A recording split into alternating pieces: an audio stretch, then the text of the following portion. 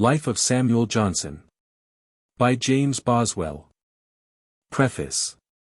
In making this abridgment of Boswell's Life of Johnson, I have omitted most of Boswell's criticisms, comments, and notes, all of Johnson's opinions in legal cases, most of the letters, and parts of the conversation dealing with matters which were of greater importance in Boswell's day than now.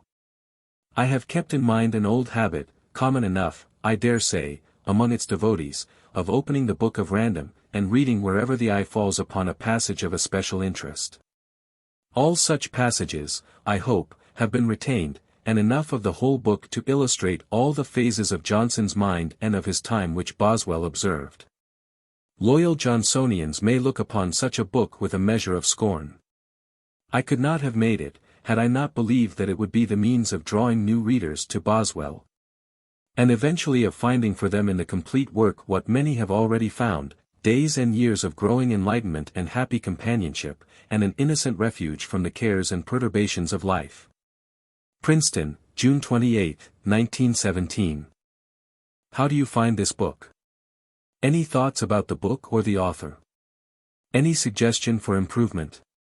Please take a moment to share your thoughts in a comment. If you like it, share it with your friends who might enjoy it as well. Subscribe to keep in touch. Visit CompleteAudiobooks.com for more quality content. Introduction. Phillips Brooks once told the boys at Exeter that in reading biography three men meet one another in close intimacy, the subject of the biography, the author, and the reader. Of the three the most interesting is, of course, the man about whom the book is written. The most privileged is the reader, who is thus allowed to live familiarly with an eminent man. Least regarded of the three is the author. It is his part to introduce the others, and to develop between them an acquaintance, perhaps a friendship, while he, though ever busy and solicitous, withdraws into the background. Some think that Boswell, in his Life of Johnson, did not sufficiently realize his duty of self-effacement. He is too much in evidence, too bustling, too anxious that his own opinion, though comparatively unimportant, should get a hearing. In general, Boswell's faults are easily noticed, and have been too much talked about. He was morbid, restless, self-conscious, vain, insinuating, and, poor fellow, he died a drunkard. But the essential Boswell, the skillful and devoted artist, is almost unrecognized. As the creator of the Life of Johnson he is almost as much effaced as is Homer in the Odyssey. He is indeed so closely concealed that the reader suspects no art at all. Boswell's performance looks easy enough, merely the more or less coherent stringing together of a mass of memoranda. Nevertheless it was rare and difficult, as is the highest achievement in art. Boswell is primarily the artist, and he has created one of the great masterpieces of the world. One he created nothing else, though his head was continually filling itself with literary schemes that came to naught. But into his Life of Johnson he poured all his artistic energies, as Milton poured his into Paradise Lost, and Virgil his into the Aeneid. First, Boswell had the industry and the devotion to his task of an artist. 20 years and more he labored in collecting his material. He speaks frankly of his methods. He recorded the talk of Johnson and his associates partly by a rough shorthand of his own, partly by an exceptional memory, which he carefully trained for this very purpose. "Oh, for shorthand to take this down," said he to Mrs. Thrale as they listened to Johnson, and she replied, "You'll carry it all in your head, a long head is as good as shorthand." Miss Hannah More recalls a gay meeting at the Garricks, in Johnson's absence, when Boswell was bold enough to match his skill with no other than Garrick himself in an imitation of Johnson. Though Garrick was more successful in his Johnsonian recitation of poetry, Boswell won in reproducing his familiar conversation. He lost no time in perfecting his notes both mental and stenographic, and sat up many a night followed by a day of headache, to write them in final form, that none of the freshness and glow might fade. The sheer labor of this process, not to mention the difficulty, can be measured only by one who attempts a similar feat. Let him try to report the best conversation of a lively evening, following its course, preserving its point, differentiating sharply the traits of the participants, keeping the style, idiom, and exact words of each. Let him reject all parts of it, however diverting, of which the charm and force will evaporate with the occasion, and retain only that which will be as amusing, significant, and lively as ever at the end of 100, or, for all that we can see, 1,000 years. He will then, in some measure, realize the difficulty of Boswell's performance. When his work appeared, Boswell himself said, "The stretch of mind and prompt assiduity by which so many conversations are preserved, I myself, at some distance of time, contemplate with wonder." He was indefatigable in hunting up and consulting all who had known parts or aspects of Johnson's life which to him were inaccessible. He mentions all told more than 50 names of men and women whom he consulted for information, to which number many others should be added of those who gave him nothing that he could use. "I have sometimes been obliged to run half over London, in order to fix a date correctly." He agonized over his work with the true devotion of an artist. "You cannot imagine," he says, "what labor, what perplexity, what vexation I have endured in arranging a prodigious multiplicity of materials, in supplying omissions, in searching for papers buried in different masses, and all this besides the exertion of composing and polishing." He despairs of making his picture vivid or full enough, and of ever realizing his preconception of his masterpiece. Boswell's devotion to his work appears in even more extraordinary ways. Throughout he repeatedly offers himself as a victim to illustrate his great friend's wit, ill humor, wisdom, affection, or goodness. He never spares himself, except now and then to assume a somewhat diaphanous anonymity. Without regard for his own dignity, he exhibits himself as humiliated, or drunken, or hypochondriac, or inquisitive, or resorting to petty subterfuge, anything for the accomplishment of his one main purpose. "Nay, sir," said Johnson, "it was not the wine that made your head ache, but the sense that I put into it." "What, sir," asks the hapless Boswell, "will sense make the head ache?" "Yes, sir, when it is not used to it." Boswell is also the artist in his regard for truth. In him it was a passion. Again and again he insists upon his authenticity. He developed an infallible gust and unerring relish of what was genuinely Johnsonian in speech, writing, or action. And his own account leads to the inference that he discarded, as worthless, masses of diverting material which would have tempted a less scrupulous writer beyond resistance. "I observed to him," said Boswell, "that there were very few of his friends so accurate as that I could venture to put down in writing what they told me as his sayings." The faithfulness of his portrait, even to the minutest details, is his unremitting care, and he subjects all contributed material to the sternest criticism. Industry and love of truth alone will not make the artist. With only these Boswell might have been merely a tireless transcriber. But he had besides a keen sense of artistic values. This appears partly in the unity of his vast work. Though it was years in the making, though the details that demanded his attention were countless, yet they all center consistently in one figure, and are so focused upon it, that one can hardly open the book at random to a line which has not its direct bearing upon the one subject of the work. Nor is the unity of the book that of an undeviating narrative in chronological order of one man's life. It grows rather out of a single dominating personality exhibited in all the vicissitudes of a manifold career. Boswell often speaks of his work as a painting, a portrait, and of single incidents as pictures or scenes in a drama.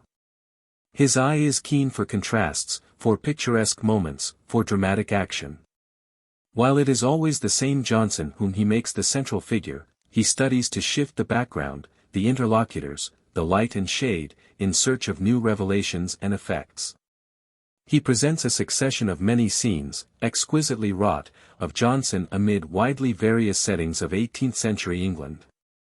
And subject and setting are so closely allied that each borrows charm and emphasis from the other. Let the devoted reader of Boswell ask himself what glamour would fade from the Church of St. Clement Danes, from the Mitre, from Fleet Street, the Oxford coach, and Lichfield, if the burly figure were withdrawn from them. Or what charm and illumination, of the man himself would have been lost apart from these settings. It is the unseen hand of the artist Boswell that has wrought them inseparably into this reciprocal effect. The single scenes and pictures which Boswell has given us will all of them bear close scrutiny for their precision, their economy of means, their lifelikeness, their artistic effect. None was wrought more beautifully, nor more ardently, than that of Johnson's interview with the king. First we see the plain massive figure of the scholar amid the elegant comfort of Buckingham House. He is intent on his book before the fire.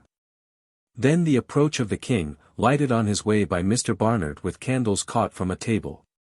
Their entrance by a private door, with Johnson's unconscious absorption, his sudden surprise, his starting up, his dignity, the king's ease with him, their conversation, in which the king courteously draws from Johnson knowledge of that in which Johnson is expert, Johnson's manly bearing and voice throughout, all is set forth with the unadorned vividness and permanent effect which seem artless enough, but which are characteristic of only the greatest art. Boswell's Life of Johnson is further a masterpiece of art in that it exerts the vigorous energy of a masterpiece, an abundance of what, for want of a better word, we call personality. It is Boswell's confessed endeavor to add this quality to the others, because he perceived that it was an essential quality of Johnson himself, and he more than once laments his inability to transmit the full force and vitality of his original. Besides artistic perception and skill, it required in him admiration and enthusiasm to seize this characteristic and impart it to his work. His admiration he confesses unashamed, I said I worshipped him. I cannot help worshipping him, he is so much superior to other men.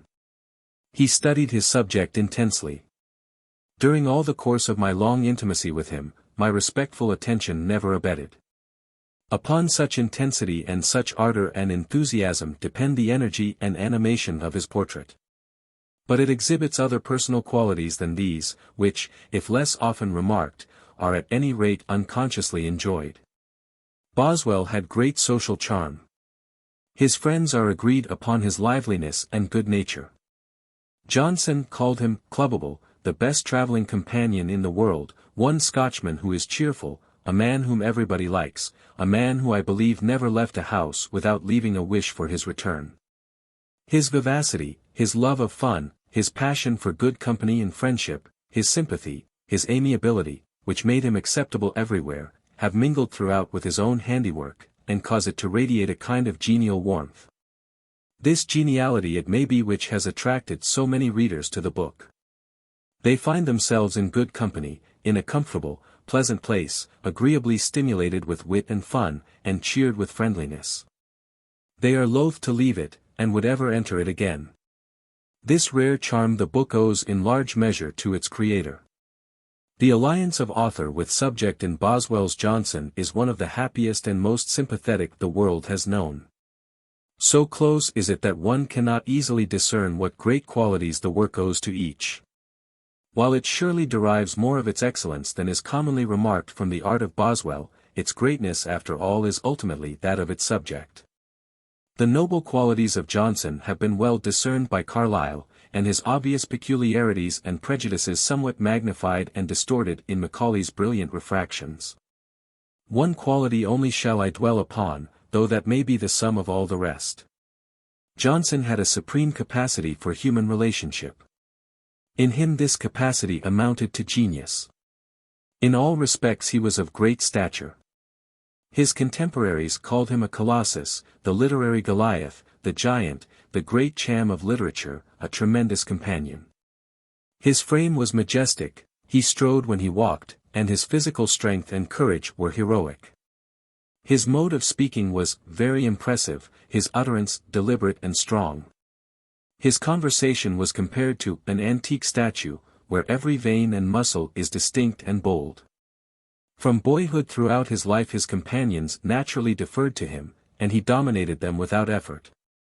But what overcame the harshness of this autocracy, and made it reasonable, was the largeness of a nature that loved men and was ever hungry for knowledge of them.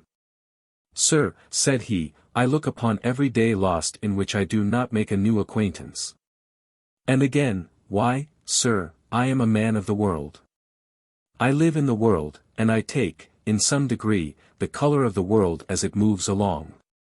Thus he was a part of all that he met, a central figure in his time, with whose opinion one must reckon in considering any important matter of his day. His love of London is but a part of his hunger for men.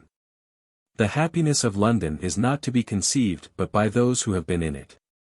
Why, sir, you find no man at all intellectual who is willing to leave London. No, sir, when a man is tired of London, he is tired of life. For there is in London all that life can afford. As he loved London, so he loved a tavern for its sociability. Sir, there is nothing which has yet been contrived by man, by which so much happiness is produced as by a good tavern. A tavern chair is the throne of human felicity. Personal words are often upon his lips, such as love and hate, and vast is the number, range, and variety of people who at one time or another had been in some degree personally related with him, from Bet Flint and his black servant Francis, to the adored Duchess of Devonshire and the King himself. To no one who passed a word with him was he personally indifferent. Even fools received his personal attention. Said one, "But I don't understand you, sir." "Sir, I have found you an argument." "I am not obliged to find you an understanding." "Sir, you are irascible," said Boswell, "you have no patience with folly or absurdity." But it is in Johnson's capacity for friendship that his greatness is specially revealed. Keep your friendships in good repair. As the old friends disappeared, new ones came to him. For Johnson seems never to have sought out friends. He was not a common mixer. He stooped to no devices for the sake of popularity. He pours only scorn upon the lack of mind and conviction which is necessary to him who is everybody's friend. His friendships included all classes and all ages. He was a great favorite with children, and knew how to meet them, from little 4-months-old Veronica Boswell to his godchild Jane Langton. "Sir," said he, "I love the acquaintance of young people. Young men have more virtue than old men. They have more generous sentiments in every respect." At 68 he said, "I value myself upon this, that there is nothing of the old man in my conversation." Upon women of all classes and ages he exerts without trying a charm the consciousness of which would have turned any head less constant than his own, and with their fulsome adoration he was pleased none the less for perceiving its real value. But the most important of his friendships developed between him and such men of genius as Boswell, David Garrick, Oliver Goldsmith, Sir Joshua Reynolds, and Edmund Burke. Johnson's genius left no fit testimony of itself from his own hand. With all the greatness of his mind he had no talent in sufficient measure by which fully to express himself. He had no ear for music and no eye for painting, and the finest qualities in the creations of Goldsmith were lost upon him. But his genius found its talents in others, and through the talents of his personal friends expressed itself as it were by proxy.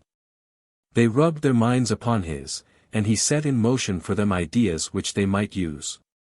But the intelligence of genius is profounder and more personal than mere ideas.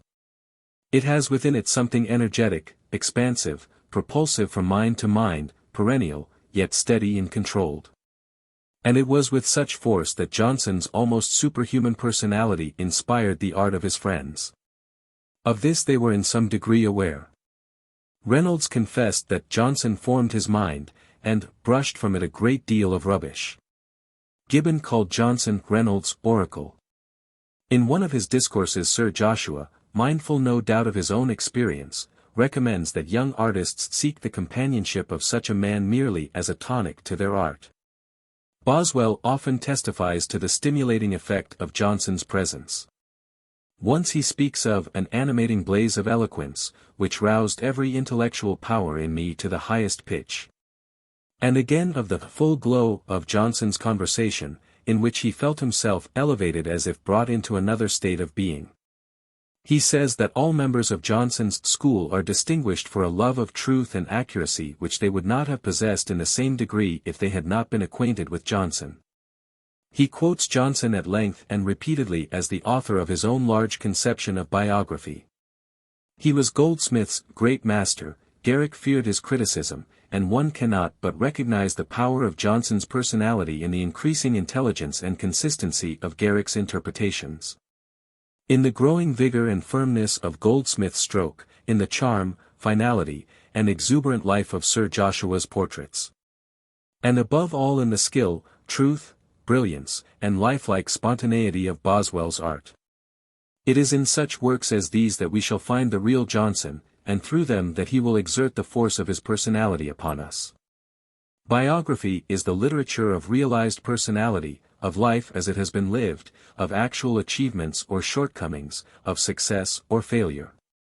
It is not imaginary and embellished, not what might be or might have been, not reduced to prescribed or artificial forms, but it is the unvarnished story of that which was delightful, disappointing, possible, or impossible, in a life spent in this world. In this sense it is peculiarly the literature of truth and authenticity.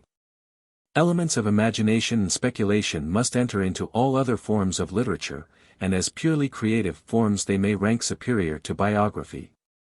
But in each case it will be found that their authenticity, their right to our attention and credence, ultimately rests upon the biographical element which is basic in them, that is, upon what they have derived by observation and experience from a human life seriously lived. Biography contains this element in its purity. For this reason it is more authentic than other kinds of literature, and more relevant. The thing that most concerns me, the individual, whether I will or no, is the management of myself in this world. The fundamental and essential conditions of life are the same in any age, however the adventitious circumstances may change. The beginning and the end are the same, the average length the same, the problems and the prize the same. How, then, have others managed, both those who failed and those who succeeded, or those, in far greatest number, who did both? Let me know their ambitions, their odds, their handicaps, obstacles, weaknesses, and struggles, how they finally fared, and what they had to say about it. Let me know a great variety of such instances that I may mark their disagreements, but more especially their agreement about it. How did they play the game? How did they fight the fight that I am to fight, and how in any case did they lose or win? To these questions biography gives the direct answer. Such is its importance over other literature. For such reasons, doubtless, Johnson loved it most.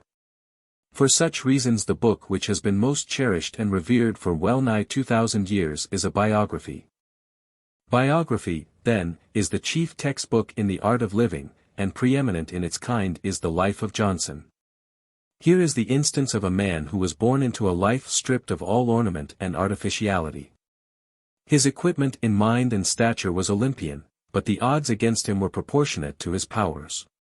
Without fear or complaint, without boast or noise, he fairly joined issue with the world and overcame it. He scorned circumstance, and laid bare the unvarying realities of the contest. He was ever the sworn enemy of speciousness, of nonsense, of idle and insincere speculation, of the mind that does not take seriously the duty of making itself up, of neglect in the gravest consideration of life. He insisted upon the rights and dignity of the individual man, and at the same time upon the vital necessity to him of reverence and submission, and no man ever more beautifully illustrated their interdependence and their exquisite combination in a noble nature. Boswell's Johnson is consistently and primarily the life of one man. Incidentally it is more, for through it one is carried from his own present limitations into a spacious and genial world. The reader there meets a vast number of people, men, women, children, nay even animals, from George III down to the cat Hodge. By the author's magic each is alive, and the reader mingles with them as with his acquaintances. It is a varied world, and includes the smoky and swarming courts and highways of London, its stately drawing-rooms, its cheerful inns, its shops and markets. And beyond is the highroad which we travel in lumbering coach or speeding post-chaise to venerable Oxford with its polite and leisurely dons, or to the staunch little cathedral city of Lichfield, welcoming back its famous son to dinner and tea. Or to the seat of a country squire, or ducal castle, or village tavern, or the grim but hospitable feudal life of the Hebrides. And wherever we go with Johnson there is the lively traffic in ideas, lending vitality and significance to everything about him. A part of education and culture is the extension of one's narrow range of living to include wider possibilities or actualities, such as may be gathered from other fields of thought, other times, other men. In short, to use a Johnsonian phrase, it is multiplicity of consciousness. There is no book more effective through long familiarity to such extension and such multiplication than Boswell's Life of Johnson. It adds a new world to one's own, it increases one's acquaintance among people who think, it gives intimate companionship with a great and friendly man. The Life of Johnson is not a book on first acquaintance to be read through from the first page to the end. "No, sir, do you read books through?" asked Johnson. His way is probably the best one of undertaking this book. Open at random, read here and there, forward and back, wholly according to inclination, follow the practice of Johnson and all good readers, of tearing the heart out of it. In this way you most readily come within the reach of its charm and power. Then, not content with a part, seek the unabridged whole, and grow into the infinite possibilities of it. But the supreme end of education, we are told, is expert discernment in all things, the power to tell the good from the bad, the genuine from the counterfeit, and to prefer the good and the genuine to the bad and the counterfeit. This is the supreme end of the talk of Socrates, and it is the supreme end of the talk of Johnson. "My dear friend," said he, "clear your mind of cant, don't think foolishly." The effect of long companionship with Boswell's Johnson is just this. As Sir Joshua said, it brushes away the rubbish, it clears the mind of cant, it instills the habit of singling out the essential thing, it imparts discernment. Thus, through his friendship with Boswell, Johnson will realize his wish, still to be teaching as the years increase. Chapter 1. Had Dr. Johnson written his own life, in conformity with the opinion which he has given, that every man's life may be best written by himself? Had he employed in the preservation of his own history, that clearness of narration and elegance of language in which he has embalmed so many eminent persons? The world would probably have had the most perfect example of biography that was ever exhibited. But although he at different times, in a desultory manner, committed to writing many particulars of the progress of his mind and fortunes, he never had persevering diligence enough to form them into a regular composition. Of these memorials a few have been preserved, but the greater part was consigned by him to the flames, a few days before his death. As I had the honor and happiness of enjoying his friendship for upwards of 20 years. As I had the scheme of writing his life constantly in view, as he was well apprised of this circumstance, and from time to time obligingly satisfied my inquiries, by communicating to me the incidents of his early years. As I acquired a facility in recollecting, and was very assiduous in recording, his conversation, of which the extraordinary vigor and vivacity constituted one of the first features of his character. And as I have spared no pains in obtaining materials concerning him, from every quarter where I could discover that they were to be found, and have been favored with the most liberal communications by his friends, I flatter myself that few biographers have entered upon such a work as this, with more advantages. Independent of literary abilities, in which I am not vain enough to compare myself with some great names who have gone before me in this kind of writing. Instead of melting down my materials into one mass, and constantly speaking in my own person, by which I might have appeared to have more merit in the execution of the work, I have resolved to adopt and enlarge upon the excellent plan of Mr. Mason, in his Memoirs of Gray. Wherever narrative is necessary to explain, connect, and supply, I furnish it to the best of my abilities.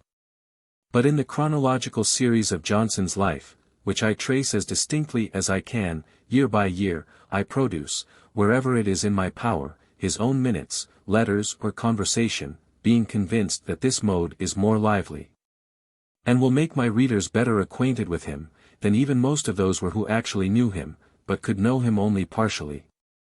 Whereas there is here an accumulation of intelligence from various points, by which his character is more fully understood and illustrated. Indeed, I cannot conceive a more perfect mode of writing any man's life, than not only relating all the most important events of it in their order, but interweaving what he privately wrote, and said, and thought. By which mankind are enabled as it were to see him live, and to live o'er each scene with him, as he actually advanced through the several stages of his life. Had his other friends been as diligent and ardent as I was, he might have been almost entirely preserved. As it is, I will venture to say that he will be seen in this work more completely than any man who has ever yet lived. And he will be seen as he really was, for I profess to write, not his panegyric, which must be all praise, but his life, which, great and good as he was, must not be supposed to be entirely perfect. To be as he was, is indeed subject of panegyric enough to any man in this state of being. But in every picture there should be shade as well as light, and when I delineate him without reserve, I do what he himself recommended, both by his precept and his example. I am fully aware of the objections which may be made to the minuteness on some occasions of my detail of Johnson's conversation, and how happily it is adapted for the petty exercise of ridicule, by men of superficial understanding and ludicrous fancy. But I remain firm and confident in my opinion, that minute particulars are frequently characteristic, and always amusing, when they relate to a distinguished man. I am therefore exceedingly unwilling that anything, however slight, which my illustrious friend thought it worth his while to express, with any degree of point, should perish. Of one thing I am certain, that considering how highly the small portion which we have of the table talk and other anecdotes of our celebrated writers is valued, and how earnestly it is regretted that we have not more, I am justified in preserving rather too many of Johnson's sayings, than too few. Especially as from the diversity of dispositions it cannot be known with certainty beforehand, whether what may seem trifling to some, and perhaps to the collector himself, may not be most agreeable to many. And the greater number that an author can please in any degree, the more pleasure does there arise to a benevolent mind. Samuel Johnson was born at Lichfield, in Staffordshire, on the 18th of September, N.S., 1709. And his initiation into the Christian Church was not delayed, for his baptism is recorded, in the register of St. Mary's Parish in that city, to have been performed on the day of his birth. His father is there styled gentleman, a circumstance of which an ignorant panegyrist has praised him for not being proud. When the truth is, that the appellation of gentleman, though now lost in the indiscriminate assumption of esquire, was commonly taken by those who could not boast of gentility. His father was Michael Johnson, a native of Derbyshire, of obscure extraction, who settled in Lichfield as a bookseller and stationer. His mother was Sarah Ford, descended of an ancient race of substantial yeomanry in Warwickshire. They were well advanced in years when they married, and never had more than 2 children, both sons. Samuel, their firstborn, who lived to be the illustrious character whose various excellence I am to endeavour to record, and Nathaniel, who died in his 25th year. Mr. Michael Johnson was a man of a large and robust body, and of a strong and active mind. Yet, as in the most solid rocks veins of unsound substance are often discovered, there was in him a mixture of that disease, the nature of which eludes the most minute inquiry, though the effects are well known to be a weariness of life, an unconcern about those things which agitate the greater part of mankind, and a general sensation of gloomy wretchedness. From him then his son inherited, with some other qualities, a vile melancholy, which in his too strong expression of any disturbance of the mind, made him mad all his life, at least not sober. Michael was, however, forced by the narrowness of his circumstances to be very diligent in business, not only in his shop, but by occasionally resorting to several towns in the neighbourhood, some of which were at a considerable distance from Lichfield.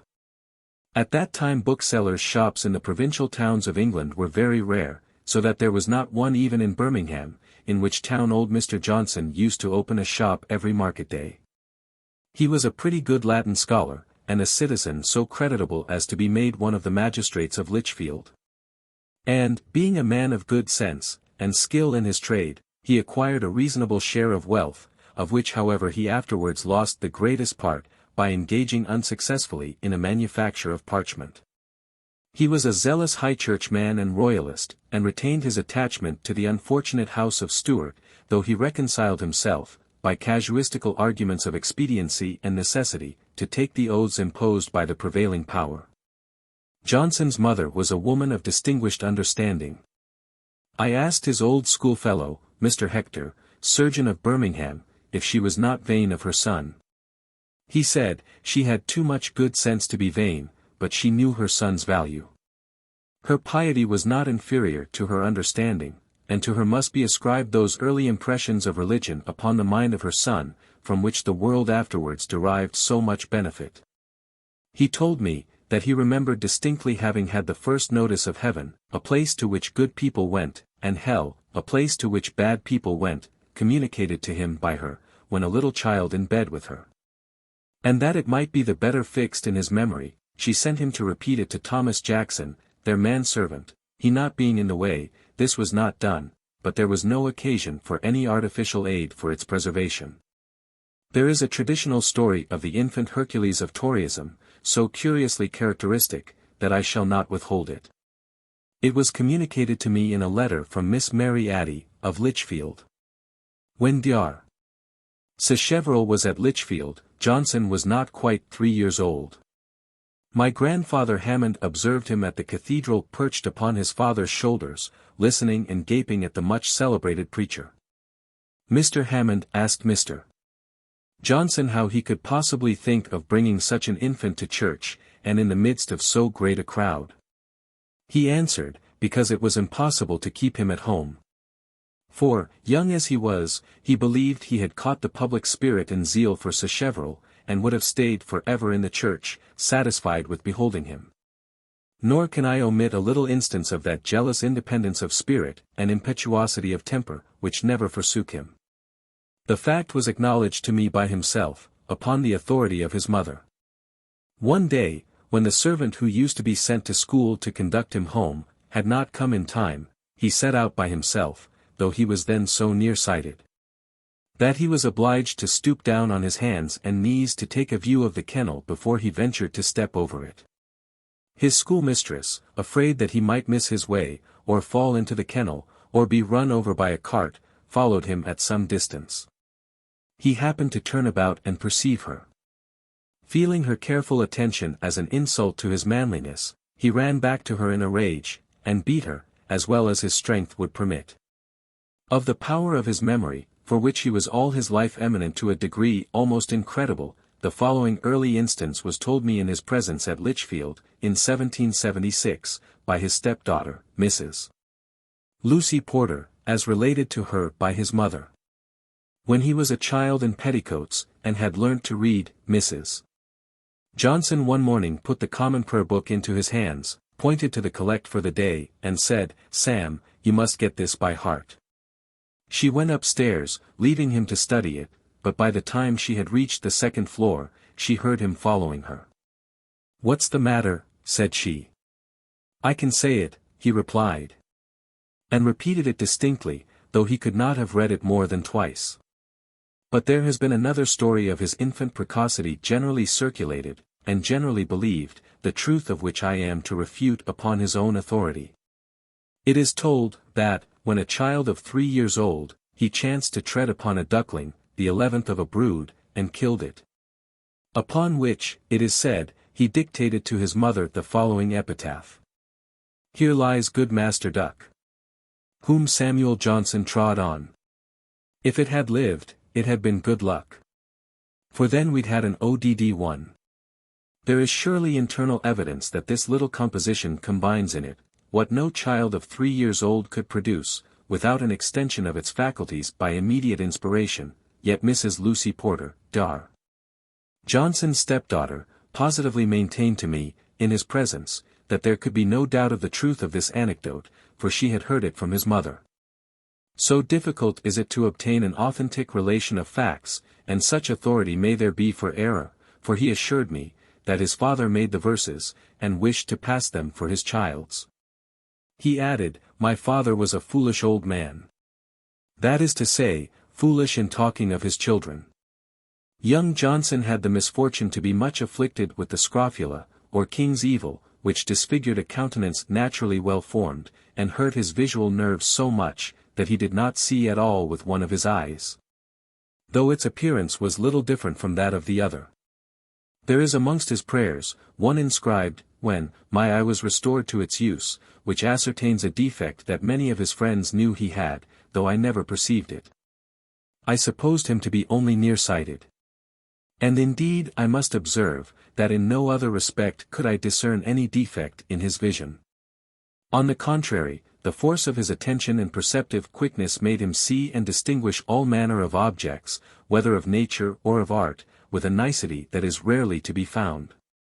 When he and I were travelling in the Highlands of Scotland, and I pointed out to him a mountain which I observed resembled a cone, he corrected my inaccuracy, by shewing me, that it was indeed pointed at the top, but that one side of it was larger than the other. And the ladies with whom he was acquainted agree, that no man was more nicely and minutely critical in the elegance of female dress. When I found that he saw the romantic beauties of Islam, in Derbyshire, much better than I did, I told him that he resembled an able performer upon a bad instrument. It has been said, that he contracted this grievous malady from his nurse. His mother yielding to the superstitious notion, which, it is wonderful to think, prevailed so long in this country, as to the virtue of the regal touch. A notion, which our kings encouraged, and to which a man of such inquiry and such judgment as Carte could give credit, carried him to London, where he was actually touched by Queen Anne. Mrs. Johnson indeed, as Mr. Hector informed me, acted by the advice of the celebrated Sir John Floyer, then a physician in Lichfield. Johnson used to talk of this very frankly, and Mrs. Piozzi has preserved his very picturesque description of the scene, as it remained upon his fancy. Being asked if he could remember Queen Anne, he had, he said, a confused, but somehow a sort of solemn recollection of a lady in diamonds, and a long black hood. This touch, however, was without any effect. I ventured to say to him, in allusion to the political principles in which he was educated, and of which he ever retained some odor, that his mother had not carried him far enough, she should have taken him to Rome. He was first taught to read English by Dame Oliver, a widow, who kept a school for young children in Lichfield. He told me she could read the black letter, and asked him to borrow for her, from his father, a Bible in that character. When he was going to Oxford, she came to take leave of him, brought him, in the simplicity of her kindness, a present of gingerbread, and said, he was the best scholar she ever had. He delighted in mentioning this early compliment, adding, with a smile, that this was as high a proof of his merit as he could conceive. His next instructor in English was a master, whom, when he spoke of him to me, he familiarly called Tom Brown, who, said he, published a spelling book, and dedicated it to the universe, but, I fear, no copy of it can now be had. He began to learn Latin with Mr. Hawkins, usher, or undermaster of Lichfield School, a man, said he, very skilful in his little way. With him he continued 2 years, and then rose to be under the care of Mr. Hunter, the headmaster, who, according to his account, was very severe, and wrong-headedly severe. He used, said he, to beat us unmercifully, and he did not distinguish between ignorance and negligence. For he would beat a boy equally for not knowing a thing, as for neglecting to know it. He would ask a boy a question, and if he did not answer it, he would beat him, without considering whether he had an opportunity of knowing how to answer it. For instance, he would call up a boy and ask him Latin for a candlestick, which the boy could not expect to be asked. Now, sir, if a boy could answer every question, there would be no need of a master to teach him. It is, however, but justice to the memory of Mr. Hunter to mention, that though he might err in being too severe, the school of Lichfield was very respectable in his time. The late Dr. Taylor, prebendary of Westminster, who was educated under him, told me, that he was an excellent master, and that his ushers were most of them men of eminence. That Holbrook, one of the most ingenious men, best scholars, and best preachers of his age, was usher during the greatest part of the time that Johnson was at school. Then came Hague, of whom as much might be said, with the addition that he was an elegant poet. Hague was succeeded by Green, afterwards Bishop of Lincoln, whose character in the learned world is well known. Indeed, Johnson was very sensible how much he owed to Mr. Hunter. Mr. Langton one day asked him how he had acquired so accurate a knowledge of Latin, in which, I believe, he was exceeded by no man of his time. He said, "My master whipped me very well. Without that, sir, I should have done nothing." He told Mr. Langton, that while Hunter was flogging his boys unmercifully, he used to say, "And this I do to save you from the gallows." Johnson, upon all occasions, expressed his approbation of enforcing instruction by means of the rod. "I would rather," said he, "have the rod to be the general terror to all, to make them learn, than tell a child, if you do thus, or thus, you will be more esteemed than your brothers or sisters. The rod produces an effect which terminates in itself. A child is afraid of being whipped, and gets his task, and there's an end on't, whereas, by exciting emulation and comparisons of superiority, you lay the foundation of lasting mischief, you make brothers and sisters hate each other. That superiority over his fellows, which he maintained with so much dignity in his march through life, was not assumed from vanity and ostentation, but was the natural and constant effect of those extraordinary powers of mind, of which he could not but be conscious by comparison. The intellectual difference, which in other cases of comparison of characters, is often a matter of undecided contest, being as clear in his case as the superiority of stature in some men above others. Johnson did not strut or stand on tiptoe. He only did not stoop. From his earliest years his superiority was perceived and acknowledged. He was from the beginning, Greek text omitted, a king of men. His schoolfellow, Mr. Hector, has obligingly furnished me with many particulars of his boyish days, and assured me that he never knew him corrected at school, but for talking and diverting other boys from their business. He seemed to learn by intuition. For though indolence and procrastination were inherent in his constitution, whenever he made an exertion he did more than anyone else. His favorites used to receive very liberal assistance from him. And such was the submission and deference with which he was treated, such the desire to obtain his regard, that 3 of the boys, of whom Mr. Hector was sometimes one, used to come in the morning as his humble attendants, and carry him to school. One in the middle stooped, while he sat upon his back, and one on each side supported him, and thus he was borne triumphant. Such a proof of the early predominance of intellectual vigor is very remarkable, and does honor to human nature. Talking to me once himself of his being much distinguished at school, he told me, they never thought to raise me by comparing me to any one. They never said, Johnson is as good a scholar as such a one. But such a one is as good a scholar as Johnson, and this was said but of one, but of Lowe, and I do not think he was as good a scholar. He discovered a great ambition to excel, which roused him to counteract his indolence. He was uncommonly inquisitive, and his memory was so tenacious, that he never forgot anything that he either heard or read. Mr. Hector remembers having recited to him 18 verses, which, after a little pause, he repeated verbatim, varying only one epithet, by which he improved the line. He never joined with the other boys in their ordinary diversions, his only amusement was in winter, when he took a pleasure in being drawn upon the ice by a boy barefooted, who pulled him along by a garter fixed round him. No very easy operation, as his size was remarkably large. His defective sight, indeed, prevented him from enjoying the common sports, and he once pleasantly remarked to me, how wonderfully well he had contrived to be idle without them. Mr. Hector relates, that he could not oblige him more than by sauntering away the hours of vacation in the fields, during which he was more engaged in talking to himself than to his companion. Dr. Percy, the Bishop of Dromore, who was long intimately acquainted with him, and has preserved a few anecdotes concerning him, regretting that he was not a more diligent collector, informs me that, when a boy he was immoderately fond of reading romances of chivalry, and he retained his fondness for them through life. So that, adds his lordship, spending part of a summer at my parsonage house in the country, he chose for his regular reading the old Spanish romance of Felixmart of Hircania, in folio, which he read quite through.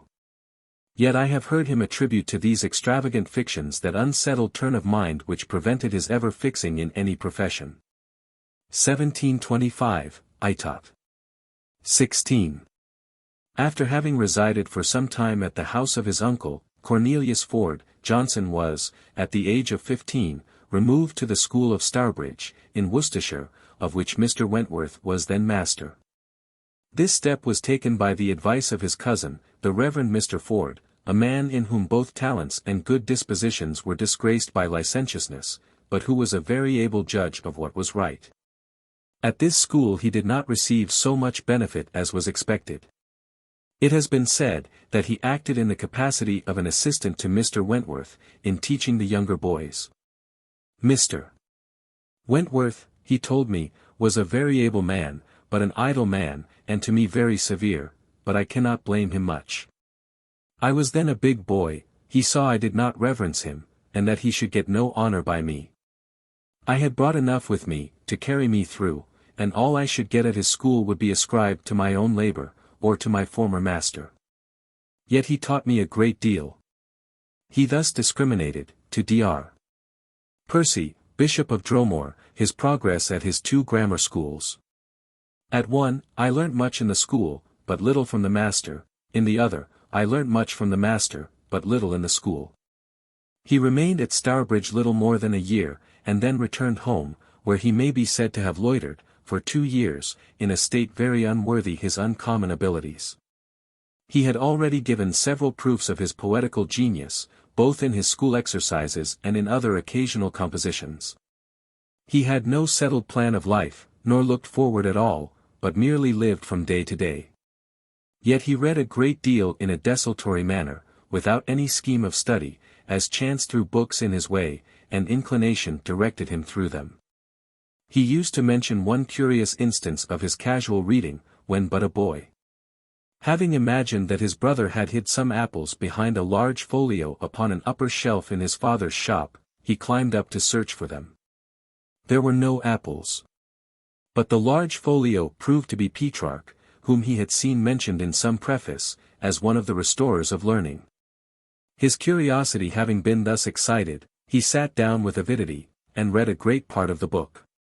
What he read during these 2 years he told me, was not works of mere amusement, not voyages and travels, but all literature, sir, all ancient writers, all manly, though but little Greek, only some of Anacreon and Hesiod. But in this irregular manner, added he, I had looked into a great many books, which were not commonly known at the universities, where they seldom read any books but what are put into their hands by their tutors, so that when I came to Oxford, Dr. Adams, now master of Pembroke College, told me I was the best qualified for the university that he had ever known come there. That a man in Mr. Michael Johnson's circumstances should think of sending his son to the expensive University of Oxford, at his own charge, seems very improbable.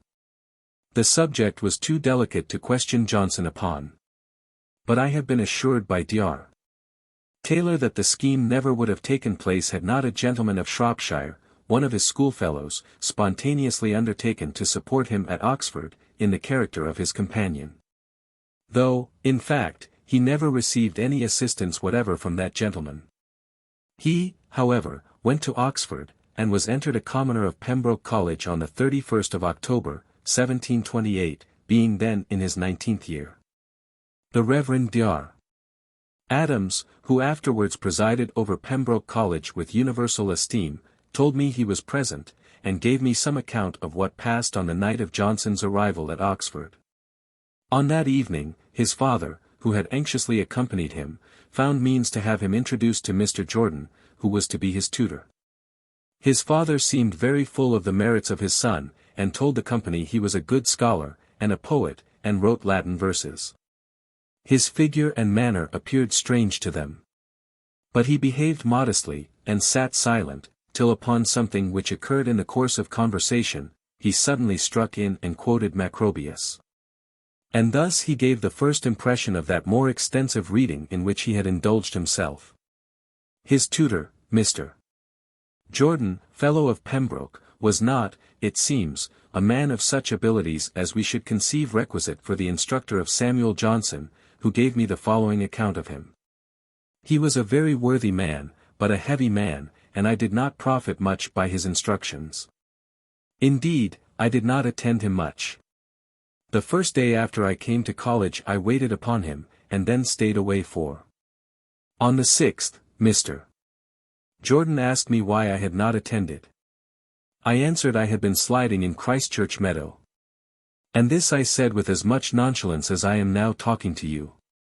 I had no notion that I was wrong or irreverent to my tutor. Boswell, that, sir, was great fortitude of mind. Johnson, no, sir, stark insensibility. He had a love and respect for Jordan, not for his literature, but for his worth. Whenever, said he, a young man becomes Jordan's pupil, he becomes his son. Having given a specimen of his poetical powers, he was asked by Mr. Jordan to translate Pope's Messiah into Latin verse, as a Christmas exercise. He performed it with uncommon rapidity, and in so masterly a manner, that he obtained great applause from it, which ever after kept him high in the estimation of his college, and, indeed, of all the university. It is said, that Mr. Pope expressed himself concerning it in terms of strong approbation. Dr. Taylor told me, that it was first printed for old Mr. Johnson, without the knowledge of his son, who was very angry when he heard of it. The morbid melancholy, which was lurking in his constitution, and to which we may ascribe those particularities, and that aversion to regular life, which, at a very early period, marked his character, gathered such strength in his 20th year, as to afflict him in a dreadful manner. While he was at Lichfield, in the college vacation of the year 1729, he felt himself overwhelmed with an horrible hypochondria, with perpetual irritation, fretfulness, and impatience, and with a dejection, gloom, and despair, which made existence misery. From this dismal malady he never afterwards was perfectly relieved, and all his labors, and all his enjoyments, were but temporary interruptions of its baleful influence. He told Mr. Paradise that he was sometimes so languid and inefficient, that he could not distinguish the hour upon the town clock. Johnson, upon the first violent attack of this disorder, strove to overcome it by forcible exertions. He frequently walked to Birmingham and back again, and tried many other expedients, but all in vain. His expression concerning it to me was, "I did not then know how to manage it." His distress became so intolerable, that he applied to Dr. Swinfen, physician in Lichfield, his godfather, and put into his hands the state of his case, written in Latin. Dr. Swinfen was so much struck with the extraordinary acuteness, research, and eloquence of this paper, that in his zeal for his godson he shewed it to several people. His daughter, Mrs. Desmoulins, who was many years humanely supported in Dr. Johnson's house in London, told me, that upon his discovering that Dr. Swinfen had communicated his case, he was so much offended, that he was never afterwards fully reconciled to him. He indeed had good reason to be offended, for though Dr.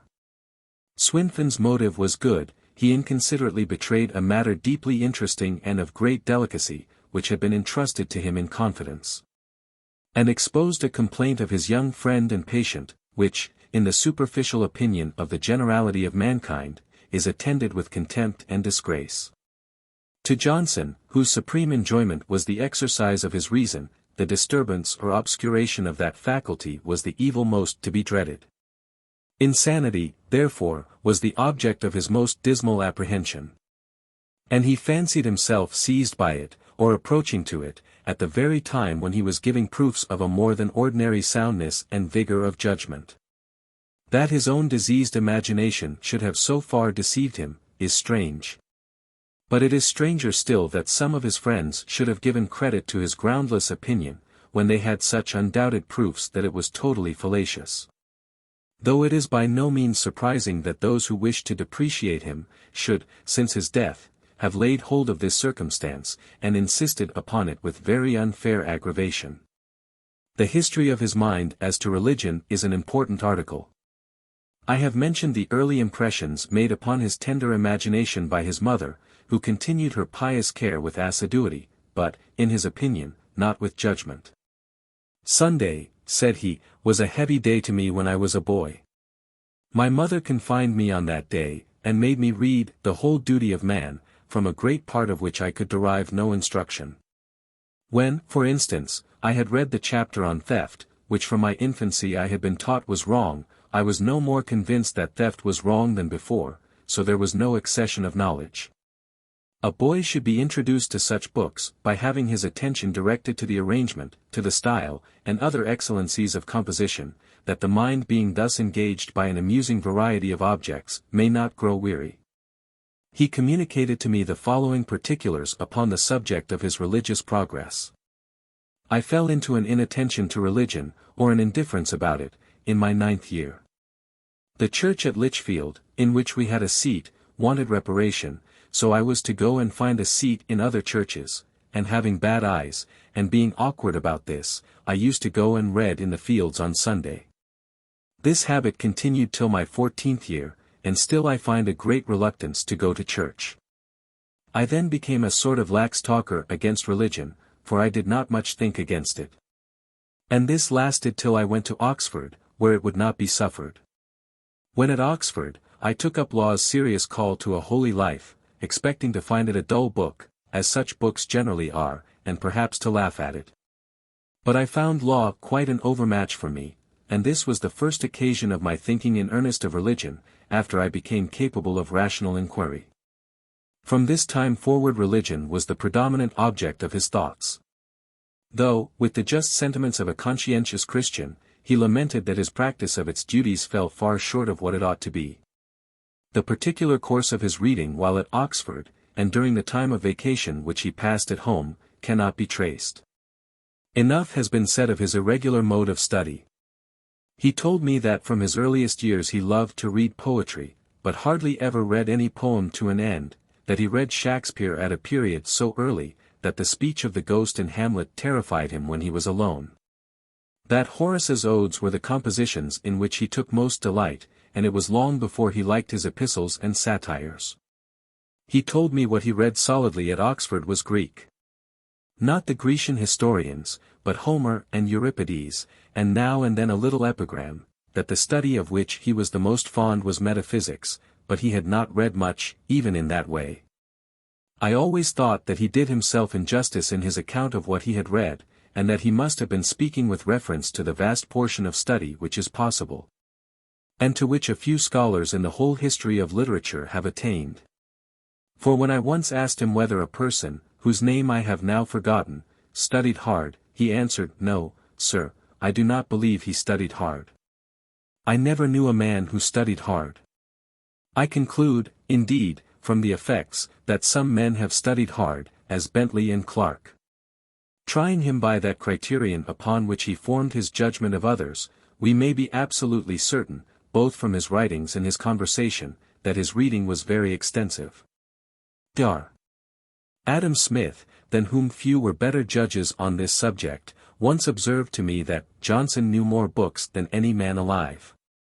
He had a peculiar facility in seizing at once what was valuable in any book, without submitting to the labor of perusing it from beginning to end. He had, from the irritability of his constitution, at all times, an impatience and hurry when he either read or wrote. A certain apprehension, arising from novelty, made him write his first exercise at college twice over. But he never took that trouble with any other composition, and we shall see that his most excellent works were struck off at a heat, with rapid exertion. No man had a more ardent love of literature, or a higher respect for it than Johnson. His apartment in Pembroke College was that upon the second floor, over the gateway. The enthusiasts of learning will ever contemplate it with veneration. One day, while he was sitting in it quite alone, Dr. Panting, then master of the college, whom he called a fine Jacobite fellow, overheard him uttering this soliloquy in his strong, emphatic voice: "Well, I have a mind to see what is done in other places of learning. I'll go and visit the universities abroad. I'll go to France and Italy. I'll go to Padua. And I'll mind my business. For an Athenian blockhead is the worst of all blockheads." Dr. Adams told me that Johnson, while he was at Pembroke College, was caressed and loved by all about him, was a gay and frolicsome fellow, and passed there the happiest part of his life. But this is a striking proof of the fallacy of appearances, and how little any of us know of the real internal state even of those whom we see most frequently, for the truth is, that he was then depressed by poverty, and irritated by disease. When I mentioned to him this account as given me by Dr. Adams, he said, "Ah, sir, I was mad and violent. It was bitterness which they mistook for frolic. I was miserably poor, and I thought to fight my way by my literature and my wit. So I disregarded all power and all authority." The Bishop of Dromore observes in a letter to me, "The pleasure he took in vexing the tutors and fellows has been often mentioned. But I have heard him say, what ought to be recorded to the honor of the present venerable master of that college, the Reverend William Adams, D.D., who was then very young, and one of the junior fellows. That the mild but judicious expostulations of this worthy man, whose virtue awed him, and whose learning he revered, made him really ashamed of himself, though I fear, said he, I was too proud to own it. I have heard from some of his contemporaries that he was generally seen lounging at the college gate, with a circle of young students round him, whom he was entertaining with wit, and keeping from their studies. If not spiriting them up to rebellion against the college discipline, which in his maturer years he so much extolled. I do not find that he formed any close intimacies with his fellow collegians. But Dr. Adams told me that he contracted a love and regard for Pembroke College, which he retained to the last.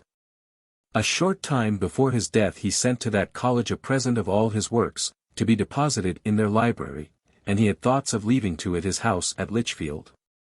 But his friends who were about him very properly dissuaded him from it, and he bequeathed it to some poor relations. He took a pleasure in boasting of the many eminent men who had been educated at Pembroke. In this list are found the names of Mr. Hawkins the poetry professor, Mr. Shenstone, Sir William Blackstone, and others, not forgetting the celebrated popular preacher, Mr. George Whitefield, of whom, though Dr. Johnson did not think very highly, it must be acknowledged that his eloquence was powerful, his views pious and charitable, his assiduity almost incredible, and, that since his death, the integrity of his character has been fully vindicated. Being himself a poet, Johnson was peculiarly happy in mentioning how many of the sons of Pembroke were poets, adding, with a smile of sportive triumph, "Sir, we are a nest of singing birds." He was not, however, blind to what he thought the defects of his own college, and I have, from the information of Dr. Taylor, a very strong instance of that rigid honesty which he ever inflexibly preserved. Taylor had obtained his father's consent to be entered of Pembroke, that he might be with his schoolfellow Johnson, with whom, though some years older than himself, he was very intimate. This would have been a great comfort to Johnson. But he fairly told Taylor that he could not, in conscience, suffer him to enter where he knew he could not have an able tutor. He then made inquiry all round the university, and having found that Mr. Bateman, of Christ Church, was the tutor of highest reputation, Taylor was entered of that college. Mr. Bateman's lectures were so excellent, that Johnson used to come and get them at second hand from Taylor, till his poverty being so extreme that his shoes were worn out and his feet appeared through them. He saw that this humiliating circumstance was perceived by the Christ Church men, and he came no more. He was too proud to accept of money, and somebody having set a pair of new shoes at his door, he threw them away with indignation. How must we feel when we read such an anecdote of Samuel Johnson? The residential Angusta Domi prevented him from having the advantage of a complete academical education. The friend to whom he had trusted for support had deceived him. His debts in college, though not great, were increasing. And his scanty remittances from Lichfield, which had all along been made with great difficulty, could be supplied no longer, his father having fallen into a state of insolvency.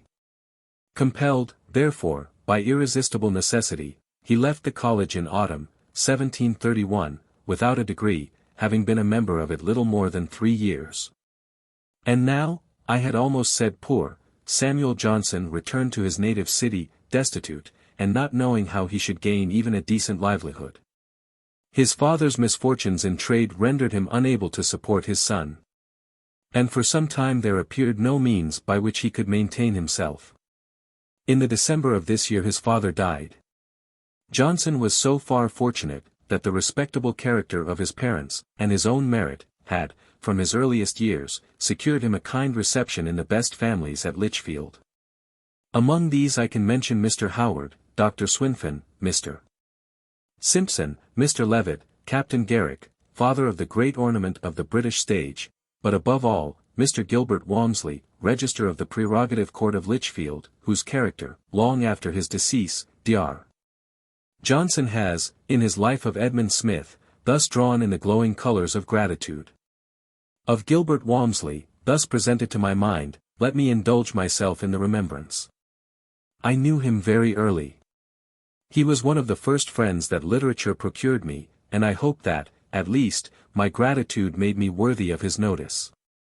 He was of an advanced age, and I was only not a boy, yet he never received my notions with contempt. He was a Whig, with all the virulence and malevolence of his party, yet difference of opinion did not keep us apart. I honored him and he endured me. At this man's table I enjoyed many cheerful and instructive hours, with companions, such as are not often found, with one who has lengthened, and one who has gladdened life, with Dr. James, whose skill in physic will be long remembered. And with David Garrick, whom I hope to have gratified with this character of our common friend.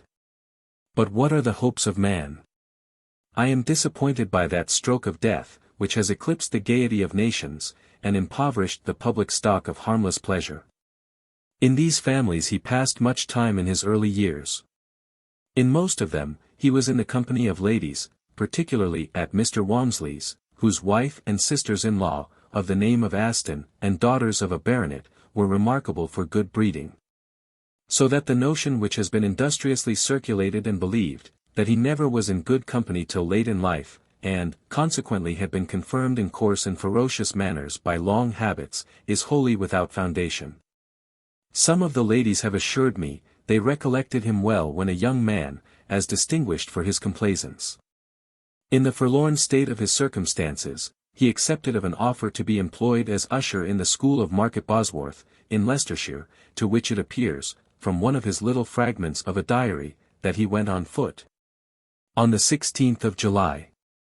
This employment was very irksome to him in every respect, and he complained grievously of it in his letters to his friend Mr. Hector, who was now settled as a surgeon at Birmingham. The letters are lost, but Mr.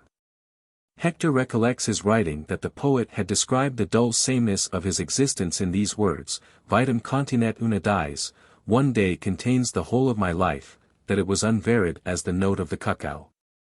And that he did not know whether it was more disagreeable for him to teach, or the boys to learn, the grammar rules. His general aversion to this painful drudgery was greatly enhanced by a disagreement between him and Sir Woolston Dixie, the patron of the school, in whose house, I have been told, he officiated as a kind of domestic chaplain, so far, at least, as to say grace at table, but was treated with what he represented as intolerable harshness. And, after suffering for a few months such complicated misery, he relinquished a situation which all his life afterwards he recollected with the strongest aversion, and even a degree of horror. But it is probable that at this period, whatever uneasiness he may have endured, he laid the foundation of much future eminence by application to his studies. Being now again totally unoccupied, he was invited by Mr. Hector to pass some time with him at Birmingham, as his guest, at the house of Mr. Warren, with whom Mr. Hector lodged and boarded. Mr. Warren was the first established bookseller in Birmingham, and was very attentive to Johnson, who he soon found could be of much service to him in his trade, by his knowledge of literature. And he even obtained the assistance of his pen in furnishing some numbers of a periodical essay printed in the newspaper, of which Warren was proprietor. After very diligent inquiry, I have not been able to recover those early specimens of that particular mode of writing by which Johnson afterwards so greatly distinguished himself. He continued to live as Mr. Hector's guest for about 6 months, and then hired lodgings in another part of the town, finding himself as well situated at Birmingham as he supposed he could be anywhere, while he had no settled plan of life, and very scanty means of subsistence. He made some valuable acquaintances there, amongst whom were Mr. Porter, a mercer, whose widow he afterwards married, and Mr. Taylor, who by his ingenuity in mechanical inventions, and his success in trade, acquired an immense fortune. But the comfort of being near Mr. Hector, his old schoolfellow and intimate friend, was Johnson's chief inducement to continue here. His juvenile attachments to the fair sex were very transient. And it is certain that he formed no criminal connection whatsoever. Mr. Hector, who lived with him in his younger days in the utmost intimacy and social freedom, has assured me, that even at that ardent season his conduct was strictly virtuous in that respect. And that though he loved to exhilarate himself with wine, he never knew him intoxicated but once. In a man whom religious education has secured from licentious indulgences, the passion of love, when once it has seized him, is exceedingly strong. being unimpaired by dissipation, and totally concentrated in one object. This was experienced by Johnson, when he became the fervent admirer of Mrs. Porter, after her first husband's death. Miss Porter told me, that when he was first introduced to her mother, his appearance was very forbidding. He was then lean and lank, so that his immense structure of bones was hideously striking to the eye. And the scars of the scrofula were deeply visible. He also wore his hair, which was straight and stiff, and separated behind, and he often had, seemingly, convulsive starts and odd gesticulations, which tended to excite at once surprise and ridicule. Mrs. Porter was so much engaged by his conversation that she overlooked all these external disadvantages, and said to her daughter, "This is the most sensible man that I ever saw in my life." Though Mrs. Porter was double the age of Johnson, and her person and manner, as described to me by the late Mr. Garrick, were by no means pleasing to others, she must have had a superiority of understanding and talents, as she certainly inspired him with a more than ordinary passion. And she having signified her willingness to accept of his hand, he went to Lichfield to ask his mother's consent to the marriage, which he could not but be conscious was a very imprudent scheme, both on account of their disparity of years and her want of fortune. But Mrs. Johnson knew too well the ardor of her son's temper, and was too tender a parent to oppose his inclinations. I know not for what reason the marriage ceremony was not performed at Birmingham. But a resolution was taken that it should be at Derby, for which place the bride and bridegroom set out on horseback, I suppose in very good humour. But though Mr. Topham Beauclerk used archly to mention Johnson's having told him, with much gravity, "Sir, it was a love marriage on both sides," I have had from my illustrious friend the following curious account of their journey to church upon the nuptial morn. July 9th, Sir, she had read the old romances, and had got into her head the fantastical notion that a woman of spirit should use her lover like a dog. So, sir, at first she told me that I rode too fast, and she could not keep up with me, and, when I rode a little slower, she passed me, and complained that I lagged behind. I was not to be made the slave of caprice, and I resolved to begin as I meant to end. I therefore pushed on briskly, till I was fairly out of her sight.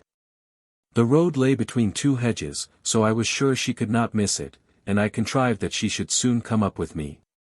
When she did, I observed her to be in tears. This, it must be allowed, was a singular beginning of connubial felicity. But there is no doubt that Johnson, though he thus shewed a manly firmness, proved a most affectionate and indulgent husband to the last moment of Mrs. Johnson's life, and in his prayers and meditations, we find very remarkable evidence that his regard and fondness for her never ceased, even after her death. He now set up a private academy, for which purpose he hired a large house, well situated near his native city. In the Gentleman's Magazine for 1736, there is the following advertisement. At Edial, near Lichfield, in Staffordshire, young gentlemen are boarded and taught the Latin and Greek languages, by Samuel Johnson. But the only pupils that were put under his care were the celebrated David Garrick and his brother George, and a Mr. Ely, a young gentleman of good fortune who died early. The truth is, that he was not so well qualified for being a teacher of elements, and a conductor in learning by regular gradations, as men of inferior powers of mind. His own acquisitions had been made by fits and starts, by violent eruptions into the regions of knowledge. And it could not be expected that his impatience would be subdued, and his impetuosity restrained, so as to fit him for a quiet guide to novices. Johnson was not more satisfied with his situation as the master of an academy, than with that of the usher of a school. We need not wonder, therefore, that he did not keep his academy above a year and a half. From Mr. Garrick's account he did not appear to have been profoundly reverenced by his pupils. His oddities of manner, and uncouth gesticulations, could not but be the subject of merriment to them. And, in particular, the young rogues used to listen at the door of his bedchamber, and peep through the keyhole, that they might turn into ridicule his tumultuous and awkward fondness for Mrs. Johnson, whom he used to name by the familiar appellation of Teddy or Tetsy, which, like Betty or Betsy, is provincially used as a contraction for Elizabeth, her Christian name, but which to us seems ludicrous when applied to a woman of her age and appearance. Mr. Garrick described her to me as very fat, with a bosom of more than ordinary protuberance, with swelled cheeks of a florid red, produced by thick painting, and increased by the liberal use of cordials. Flaring and fantastic in her dress, and affected both in her speech and her general behavior. I have seen Garrick exhibit her, by his exquisite talent of mimicry, so as to excite the heartiest bursts of laughter. But he, probably, as is the case in all such representations, considerably aggravated the picture. Johnson now thought of trying his fortune in London, the great field of genius and exertion, where talents of every kind have the fullest scope, and the highest encouragement. It is a memorable circumstance that his pupil David Garrick went thither at the same time, too, with intention to complete his education, and follow the profession of the law, from which he was soon diverted by his decided preference for the stage. They were recommended to Mr. Coulson, an eminent mathematician and master of an academy, by the following letter from Mr. Walmsley. To the Reverend Mr. Coulson. Lichfield, March 2, 1737. Dear Sir, I had the favour of yours, and am extremely obliged to you. But I cannot say I had a greater affection for you upon it than I had before, being long since so much endeared to you, as well by an early friendship, as by your many excellent and valuable qualifications. And, had I a son of my own, it would be my ambition, instead of sending him to the university, to dispose of him as this young gentleman is. He, and another neighbour of mine, one Mr. Samuel Johnson, set out this morning for London together. Davy Garrick is to be with you early the next week, and Mr. Johnson to try his fate with a tragedy, and to see to get himself employed in some translation, either from the Latin or the French. Johnson is a very good scholar and poet, and I have great hopes will turn out a fine tragedy writer.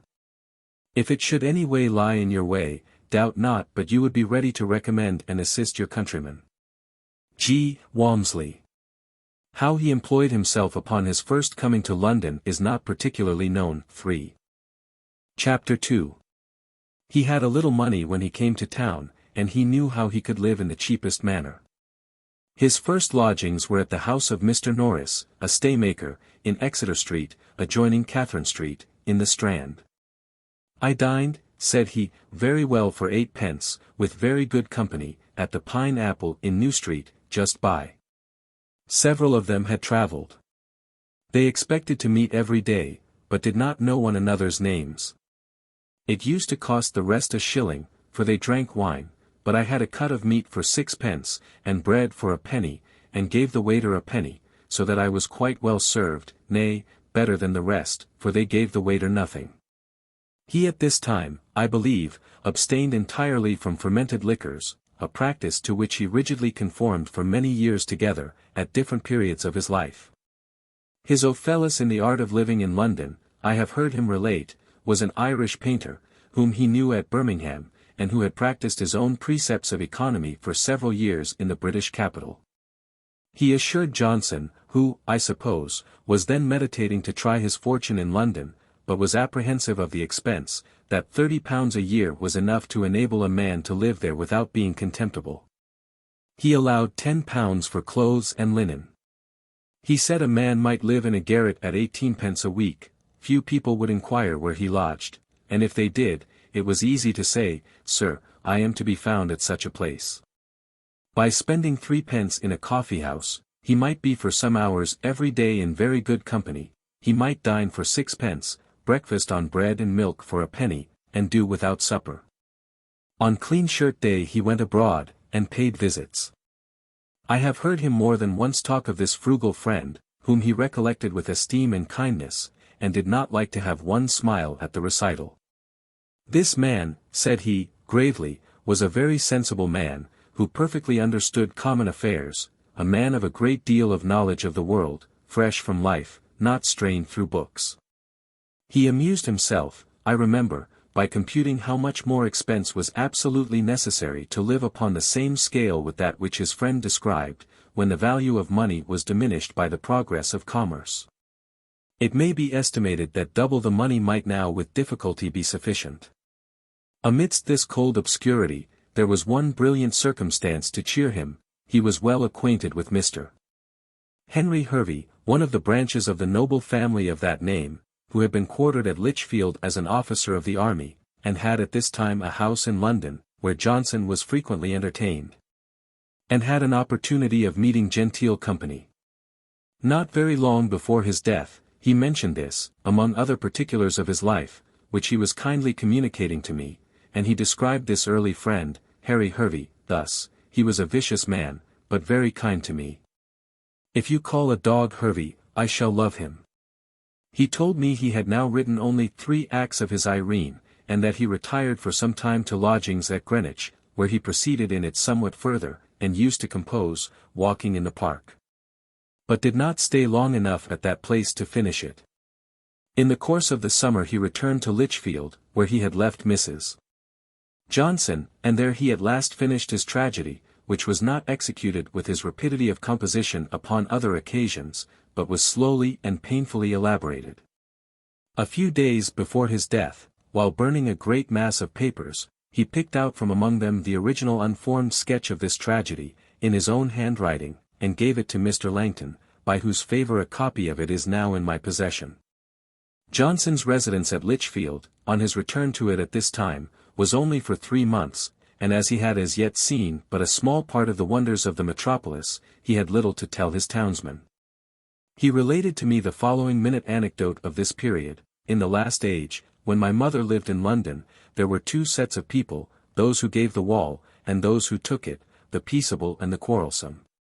When I returned to Lichfield, after having been in London, my mother asked me, whether I was one of those who gave the wall, or those who took it. Now it is fixed that every man keeps to the right, or, if one is taking the wall, another yields it. And it is never a dispute." He now removed to London with Mrs. Johnson, but her daughter, who had lived with them at Edial, was left with her relations in the country. His lodgings were for some time in Woodstock Street, near Hanover Square, and afterwards in Castle Street, near Cavendish Square. His tragedy being by this time, as he thought, completely finished and fit for the stage, he was very desirous that it should be brought forward. Mr.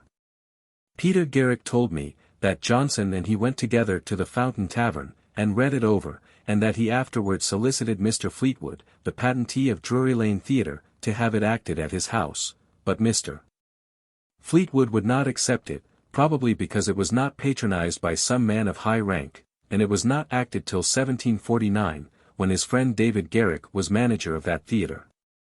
The Gentleman's Magazine, begun and carried on by Mr. Edward Cave, under the name of Sylvanus Urban, had attracted the notice and esteem of Johnson, in an eminent degree, before he came to London as an adventurer in literature. He told me, that when he first saw St.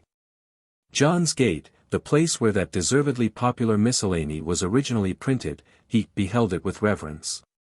It appears that he was now enlisted by Mr. Cave as a regular coadjutor in his magazine, by which he probably obtained a tolerable livelihood. At what time, or by what means, he had acquired a competent knowledge both of French and Italian, I do not know. But he was so well skilled in them, as to be sufficiently qualified for a translator. That part of his labor which consisted in emendation and improvement of the productions of other contributors, like that employed in leveling ground, can be perceived only by those who had an opportunity of comparing the original with the altered copy. What we certainly know to have been done by him in this way, was the debates in both Houses of Parliament, under the name of the Senate of Lilliput, sometimes with feigned denominations of the several speakers, sometimes with denominations formed of the letters of their real names, in the manner of what is called anagram, so that they might easily be deciphered.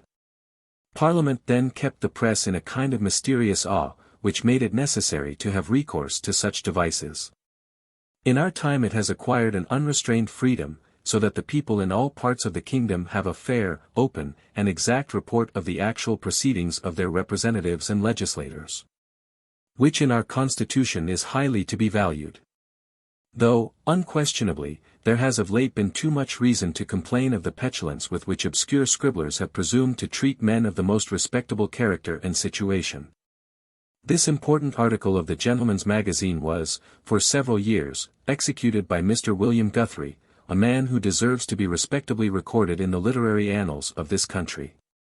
The debates in Parliament, which were brought home and digested by Guthrie, whose memory, though surpassed by others who have since followed him in the same department, was yet very quick and tenacious, were sent by Cave to Johnson for his revision. And, after some time, when Guthrie had attained to greater variety of employment, and the speeches were more and more enriched by the accession of Johnson's genius, it was resolved that he should do the whole himself. From the scanty notes furnished by persons employed to attend in both Houses of Parliament.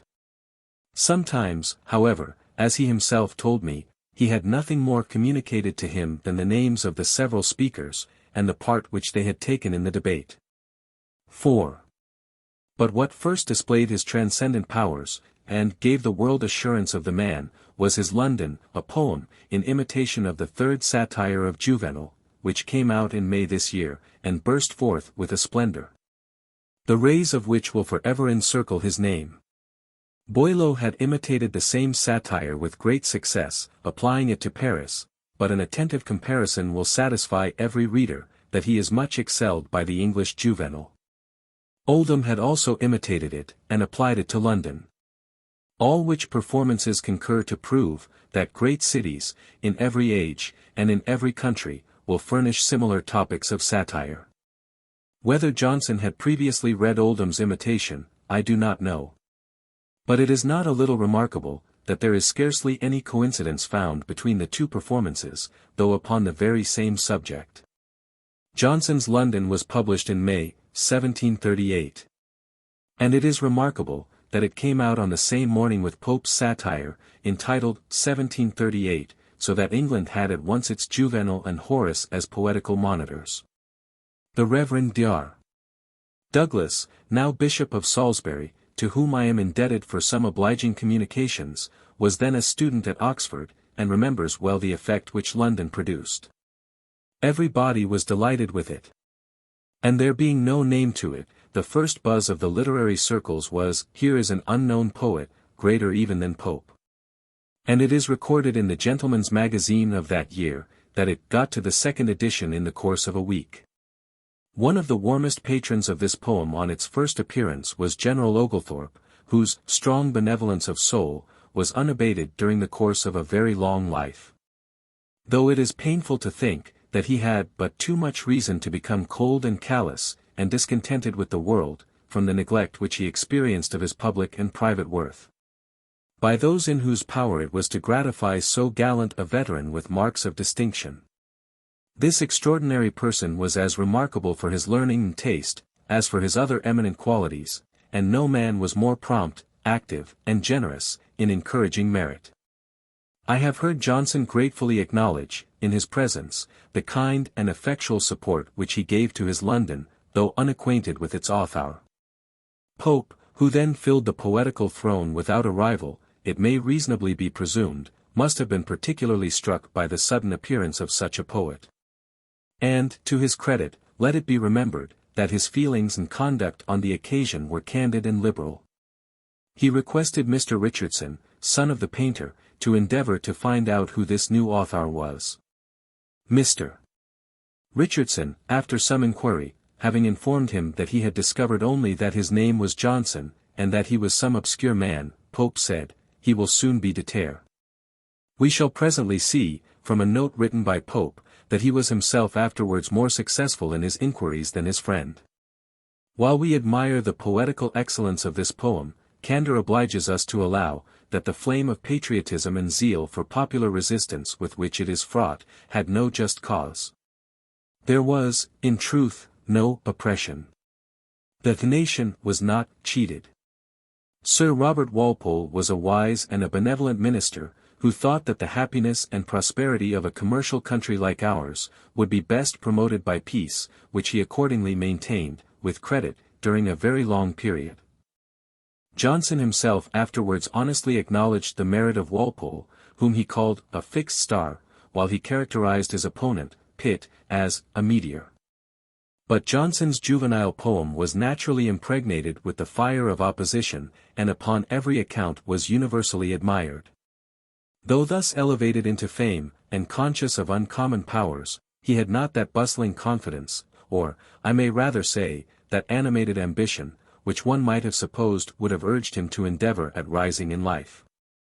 But such was his inflexible dignity of character, that he could not stoop to court the great, without which, hardly any man has made his way to a high station.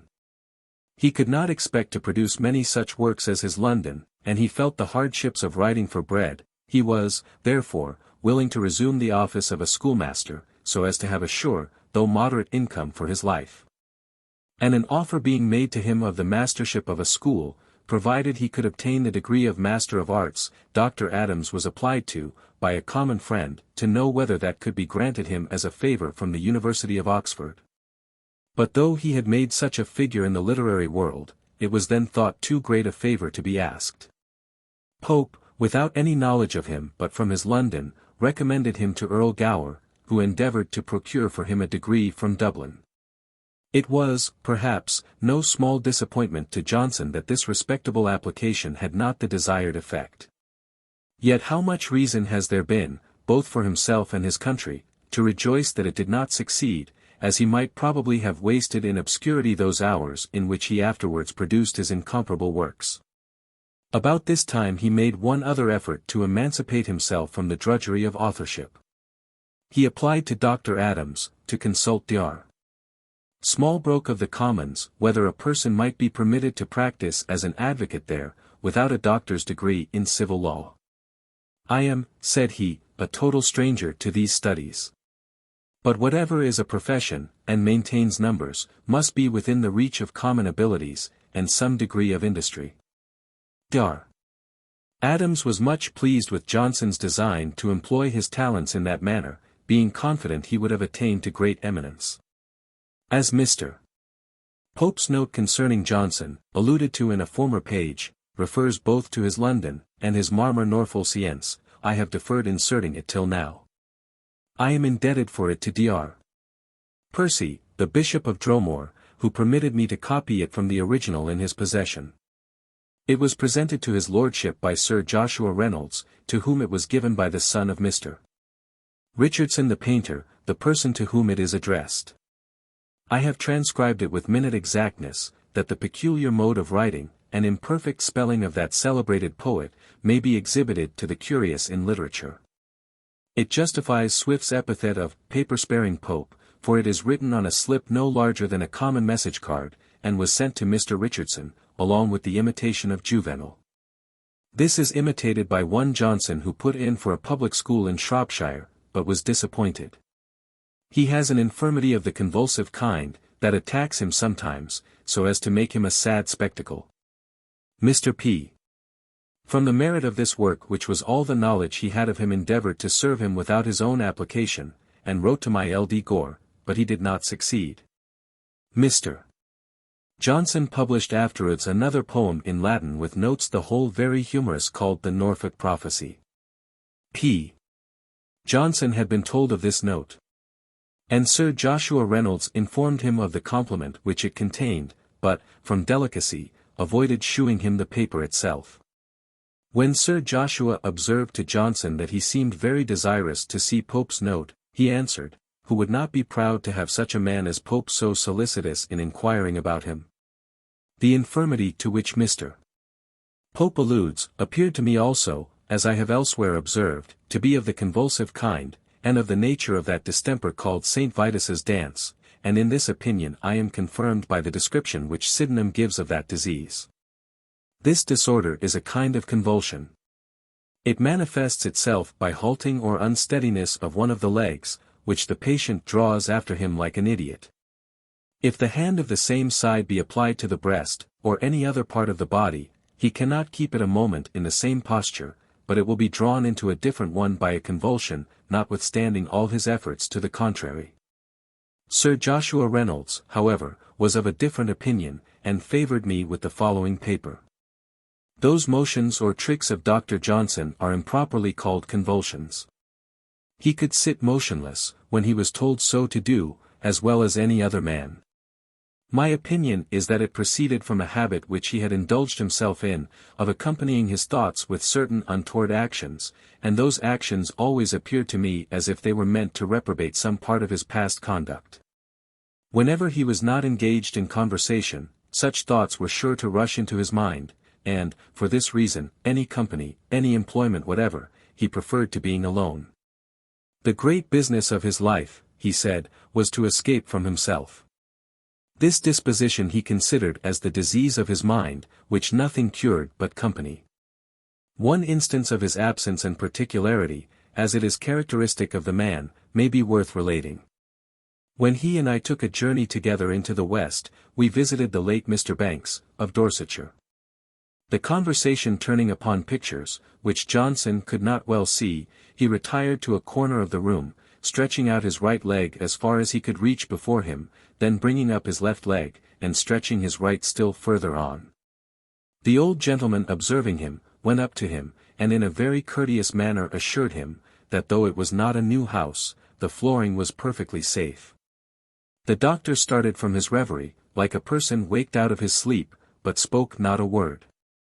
While we are on this subject, my readers may not be displeased with another anecdote, communicated to me by the same friend, from the relation of Mr. Hogarth. Johnson used to be a pretty frequent visitor at the house of Mr. Richardson, author of Clarissa, and other novels of extensive reputation. Mr. Hogarth came one day to see Richardson, soon after the execution of Dr. Cameron, for having taken arms for the House of Stuart in 1745-6. And being a warm partisan of George II, he observed to Richardson, that certainly there must have been some very unfavourable circumstances lately discovered in this particular case, which had induced the king to approve of an execution for rebellion so long after the time when it was committed, as this had the appearance of putting a man to death in cold blood, and was very unlike his Majesty's usual clemency. While he was talking, he perceived a person standing at a window in the room, shaking his head, and rolling himself about in a strange ridiculous manner. He concluded that he was an idiot, whom his relations had put under the care of Mr. Richardson, as a very good man. To his great surprise, however, this figure stalked forwards to where he and Mr. Richardson were sitting, and all at once took up the argument, and burst out into an invective against George II, as one, who, upon all occasions was unrelenting and barbarous. Mentioning many instances, particularly, that when an officer of high rank had been acquitted by a court-martial, George II had with his own hand, struck his name off the list. In short, he displayed such a power of eloquence, that Hogarth looked at him with astonishment, and actually imagined that this idiot had been at the moment inspired. Neither Hogarth nor Johnson were made known to each other at this interview. 1740, Itot. 31. In 1740 he wrote for the Gentleman's Magazine the Preface, Life of Sir Francis Drake, and the first parts of those of Admiral Blake, and of Philip Bertier, both which he finished the following year. He also wrote an essay on epitaphs, and an epitaph on Phillips, a musician, which was afterwards published with some other pieces of his, in Mrs. Williams's Miscellanies. This epitaph is so exquisitely beautiful, that I remember even Lord Kames, strangely prejudiced as he was against Dr. Johnson, was compelled to allow it very high praise. It has been ascribed to Mr. Garrick, from its appearing at first with the signature G, but I have heard Mr. Garrick declare, that it was written by Dr. Johnson, and give the following account of the manner in which it was composed. Johnson and he were sitting together, when, amongst other things, Garrick repeated an epitaph upon this Phillips by a Dr. Wilkes, in these words: Exalted soul, whose harmony could please the love-sick virgin, and the gouty ease could jarring discord, like Amphion, move to beauteous order and harmonious love. Rest here in peace, till angels bid thee rise, and meet thy blessed Saviour in the skies. Johnson shook his head at these commonplace funereal lines, and said to Garrick, I think, Davy, I can make a better. Then, stirring about his tea for a little while, in a state of meditation, he almost extempore produced the following verses. Phillips, whose touch harmonious could remove The pangs of guilty power or hapless love. Rest here, distressed by poverty no more. Here find that calm thou gav'st so oft before. Sleep, undisturbed, within this peaceful shrine, till angels wake thee with a note like thine. 1742, Itot. 33, in 1742 he wrote Proposals for printing Bibliotheca Harleiana, or a catalogue of the library of the Earl of Oxford. He was employed in this business by Mr. Thomas Osborne the bookseller, who purchased the library for 13,000L, a sum which Mr. Oldys says, in one of his manuscripts, was not more than the binding of the books had cost, yet, as Dr. Johnson assured me, the slowness of the sale was such, that there was not much gained by it. It has been confidently related, with many embellishments, that Johnson one day knocked Osborne down in his shop, with a folio, and put his foot upon his neck. The simple truth I had from Johnson himself. Sir, he was impertinent to me, and I beat him. But it was not in his shop, it was in my own chamber. 1744, Itot. 35, he produced one work this year, fully sufficient to maintain the high reputation which he had acquired. This was the life of Richard Savage, a man, of whom it is difficult to speak impartially, without wondering that he was for some time the intimate companion of Johnson.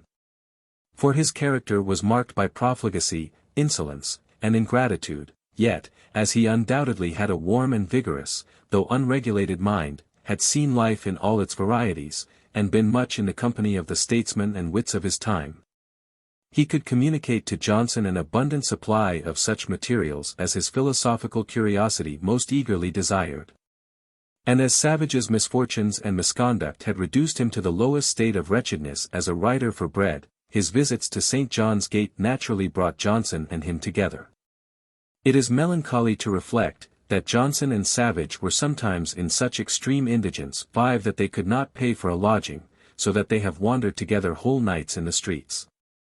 Yet in these almost incredible scenes of distress, we may suppose that Savage mentioned many of the anecdotes with which Johnson afterwards enriched the life of his unhappy companion, and those of other poets. He told Sir Joshua Reynolds, that one night in particular, when Savage and he walked round St. James's Square for want of a lodging, they were not at all depressed by their situation, but in high spirits and brimful of patriotism, traversed the square for several hours, inveighed against the minister, and resolved they would stand by their country. In Johnson's Life of Savage, although it must be allowed that its moral is the reverse of Respicer exemplar vitae morunc jubibo, a very useful lesson is inculcated, to guard men of warm passions from a too free indulgence of them. And the various incidents are related in so clear and animated a manner, and illuminated throughout with so much philosophy, that it is one of the most interesting narratives in the English language. Sir Joshua Reynolds told me, that upon his return from Italy he met with it in Devonshire, knowing nothing of its author, and began to read it while he was standing with his arm leaning against a chimney-piece. It seized his attention so strongly, that, not being able to lay down the book till he had finished it, when he attempted to move, he found his arm totally benumbed. The rapidity with which this work was composed, is a wonderful circumstance. Johnson has been heard to say, I wrote 48 of the printed octavo pages of the Life of Savage at a sitting, but then I sat up all night. It is remarkable, that in this biographical disquisition there appears a very strong symptom of Johnson's prejudice against players. A prejudice which may be attributed to the following causes: first, the imperfection of his organs, which were so defective that he was not susceptible of the fine impressions which theatrical excellence produces upon the generality of mankind. Secondly, the cold rejection of his tragedy. And, lastly, the brilliant success of Garrick, who had been his pupil, who had come to London at the same time with him, not in a much more prosperous state than himself, and whose talents he undoubtedly rated low, compared with his own. His being outstripped by his pupil in the race of immediate fame, as well as of fortune, probably made him feel some indignation, as thinking that whatever might be Garrick's merits in his art, the reward was too great when compared with what the most successful efforts of literary labor could attain. At all periods of his life Johnson used to talk contemptuously of players, but in this work he speaks of them with peculiar acrimony.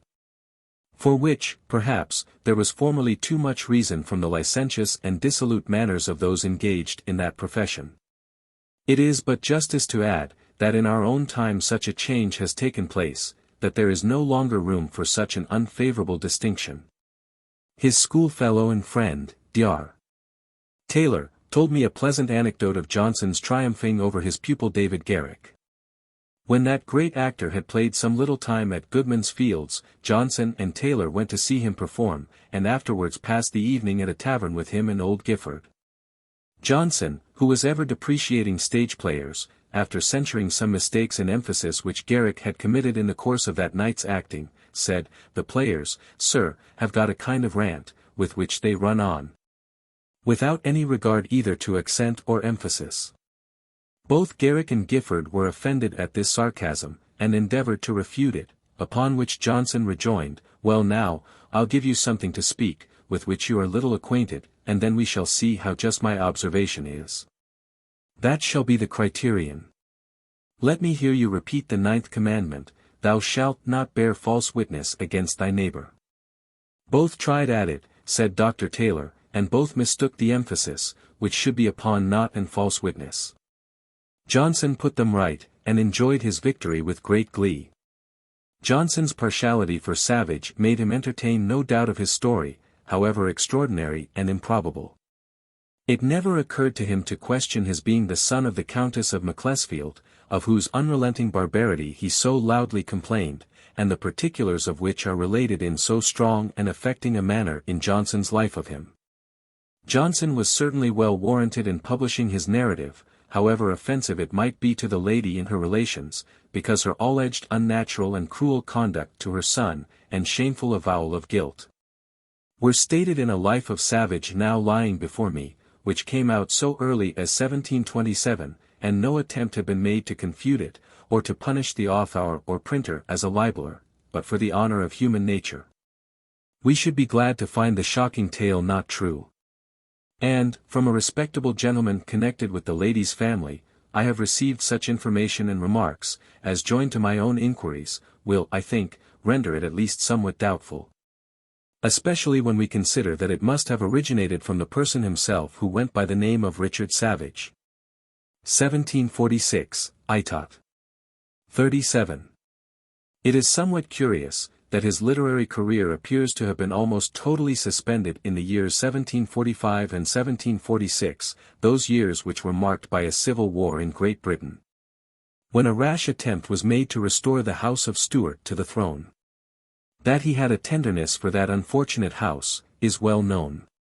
And some may fancifully imagine, that a sympathetic anxiety impeded the exertion of his intellectual powers, but I am inclined to think, that he was, during this time, sketching the outlines of his great philological work. 1747, Itot. 38. This year his old pupil and friend, David Garrick, having become joint patentee and manager of Drury Lane Theatre, Johnson honored his opening of it with a prologue, which for just and manly dramatic criticism on the whole range of the English stage, as well as for poetical excellence, is unrivaled. Like the celebrated epilogue to The Distressed Mother, it was, during the season, often called for by the audience. But the year 1747 is distinguished as the epoch, when Johnson's arduous and important work, his Dictionary of the English Language, was announced to the world, by the publication of its plan or prospectus. How long this immense undertaking had been the object of his contemplation, I do not know. I once asked him by what means he had attained to that astonishing knowledge of our language, by which he was enabled to realize a design of such extent, and accumulated difficulty. He told me, that it was not the effect of particular study, but that it had grown up in his mind insensibly. I have been informed by Mr.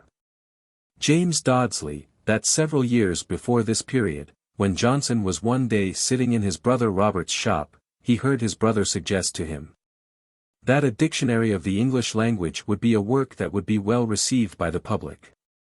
That Johnson seemed at first to catch at the proposition, but, after a pause, said, in his abrupt decisive manner, "I believe I shall not undertake it." That he, however, had bestowed much thought upon the subject, before he published his plan, is evident from the enlarged, clear, and accurate views which it exhibits. And we find him mentioning in that tract, that many of the writers whose testimonies were to be produced as authorities, were selected by Pope, which proves that he had been furnished, probably by Mr. Robert Dodsley, with whatever hints that eminent poet had contributed towards a great literary project, that had been the subject of important consideration in a former reign. The booksellers who contracted with Johnson, single and unaided, for the execution of a work, which in other countries has not been effected but by the co-operating exertions of many, were Mr. Robert Dodsley, Mr. Charles Hitch, Mr. Andrew Miller, the two Messrs. Longman, and the two Messrs. Knapton. The price stipulated was £1,575.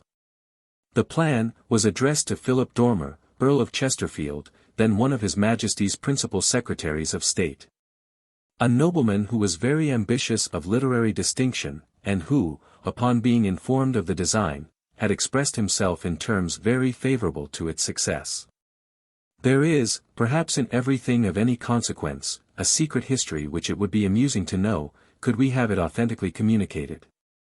Johnson told me, "Sir, the way in which the plan of my dictionary came to be inscribed to Lord Chesterfield, was this: I had neglected to write it by the time appointed." Dodsley suggested a desire to have it addressed to Lord Chesterfield. I laid hold of this as a pretext for delay, that it might be better done, and let Dodsley have his desire. I said to my friend, Dr. Bathurst, "Now if any good comes of my addressing to Lord Chesterfield, it will be ascribed to deep policy, when, in fact, it was only a casual excuse for laziness." Dr. Adams found him one day busy at his dictionary, when the following dialogue ensued.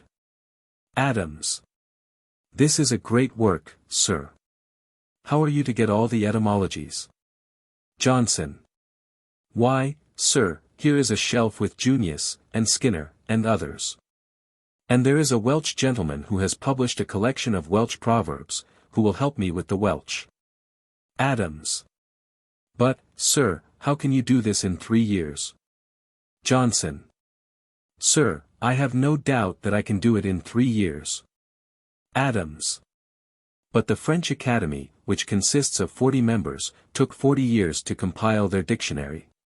Johnson: "Sir, thus it is. This is the proportion. Let me see, 40 times 40 is 1600. As 3 to 1600, so is the proportion of an Englishman to a Frenchman." With so much ease and pleasantry could he talk of that prodigious labor which he had undertaken to execute. For the mechanical part he employed, as he told me, 6 amanuenses, and let it be remembered by the natives of North Britain, to whom he is supposed to have been so hostile, that 5 of them were of that country. There were 2 Messrs. Muckbean. Mr. Shiels, who we shall hereafter see, partly wrote the lives of the poets to which the name of Cibber is affixed, Mr. Stewart, son of Mr. George Stewart, bookseller at Edinburgh, and a Mr. Maitland. The 6th of these humble assistants was Mr. Peyton, who, I believe, taught French, and published some elementary tracts. To all these painful laborers, Johnson shewed a never-ceasing kindness, so far as they stood in need of it. The elder Mr. Muckbean had afterwards the honour of being librarian to Archibald, Duke of Argyll, for many years, but was left without a shilling.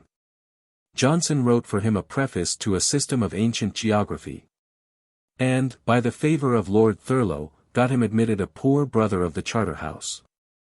For Shiels, who died of a consumption, he had much tenderness. And it has been thought that some choice sentences in the lives of the poets were supplied by him. Peyton, when reduced to penury, had frequent aid from the bounty of Johnson, who at last was at the expense of burying both him and his wife. While the dictionary was going forward, Johnson lived part of the time in Holborn, part in Gough Square, Fleet Street, and he had an upper room fitted up like a counting house for the purpose, in which he gave to the copyists their several tasks. The words, partly taken from other dictionaries, and partly supplied by himself, having been first written down with spaces left between them, he delivered in writing their etymologies, definitions, and various significations. The authorities were copied from the books themselves, in which he had marked the passages with a black lead pencil, the traces of which could easily be effaced. I have seen several of them, in which that trouble had not been taken. So that they were just as when used by the copyists. It is remarkable, that he was so attentive in the choice of the passages in which words were authorized, that one may read page after page of his dictionary with improvement and pleasure. And it should not pass unobserved, that he has quoted no author whose writings had a tendency to hurt sound religion and morality. The necessary expense of preparing a work of such magnitude for the press, must have been a considerable deduction from the price stipulated to be paid for the copyright. I understand that nothing was allowed by the booksellers on that account. And I remember his telling me, that a large portion of it having by mistake been written upon both sides of the paper, so as to be inconvenient for the compositor, it cost him £20 to have it transcribed upon one side only.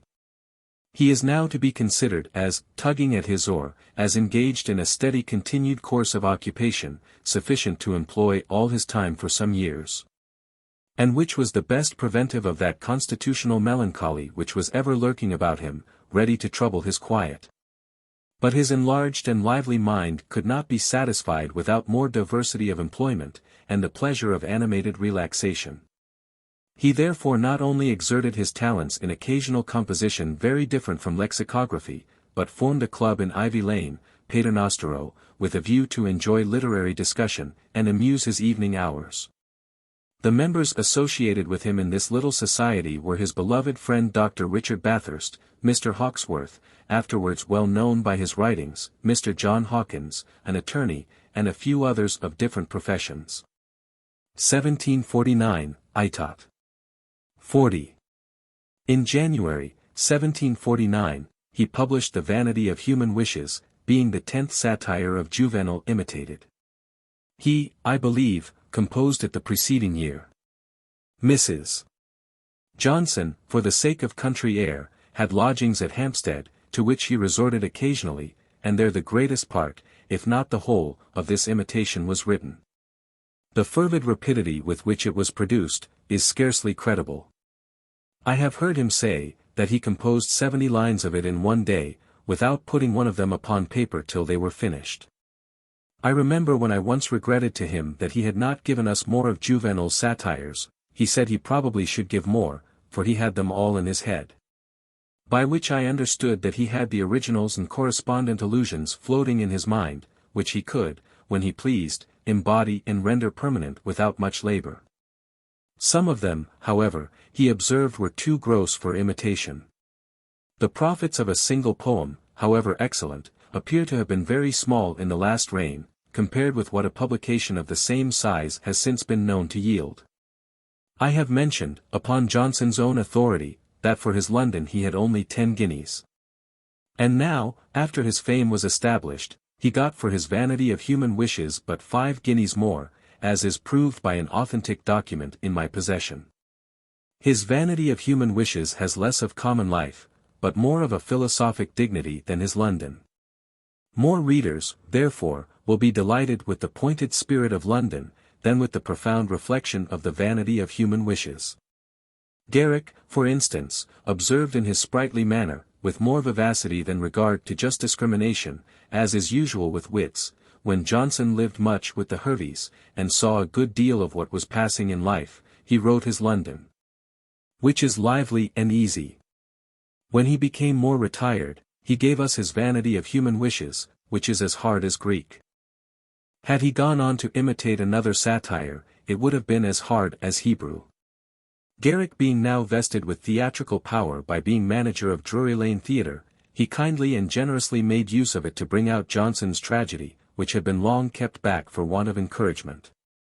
But in this benevolent purpose he met with no small difficulty from the temper of Johnson, which could not brook that a drama which he had formed with much study, and had been obliged to keep more than the 9 years of Horace, should be revised and altered at the pleasure of an actor.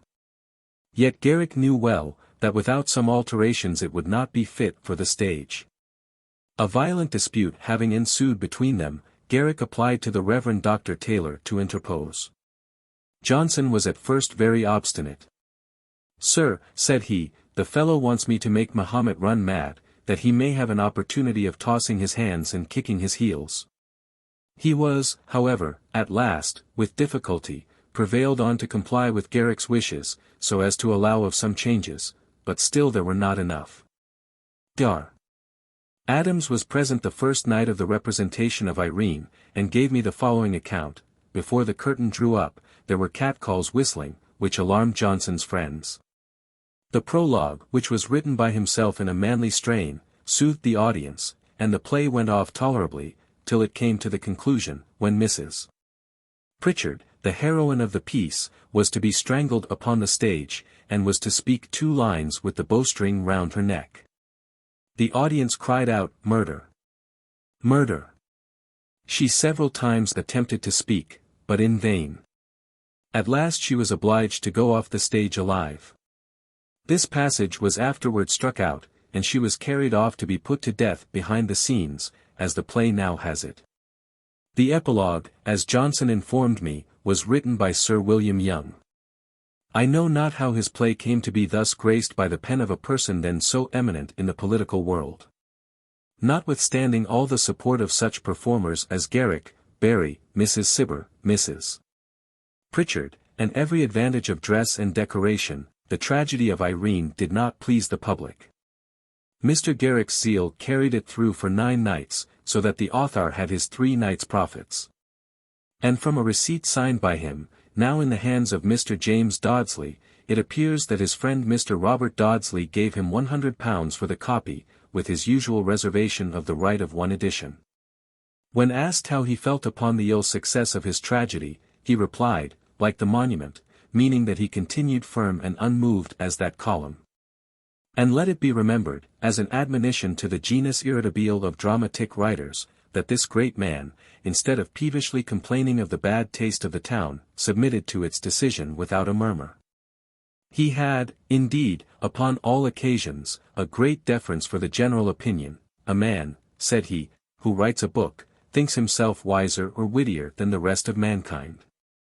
He supposes that he can instruct or amuse them, and the public to whom he appeals, must, after all, be the judges of his pretensions. On occasion of his play being brought upon the stage, Johnson had a fancy that as a dramatic author his dress should be more gay than what he ordinarily wore. He therefore appeared behind the scenes, and even in one of the side boxes, in a scarlet waistcoat, with rich gold lace, and a gold-laced hat. He humorously observed to Mr. Langton, that when in that dress he could not treat people with the same ease as when in his usual plain clothes. Dress indeed, we must allow, has more effect even upon strong minds than one should suppose, without having had the experience of it. His necessary attendance while his play was in rehearsal, and during its performance, brought him acquainted with many of the performers of both sexes, which produced a more favorable opinion of their profession than he had harshly expressed in his Life of Savage. With some of them he kept up an acquaintance as long as he and they lived, and was ever ready to shew them acts of kindness. He for a considerable time used to frequent the green room, and seemed to take delight in dissipating his gloom, by mixing in the sprightly chit-chat of the motley circle then to be found there. Mr. David Hume related to me from Mr. Garrick, that Johnson at last denied himself this amusement, from considerations of rigid virtue, saying, "I'll come no more behind your scenes, David, for the silk stockings and white bosoms of your actresses excite my amorous propensities." 1750, Itot. 41. In 1750 he came forth in the character for which he was eminently qualified, a matchstick teacher of moral and religious wisdom. The vehicle which he chose was that of a periodical paper, which he knew had been, upon former occasions, employed with great success. The Tatler, Spectator, and Guardian, were the last of the kind published in England, which had stood the test of a long trial. And such an interval had now elapsed since their publication, as made him justly think that, to many of his readers, this form of instruction would, in some degree, have the advantage of novelty. A few days before the first of his essays came out, there started another competitor for fame in the same form, under the title of The Tatler Revived, which I believe was Born But to Die. Johnson was, I think, not very happy in the choice of his title, The Rambler, which certainly is not suited to a series of grave and moral discourses, which the Italians have literally, but ludicrously translated by Il Vagabondo, and which has been lately assumed as the denomination of a vehicle of licentious tales, the Rambler's Magazine. He gave Sir Joshua Reynolds the following account of its getting this name: "What must be done, sir, will be done." When I was to begin publishing that paper, I was at a loss how to name it. I sat down at night upon my bedside, and resolved that I would not go to sleep till I had fixed its title. The Rambler seemed the best that occurred, and I took it. With what devout and conscientious sentiments this paper was undertaken, is evidenced by the following prayer, which he composed and offered up on the occasion: "Almighty God, the giver of all good things, without whose help all labor is ineffectual, and without whose grace all wisdom is folly. Grant, I beseech thee, that in this undertaking thy Holy Spirit may not be withheld from me, but that I may promote thy glory, and the salvation of myself and others. Grant this, O Lord, for the sake of thy Son Jesus Christ. Amen." The first paper of the Rambler was published on Tuesday the 20th of March, 1750, and its author was enabled to continue it, without interruption, every Tuesday and Friday, till Saturday the 17th of March, 1752, on which day it closed. This is a strong confirmation of the truth of a remark of his, which I have had occasion to quote elsewhere, that "a man may write at any time, if he will set himself doggedly to it." For, notwithstanding his constitutional indolence, his depression of spirits, and his labor in carrying on his dictionary, he answered the stated calls of the press twice a week from the stores of his mind, during all that time. Posterity will be astonished when they are told, upon the authority of Johnson himself, that many of these discourses, which we should suppose had been labored with all the slow attention of literary leisure, were written in haste as the moment pressed, without even being read over by him before they were printed. It can be accounted for only in this way: that by reading and meditation, and a very close inspection of life, he had accumulated a great fund of miscellaneous knowledge, which, by a peculiar promptitude of mind, was ever ready at his call, and which he had constantly accustomed himself to clothe in the most apt and energetic expression. Sir Joshua Reynolds once asked him by what means he had attained his extraordinary accuracy and flow of language. He told him, that he had early laid it down as a fixed rule to do his best on every occasion, and in every company, to impart whatever he knew in the most forcible language he could put it in, and that by constant practice, and never suffering any careless expressions to escape him, or attempting to deliver his thoughts without arranging them in the clearest manner, it became habitual to him. As the Rambler was entirely the work of one man, there was, of course, such a uniformity in its texture, as very much to exclude the charm of variety. And the grave and often solemn cast of thinking, which distinguished it from other periodical papers, made it, for some time, not generally liked. So slowly did this excellent work, of which 12 editions have now issued from the press, gain upon the world at large, that even in the closing number the author says, "I have never been much a favorite of the public." Johnson told me, with an amiable fondness, a little pleasing circumstance relative to this work. Mrs. Johnson, in whose judgment and taste he had great confidence, said to him, after a few numbers of the Rambler had come out, "I thought very well of you before, but I did not imagine you could have written anything equal to this." Distant praise, from whatever quarter, is not so delightful as that of a wife whom a man loves and esteems. Her approbation may be said to come home to his bosom, and being so near, its effect is most sensible and permanent. Mr. James Elphinston, who has since published various works, and who was ever esteemed by Johnson as a worthy man, happened to be in Scotland while the Rambler was coming out in single papers at London.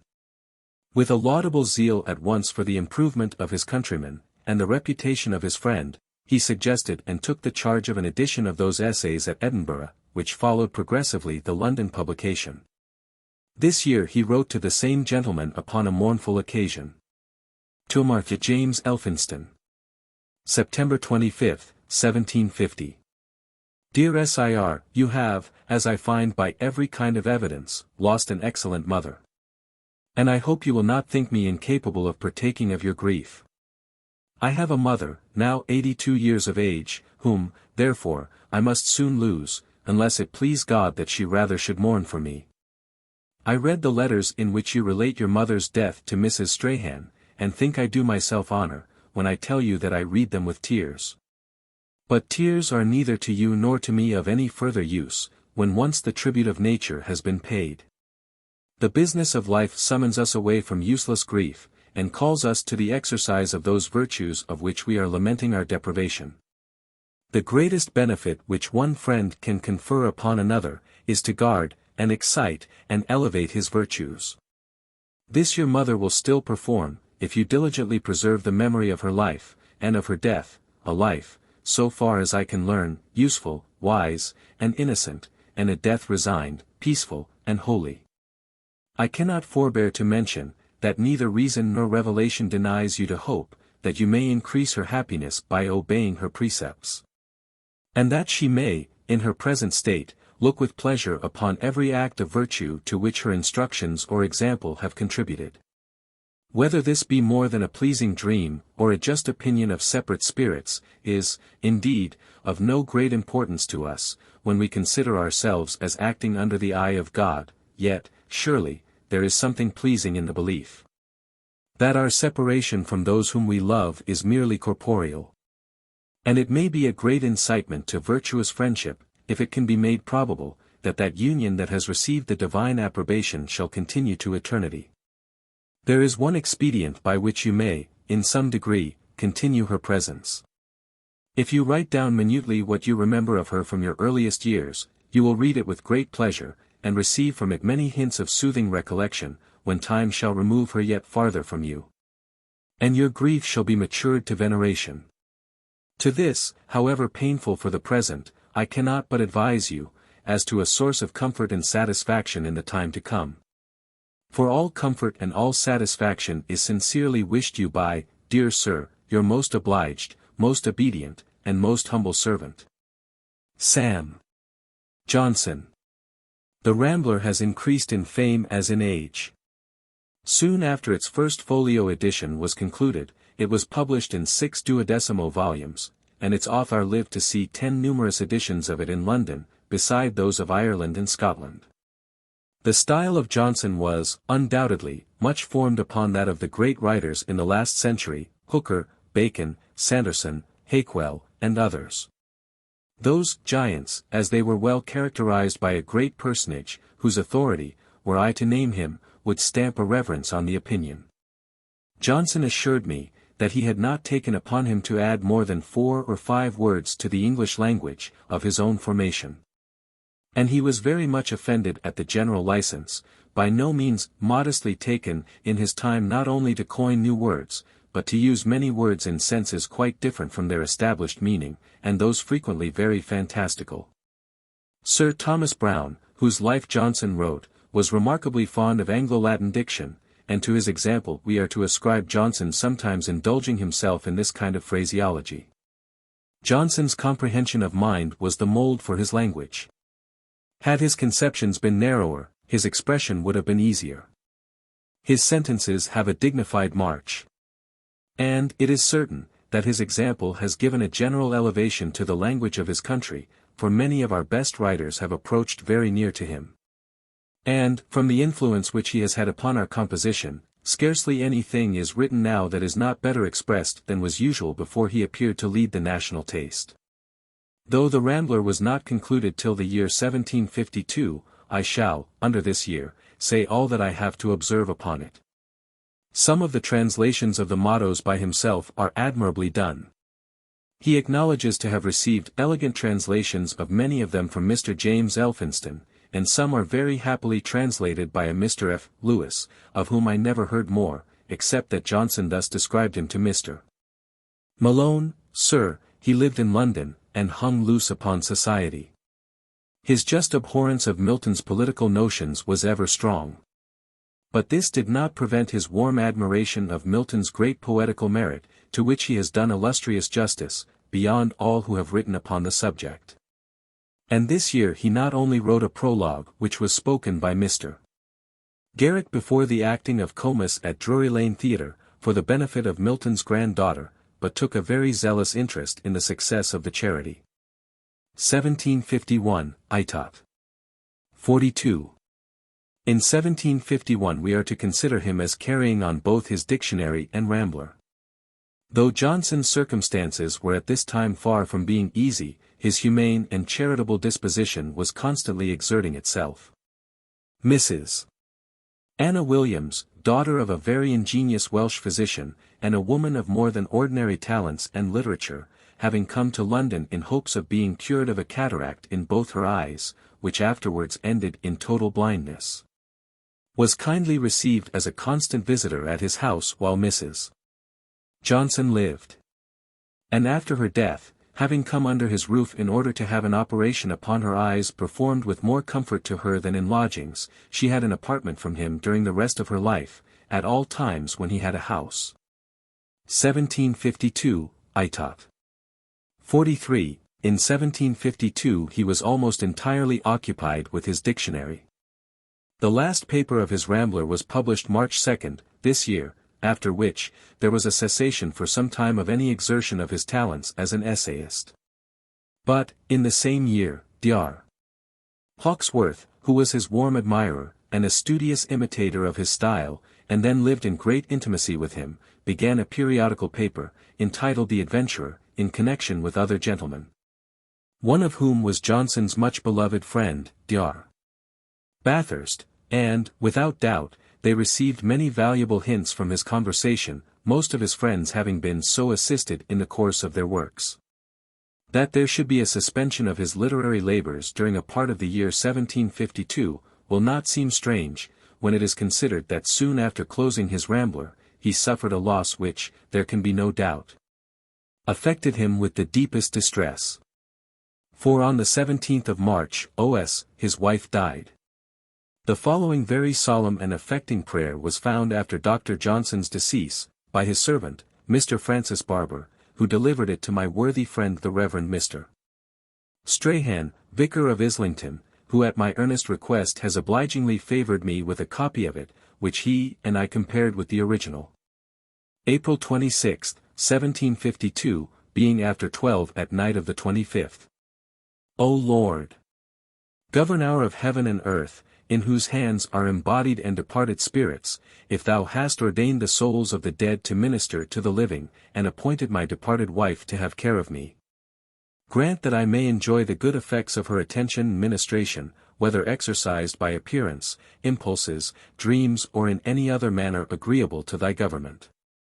Forgive my presumption, enlighten my ignorance, and however meaner agents are employed, grant me the blessed influences of thy Holy Spirit, through Jesus Christ our Lord. Amen. That his love for his wife was of the most ardent kind, and, during the long period of 50 years, was unimpaired by the lapse of time, is evident from various passages in the series of his prayers and meditations, published by the Reverend Mr. Strahan, as well as from other memorials, two of which I select, as strongly marking the tenderness and sensibility of his mind. March 28, 1753. I kept this day as the anniversary of my Teddy's death, with prayer and tears in the morning. In the evening I prayed for her conditionally, if it were lawful. April 23, 1753. I know not whether I do not too much indulge the vain longings of affection. But I hope they intenerate my heart, and that when I die like my Teddy, this affection will be acknowledged in a happy interview, and that in the meantime I am incited by it to piety. I will, however, not deviate too much from common and received methods of devotion. Her wedding ring, when she became his wife, was, after her death, preserved by him, as long as he lived, with an affectionate care, in a little round wooden box, in the inside of which he pasted a slip of paper, thus inscribed by him in fair characters, as follows. Ehue. Elise. Johnson. Nupta July 9, 1736. Mortua, Ehue. Mart. 1752. After his death, Mr. Francis Barber, his faithful servant and residuary legatee, offered this memorial of tenderness to Mrs. Lucy Porter, Mrs.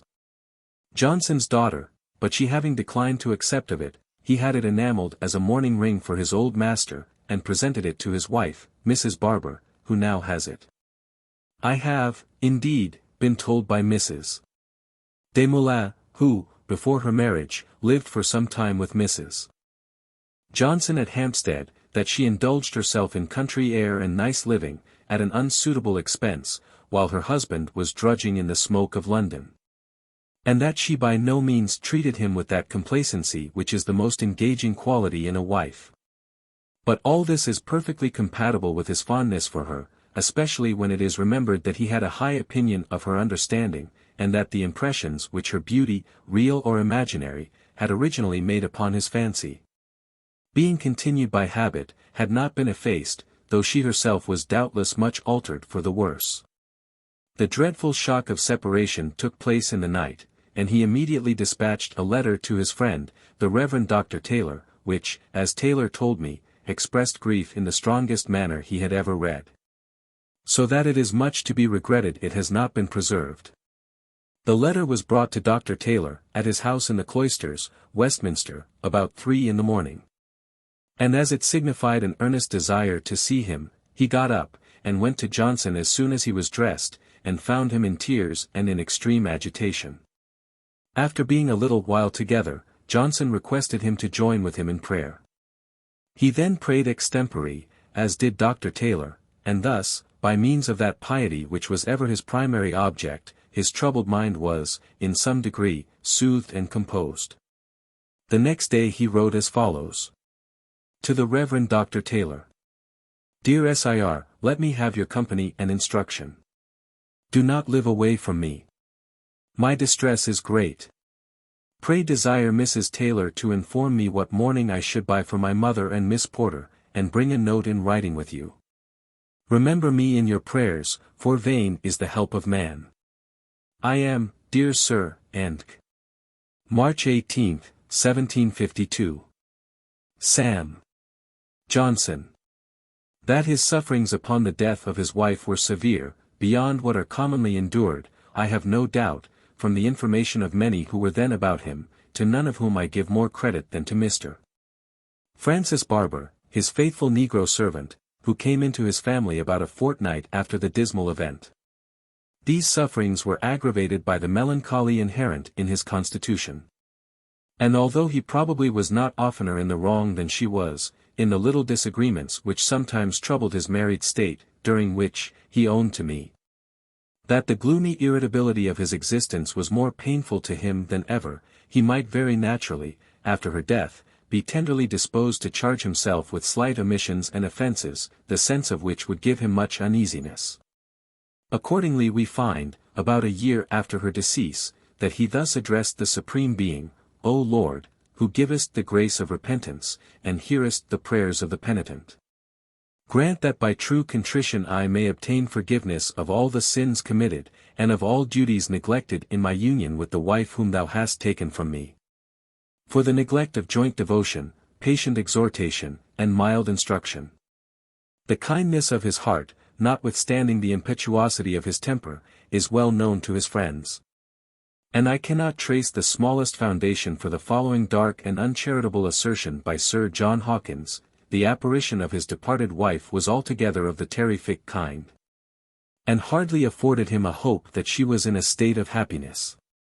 That he, in conformity with the opinion of many of the most able, learned, and pious Christians in all ages, supposed that there was a middle state after death, previous to the time at which departed souls are finally received to eternal felicity, appears, I think, unquestionably from his devotions, and, O Lord, so far as it may be lawful in me, I commend to thy fatherly goodness the soul of my departed wife, beseeching thee to grant her whatever is best in her present state, and finally to receive her to eternal happiness. But this state has not been looked upon with horror, but only as less gracious. He deposited the remains of Mrs. Johnson in the church of Bromley, in Kent, to which he was probably led by the residence of his friend Hawkesworth at that place. The funeral sermon which he composed for her, which was never preached, but having been given to Dr. Taylor, has been published since his death, is a performance of uncommon excellence, and full of rational and pious comfort to such as are depressed by that severe affliction which Johnson felt when he wrote it. When it is considered that it was written in such an agitation of mind, and in the short interval between her death and burial, it cannot be read without wonder. From Mr. Francis Barber I have had the following authentic and artless account of the situation in which he found him recently after his wife's death. He was in great affliction. Mrs. Williams was then living in his house, which was in Gough Square. He was busy with the dictionary. Mr. Shields, and some others of the gentlemen who had formerly written for him, used to come about him. He had then little for himself, but frequently sent money to Mr. Shields when in distress. The friends who visited him at that time, were chiefly Dr. Bathurst, and Mr. Diamond, an apothecary in Cork Street, Burlington Gardens, with whom he and Mrs. Williams generally dined every Sunday. There was a talk of his going to Iceland with him, which would probably have happened had he lived. There were also Mr. Cave, Dr. Hawkesworth, Mr. Ryland, merchant on Tower Hill, Mrs. Masters, the poetess, who lived with Mr. Cave, Mrs. Carter, and sometimes Mrs. Macaulay, also Mrs. Gardiner, wife of a tallow chandler on Snow Hill, not in the learned way, but a worthy good woman, Mr. now Sir Joshua, Reynolds, Mr. Miller, Mr. Dodsley, Mr. Bouquet, Mr. Payne of Paternosterow, booksellers, Mr. Strahan, the printer, the Earl of Orrery, Lord Southwell, Mr. Garrick. Many are, no doubt, omitted in this catalogue of his friends, and, in particular, his humble friend Mr. Robert Levitt, an obscure practicer in physic amongst the lower people, his fees being sometimes very small sums, sometimes whatever provisions his patients could afford him, but of such extensive practice in that way, that Mrs. Williams has told me his walk was from Houndsditch to Marybone. It appears from Johnson's diary that their acquaintance commenced about the year 1746. And such was Johnson's predilection for him, and fanciful estimation of his moderate abilities, that I have heard him say he should not be satisfied, though attended by all the College of Physicians, unless he had Mr. Levitt with him. Ever since I was acquainted with Dr. Johnson, and many years before, as I have been assured by those who knew him earlier, Mr. Levitt had an apartment in his house, or his chambers, and waited upon him every morning, through the whole course of his late and tedious breakfast. He was of a strange grotesque appearance, stiff and formal in his manner, and seldom said a word while any company was present. The circle of his friends, indeed, at this time was extensive and various, far beyond what has been generally imagined. To trace his acquaintance with each particular person, if it could be done, would be a task, of which the labor would not be repaid by the advantage. But exceptions are to be made. One of which must be a friend so eminent as Sir Joshua Reynolds, who was truly his dulce decus, and with whom he maintained an uninterrupted intimacy to the last hour of his life. When Johnson lived in Castle Street, Cavendish Square, he used frequently to visit two ladies, who lived opposite to him, Miss Cotterells, daughters of Admiral Cotterell. Reynolds used also to visit there, and thus they met. Mr. Reynolds, as I have observed above, had, from the first reading of his Life of Savage, conceived a very high admiration of Johnson's powers of writing. His conversation no less delighted him. And he cultivated his acquaintance with the laudable zeal of one who was ambitious of general improvement. Sir Joshua, indeed, was lucky enough at their very first meeting to make a remark, which was so much above the commonplace style of conversation, that Johnson at once perceived that Reynolds had the habit of thinking for himself. The ladies were regretting the death of a friend, to whom they owed great obligations, upon which Reynolds observed, "You have, however, the comfort of being relieved from a burthen of gratitude." They were shocked a little at this alleviating suggestion, as too selfish. But Johnson defended it in his clear and forcible manner, and was much pleased with the mind, the fair view of human nature, which it exhibited, like some of the reflections of Rochefoucault. The consequence was, that he went home with Reynolds, and supped with him. Sir Joshua told me a pleasant characteristical anecdote of Johnson about the time of their first acquaintance.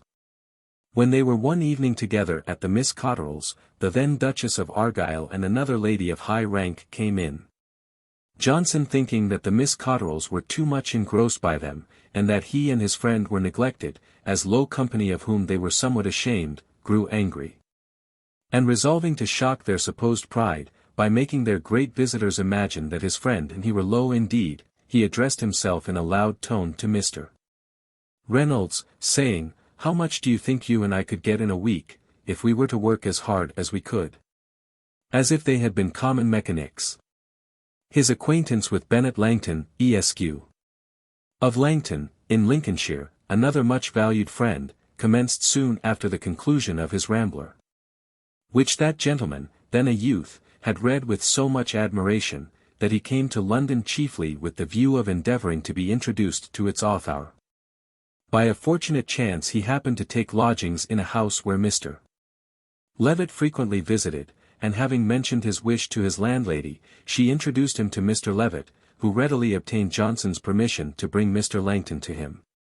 As, indeed, Johnson, during the whole course of his life, had no shyness, real or affected, but was easy of access to all who were properly recommended, and even wished to see numbers at his levee, as his morning circle of company might, with strict propriety, be called. Mr. Langton was exceedingly surprised when the sage first appeared.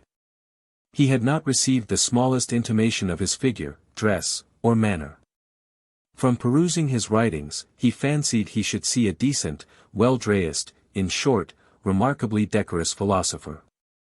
Instead of which, down from his bed-chamber, about noon, came, as newly risen, a huge uncouth figure, with a little dark wig which scarcely covered his head, and his clothes hanging loose about him.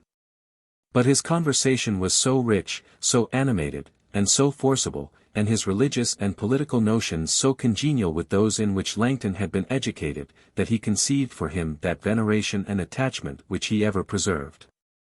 Johnson was not the less ready to love Mr. Langton, for his being of a very ancient family, for I have heard him say, with pleasure, "Langton, sir, has a grant of free warren from Henry II. And Cardinal Stephen Langton, in King John's reign, was of this family." Mr. Langton afterwards went to pursue his studies at Trinity College, Oxford, where he formed an acquaintance with his fellow student, Mr. Topham Beauclerk, who, though their opinions and modes of life were so different, that it seemed utterly improbable that they should at all agree, had so ardent a love of literature, so acute an understanding, such elegance of manners, and so well discerned the excellent qualities of Mr. Langton, a gentleman eminent not only for worth and learning, but for an inexhaustible fund of entertaining conversation, that they became intimate friends. Johnson, soon after this acquaintance began, passed a considerable time at Oxford. He at first thought it strange that Langton should associate so much with one who had the character of being loose, both in his principles and practice, but, by degrees, he himself was fascinated. Mr. Beauclerk's being of the St. Albans family, and having, in some particulars, a resemblance to Charles II, contributed, in Johnson's imagination, to throw a lustre upon his other qualities. And, in a short time, the moral, pious Johnson, and the gay, dissipated Beauclerk, were companions. "What a coalition!" said Garrick, when he heard of this winky face. "I shall have my old friend to bail out of the roundhouse. But I can bear testimony that it was a very agreeable association."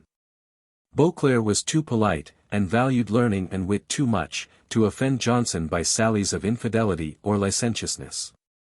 And Johnson delighted in the good qualities of Beauclerk, and hoped to correct the evil. Innumerable were the scenes in which Johnson was amused by these young men. Beauclerk could take more liberty with him, than any body with whom I ever saw him.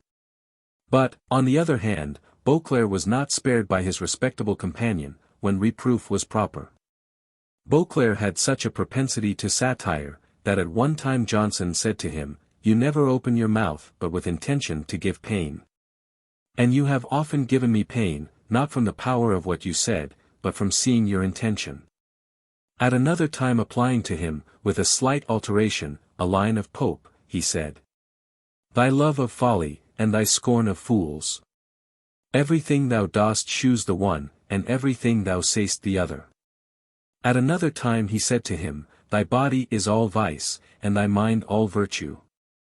Beauclerk not seeming to relish the compliment, Johnson said, "Nay, sir, Alexander the Great, marching in triumph into Babylon, could not have desired to have had more said to him." Johnson was some time with Beauclerk at his house at Windsor, where he was entertained with experiments in natural philosophy. One Sunday, when the weather was very fine, Beauclerk enticed him, insensibly, to saunter about all the morning. They went into a churchyard, in the time of divine service, and Johnson laid himself down at his ease upon one of the tombstones. "Now, sir," said Beauclerk, "you are like Hogarth's idle apprentice." When Johnson got his pension, Beauclerk said to him, in the humorous phrase of Falstaff, "I hope you'll now purge and live cleanly like a gentleman." One night when Beauclerk and Langton had supped at a tavern in London, and sat till about 3 in the morning, it came into their heads to go and knock up Johnson, and see if they could prevail on him to join them in a ramble. They rapped violently at the door of his chambers in the Temple, till at last he appeared in his shirt, with his little black wig on the top of his head, instead of a nightcap, and a poker in his hand, imagining, probably, that some ruffians were coming to attack him. When he discovered who they were, and was told their errand, he smiled, and with great good humor agreed to their proposal. "What, is it you, you dogs? I'll have a frisk with you." He was soon dressed, and they sallied forth together into Covent Garden, where the greengrocers and fruiterers were beginning to arrange their hampers, just come in from the country. Johnson made some attempts to help them. But the honest gardeners stared so at his figure and manner, and odd interference, that he soon saw his services were not relished. They then repaired to one of the neighboring taverns, and made a bowl of that liquor called Bishop, which Johnson had always liked. While in joyous contempt of sleep, from which he had been roused, he repeated the festive lines. "Short, oh short then be thy reign, and give us to the world again."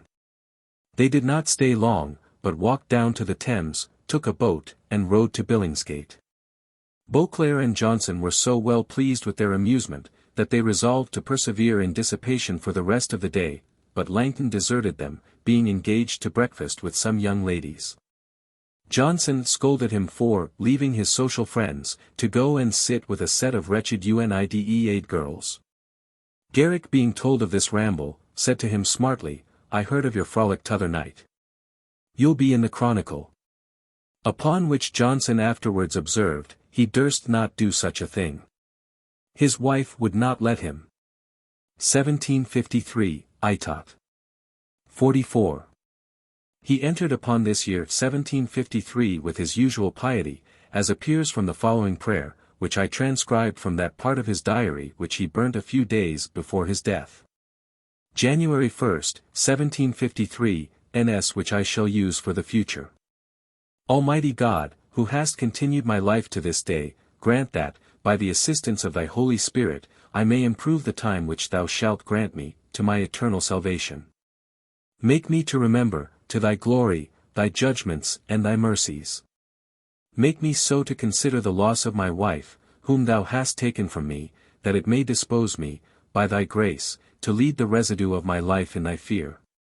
Grant this, O Lord, for Jesus Christ's sake. Amen. He now relieved the drudgery of his dictionary, and the melancholy of his grief, by taking an active part in the composition of The Adventurer, in which he began to write April 10th. In one of the books of his diary I find the following entry. April 3, 1753. I began the second volume of my dictionary, room being left in the first for preface, grammar, and history, none of them yet begun. O God, who hast hitherto supported me, enable me to proceed in this labor, and in the whole task of my present state. That when I shall render up, at the last day, an account of the talent committed to me, I may receive pardon, for the sake of Jesus Christ. Amen.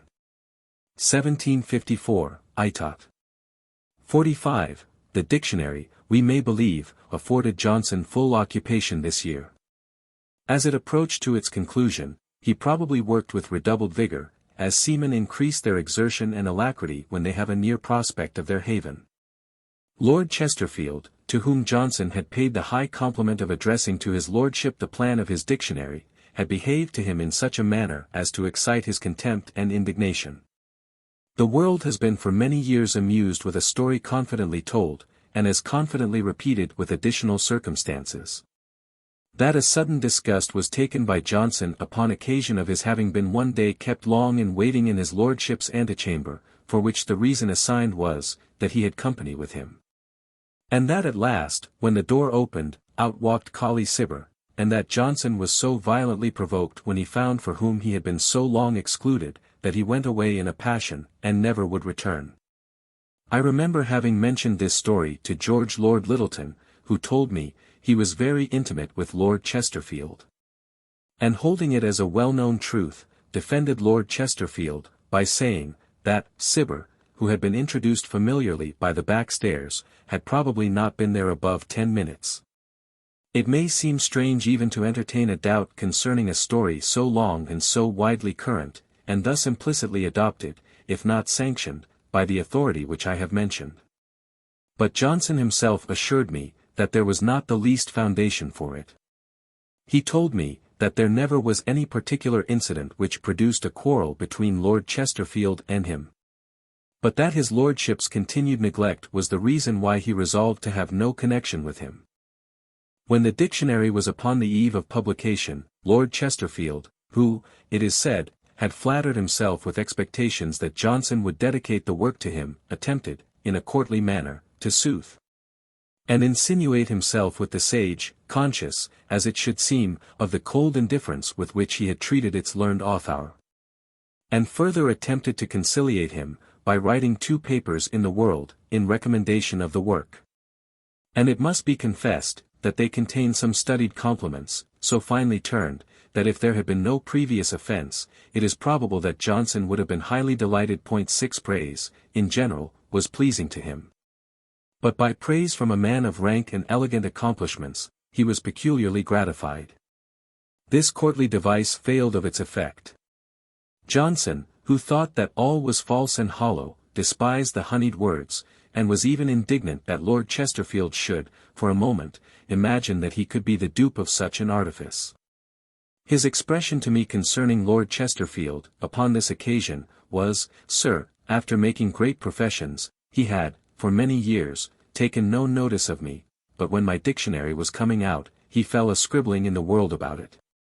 Upon which, I wrote him a letter expressed in civil terms, but such as might shew him that I did not mind what he said or wrote, and that I had done with him. This is that celebrated letter of which so much has been said, and about which curiosity has been so long excited, without being gratified. I for many years solicited Johnson to favour me with a copy of it, that so excellent a composition might not be lost to posterity. He delayed from time to time to give it me, till at last in 1781, when we were on a visit at Mr. Dilly's, at South Hill in Bedfordshire, he was pleased to dictate it to me from memory. He afterwards found among his papers a copy of it, which he had dictated to Mr. Baretti, with its title and corrections, in his own handwriting. This he gave to Mr. Langton, adding that if it were to come into print, he wished it to be from that copy. By Mr. Langton's kindness, I am enabled to enrich my work with a perfect transcript of what the world has so eagerly desired to see. To the Right Honourable the Earl of Chesterfield. February 7, 1755. My Lord, I have been lately informed, by the proprietor of the World, that 2 papers, in which my dictionary is recommended to the public, were written by your lordship. To be so distinguished, is an honour, which, being very little accustomed to favours from the great, I know not well how to receive, or in what terms to acknowledge. When, upon some slight encouragement, I first visited your lordship, I was overpowered, like the rest of mankind, by the enchantment of your address, and could not forbear to wish that I might boast myself le vainqueur du vainqueur de la terre. That I might obtain that regard for which I saw the world contending, but I found my attendants so little encouraged, that neither pride nor modesty would suffer me to continue it. When I had once addressed your lordship in public, I had exhausted all the art of pleasing which a retired and uncourtly scholar can possess. I had done all that I could, and no man is well pleased to have his all neglected, be it ever so little. 7 years, my lord, have now passed, since I waited in your outward rooms, or was repulsed from your door. during which time I have been pushing on my work through difficulties, of which it is useless to complain, and have brought it, at last, to the verge of publication, without one act of assistance, one word of encouragement, or one smile of favor. Such treatment I did not expect, for I never had a patron before. The shepherd in Virgil grew at last acquainted with love, and found him a native of the rocks. Is not a patron, my lord, one who looks with unconcern on a man struggling for life in the water, and, when he has reached ground, encumbers him with help? The notice which you have been pleased to take of my labors, had it been early, had been kind, but it has been delayed till I am indifferent, and cannot enjoy it, till I am solitary, and cannot impart it, till I am known, and do not want it. I hope it is no very cynical asperity not to confess obligations where no benefit has been received, or to be unwilling that the public should consider me as owing that to a patron, which Providence has enabled me to do for myself. Having carried on my work thus far with so little obligation to any favor of learning, I shall not be disappointed though I should conclude it, if less be possible, with less. For I have been long wakened from that dream of hope, in which I once boasted myself with so much exultation, my lord, your lordship's most humble, most obedient servant. Sam Johnson. While this was the talk of the town, says Dr. Adams, in a letter to me, I happened to visit Dr. Warburton, who finding that I was acquainted with Johnson, desired me earnestly to carry his compliments to him, and to tell him that he honored him for his manly behavior in rejecting these condescensions of Lord Chesterfield, and for resenting the treatment he had received from him, with a proper spirit. Johnson was visibly pleased with this compliment, for he had always a high opinion of Warburton. Indeed, the force of mind which appeared in this letter, was congenial with that which Warburton himself amply possessed.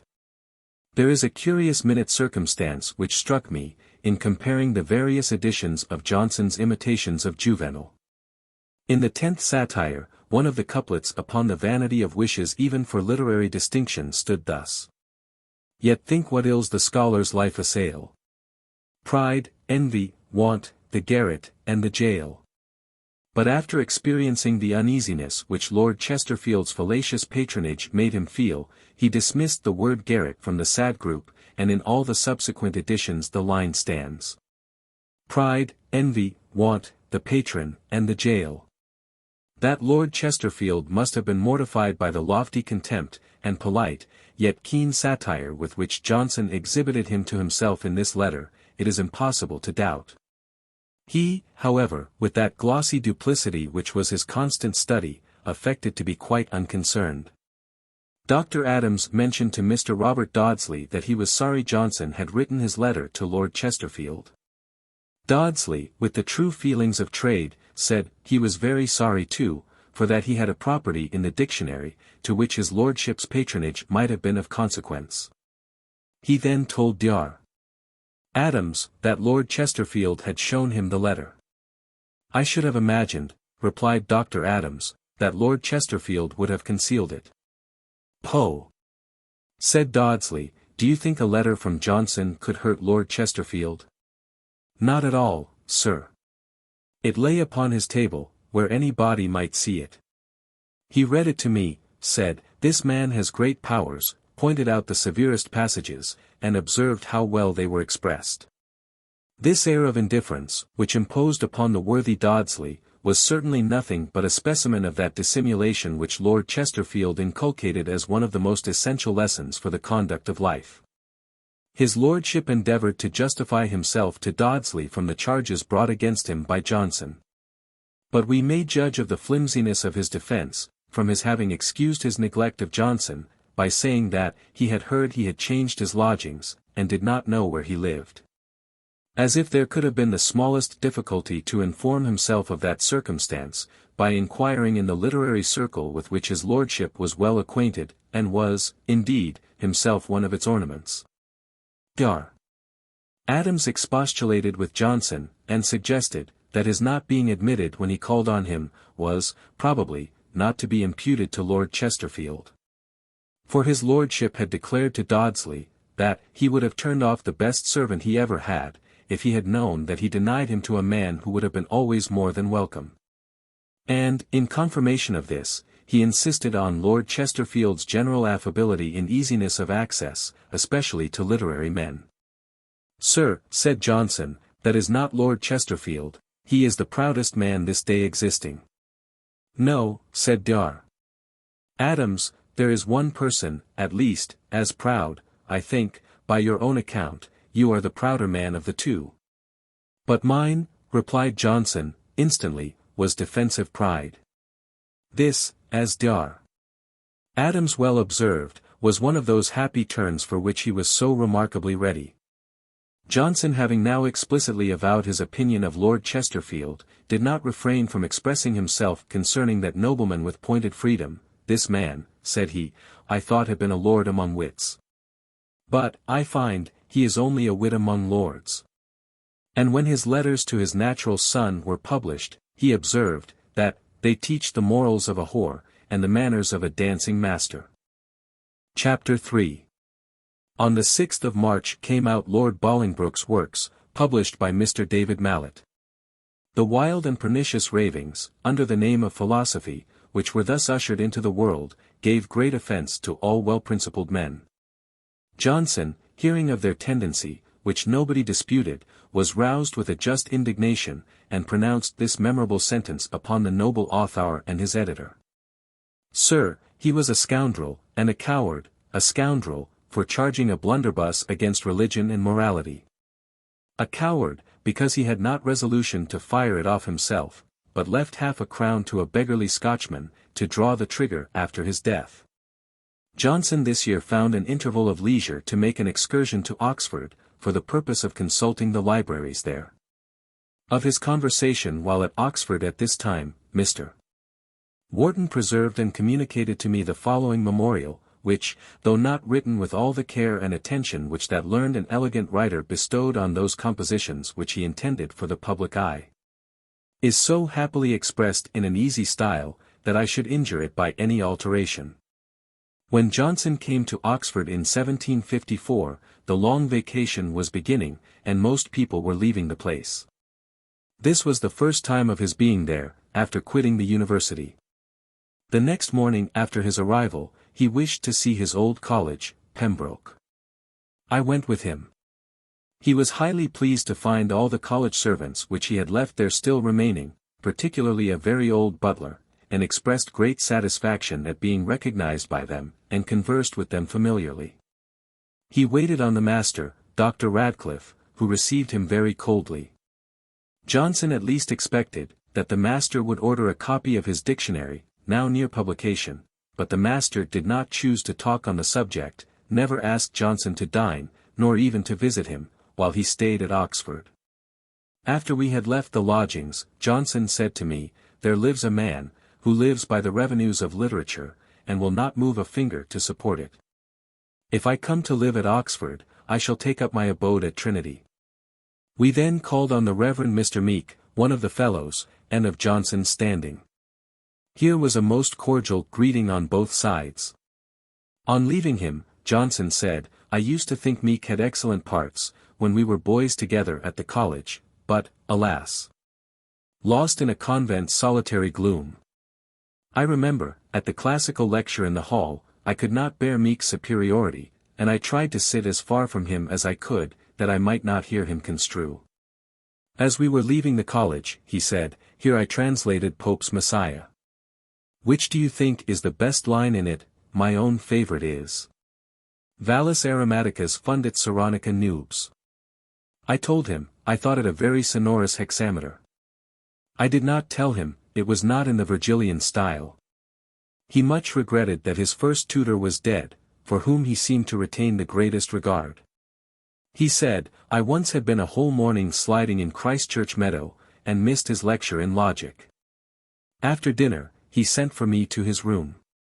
I expected a sharp rebuke for my idleness, and went with a beating heart. When we were seated, he told me he had sent for me to drink a glass of wine with him, and to tell me, he was not angry with me for missing his lecture. This was, in fact, a most severe reprimand. Some more of the boys were then sent for, and we spent a very pleasant afternoon. Besides Mr.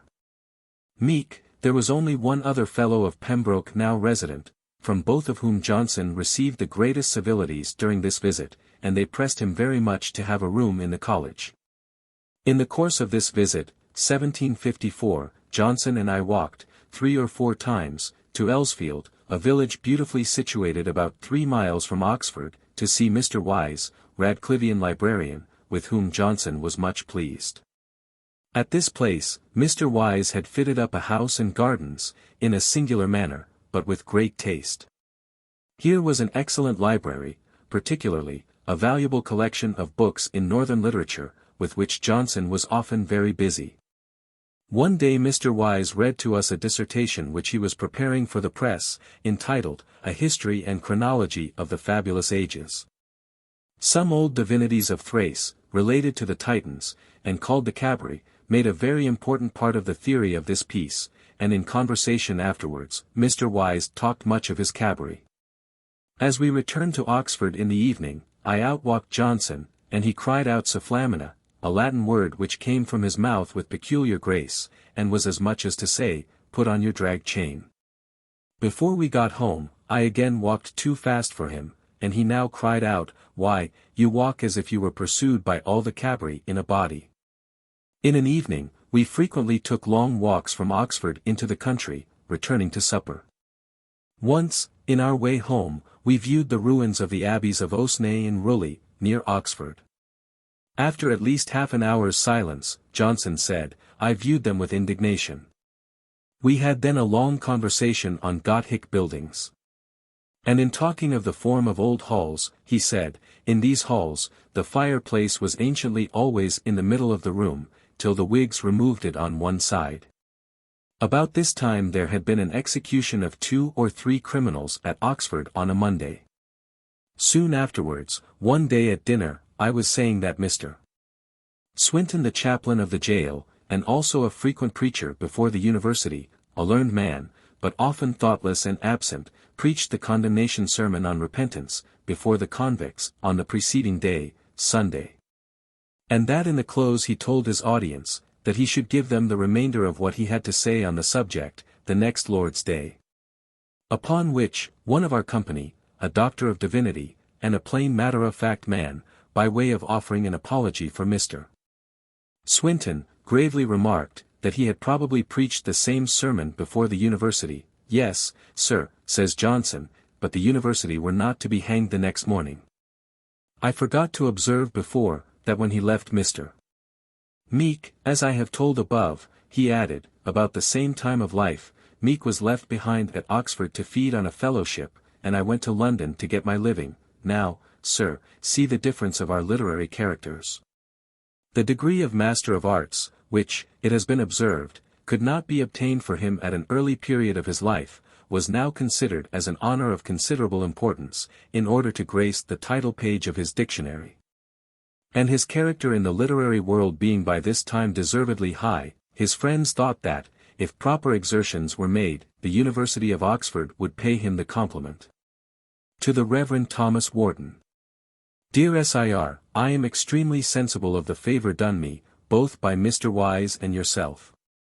The book 7 cannot, I think, be printed in less than 6 weeks, nor probably so soon. And I will keep back the title page, for such an insertion as you seem to promise me. I had lately the favour of a letter from your brother, with some account of poor Collins, for whom I am much concerned. I have a notion, that by very great temperance, or more properly abstinence, he may yet recover. You know poor Mr. Dodsley has lost his wife. I believe he is much affected. I hope you will not suffer so much as I yet suffer for the loss of mine. Greek text omitted. I have ever since seemed to myself broken off from mankind. A kind of solitary wanderer in the wild of life, without any direction, or fixed point of view, a gloomy gazer on a world to which I have little relation. Yet I would endeavour, by the help of you and your brother, to supply the want of closer union, by friendship, and hope to have long the pleasure of being, dear sir, most affectionately yours. London. December 21st, 1754. Sam. Johnson. 1755, Itot. 46. In 1755 we behold him to great advantage, his degree of Master of Arts conferred upon him, his dictionary published, his correspondence animated, his benevolence exercised. Mr. Charles Burney, who has since distinguished himself so much in the science of music, and obtained a doctor's degree from the University of Oxford, had been driven from the capital by bad health, and was now residing at Lynn Regis, in Norfolk. He had been so much delighted with Johnson's Rambler and the plan of his dictionary, that when the great work was announced in the newspapers as nearly finished, he wrote to Dr. Johnson, begging to be informed when and in what manner his dictionary would be published, entreating, if it should be by subscription, or he should have any books at his own disposal, to be favored with 6 copies for himself and friends. In answer to this application, Dr. Johnson wrote the following letter, of which, to use Dr. Burney's own words, if it be remembered that it was written to an obscure young man, who at this time had not much distinguished himself even in his own profession, but whose name could never have reached the author of the Rambler. The politeness and urbanity may be opposed to some of the stories which have been lately circulated of Dr. Johnson's natural rudeness and ferocity. To Mr. Burney, in Lynn Regis, Norfolk. Sir, if you imagine that by delaying my answer I intended to shew any neglect of the notice with which you have favoured me, you will neither think justly of yourself nor of me. Your civilities were offered with too much elegance not to engage attention, and I have too much pleasure in pleasing men like you, not to feel very sensibly the distinction which you have bestowed upon me. Few consequences of my endeavours to please or to benefit mankind have delighted me more than your friendship thus voluntarily offered, which now I have it I hope to keep, because I hope to continue to deserve it. I have no dictionaries to dispose of for myself, but shall be glad to have you direct your friends to Mr. Dodsley, because it was by his recommendation that I was employed in the work. When you have leisure to think again upon me, let me be favoured with another letter, and another yet, when you have looked into my dictionary. If you find faults, I shall endeavour to mend them. If you find none, I shall think you blinded by kind partiality, but to have made you partial in his favour, will very much gratify the ambition of, Sir, your most obliged and most humble servant. Sam. Johnson. Gough Square, Fleet Street, April 8, 1755. The dictionary, with a grammar and history of the English language, being now at length published, in 2 volumes folio, the world contemplated with wonder so stupendous a work achieved by one man. While other countries had thought such undertakings fit only for whole academies. Vast as his powers were, I cannot but think that his imagination deceived him, when he supposed that by constant application he might have performed the task in 3 years. The extensive reading which was absolutely necessary for the accumulation of authorities, and which alone may account for Johnson's retentive mind being enriched with a very large and various store of knowledge and imagery, must have occupied several years. The preface furnishes an eminent instance of a double talent, of which Johnson was fully conscious. Sir Joshua Reynolds heard him say, "There are 2 things which I am confident I can do very well, one is an introduction to any literary work, stating what it is to contain, and how it should be executed in the most perfect manner. The other is a conclusion, shewing from various causes why the execution has not been equal to what the author promised to himself and to the public." A few of his definitions must be admitted to be erroneous. Thus, windward and leeward, though directly of opposite meaning, are defined identically the same way. As to which inconsiderable spects it is enough to observe, that his preface announces that he was aware there might be many such in so immense a work, nor was he at all disconcerted when an instance was pointed out to him.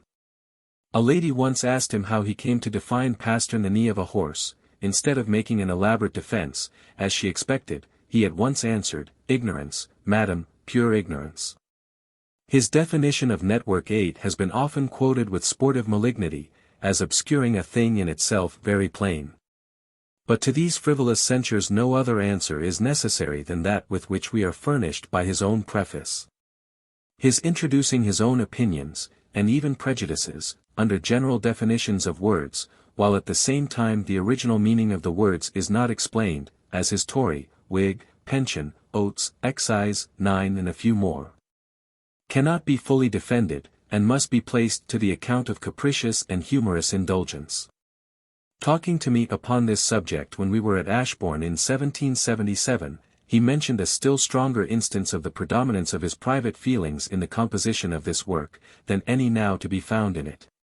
You know, sir, Lord Gower forsook the old Jacobite interest. When I came to the word renegado, after telling that it meant one who deserts to the enemy, a revolter, I added, sometimes we say a Gower. Thus it went to the press. But the printer had more wit than I, and struck it out. Let it, however, be remembered, that this indulgence does not display itself only in sarcasm towards others, but sometimes in playful allusion to the notions commonly entertained of his own laborious task. Thus, Grub Street, the name of a street in London, much inhabited by writers of small histories, dictionaries, and temporary poems, whence any mean production is called Grub Street. Lexicographer, a writer of dictionaries, a harmless drudge. It must undoubtedly seem strange, that the conclusion of his preface should be expressed in terms so desponding, when it is considered that the author was then only in his 46th year. But we must ascribe its gloom to that miserable dejection of spirits to which he was constitutionally subject, and which was aggravated by the death of his wife 2 years before. I have heard it ingeniously observed by a lady of rank and elegance, that his melancholy was then at its meridian. It pleased God to grant him almost 30 years of life after this time. And once, when he was in a placid frame of mind, he was obliged to own to me that he had enjoyed happier days, and had many more friends, since that gloomy hour than before. It is a sad saying, that most of those whom he wished to please had sunk into the grave, and his case at 45 was singularly unhappy, unless the circle of his friends was very narrow. He said to Sir Joshua Reynolds, if a man does not make new acquaintance as he advances through life, he will soon find himself left alone. A man, sir, should keep his friendship in constant repair. In July this year he had formed some scheme of mental improvement, the particular purpose of which does not appear. But we find in his Prayers and Meditations, page 25, a prayer entitled On the Study of Philosophy, as an instrument of living. And after it follows a note, this study was not pursued. On the 13th of the same month he wrote in his journal the following scheme of life, for Sunday. Having lived, as he with tenderness of conscience expresses himself, not without an habitual reverence for the Sabbath, yet without that attention to its religious duties which Christianity requires. 1. To rise early, and in order to it, to go to sleep early on Saturday. 2. To use some extraordinary devotion in the morning.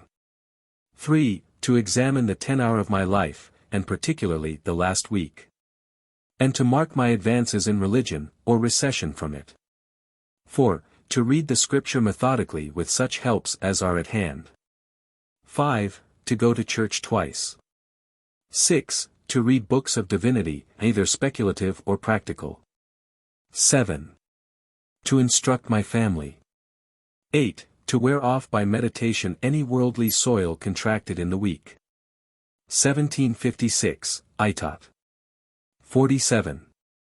In 1756 Johnson found that the great fame of his dictionary had not set him above the necessity of making provision for the day that was passing over him.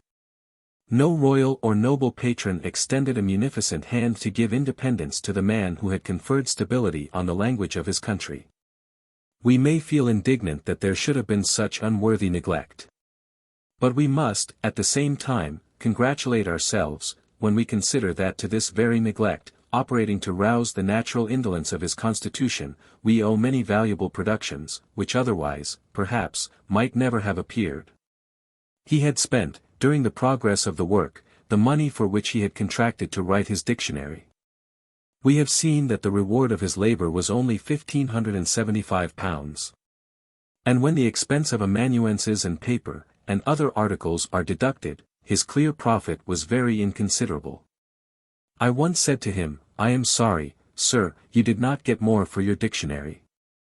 His answer was, I am sorry, too. But it was very well. The booksellers are generous, liberal-minded men.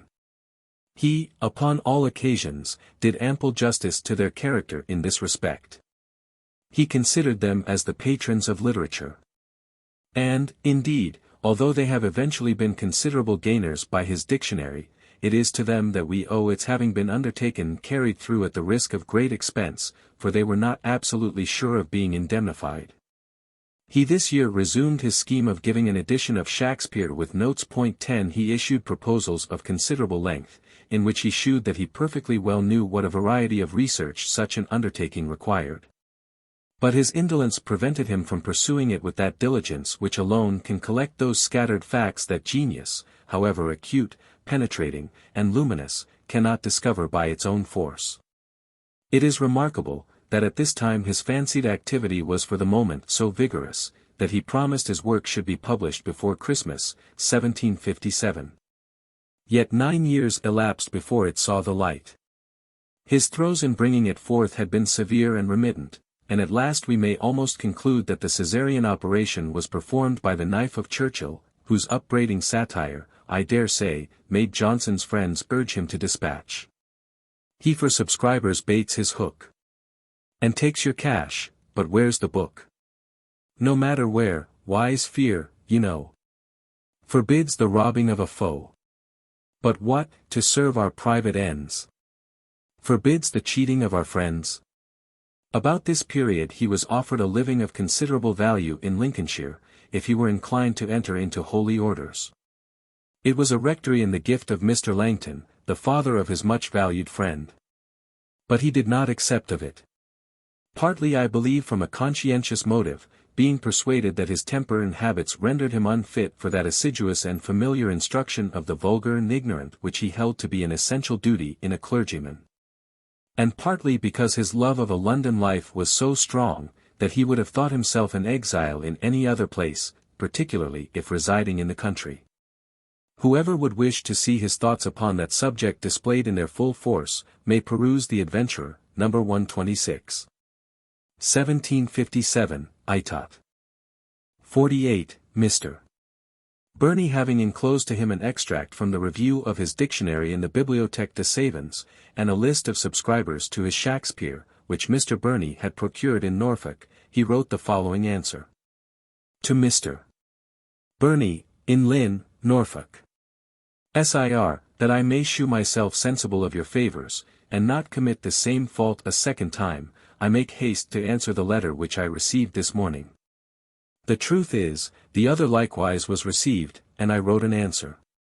But being desirous to transmit you some proposals and receipts, I waited till I could find a convenient conveyance, and day was passed after day, till other things drove it from my thoughts. Yet not so, but that I remember with great pleasure your commendation of my dictionary. Your praise was welcome, not only because I believe it was sincere, but because praise has been very scarce. A man of your candor will be surprised when I tell you, that among all my acquaintance there were only 2, who upon the publication of my book did not endeavor to depress me with threats of censure from the public, or with objections learned from those who had learned them from my own preface. Yours is the only letter of goodwill that I have received, though, indeed, I am promised something of that sort from Sweden. How my new edition will be received I know not, the subscription has not been very successful.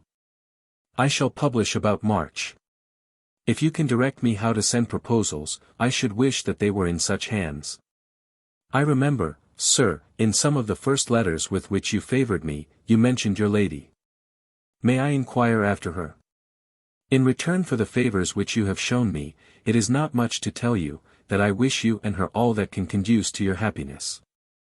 I am, sir, your most obliged, and most humble servant. Sam. Johnson. Gough Square, December 24, 1757. In 1758 we find him, it should seem, in as easy and pleasant a state of existence, as constitutional unhappiness ever permitted him to enjoy. To Bennet Langton, Esq., at Langton, Lincolnshire. Dearest Sir, I must indeed have slept very fast, not to have been awakened by your letter. None of your suspicions are true, I am not much richer than when you left me. And, what is worse, my omission of an answer to your first letter, will prove that I am not much wiser. But I go on as I formerly did, designing to be some time or other both rich and wise, and yet cultivate neither mind nor fortune. Do you take notice of my example, and learn the danger of delay?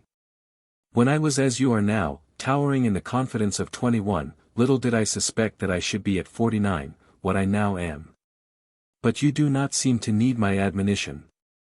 You are busy in acquiring and in communicating knowledge, and while you are studying, enjoy the end of study, by making others wiser and happier. I was much pleased with the tale that you told me of being tutor to your sisters. I, who have no sisters nor brothers, look with some degree of innocent envy on those who may be said to be born to friends, and cannot see, without wonder, how rarely that native union is afterwards regarded. It sometimes, indeed, happens, that some supervenient cause of discord may overpower this original amity, but it seems to me more frequently thrown away with levity, or lost by negligence, than destroyed by injury or violence. We tell the ladies that good wives make good husbands. I believe it is a more certain position that good brothers make good sisters. I am satisfied with your stay at home, as Juvenal with his friend's retirement to Cumae. I know that your absence is best, though it be not best for me. Quamvis degressu veteris confusus amici. Laudo tamen vacuus quat sedum figura cumis. Destinet, ac unum civum donar Sibylla. Langton is a good Cumae, but who must be Sibylla? Mrs. Langton is as wise as Sibyl, and as good.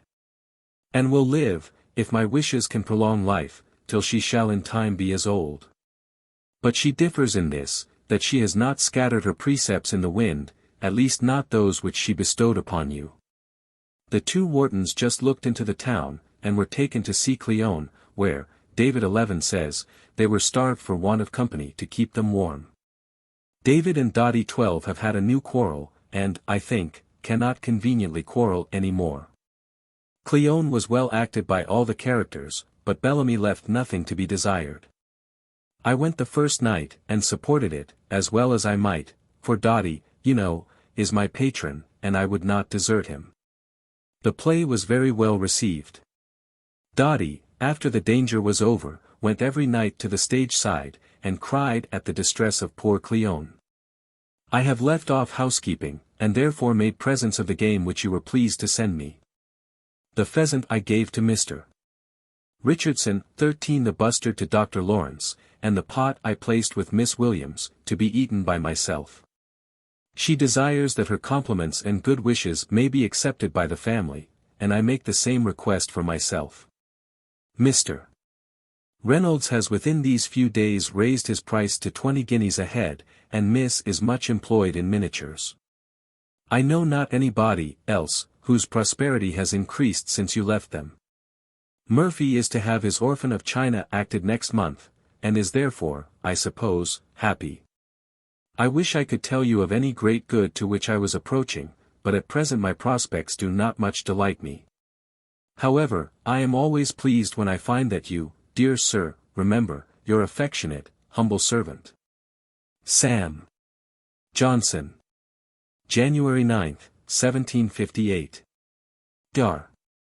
Burney has kindly favored me with the following memorandum, which I take the liberty to insert in his own genuine easy style.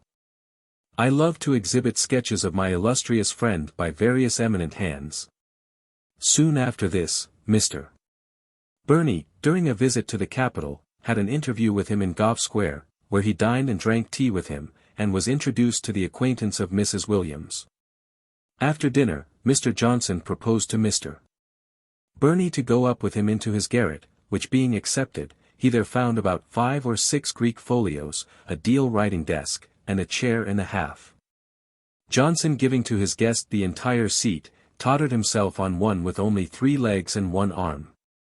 Here he gave Mr. Burney Mrs. Williams's history, and shewed him some volumes of his Shakespeare already printed, to prove that he was in earnest. Upon Mr. Burney opening the first volume, at the Merchant of Venice, he observed to him, that he seemed to be more severe on Warburton than Theobald. "Oh, poor Tib!" said Johnson, "he was ready knocked down to my hands. Warburton stands between me and him." "But, sir," said Mr. Burney, "you'll have Warburton upon your bones, won't you?" "No, sir, he'll not come out, he'll only growl in his den." But you think, sir, that Warburton is a superior critic to Theobald? Oh sir, he'd make 250 Theobalds, cut into slices. The worst of Warburton is, that he has a rage for saying something, when there's nothing to be said. Mr. Burney then asked him whether he had seen the letter which Warburton had written in answer to a pamphlet addressed to the most impudent man alive. He answered in the negative. Mr. Burney told him it was supposed to be written by Mallet. The controversy now raged between the friends of Pope and Bolingbroke, and Warburton and Mallet were the leaders of the several parties. Mr. Burney asked him then if he had seen Warburton's book against Bolingbroke's philosophy. No, sir, I have never read Bolingbroke's impiety, and therefore am not interested about its confutation. Chapter 4. On the 15th of April he began a new periodical paper, entitled The Idler, which came out every Saturday in a weekly newspaper, called the Universal Chronicle, or Weekly Gazette, published by Newbery. These essays were continued till April 5, 1760. Of 103, their total number, 12 were contributed by his friends. The Idler is evidently the work of the same mind which produced the Rambler, but has less body and more spirit. It has more variety of real life, and greater facility of language. He describes the miseries of idleness, with the lively sensations of one who has felt them. And in his private memorandums while engaged in it, we find, "This year I hope to learn diligence." Many of these excellent essays were written as hastily as an ordinary letter. Mr. Langton remembers Johnson, when on a visit at Oxford, asking him one evening how long it was till the post went out, and on being told about half an hour, he exclaimed, "Then we shall do very well." He upon this instantly sat down and finished an Idler, which it was necessary should be in London the next day. Mr. Langton having signified a wish to read it, "Sir," said he, "you shall not do more than I have done myself." He then folded it up and sent it off. 1759, Itot. 50. In 1759, in the month of January, his mother died at the great age of 90, an event which deeply affected him. Not that his mind had acquired no firmness by the contemplation of mortality, but that his reverential affection for her was not abetted by years, as indeed he retained all his tender feelings even to the latest period of his life. I have been told that he regretted much his not having gone to visit his mother for several years, previous to her death. But he was constantly engaged in literary labors which confined him to London. And though he had not the comfort of seeing his aged parent, he contributed liberally to her support. Soon after this event, he wrote his Rasselas, Prince of Abyssinia. Concerning the publication of which Sir John Hawkins guesses vaguely and idly, instead of having taken the trouble to inform himself with authentic precision. Not to trouble my readers with a repetition of the night's reveries, I have to mention, that the late Mr. Strahan the printer told me, that Johnson wrote it, that with the profits he might defray the expense of his mother's funeral, and pay some little debts which she had left. He told Sir Joshua Reynolds that he composed it in the evenings of one week, sent it to the press in portions as it was written, and had never since read it over. Mr. Strahan, Mr. Johnston, and Mr. Dodsley purchased it for £100, but afterwards paid him £25 more, when it came to a second edition. Voltaire's Candide, written to refute the system of optimism, which it has accomplished with brilliant success, is wonderfully similar in its plan and conduct to Johnson's Rasselas. Insomuch, that I have heard Johnson say, that if they had not been published so closely one after the other that there was not time for imitation, it would have been in vain to deny that the scheme of that which came latest was taken from the other. Though the proposition illustrated by both these works was the same, namely, that in our present state there is more evil than good, the intention of the writers was very different. Voltaire, I am afraid, meant only by wanton profaneness to obtain a sportive victory over religion, and to discredit the belief of a superintending providence. Johnson meant, by shewing the unsatisfactory nature of things temporal, to direct the hopes of man to things eternal. Rasselas, as was observed to me by a very accomplished lady, may be considered as a more enlarged and more deeply philosophical discourse in prose, upon the interesting truth, which in his Vanity of Human Wishes he had so successfully enforced in verse. I would ascribe to this year the following letter to a son of one of his early friends at Lichfield, Mr. Joseph Simpson, barrister, and author of a tract entitled Reflections on the Study of the Law. To Joseph Simpson, Esq. Dear Sir, your father's inexorability not only grieves but amazes me. He is your father, he was always accounted a wise man, nor do I remember anything to the disadvantage of his good nature. But in his refusal to assist you there is neither good nature, fatherhood, nor wisdom.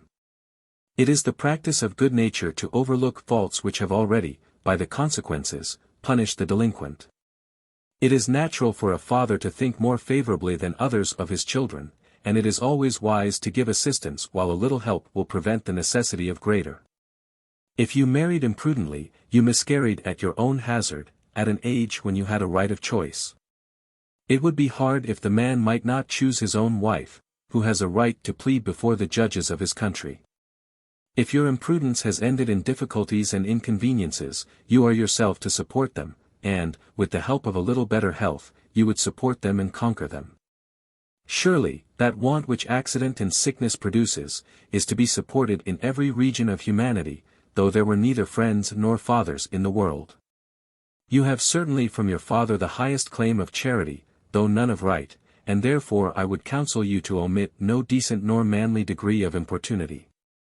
Your debts in the whole are not large, and of the whole but a small part is troublesome. Small debts are like small shot, they are rattling on every side, and can scarcely be escaped without a wound. Great debts are like cannon.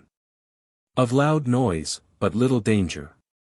You must, therefore, be enabled to discharge petty debts, that you may have leisure, with security to struggle with the rest. Neither the great nor little debts disgrace you. I am sure you have my esteem for the courage with which you contracted them, and the spirit with which you endure them. I wish my esteem could be of more use.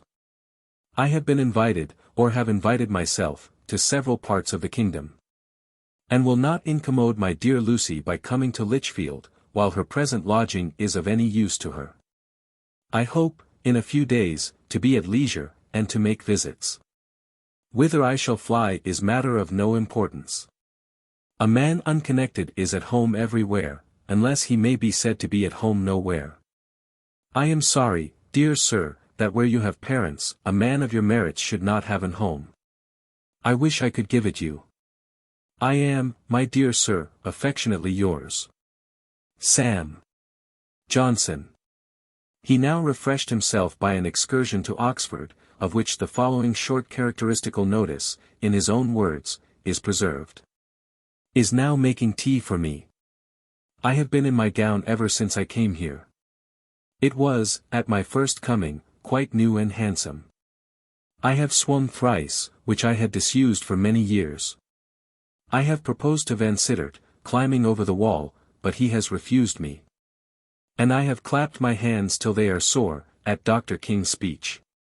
His negro servant, Francis Barber, having left him, and been some time at sea, not pressed as has been supposed, but with his own consent, it appears from a letter to John Wilkes, Esq., from Dr. Smollett, that his master kindly interested himself in procuring his release from a state of life of which Johnson always expressed the utmost abhorrence. He said, no man will be a sailor who has contrivance enough to get himself into a jail. For being in a ship is being in a jail, with the chance of being drowned. And at another time, a man in a jail has more room, better food, and commonly better company. The letter was as follows. Chelsea, March 16, 1759. Dear Sir, I am again your petitioner, in behalf of that great cham of literature, Samuel Johnson. His black servant, whose name is Francis Barber, has been pressed on board the Stag frigate, Captain Angel, and our lexicographer is in great distress. He says the boy is a sickly lad, of a delicate frame, and particularly subject to a malady in his throat, which renders him very unfit for his Majesty's service. You know what manner of animosity the said Johnson has against you. And I dare say you desire no other opportunity of resenting it than that of laying him under an obligation. He was humble enough to desire my assistance on this occasion, though he and I were never cater cousins. And I gave him to understand that I would make application to my friend Mr. Wilkes, who, perhaps, by his interest with Dr. Hay and Mr. Elliot, might be able to procure the discharge of his lackey. It would be superfluous to say more on the subject, which I leave to your own consideration. But I cannot let slip this opportunity of declaring that I am, with the most inviolable esteem and attachment, dear sir, your affectionate, obliged, humble servant, T. Smollett. Mr.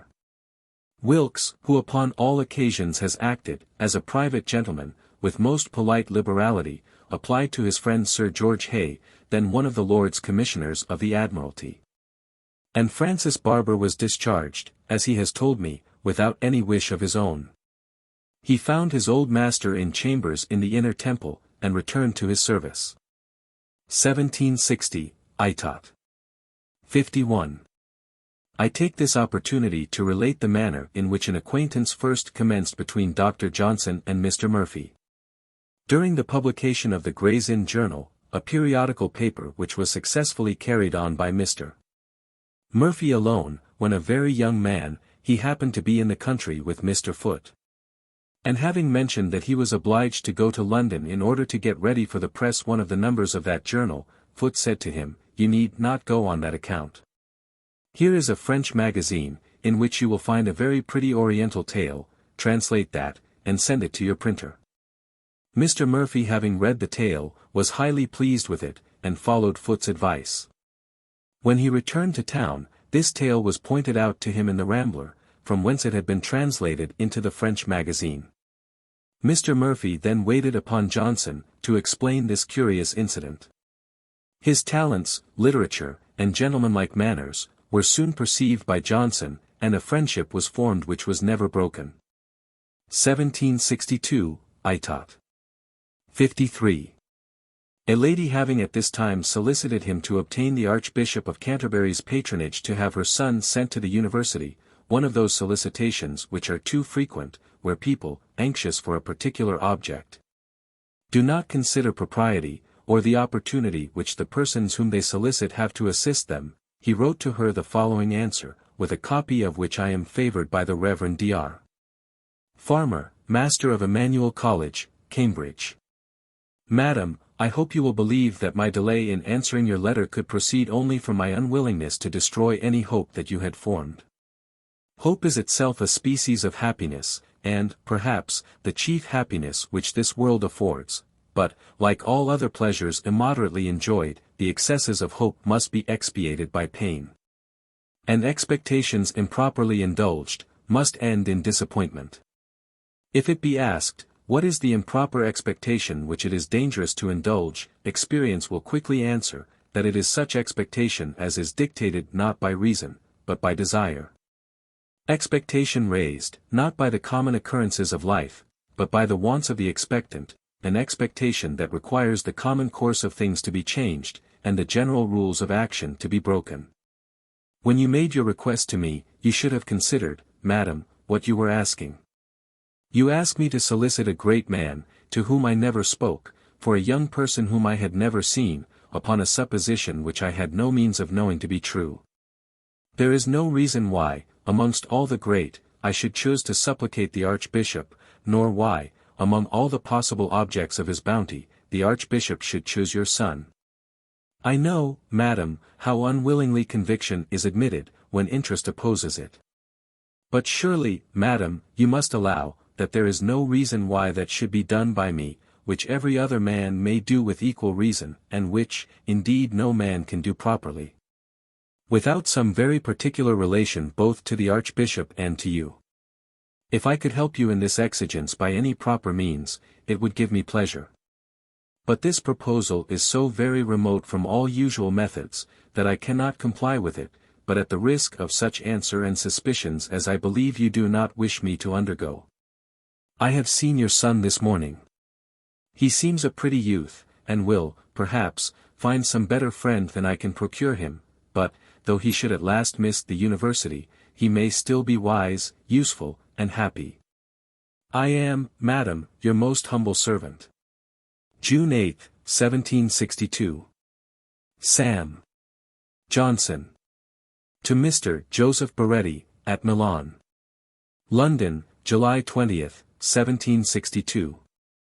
Sir, however justly you may accuse me for want of punctuality in correspondence, I am not so far lost in negligence as to omit the opportunity of writing to you, which Mr.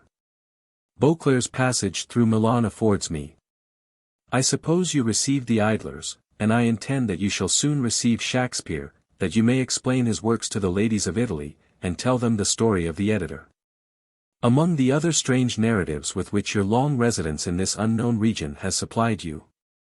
As you have now been long away, I suppose your curiosity may pant for some news of your old friends. Miss Williams and I live much as we did. Miss Cotterell still continues to cling to Mrs. Porter, and Charlotte is now big of the fourth child. Mr.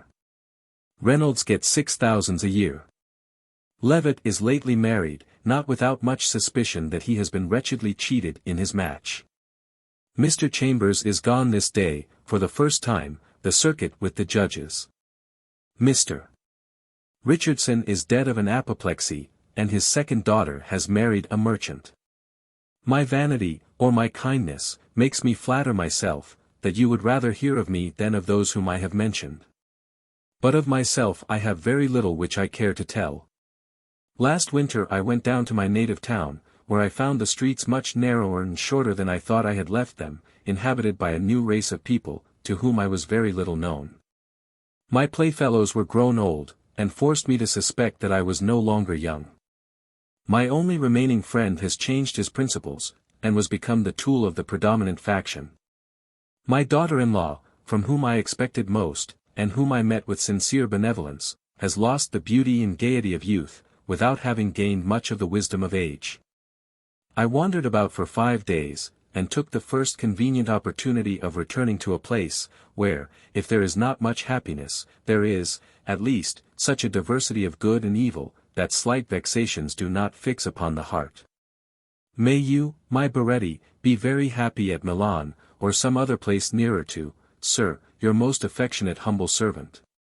Sam. Johnson. Chapter 5. The accession of George III to the throne of these kingdoms, opened a new and brighter prospect to men of literary merit, who had been honored with no mark of royal favor in the preceding reign. His present Majesty's education in this country, as well as his taste and beneficence, prompted him to be the patron of science and the arts. And early this year Johnson, having been represented to him as a very learned and good man, without any certain provision, His Majesty was pleased to grant him a pension of £300 a year. The Earl of Bute, who was then Prime Minister, had the honour to announce this instance of his sovereign's bounty, concerning which, many and various stories, all equally erroneous, have been propagated, maliciously representing it as a political bribe to Johnson, to desert his avowed principles, and become the tool of a government which he held to be founded in usurpation. I have taken care to have it in my power to refute them from the most authentic information. Lord Bute told me, that Mr. Wedderburn, now Lord Loughborough, was the person who first mentioned this subject to him. Lord Loughborough told me, that the pension was granted to Johnson solely as the reward of his literary merit, without any stipulation whatever, or even tacit understanding that he should write for administration. His lordship added, that he was confident the political tracts which Johnson afterwards did write, as they were entirely consonant with his own opinions, would have been written by him though no pension had been granted to him. Mr. Thomas Sheridan and Mr. Murphy, who then lived a good deal both with him and Mr. Wedderburn, told me, that they previously talked with Johnson upon this matter, and that it was perfectly understood by all parties that the pension was merely honorary.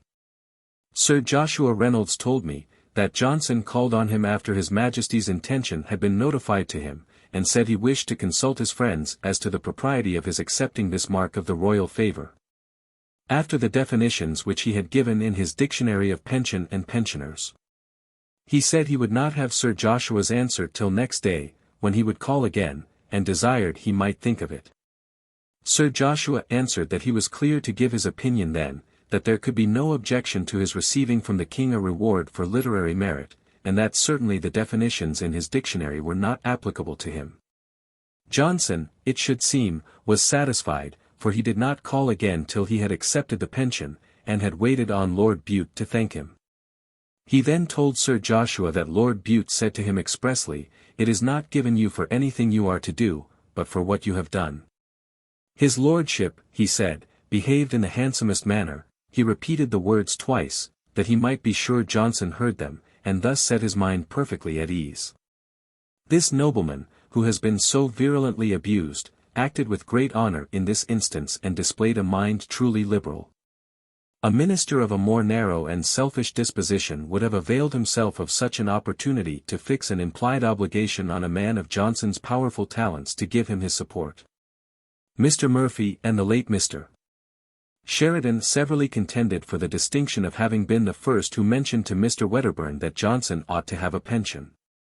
When I spoke of this to Lord Loughborough, wishing to know if he recollected the prime mover in the business, he said, all his friends assisted, and when I told him that Mr. Sheridan strenuously asserted his claim to it, his lordship said, he rang the bell.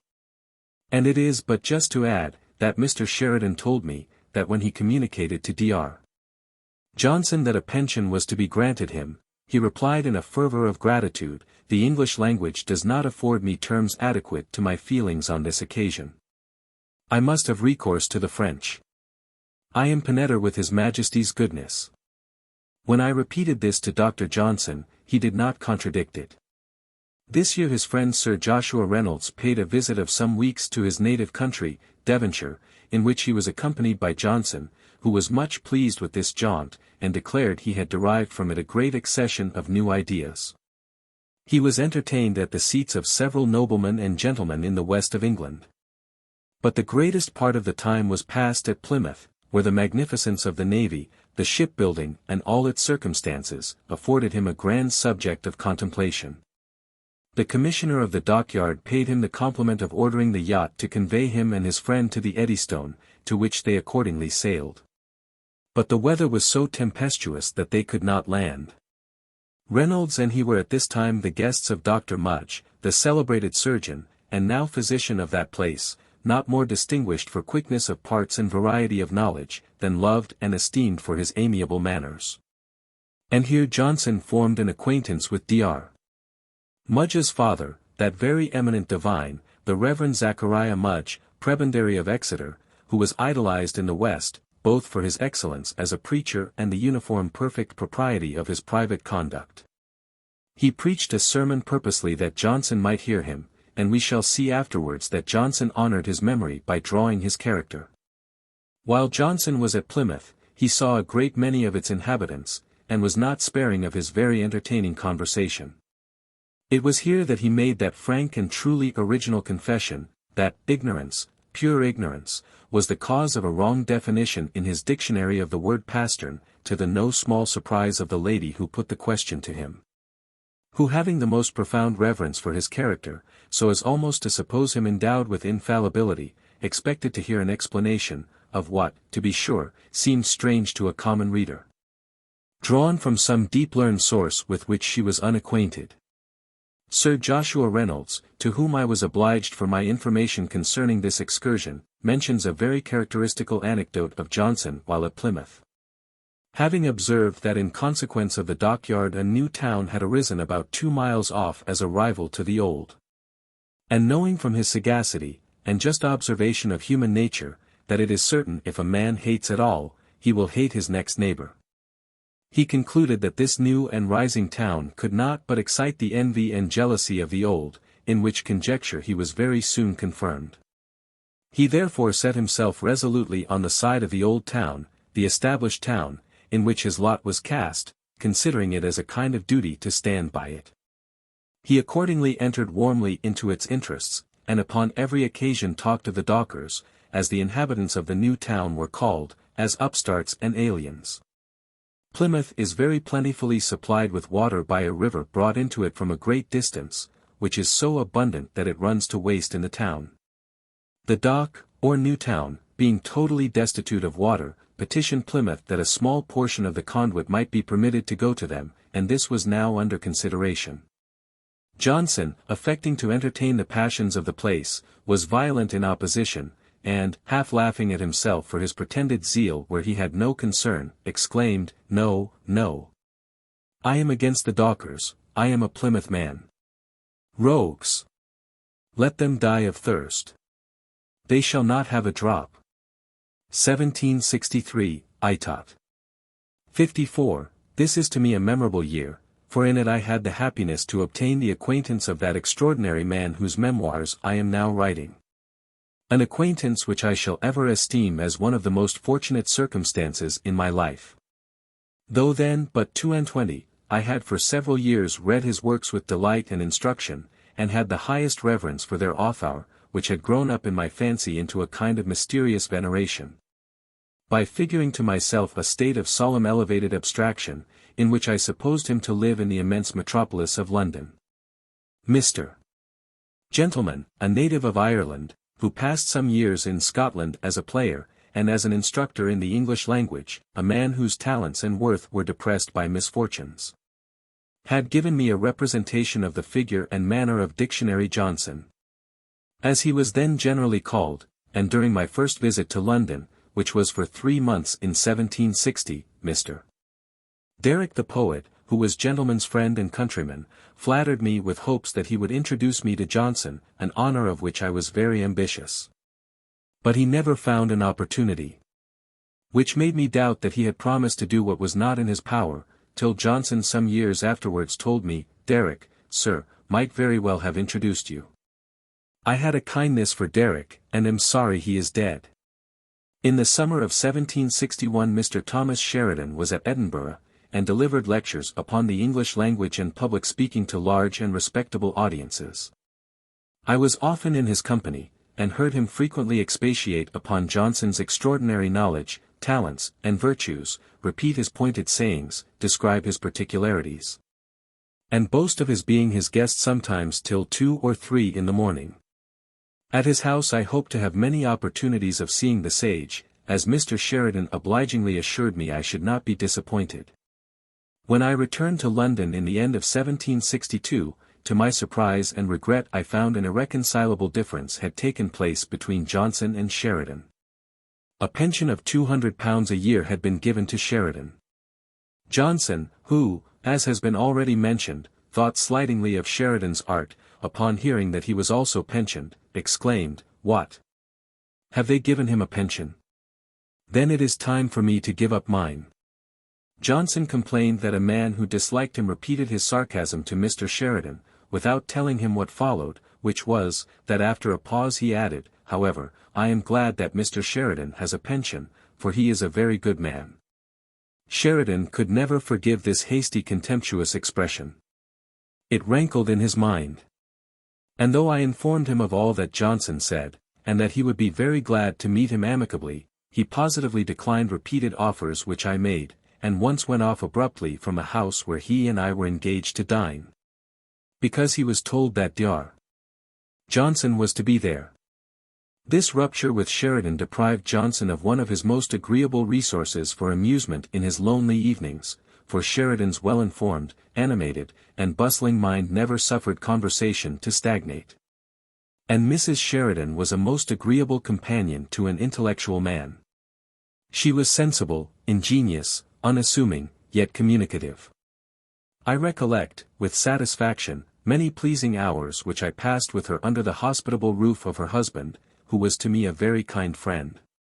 Her novel, entitled Memoirs of Miss Sidney Biddulph, contains an excellent moral while it inculcates a future state of retribution.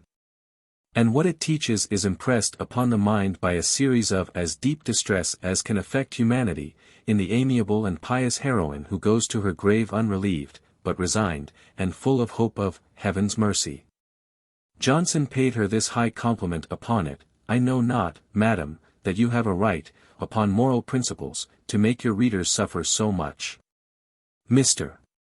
Thomas Davies the actor, who then kept a bookseller's shop in Russell Street, Covent Garden, told me that Johnson was very much his friend, and came frequently to his house, where he more than once invited me to meet him. But by some unlucky accident or other he was prevented from coming to us. Mr. Thomas Davies was a man of good understanding and talents, with the advantage of a liberal education. Though somewhat pompous, he was an entertaining companion. And his literary performances have no inconsiderable share of merit. He was a friendly and very hospitable man. Both he and his wife, who has been celebrated for her beauty, though upon the stage for many years, maintained an uniform decency of character. And Johnson esteemed them, and lived in as easy an intimacy with them, as with any family which he used to visit. Mr. Davies recollected several of Johnson's remarkable sayings, and was one of the best of the many imitators of his voice and manner, while relating them. He increased my impatience more and more to see the extraordinary man whose works I highly valued, and whose conversation was reported to be so peculiarly excellent. At last, on Monday the 16th of May, when I was sitting in Mr.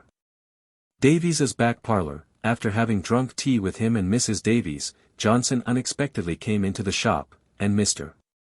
Davies having perceived him through the glass door in the room in which we were sitting, advancing towards us, he announced his awful approach to me, somewhat in the manner of an actor in the part of Horatio, when he addresses Hamlet on the appearance of his father's ghost, "Look, my lord, it comes."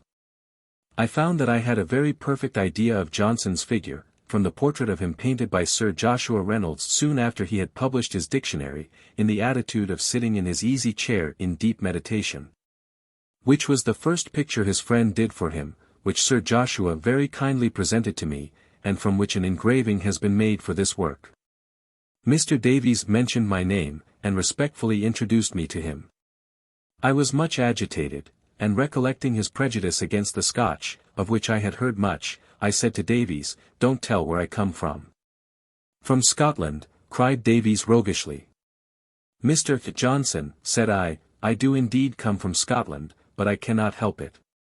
I am willing to flatter myself that I meant this as light pleasantry to soothe and conciliate him, and not as an humiliating abasement at the expense of my country. But however that might be, this speech was somewhat unlucky. For with that quickness of wit for which he was so remarkable, he seized the expression, "come from Scotland," which I used in the sense of being of that country. And, as if I had said that I had come away from it, or left it, retorted, "That, sir, I find, is what a very great many of your countrymen cannot help." This stroke stung me a good deal. And when we had sat down, I felt myself not a little embarrassed, and apprehensive of what might come next. He then addressed himself to Davies, "What do you think of Garrick? He has refused me an order for the play for Miss Williams, because he knows the house will be full, and that an order would be worth 3 shillings. Eager to take any opening to get into conversation with him, I ventured to say, "Oh, sir, I cannot think Mr. Garrick would grudge such a trifle to you." "Sir," said he, with a stern look, "I have known David Garrick longer than you have done, and I know no right you have to talk to me on the subject." Perhaps I deserved this check. For it was rather presumptuous in me, an entire stranger, to express any doubt of the justice of his animadversion upon his old acquaintance and pupil. 14 I now felt myself much mortified, and began to think that the hope which I had long indulged of obtaining his acquaintance was blasted. And, in truth, had not my ardor been uncommonly strong, and my resolution uncommonly persevering, so rough a reception might have deterred me for ever from making any further attempts. Fortunately, however, I remained upon the field not wholly discomfited. I was highly pleased with the extraordinary vigor of his conversation, and regretted that I was drawn away from it by an engagement at another place. I had, for a part of the evening, been left alone with him, and had ventured to make an observation now and then, which he received very civilly. So that I was satisfied that though there was a roughness in his manner, there was no ill nature in his disposition. Davies followed me to the door, and when I complained to him a little of the hard blows which the great man had given me, he kindly took upon him to console me by saying, "Don't be uneasy. I can see he likes you very well." A few days afterwards I called on Davies, and asked him if he thought I might take the liberty of waiting on Mr. Johnson at his chambers in the Temple. He said I certainly might, and that Mr. Johnson would take it as a compliment. So upon Tuesday the 24th of May, after having been enlivened by the witty sallies of Messrs. Thornton, Wilkes, Churchill and Lloyd, with whom I had passed the morning, I boldly repaired to Johnson. His chambers were on the first floor of No. 1. Inner Temple Lane, and I entered them with an impression given me by the Reverend Dr. Blair, of Edinburgh, who had been introduced to him not long before, and described his having found the giant in his den. An expression, which, when I came to be pretty well acquainted with Johnson, I repeated to him, and he was diverted at this picturesque account of himself. Dr. Blair had been presented to him by Dr. James Fordyce. At this time the controversy concerning the pieces published by Mr. James Macpherson, as translations of Ossian, was at its height. Johnson had all along denied their authenticity. And, what was still more provoking to their admirers, maintained that they had no merit. The subject having been introduced by Dr. Fordyce, Dr. Blair, relying on the internal evidence of their antiquity, asked Dr. Johnson whether he thought any man of a modern age could have written such poems. Johnson replied, "Yes, sir, many men, many women, and many children." Johnson, at this time, did not know that Dr. Blair had just published a dissertation, not only defending their authenticity, but seriously ranking them with the poems of Homer and Virgil, and when he was afterwards informed of this circumstance, he expressed some displeasure at Dr. Fordyce's having suggested the topic, and said, "I am not sorry that they got thus much for their pains. Sir, it was like leading one to talk of a book when the author is concealed behind the door." He received me very courteously. But, it must be confessed, that his apartment, and furniture, and morning dress, were sufficiently uncouth.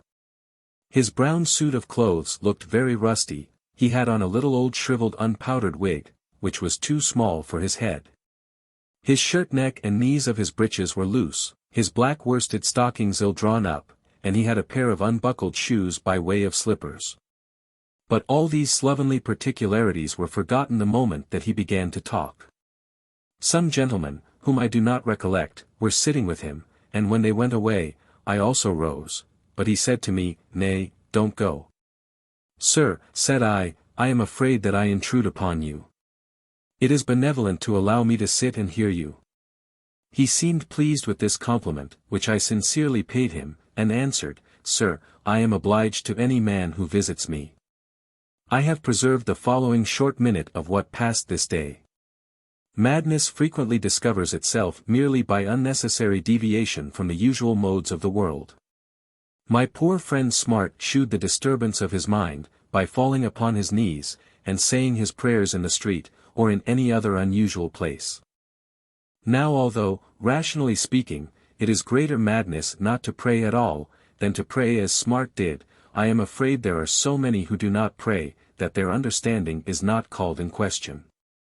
Concerning this unfortunate poet, Christopher Smart, who was confined in a madhouse, he had, at another time, the following conversation with Dr. Burney. "Burney, how does poor Smart do, sir? Is he likely to recover?" Johnson, "It seems as if his mind had ceased to struggle with the disease, for he grows fat upon it." Burney, "Perhaps, sir, that may be from want of exercise." Johnson, "No, sir, he has partly as much exercise as he used to have, for he digs in the garden. Indeed, before his confinement, he used for exercise to walk to the alehouse, but he was carried back again.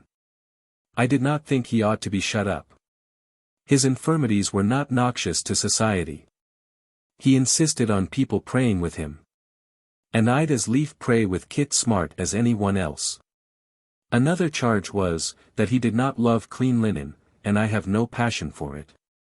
Johnson continued, "Mankind have a great aversion to intellectual labor. But even supposing knowledge to be easily attainable, more people would be content to be ignorant than would take even a little trouble to acquire it. Talking of Garrick, he said, he is the first man in the world for sprightly conversation. When I rose a second time he again pressed me to stay, which I did. He told me, that he generally went abroad at 4 in the afternoon, and seldom came home till 2 in the morning. I took the liberty to ask if he did not think it wrong to live thus, and not make more use of his great talents. He owned it was a bad habit.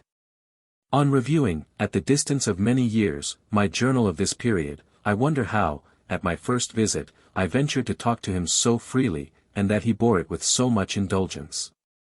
Before we parted, he was so good as to promise to favor me with his company one evening at my lodgings, and, as I took my leave, shook me cordially by the hand. It is almost needless to add, that I felt no little elation at having now so happily established an acquaintance of which I had been so long ambitious. I did not visit him again till Monday, June 13th, at which time I recollect no part of his conversation, except that when I told him I had been to see Johnson ride upon 3 horses, he said, "Such a man, sir, should be encouraged. For his performances shew the extent of the human powers in one instance, and thus tend to raise our opinion of the faculties of man. He shews what may be attained by persevering application. So that every man may hope, that by giving as much application, although perhaps he may never ride 3 horses at a time, or dance upon a wire, yet he may be equally expert in whatever profession he has chosen to pursue." He again shook me by the hand at parting, and asked me why I did not come oftener to him. Trusting that I was now in his good graces, I answered, that he had not given me much encouragement, and reminded him of the check I had received from him at our first interview. "Poh, poh," said he, with a complacent smile, "never mind these things. Come to me as often as you can. I shall be glad to see you." I had learnt that his place of frequent resort was the Mitre Tavern in Fleet Street, where he loved to sit up late, and I begged I might be allowed to pass an evening with him there soon, which he promised I should. A few days afterwards I met him near Temple Bar, about 1 o'clock in the morning, and asked if he would then go to the Mitre. "Sir," said he, "it is too late, they won't let us in. But I'll go with you another night with all my heart." A revolution of some importance in my plan of life had just taken place. For instead of procuring a commission in the Foot Guards, which was my own inclination, I had, in compliance with my father's wishes, agreed to study the law, and was soon to set out for Utrecht, to hear the lectures of an excellent civilian in that university, and then to proceed on my travels. Though very desirous of obtaining Dr. Johnson's advice and instructions on the mode of pursuing my studies, I was at this time so occupied, shall I call it, or so dissipated, by the amusements of London, that our next meeting was not till Saturday, June 25th, when happening to dine at Clifton's eating-house, in Butcher Row, I was surprised to perceive Johnson come in and take his seat at another table. The mode of dining, or rather being fed, at such houses in London, is well known to many to be particularly unsocial, as there is no ordinary, or united company, but each person has his own mess, and is under no obligation to hold any intercourse with any one. A liberal and full-minded man, however, who loves to talk, will break through this churlish and unsocial restraint. Johnson and an Irish gentleman got into a dispute concerning the cause of some part of mankind being black. "Why, sir," said Johnson, "it has been accounted for in 3 ways, either by supposing that they are the posterity of Ham, who was cursed, or that God at first created 2 kinds of men, one black and another white. Or that by the heat of the sun the skin is scorched, and so acquires a sooty hue. This matter has been much canvassed among naturalists, but has never been brought to any certain issue. What the Irishman said is totally obliterated from my mind. But I remember that he became very warm and intemperate in his expressions, upon which Johnson rose, and quietly walked away. When he had retired, his antagonist took his revenge, as he thought, by saying, "He has a most ungainly figure, and an affectation of pomposity, unworthy of a man of genius." Johnson had not observed that I was in the room. I followed him, however, and he agreed to meet me in the evening at the Mitre. I called on him, and we went thither at 9.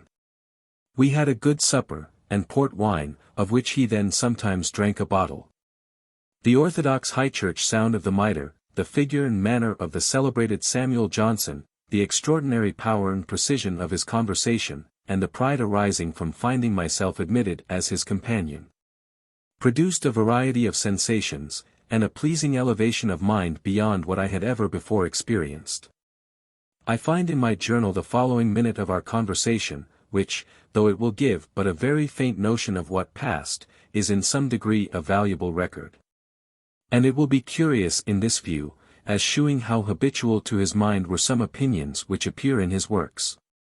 Colley Cibber, sir, was by no means a blockhead. But by arrogating to himself too much, he was in danger of losing that degree of estimation to which he was entitled. His friends gave out that he intended his birthday odes should be bad, but that was not the case, sir. For he kept them many months by him, and a few years before he died he shewed me one of them, with great solicitude to render it as perfect as might be, and I made some corrections, to which he was not very willing to submit. I remember the following couplet in allusion to the king and himself. Perched on the eagle's soaring wing, the lowly linnet loves to sing. Sir, he had heard something of the fabulous tale of the wren sitting upon the eagle's wing, and he had applied it to a linnet. Cibber's familiar style, however, was better than that which Whitehead has assumed. Grand nonsense is insupportable. Whitehead is but a little man to inscribe verses to players.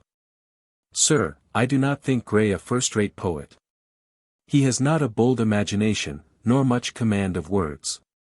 The obscurity in which he has involved himself will not persuade us that he is sublime. His elegy in a churchyard has a happy selection of images, but I don't like what are called his great things. His ode which begins, Ruin seize thee, ruthless king. Confusion on thy banners wait, has been celebrated for its abruptness, and plunging into the subject all at once. But such arts as these have no merit, unless when they are original. We admire them only once, and this abruptness has nothing new in it. We have had it often before. Nay, we have it in the old song of Johnny Armstrong. Is there ever a man in all Scotland? From the highest estate to the lowest degree, and then, sir.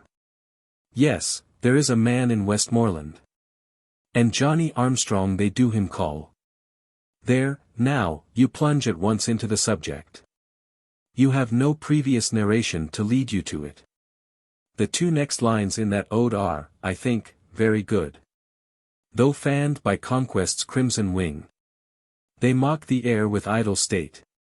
Finding him in a placid humor, and wishing to avail myself of the opportunity which I fortunately had of consulting a sage, to hear whose wisdom, I conceived in the ardor of youthful imagination, that men filled with a noble enthusiasm for intellectual improvement would gladly have resorted from distant lands.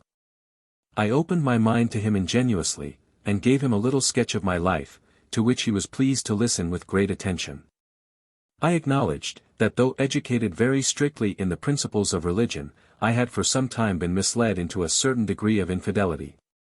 But that I was come now to a better way of thinking, and was fully satisfied of the truth of the Christian revelation, though I was not clear as to every point considered to be orthodox. Being at all times a curious examiner of the human mind, and pleased with an undisguised display of what had passed in it, he called to me with warmth, Give me your hand, I have taken a liking to you. He then began to descant upon the force of testimony, and the little we could know of final causes, so that the objections of, why was it so? Or why was it not so? Ought not to disturb us, adding, that he himself had at one period been guilty of a temporary neglect of religion, but that it was not the result of argument, but mere absence of thought. After having given credit to reports of his bigotry, I was agreeably surprised when he expressed the following very liberal sentiment, which has the additional value of obviating an objection to our holy religion. Founded upon the discordant tenets of Christians themselves, for my part, sir, I think all Christians, whether Papists or Protestants, agree in the essential articles, and that their differences are trivial, and rather political than religious. We talked of belief in ghosts. He said, Sir, I make a distinction between what a man may experience by the mere strength of his imagination, and what imagination cannot possibly produce. Thus, suppose I should think that I saw a form, and heard a voice cry, Johnson, you are a very wicked fellow, and unless you repent you will certainly be punished. My own unworthiness is so deeply impressed upon my mind, that I might imagine I thus saw and heard, and therefore I should not believe that an external communication had been made to me. But if a form should appear, and a voice should tell me that a particular man had died at a particular place, and a particular hour, a fact which I had no apprehension of, nor any means of knowing, and this fact, with all its circumstances, should afterwards be unquestionably proved, I should, in that case, be persuaded that I had supernatural intelligence imparted to me. Here it is proper, once for all, to give a true and fair statement of Johnson's way of thinking upon the question, whether departed spirits are ever permitted to appear in this world, or in any way to operate upon human life. He has been ignorantly misrepresented as weakly credulous upon that subject. And, therefore, though I feel an inclination to disdain and treat with silent contempt so foolish a notion concerning my illustrious friend, yet as I find it has gained ground, it is necessary to refute it. The real fact then is, that Johnson had a very philosophical mind, and such a rational respect for testimony, as to make him submit his understanding to what was authentically proved, though he could not comprehend why it was so. Being thus disposed, he was willing to inquire into the truth of any relation of supernatural agency, a general belief of which has prevailed in all nations and ages. But so far was he from being the dupe of implicit faith, that he examined the matter with a jealous attention, and no man was more ready to refute its falsehood when he had discovered it. Churchill, in his poem entitled The Ghost, availed himself of the absurd credulity imputed to Johnson, and drew a caricature of him under the name of Pomposo, representing him as one of the believers of the story of a ghost in Cock Lane, which, in the year 1762, had gained very general credit in London. Many of my readers, I am convinced, are to this hour under an impression that Johnson was thus foolishly deceived. It will therefore surprise them a good deal when they are informed upon undoubted authority, that Johnson was one of those by whom the imposture was detected.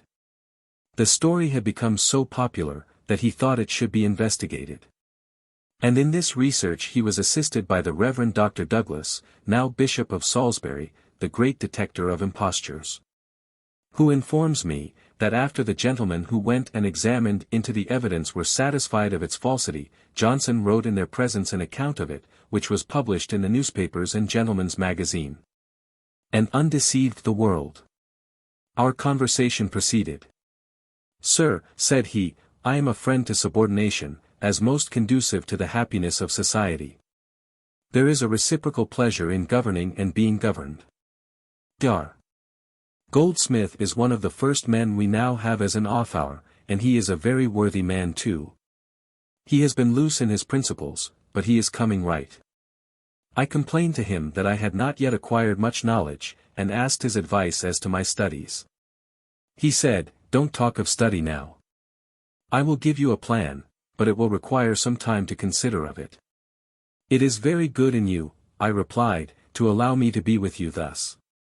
Had it been foretold to me some years ago that I should pass an evening with the author of The Rambler, how should I have exulted?' What I then expressed, was sincerely from the heart. He was satisfied that it was, and cordially answered, 'Sir, I am glad we have met. I hope we shall pass many evenings and mornings too, together.' We finished a couple of bottles of port, and sat till between 1 and 2 in the morning. As Dr. Oliver Goldsmith will frequently appear in this narrative, I shall endeavour to make my readers in some degree acquainted with his singular character. He was a native of Ireland, and a contemporary with Mr. Burke at Trinity College, Dublin, but did not then give much promise of future celebrity. He, however, observed to Mr. Malone, that though he made no great figure in mathematics, which was a study in much repute there, he could turn an ode of Horace into English better than any of them. He afterward studied physic at Edinburgh, and upon the continent. And I have been informed, was enabled to pursue his travels on foot, partly by demanding at universities to enter the lists as a disputant, by which, according to the custom of many of them, he was entitled to the premium of a crown, when luckily for him his challenge was not accepted. So that, as I once observed to Dr. Johnson, he disputed his passage through Europe. He then came to England, and was employed successively in the capacities of an usher to an academy, a corrector of the press, a reviewer, and a writer for a newspaper. He had sagacity enough to cultivate assiduously the acquaintance of Johnson, and his faculties were gradually enlarged by the contemplation of such a model. To me and many others it appeared that he studiously copied the manner of Johnson, though, indeed, upon a smaller scale. At this time I think he had published nothing with his name, though it was pretty generally known that one Dr. Goldsmith was the author of an inquiry into the present state of polite learning in Europe, and of the citizen of the world, a series of letters supposed to be written from London by a Chinese. No man had the art of displaying with more advantage as a writer, whatever literary acquisitions he made. Nihil quot tetigit non ornavit. His mind resembled a fertile, but thin soil. There was a quick, but not a strong vegetation, of whatever chanced to be thrown upon it. No deep root could be struck. The oak of the forest did not grow there, but the elegant shrubbery and the fragrant parterre appeared in gay succession. It has been generally circulated and believed that he was a mere fool in conversation, but, in truth, this has been greatly exaggerated. He had, no doubt, a more than common share of that hurry of ideas which we often find in his countrymen, and which sometimes produces a laughable confusion in expressing them. He was very much what the French call un étourdi, and from vanity and an eager desire of being conspicuous wherever he was, he frequently talked carelessly without knowledge of the subject, or even without thought. His person was short, his countenance coarse and vulgar, his deportment that of a scholar awkwardly affecting the easy gentleman. Those who were in any way distinguished, excited envy in him to so ridiculous an excess, that the instances of it are hardly credible. When accompanying two beautiful young ladies 15 with their mother on a tour in France, he was seriously angry that more attention was paid to them than to him. And once at the exhibition of the Fontaccini in London, when those who sat next him observed with what dexterity a puppet was made to toss a pike, he could not bear that it should have such praise, and exclaimed with some warmth, "Pshaw! I can do it better myself." He boasted to me at this time of the power of his pen in commanding money, which I believe was true in a certain degree, though in the instance he gave he was by no means correct. He told me that he had sold a novel for £400. This was his Vicar of Wakefield. But Johnson informed me, that he had made the bargain for Goldsmith, and the price was £60. And, sir, said he, a sufficient price too, when it was sold, for then the fame of Goldsmith had not been elevated, as it afterwards was, by his traveller. And the bookseller had such faint hopes of profit by his bargain, that he kept the manuscript by him a long time, and did not publish it till after the traveller had appeared.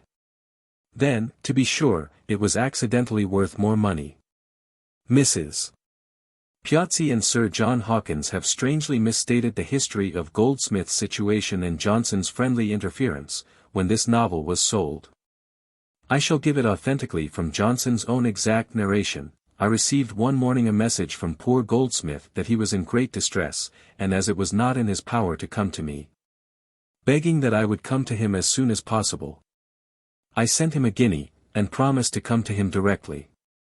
I accordingly went as soon as I was dressed, and found that his landlady had arrested him for his rent, at which he was in a violent passion.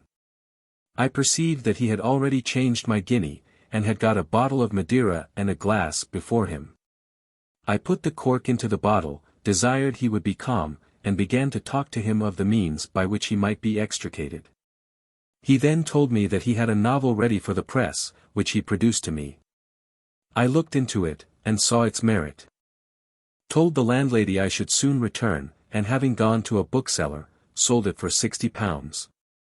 I brought Goldsmith the money, and he discharged his rent, not without rating his landlady in a high tone for having used him so ill. My next meeting with Johnson was on Friday the 1st of July, when he and I and Dr. Goldsmith supped together at the Mitre. I was before this time pretty well acquainted with Goldsmith, who was one of the brightest ornaments of the Johnsonian school.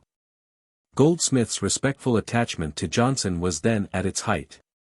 For his own literary reputation had not yet distinguished him so much as to excite a vain desire of competition with his great master. He had increased my admiration of the goodness of Johnson's heart, by incidental remarks in the course of conversation, such as, when I mentioned Mr. Levitt, whom he entertained under his roof, he is poor and honest, which is recommendation enough to Johnson, and when I wondered that he was very kind to a man of whom I had heard a very bad character, he is now become miserable.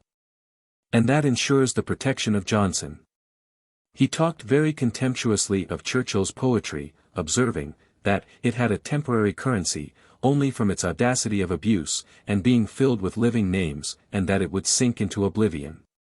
I ventured to hint that he was not quite a fair judge, as Churchill had attacked him violently. Johnson. Nay, sir, I am a very fair judge. He did not attack me violently till he found I did not like his poetry. And his attack on me shall not prevent me from continuing to say what I think of him, from an apprehension that it may be ascribed to resentment. No, sir, I called the fellow a blockhead at first, and I will call him a blockhead still. However, I will acknowledge that I have a better opinion of him now, than I once had, for he has shown more fertility than I expected. To be sure, he is a tree that cannot produce good fruit, he only bears crabs. But, sir, a tree that produces a great many crabs is better than a tree which produces only a few. Let me here apologize for the imperfect manner in which I am obliged to exhibit Johnson's conversation at this period. In the early part of my acquaintance with him, I was so wrapped in admiration of his extraordinary colloquial talents, and so little accustomed to his peculiar mode of expression, that I found it extremely difficult to recollect and record his conversation with its genuine vigor and vivacity. In progress of time, when my mind was, as it were, strongly impregnated with the Johnsonian ether, I could, with much more facility and exactness, carry in my memory and commit to paper the exuberant variety of his wisdom and wit. At this time Miss Williams, as she was then called, though she did not reside with him in the Temple under his roof, but had lodgings in Bolt Court, Fleet Street, had so much of his attention, that he every night drank tea with her before he went home, however late it might be, and she always sat up for him. This, it may be fairly conjectured, was not alone a proof of his regard for her, but of his own unwillingness to go into solitude, before that unseasonable hour at which he had habituated himself to expect the oblivion of repose. Dr. Goldsmith, being a privileged man, went with him this night, strutting away, and calling to me with an air of superiority, like that of an esoteric over an exoteric disciple of a sage of antiquity, I go to Miss Williams. I confess, I then envied him this mighty privilege, of which he seemed so proud, but it was not long before I obtained the same mark of distinction. On Tuesday the 5th of July, I again visited Johnson. Talking of London, he observed, "Sir, if you wish to have a just notion of the magnitude of this city, you must not be satisfied with seeing its great streets and squares, but must survey the innumerable little lanes and courts. It is not in the showy evolutions of buildings, but in the multiplicity of human habitations which are crowded together, that the wonderful immensity of London consists."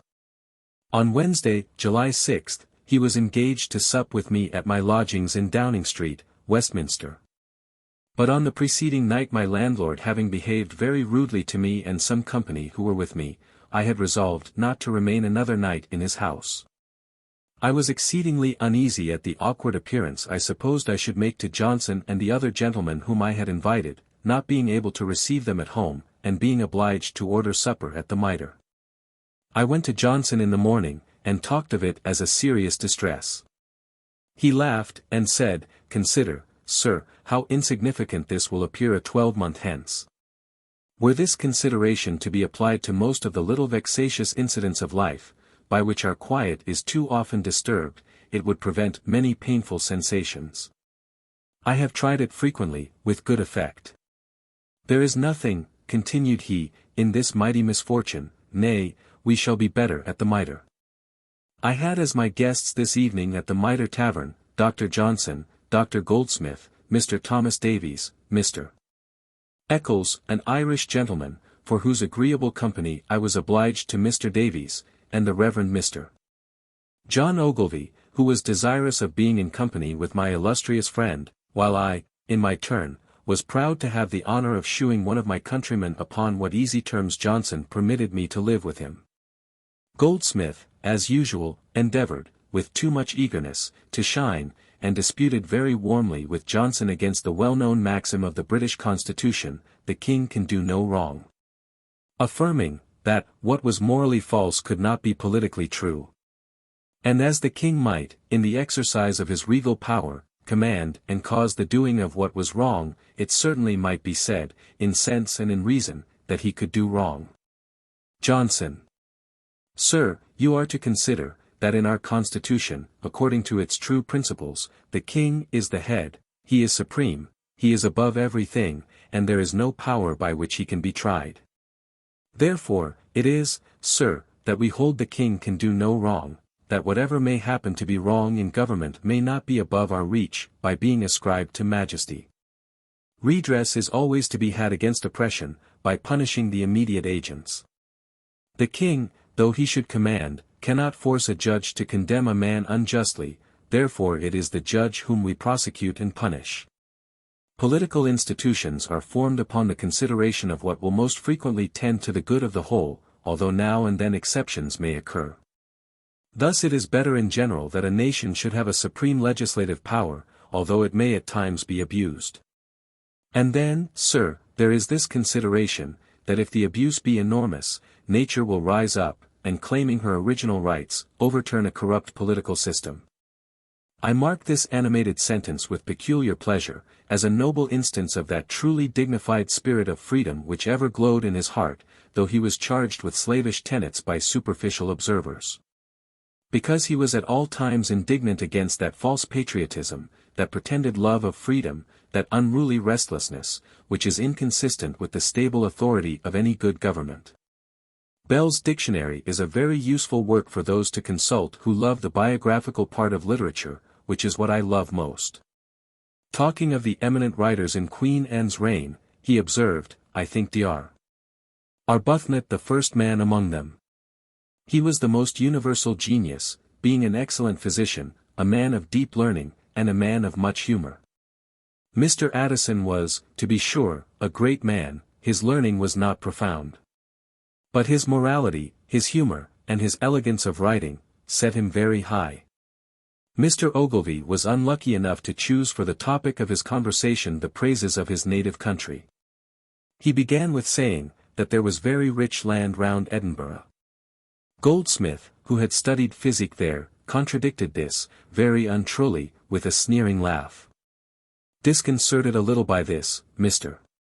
Ogilvy then took new ground, where, I suppose, he thought himself perfectly safe, for he observed, that Scotland had a great many noble wild prospects.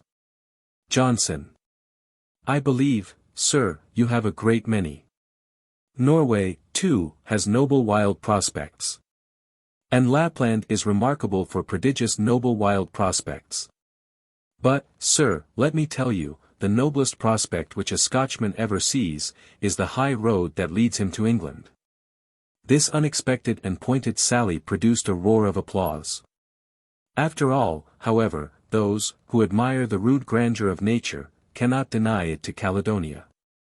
On Saturday, July 9th, I found Johnson surrounded with a numerous levy, but have not preserved any part of his conversation.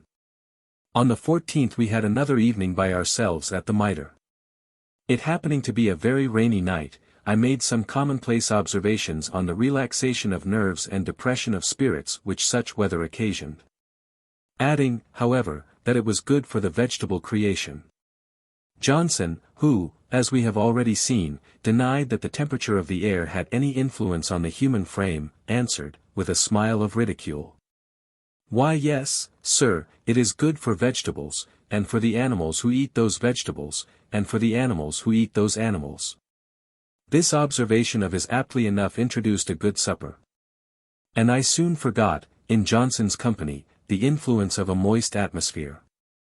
Feeling myself now quite at ease as his companion, though I had all possible reverence for him, I expressed a regret that I could not be so easy with my father, though he was not much older than Johnson. And certainly however respectable had not more learning and greater abilities to depress me. I asked him the reason of this. Johnson. Why, sir, I am a man of the world. I live in the world, and I take, in some degree, the color of the world as it moves along. Your father is a judge in a remote part of the island, and all his notions are taken from the old world. Besides, sir, there must always be a struggle between a father and son while one aims at power and the other at independence. He enlarged very convincingly upon the excellence of rhyme over blank verse in English poetry. I mentioned to him that Dr. Adam Smith, in his lectures upon composition, when I studied under him in the College of Glasgow, had maintained the same opinion strenuously, and I repeated some of his arguments. Johnson. Sir, I was once in company with Smith, and we did not take to each other, but had I known that he loved rhyme as much as you tell me he does, I should have hugged him. Idleness is a disease which must be combated.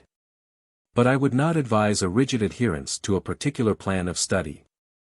I myself have never persisted in any plan for 2 days together.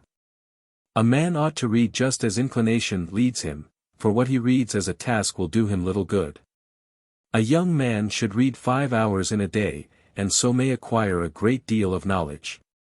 To such a degree of unrestrained frankness had he now accustomed me, that in the course of this evening I talked of the numerous reflections which had been thrown out against him on account of his having accepted a pension from his present majesty. Why, sir, said he, with a hearty laugh, it is a mighty foolish noise that they make. 16 I have accepted of a pension as a reward which has been thought due to my literary merit. And now that I have this pension, I am the same man in every respect that I have ever been, I retain the same principles. It is true, that I cannot now curse, smiling, the House of Hanover. Nor would it be decent for me to drink King James's health in the wine that King George gives me money to pay for. But, sir, I think that the pleasure of cursing the House of Hanover, and drinking King James's health, are amply overbalanced by £300 a year. There was here, most certainly, an affectation of more Jacobitism than he really had. Yet there is no doubt that at earlier periods he was wont often to exercise both his pleasantry and ingenuity in talking Jacobitism. My much respected friend, Dr. Douglas, now Bishop of Salisbury, has favoured me with the following admirable instance from his lordship's own recollection. One day, when dining at old Mr. Langton's, where Miss Roberts, his niece, was one of the company, Johnson, with his usual complacent attention to the fair sex, took her by the hand and said, "My dear, I hope you are a Jacobite." Old Mr. Langton, who, though a high and steady Tory, was attached to the present royal family, seemed offended, and asked Johnson, with great warmth, what he could mean by putting such a question to his niece. "Why, sir," said Johnson, "I meant no offence to your niece, I meant her a great compliment. A Jacobite, sir, believes in the divine right of kings.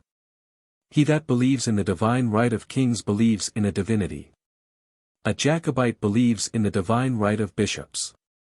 He that believes in the divine right of bishops believes in the divine authority of the Christian religion. Therefore, sir, a Jacobite is neither an atheist nor a deist. That cannot be said of a Whig, for Whiggism is a negation of all principle." 17. He advised me, when abroad, to be as much as I could with the professors in the universities, and with the clergy. For from their conversation I might expect the best accounts of everything in whatever country I should be, with the additional advantage of keeping my learning alive. It will be observed, that when giving me advice as to my travels, Dr. Johnson did not dwell upon cities, and palaces, and pictures, and shows, and Arcadian scenes. He was of Lord Essex's opinion, who advises his kinsman Roger Earl of Rutland, rather to go 100 miles to speak with one wise man, than 5 miles to see a fair town. I described to him an impudent fellow from Scotland, who affected to be a savage, and railed at all established systems. Johnson. There is nothing surprising in this, sir. He wants to make himself conspicuous. He would tumble in a hogsty, as long as you looked at him and called to him to come out. But let him alone, never mind him, and he'll soon give it over. I added, that the same person maintained that there was no distinction between virtue and vice. Johnson. Why, sir, if the fellow does not think as he speaks, he is lying. And I see not what honor he can propose to himself from having the character of a liar.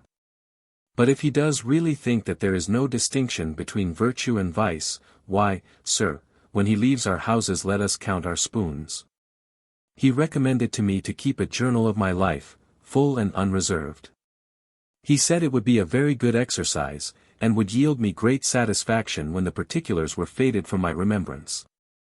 I was uncommonly fortunate in having had a previous coincidence of opinion with him upon this subject, for I had kept such a journal for some time, and it was no small pleasure to me to have this to tell him, and to receive his approbation.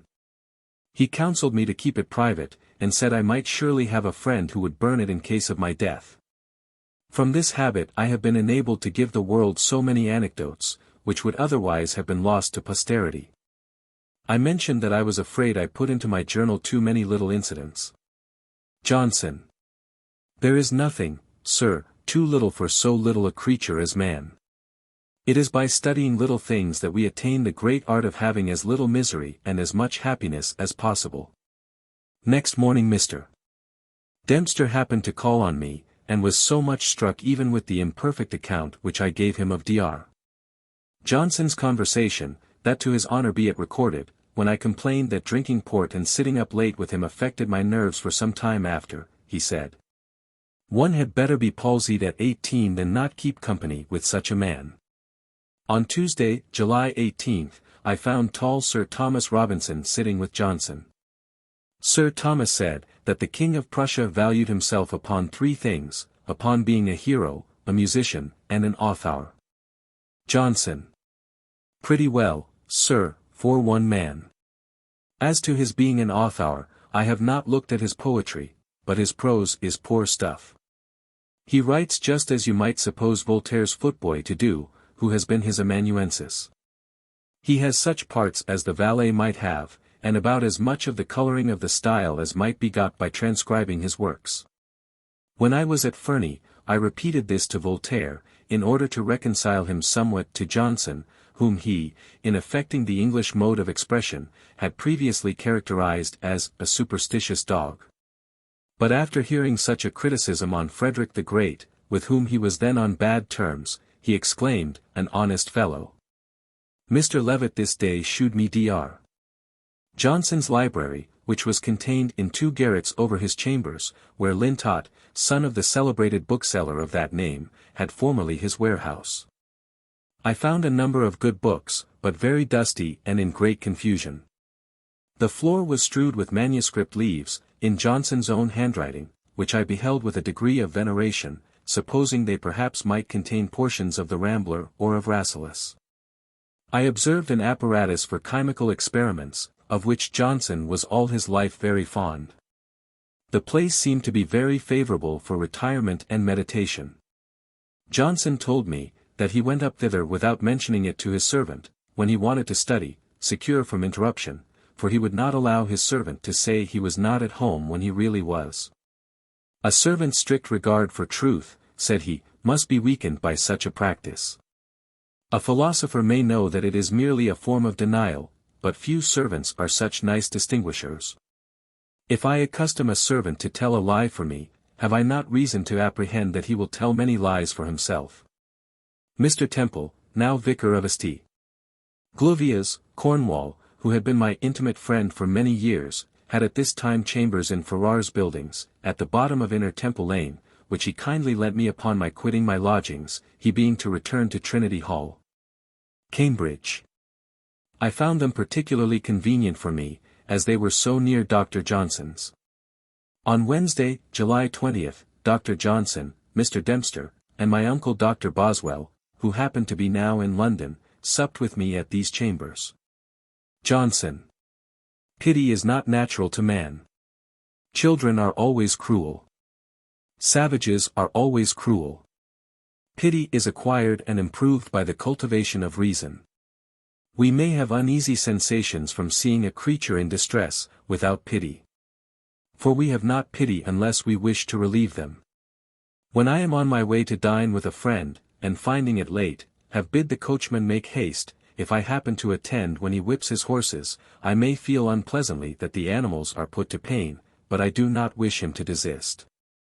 No, sir, I wish him to drive on. Chapter 6. Rousseau's treatise on the inequality of mankind was at this time a fashionable topic. It gave rise to an observation by Mr. Dempster, that the advantages of fortune and rank were nothing to a wise man, who ought to value only merit. Johnson. If man were a savage, living in the woods by himself, this might be true, but in civilized society we all depend upon each other, and our happiness is very much owing to the good opinion of mankind. Now, sir, in civilized society, external advantages make us more respected. A man with a good coat upon his back meets with a better reception than he who has a bad one. Sir, you may analyze this, and say what is there in it. But that will avail you nothing, for it is a part of a general system. Pound St. Paul's Church into atoms, and consider any single atom. It is, to be sure, good for nothing, but, put all these atoms together, and you have St. Paul's Church. So it is with human felicity, which is made up of many ingredients, each of which may be shown to be very insignificant. In civilized society, personal merit will not serve you so much as money will. Sir, you may make the experiment. Go into the street, and give one man a lecture on morality, and another a shilling, and see which will respect you most. If you wish only to support nature, Sir William Petty fixes your allowance at £3 a year. But as times are much altered, let us call it £6. This sum will fill your belly, shelter you from the weather, and even get you a strong lasting coat, supposing it to be made of good bull's hide. Now, sir, all beyond this is artificial, and is desired in order to obtain a greater degree of respect from our fellow creatures. And, sir, if £600 a year procure a man more consequence, and, of course, more happiness than £6 a year, the same proportion will hold as to 6,000, and so on as far as opulence can be carried. Perhaps he who has a large fortune may not be so happy as he who has a small one. But that must proceed from other causes than from his having the large fortune, for, coeteris paribus, he who is rich in a civilized society, must be happier than he who is poor. As riches, if properly used, and it is a man's own fault if they are not, must be productive of the highest advantages. Money, to be sure, of itself is of no use, for its only use is to part with it. Rousseau, and all those who deal in paradoxes, are led away by a childish desire of novelty. When I was a boy, I used always to choose the wrong side of a debate, because most ingenious things, that is to say, most new things, could be said upon it. Sir, there is nothing for which you may not muster up more plausible arguments, than those which are urged against wealth and other external advantages. Why, now, there is stealing, why should it be thought a crime? When we consider by what unjust methods property has been often acquired, and that what was unjustly got it must be unjust to keep, where is the harm in one man's taking the property of another from him? Besides, sir, when we consider the bad use that many people make of their property, and how much better use the thief may make of it, it may be defended as a very allowable practice. Yet, sir, the experience of mankind has discovered stealing to be so very bad a thing, that they make no scruple to hang a man for it. When I was running about this town a very poor fellow, I was a great arguer for the advantages of poverty. But I was, at the same time, very sorry to be poor. Sir, all the arguments which are brought to represent poverty as no evil, shew it to be evidently a great evil. You never find people laboring to convince you that you may live very happily upon a plentiful fortune, so you hear people talking how miserable a king must be, and yet they all wish to be in his place. It was suggested that kings must be unhappy, because they are deprived of the greatest of all satisfactions, easy in unreserved society. Johnson. That is an ill-founded notion. Being a king does not exclude a man from such society. Great kings have always been social. The King of Prussia, the only great king at present, is very social. Charles II, the last king of England who was a man of parts, was social, and our Henrys and Edwards were all social. Mr. Dempster having endeavored to maintain that intrinsic merit ought to make the only distinction amongst mankind. Johnson. Why, sir, mankind have found that this cannot be. How shall we determine the proportion of intrinsic merit? Were that to be the only distinction amongst mankind, we should soon quarrel about the degrees of it. Were all distinctions abolished, the strongest would not long acquiesce, but would endeavor to obtain a superiority by their bodily strength. But, sir, as subordination is very necessary for society, and contentions for superiority very dangerous. Mankind, that is to say, all civilized nations, have settled it upon a plain invariable principle. A man is born to hereditary rank. Or his being appointed to certain offices, gives him a certain rank. Subordination tends greatly to human happiness. Were we all upon an equality, we should have no other enjoyment than mere animal pleasure. He took care to guard himself against any possible suspicion that his settled principles of reverence for rank and respect for wealth were at all owing to mean or interested motives, for he asserted his own independence as a literary man. No man, said he, who ever lived by literature, has lived more independently than I have done. He said he had taken longer time than he needed to have done in composing his dictionary. He received our compliments upon that great work with complacency, and told us that the Accademia della Crusca could scarcely believe that it was done by one man. At night 18 Mr. Johnson and I supped in a private room at the Turk's Head Coffee House, in the Strand. I encourage this house, said he winky face, for the mistress of it is a good civil woman, and has not much business. Sir, I love the acquaintance of young people. Because, in the first place, I don't like to think myself growing old. In the next place, young acquaintances must last longest, if they do last. And then, sir, young men have more virtue than old men, they have more generous sentiments in every respect. I love the young dogs of this age, they have more wit and humor and knowledge of life than we had. But then the dogs are not so good scholars. Sir, in my early years I read very hard. It is a sad reflection, but a true one, that I knew almost as much at 18 as I do now. My judgment, to be sure, was not so good, but I had all the facts. I remember very well, when I was at Oxford, an old gentleman said to me, "Young man, ply your book diligently now, and acquire a stock of knowledge, for when years come upon you, you will find that poring upon books will be but an irksome task." He again insisted on the duty of maintaining subordination of rank. Sir, I would no more deprive a nobleman of his respect, than of his money. I consider myself as acting a part in the great system of society, and I do to others as I would have them to do to me. I would behave to a nobleman as I should expect he would behave to me, were I a nobleman and he Sam. Johnson. Sir, there is one Mrs. Macaulay 19 in this town, a great Republican. One day when I was at her house, I put on a very grave countenance, and said to her, "Madam, I am now become a convert to your way of thinking. I am convinced that all mankind are upon an equal footing, and to give you an unquestionable proof, madam, that I am in earnest, here is a very sensible, civil, well-behaved fellow citizen, your footman. I desire that he may be allowed to sit down and dine with us." I thus, sir, shewed her the absurdity of the levelling doctrine. She has never liked me since.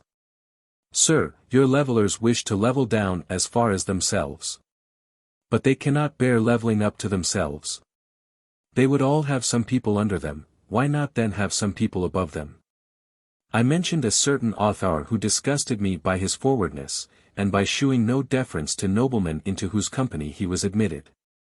Johnson. Suppose a shoemaker should claim an equality with him, as he does with a lord. How he would stare. "Why, sir, do you stare?" Says the shoemaker, "I do great service to society. 'Tis true I am paid for doing it, but so are you, sir, and I am sorry to say it, paid better than I am, for doing something not so necessary. For mankind could do better without your books, than without my shoes. Thus, sir, there would be a perpetual struggle for precedence, were there no fixed invariable rules for the distinction of rank, which creates no jealousy, as it is allowed to be accidental." He said he would go to the Hebrides with me, when I returned from my travels, unless some very good companion should offer when I was absent, which he did not think probable, adding, "There are few people to whom I take so much to as you." And when I talked of my leaving England, he said with a very affectionate air, "My dear Boswell, I should be very unhappy at parting, did I think we were not to meet again." I cannot too often remind my readers, that although such instances of his kindness are doubtless very flattering to me, yet I hope my recording them will be ascribed to a better motive than to vanity. For they afford unquestionable evidence of his tenderness and complacency, which some, while they were forced to acknowledge his great powers, have been so strenuous to deny. He maintained that a boy at school was the happiest of human beings. I supported a different opinion, from which I have never yet varied, that a man is happier, and I enlarged upon the anxiety and sufferings which are endured at school. Johnson. Ah! Sir, a boy's being flogged is not so severe as a man's having the hiss of the world against him. On Tuesday, July 26, I found Mr. Johnson alone. It was a very wet day, and I again complained of the disagreeable effects of such weather. Johnson. Sir, this is all imagination, which physicians encourage, for man lives in air, as a fish lives in water, so that if the atmosphere press heavy from above, there is an equal resistance from below. To be sure, bad weather is hard upon people who are obliged to be abroad. And men cannot labor so well in the open air in bad weather, as in good, but, sir, a smith or a tailor, whose work is within doors, will surely do as much in rainy weather, as in fair. Some very delicate frames, indeed, may be affected by wet weather, but not common constitutions. We talked of the education of children, and I asked him what he thought was best to teach them first. Johnson. Sir, it is no matter what you teach them first, any more than what leg you shall put into your breeches first. Sir, you may stand disputing which is best to put in first, but in the meantime your breech is bare. Sir, while you are considering which of two things you should teach your child first, another boy has learnt them both. On Thursday, July 28, we again supped in private at the Turk's Head Coffee House. Johnson. Swift has a higher reputation than he deserves. His excellence is strong sense, for his humor, though very well, is not remarkably good. I doubt whether the tale of a tub be his, for he never owned it, and it is much above his usual manner. Thomson, I think, had as much of the poet about him as most writers. Everything appeared to him through the medium of his favorite pursuit. He could not have viewed those two candles burning but with a poetical eye.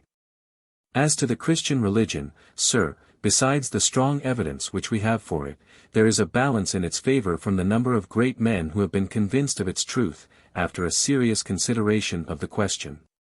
Grotius was an acute man, a lawyer, a man accustomed to examine evidence, and he was convinced. Grotius was not a recluse, but a man of the world, who certainly had no bias to the side of religion. Sir Isaac Newton set out an infidel, and came to be a very firm believer. He this evening recommended to me to perambulate Spain. I said it would amuse him to get a letter from me dated at Salamanca. Johnson. I love the University of Salamanca. For when the Spaniards were in doubt as to the lawfulness of their conquering America, the University of Salamanca gave it as their opinion that it was not lawful. He spoke this with great emotion, and with that generous warmth which dictated the lines in his London, against Spanish encroachment. I expressed my opinion of my friend Derrick as but a poor writer. Johnson. To be sure, sir, he is. But you are to consider that his being a literary man has got for him all that he has. It has made him King of Bath. Sir, he has nothing to say for himself but that he is a writer. Had he not been a writer, he must have been sweeping the crossings in the streets, and asking halfpence from every body that passed. In justice, however, to the memory of Mr.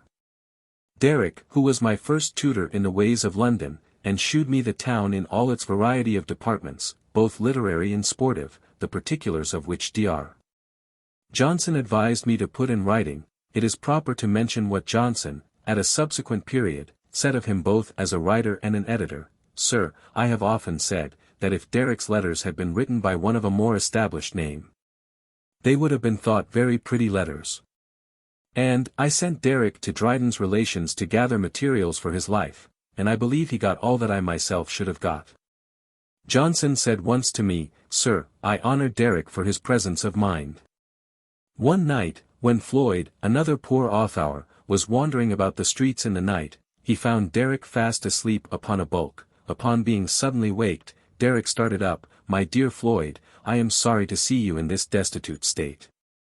Will you go home with me to my lodgings? I again begged his advice as to my method of study at Utrecht. Come, said he, let us make a day of it. Let us go down to Greenwich and dine, and talk of it there. The following Saturday was fixed for this excursion. As we walked along the Strand tonight, arm in arm, a woman of the town accosted us, in the usual enticing manner. No, no, my girl, said Johnson, it won't do. He, however, did not treat her with harshness, and we talked of the wretched life of such women, and agreed, that much more misery than happiness, upon the whole, is produced by illicit commerce between the sexes. On Saturday, July 30th, Dr.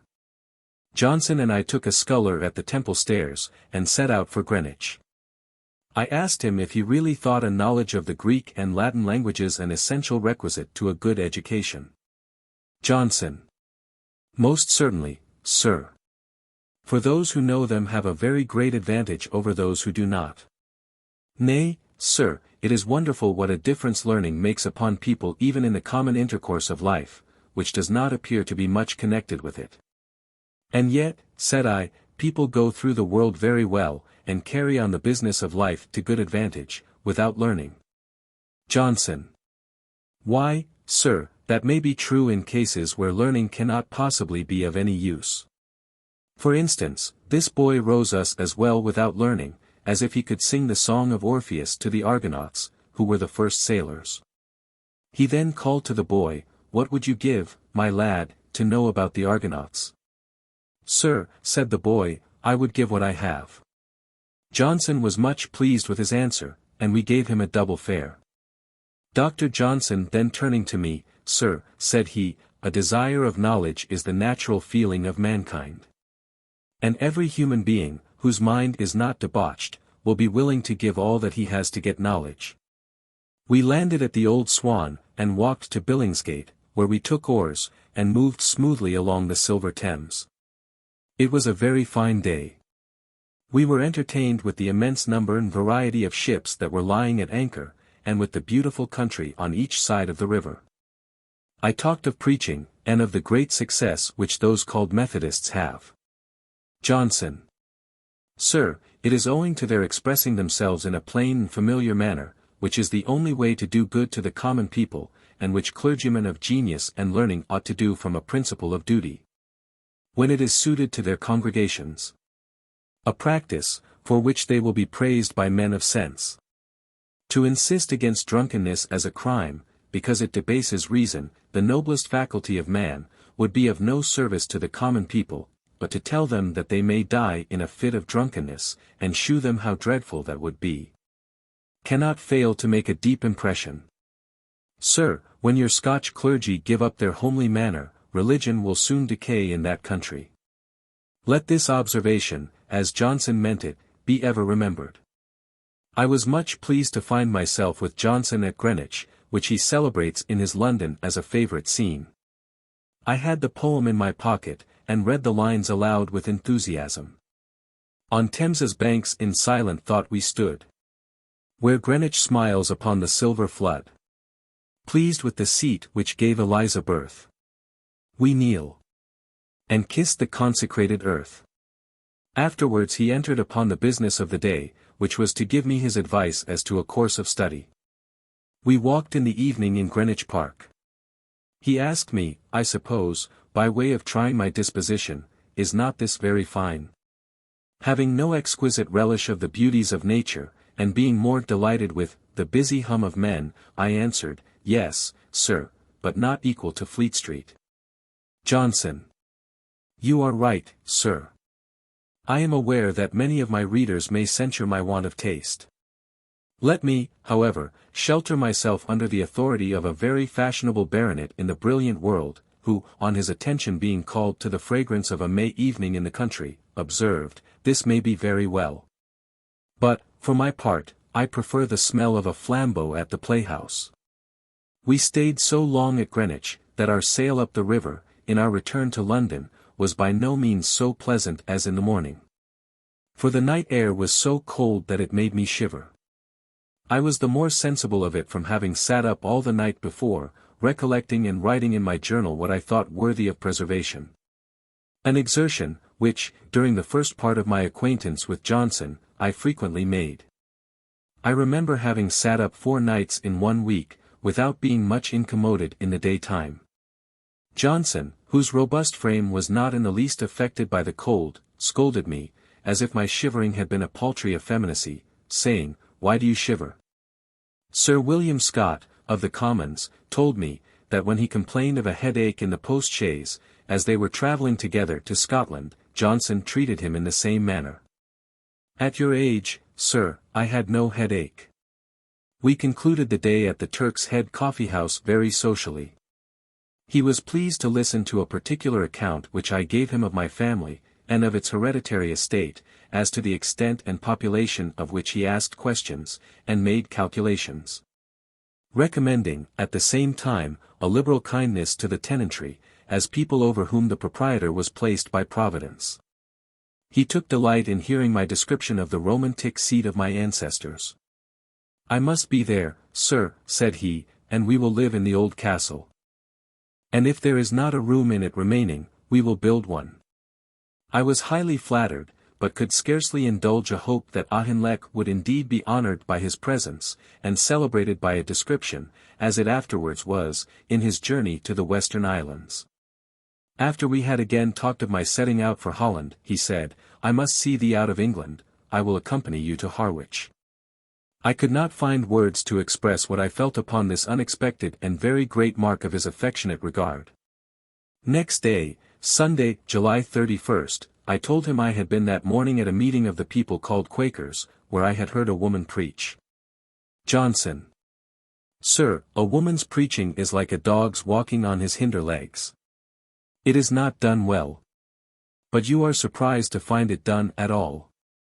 On Tuesday, August 2nd, the day of my departure from London having been fixed for the 5th, Dr. Johnson did me the honour to pass a part of the morning with me at my chambers.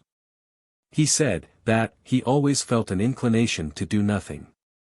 I observed, that it was strange to think that the most indolent man in Britain had written the most laborious work, the English Dictionary. I had now made good my title to be a privileged man, and was carried by him in the evening to drink tea with Miss Williams, whom, though under the misfortune of having lost her sight, I found to be agreeable in conversation. For she had a variety of literature, and expressed herself well, but her peculiar value was the intimacy in which she had long lived with Johnson, by which she was well acquainted with his habits, and knew how to lead him on to talk. After tea he carried me to what he called his walk, which was a long narrow paved court in the neighbourhood, overshadowed by some trees. There we sauntered a considerable time. And I complained to him that my love of London and of his company was such, that I shrunk almost from the thought of going away, even to travel, which is generally so much desired by young men. He roused me by manly and spirited conversation. He advised me, when settled in any place abroad, to study with an eagerness after knowledge, and to apply to Greek an hour every day, and when I was moving about, to read diligently the great book of mankind. On Wednesday, August 3rd, we had our last social evening at the Turk's Head coffee house, before my setting out for foreign parts. I had the misfortune, before we parted, to irritate him unintentionally. I mentioned to him how common it was in the world to tell absurd stories of him, and to ascribe to him very strange sayings. Johnson: "What do they make me say, sir?" Boswell: "Why, sir, as an instance very strange indeed," laughing heartily as I spoke, "David Hume told me, you said that you would stand before a battery of cannon, to restore the convocation to its full powers." Little did I apprehend that he had actually said this, but I was soon convinced of my error, for, with a determined look, he thundered out, "And would I not, sir? Shall the Presbyterian Kirk of Scotland have its General Assembly, and the Church of England be denied its convocation?" He was walking up and down the room while I told him the anecdote. But when he uttered this explosion of high church zeal, he had come close to my chair, and his eyes flashed with indignation. I bowed to the storm, and diverted the force of it, by leading him to expatiate on the influence which religion derived from maintaining the Church with great external respectability. On Friday, August 5th, we set out early in the morning in the Harwich stage coach. A fat elderly gentlewoman, and a young Dutchman, seemed the most inclined among us to conversation. At the inn where we dined, the gentlewoman said that she had done her best to educate her children, and particularly, that she had never suffered them to be a moment idle. Johnson. I wish, madam, you would educate me too. For I have been an idle fellow all my life. I am sure, sir, said she, you have not been idle. Johnson. Nay, madam, it is very true, and that gentleman there, pointing to me, has been idle. He was idle at Edinburgh. His father sent him to Glasgow, where he continued to be idle. He then came to London, where he has been very idle, and now he is going to Utrecht, where he will be as idle as ever. I asked him privately how he could expose me so. Johnson. Poh, poh. Said he, they knew nothing about you, and will think of it no more. In the afternoon the gentlewoman talked violently against the Roman Catholics, and of the horrors of the Inquisition. To the utter astonishment of all the passengers but myself, who knew that he could talk upon any side of a question, he defended the Inquisition, and maintained, that false doctrine should be checked on its first appearance. That the civil power should unite with the Church in punishing those who dared to attack the established religion, and that such only were punished by the Inquisition. He had in his pocket Pomponius Mela de Situ Orbis, in which he read occasionally, and seemed very intent upon ancient geography. Though by no means niggardly, his attention to what was generally right was so minute, that having observed at one of the stages that I ostentatiously gave a shilling to the coachman, when the custom was for each passenger to give only 6d. He took me aside and scolded me, saying that what I had done would make the coachman dissatisfied with all the rest of the passengers, who gave him no more than his due. This was a just reprimand, for in whatever way a man may indulge his generosity or his vanity in spending his money, for the sake of others he ought not to raise the price of any article for which there is a constant demand. At supper this night he talked of good eating with uncommon satisfaction. Some people, said he, have a foolish way of not minding, or pretending not to mind, what they eat. For my part, I mind my belly very studiously, and very carefully. For I look upon it, that he who does not mind his belly will hardly mind anything else. He now appeared to me Jean Bull philosophe, and he was, for the moment, not only serious but vehement. Yet I have heard him, upon other occasions, talk with great contempt of people who were anxious to gratify their palates, and the 206th number of his Rambler is a masterly essay against gulosity. His practice, indeed, I must acknowledge, may be considered as casting the balance of his different opinions upon this subject, for I never knew any man who relished good eating more than he did. When at table, he was totally absorbed in the business of the moment, his looks seemed rivet to his plate.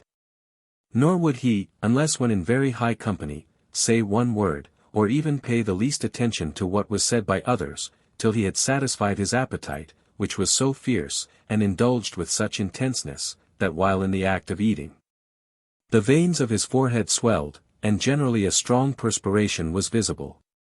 To those whose sensations were delicate, this could not but be disgusting, and it was doubtless not very suitable to the character of a philosopher, who should be distinguished by self-command.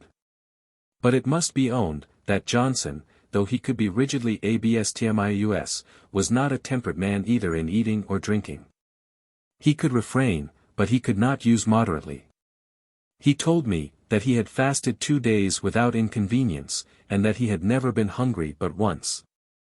They who beheld with wonder how much he eat upon all occasions when his dinner was to his taste, could not easily conceive what he must have meant by hunger.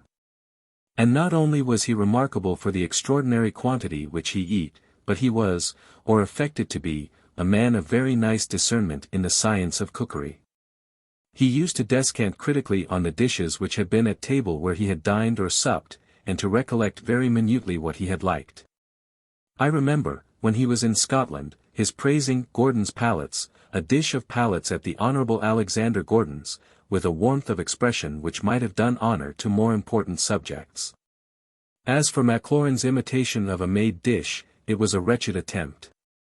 He about the same time was so much displeased with the performances of a nobleman's French cook, that he exclaimed with vehemence, "I'd throw such a rascal into the river," and he then proceeded to alarm a lady at whose house he was to sup. By the following manifesto of his skill, Madam, who live at a variety of good tables, am a much better judge of cookery, than any person who has a very tolerable cook, but lives much at home. For his palate is gradually adapted to the taste of his cook, whereas, Madam, in trying by a wider range, I can more exquisitely judge. When invited to dine, even with an intimate friend, he was not pleased if something better than a plain dinner was not prepared for him. I have heard him say on such an occasion, this was a good dinner enough, to be sure. But it was not a dinner to ask a man to. On the other hand, he was wont to express, with great glee, his satisfaction when he had been entertained quite to his mind. One day when we had dined with his neighbour and landlord in Bolt Court, Mr. Allen, the printer, whose old housekeeper had studied his taste in everything, he pronounced this eulogy: "Sir, we could not have had a better dinner had there been a synod of cooks." While we were left by ourselves, after the Dutchman had gone to bed, Dr. Johnson talked of that studied behaviour which many have recommended and practised.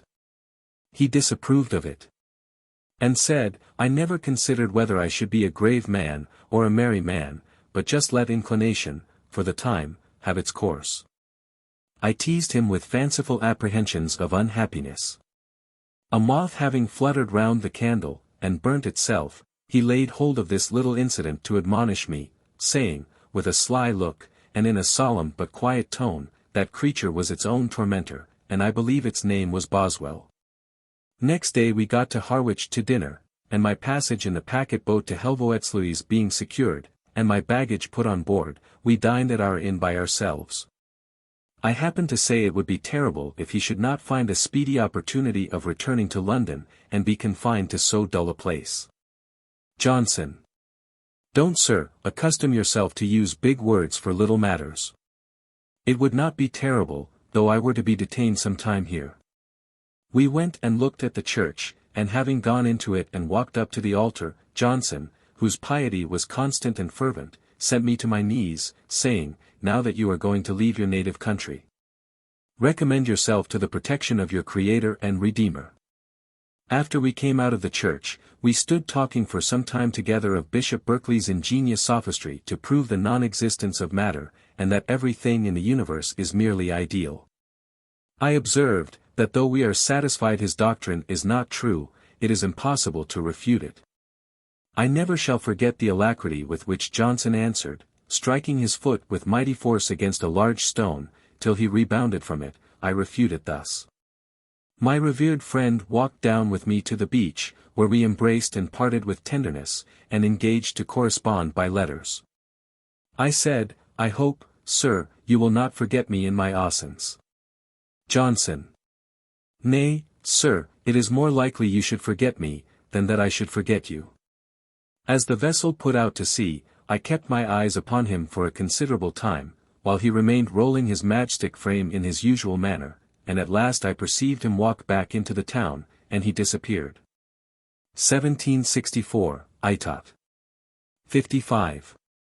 Early in 1764 Johnson paid a visit to the Langton family, at their seat of Langton, in Lincolnshire, where he passed some time, much to his satisfaction.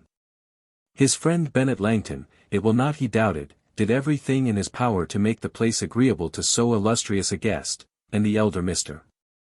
Langton and his lady, being fully capable of understanding his value, were not wanting in attention.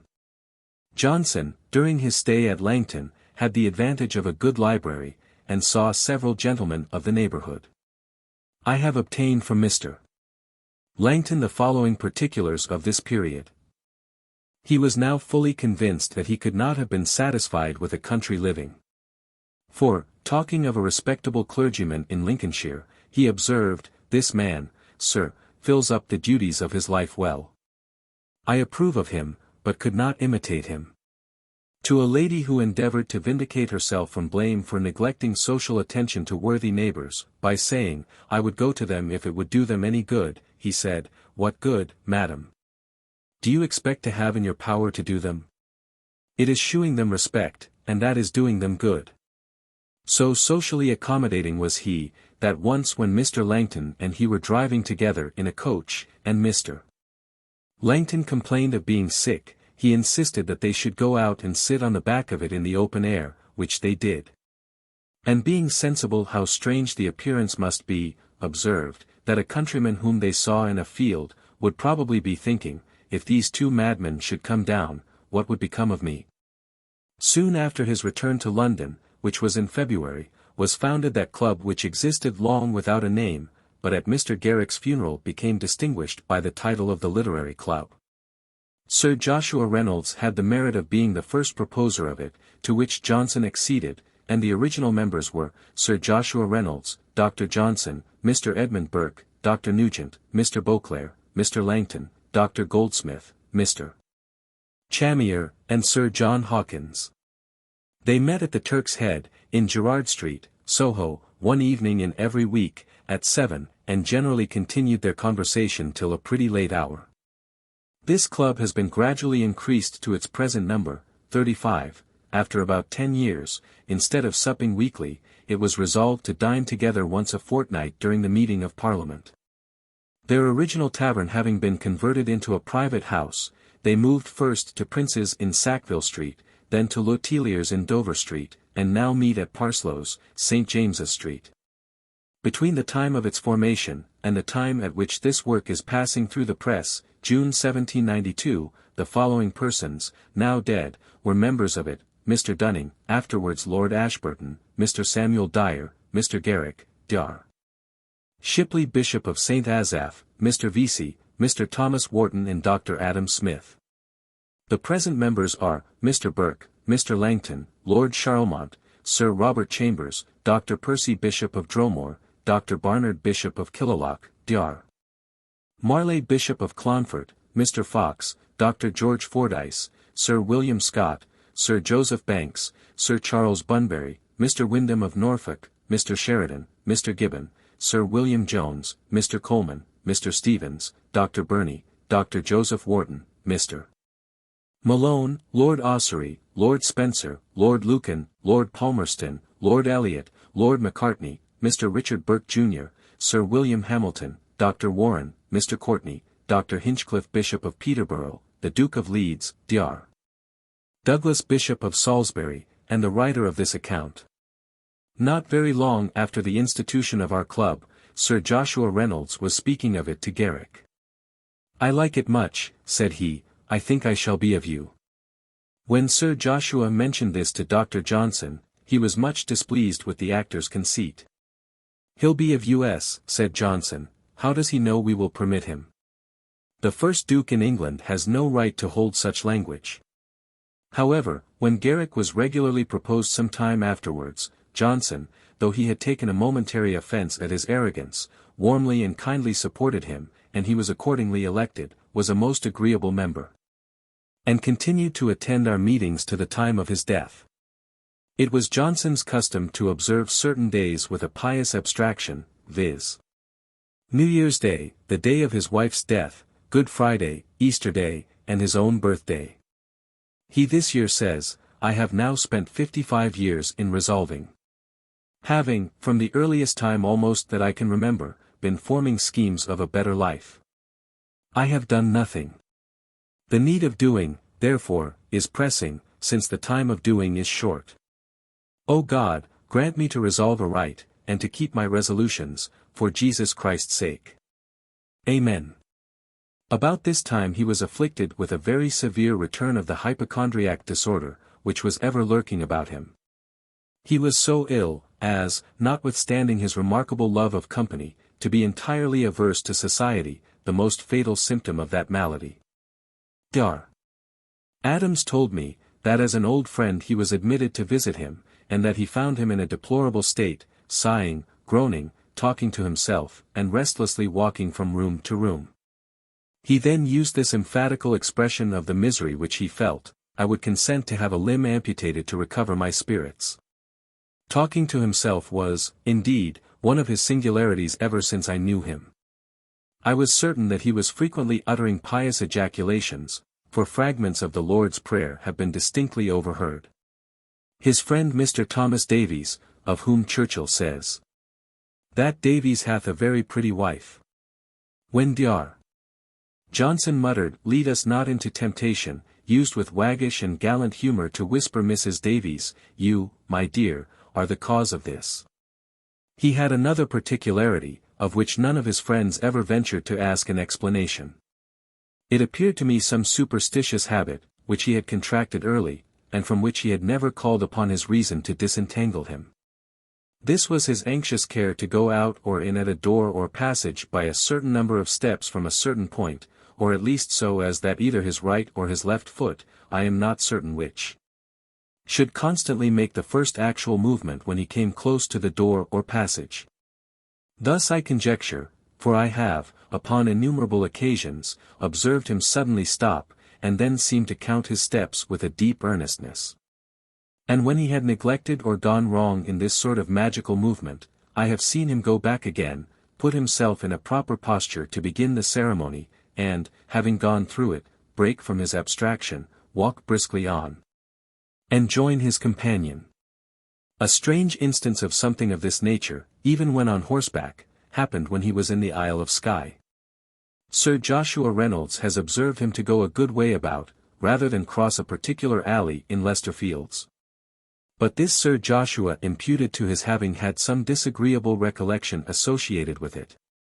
That the most minute singularities which belonged to him, and made very observable parts of his appearance and manner, may not be omitted, it is requisite to mention, that while talking or even musing as he sat in his chair, he commonly held his head to one side towards his right shoulder, and shook it in a tremulous manner, moving his body backwards and forwards, and rubbing his left knee in the same direction, with the palm of his hand. In the intervals of articulating he made various sounds with his mouth, sometimes as if ruminating, or what is called chewing the cud, sometimes giving a half whistle, sometimes making his tongue play backwards from the roof of his mouth, as if clucking like a hen, and sometimes protruding it against his upper gums in front, as if pronouncing quickly under his breath, "Tu, tu, tu," all this accompanied sometimes with a thoughtful look, but more frequently with a smile. Generally when he had concluded a period, in the course of a dispute, by which time he was a good deal exhausted by violence and vociferation, he used to blow out his breath like a whale. This I supposed was a relief to his lungs, and seemed in him to be a contemptuous mode of expression, as if he had made the arguments of his opponent fly like chaff before the wind. 1765, Itot. 56. Trinity College, Dublin, at this time surprised Johnson with a spontaneous compliment of the highest academical honours, by creating him Doctor of Laws. He appears this year to have been seized with a temporary fit of ambition, for he had thoughts both of studying law and of engaging in politics. His "Prayer before the Study of Law" is truly admirable. September 26, 1765. Almighty God, the giver of wisdom, without whose help resolutions are vain, without whose blessing study is ineffectual, enable me, if it be thy will, to attain such knowledge as may qualify me to direct the doubtful, and instruct the ignorant, to prevent wrongs and terminate contentions, and grant that I may use that knowledge which I shall attain, to thy glory and my own salvation, for Jesus Christ's sake. Amen. This year was distinguished by his being introduced into the family of Mr. Thrale, one of the most eminent brewers in England, and Member of Parliament for the borough of Southwark. Foreigners are not a little amazed when they hear of brewers, distillers, and men in similar departments of trade, held forth as persons of considerable consequence. In this great commercial country it is natural that a situation which produces much wealth should be considered as very respectable, and, no doubt, honest industry is entitled to esteem. But, perhaps, the too rapid advance of men of low extraction tends to lessen the value of that distinction by birth and gentility, which has ever been found beneficial to the grand scheme of subordination. Johnson used to give this account of the rise of Mr. Thrale's father. He worked at 6 shillings a week for 20 years in the great brewery, which afterwards was his own. The proprietor of it had an only daughter, who was married to a nobleman. It was not fit that a peer should continue the business. On the old man's death, therefore, the brewery was to be sold. To find a purchaser for so large a property was a difficult matter. And, after some time, it was suggested, that it would be advisable to treat with Thrale, a sensible, active, honest man, who had been employed in the house, and to transfer the whole to him for £30,000. Security being taken upon the property. This was accordingly settled. In 11 years Thrale paid the purchase money. He acquired a large fortune, and lived to be Member of Parliament for Southwark. But what was most remarkable was the liberality with which he used his riches. He gave his son and daughters the best education. The esteem which his good conduct procured him from the nobleman who had married his master's daughter, made him be treated with much attention. And his son, both at school and at the University of Oxford, associated with young men of the first rank. His allowance from his father, after he left college, was splendid, no less than 1,000 a year. This, in a man who had risen as old Thrale did, was a very extraordinary instance of generosity. He used to say, "If this young dog does not find so much after I am gone as he expects, let him remember that he has had a great deal in my own time." The son, though in affluent circumstances, had good sense enough to carry on his father's trade, which was of such extent, that I remember he once told me, he would not quit it for an annuity of 10,000 a year. "Not," said he, "that I get 10,000 a year by it, but it is an estate to a family." Having left daughters only, the property was sold for the immense sum of £135,000. A magnificent proof of what may be done by fair trade in no long period of time. Mr. Thrale had married Miss Hester Lynch Salisbury, of good Welsh extraction, a lady of lively talents, improved by education. That Johnson's introduction into Mr. Thrale's family, which contributed so much to the happiness of his life, was owing to her desire for his conversation, is very probable and a general supposition, but it is not the truth. Mr. Murphy, who was intimate with Mr. Thrale, having spoken very highly of Dr. Johnson, he was requested to make them acquainted. This being mentioned to Johnson, he accepted of an invitation to dinner at Thrale's, and was so much pleased with his reception, both by Mr. and Mrs. Thrale, and they so much pleased with him, that his invitations to their house were more and more frequent, till at last he became one of the family, and an apartment was appropriated to him, both in their house in Southwark, and in their villa at Streatham. Johnson had a very sincere esteem for Mr. Thrale, as a man of excellent principles, a good scholar, well skilled in trade, of a sound understanding, and of manners such as presented the character of a plain independent English squire. As this family will frequently be mentioned in the course of the following pages, and as a false notion has prevailed that Mr. Thrale was inferior, and in some degree insignificant, compared with Mrs. Thrale, it may be proper to give a true state of the case from the authority of Johnson himself in his own words. "I know no man," said he, "who is more master of his wife and family than Thrale. If he but holds up a finger, he is obeyed. It is a great mistake to suppose that she is above him in literary attainments. She is more flippant, but he has 10 times her learning. He is a regular scholar, but her learning is that of a schoolboy in one of the lower forms." My readers may naturally wish for some representation of the figures of this couple.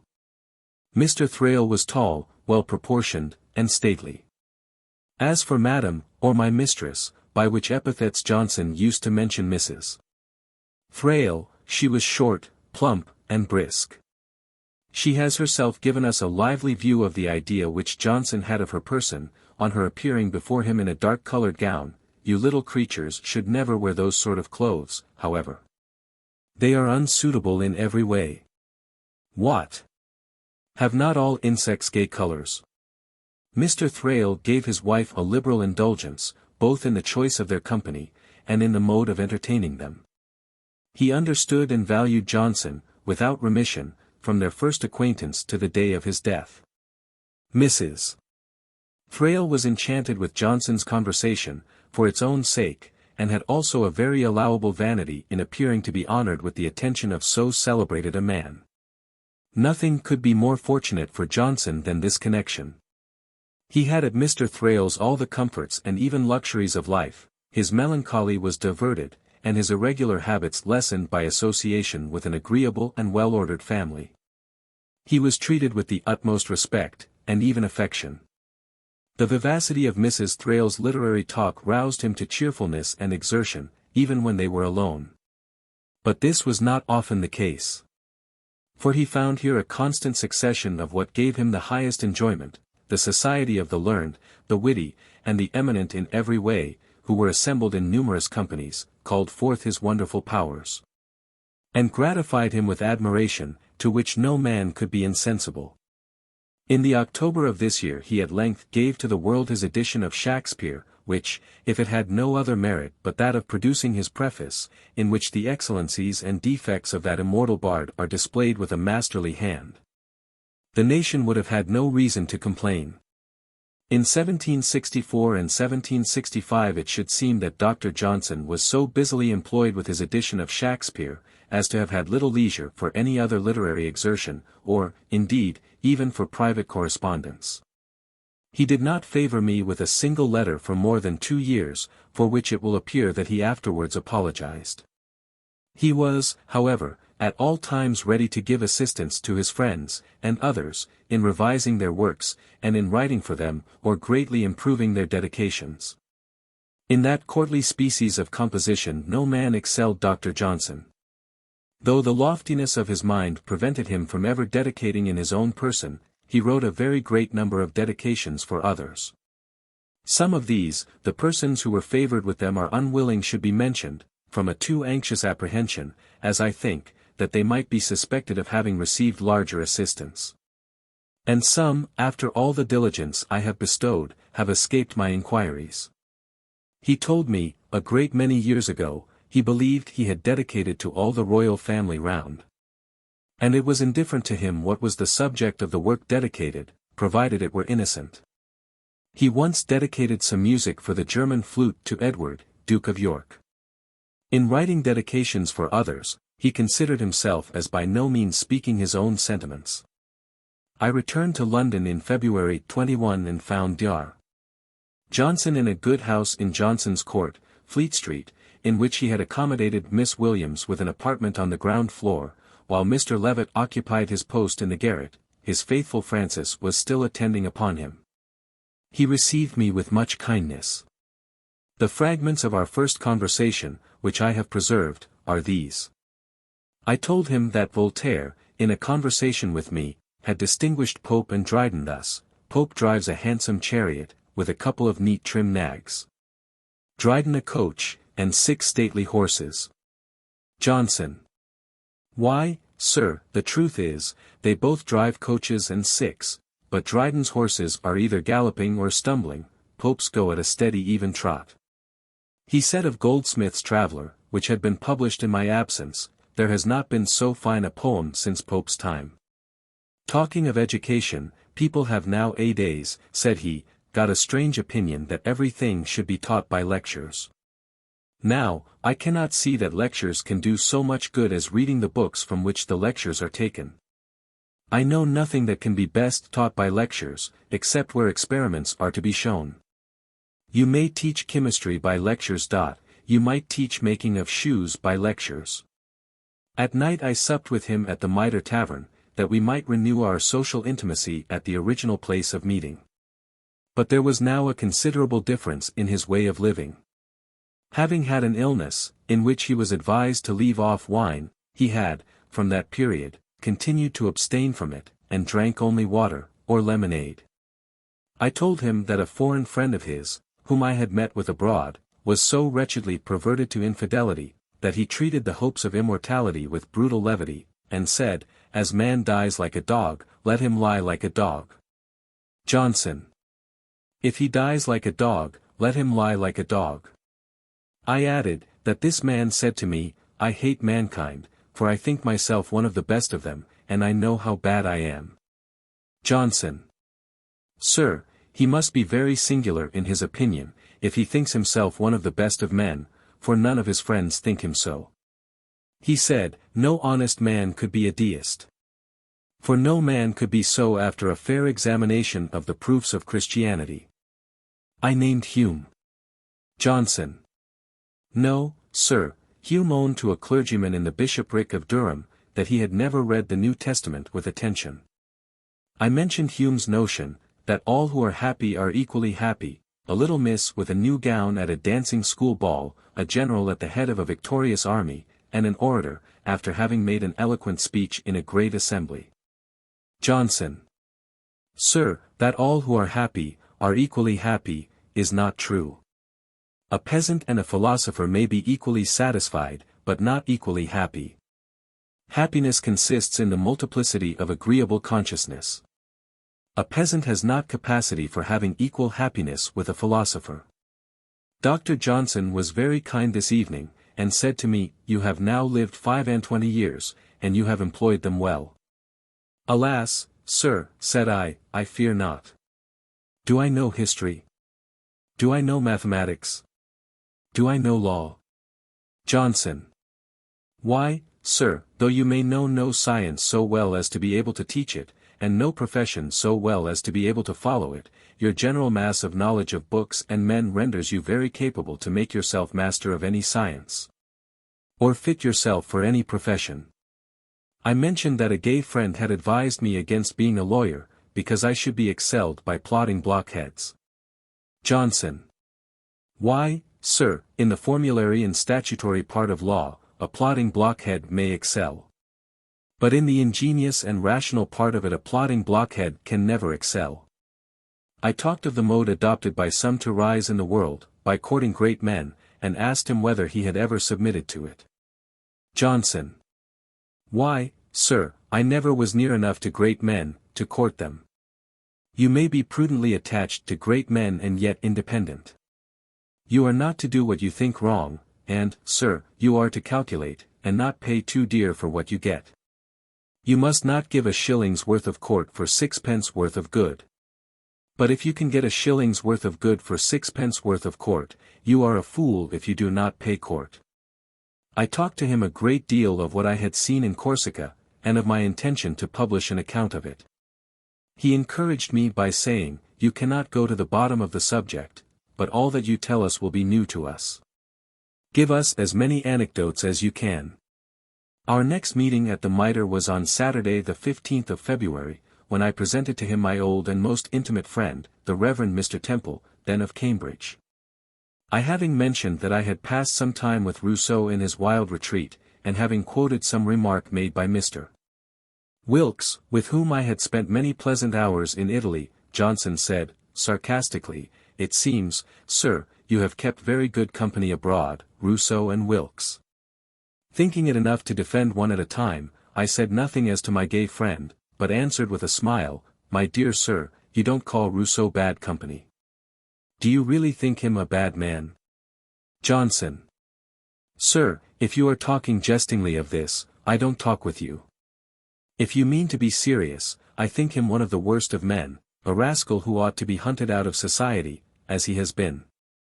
3 or 4 nations have expelled him. And it is a shame that he is protected in this country. Boswell. I don't deny, sir, but that his novel may, perhaps, do harm, but I cannot think his intention was bad. Johnson.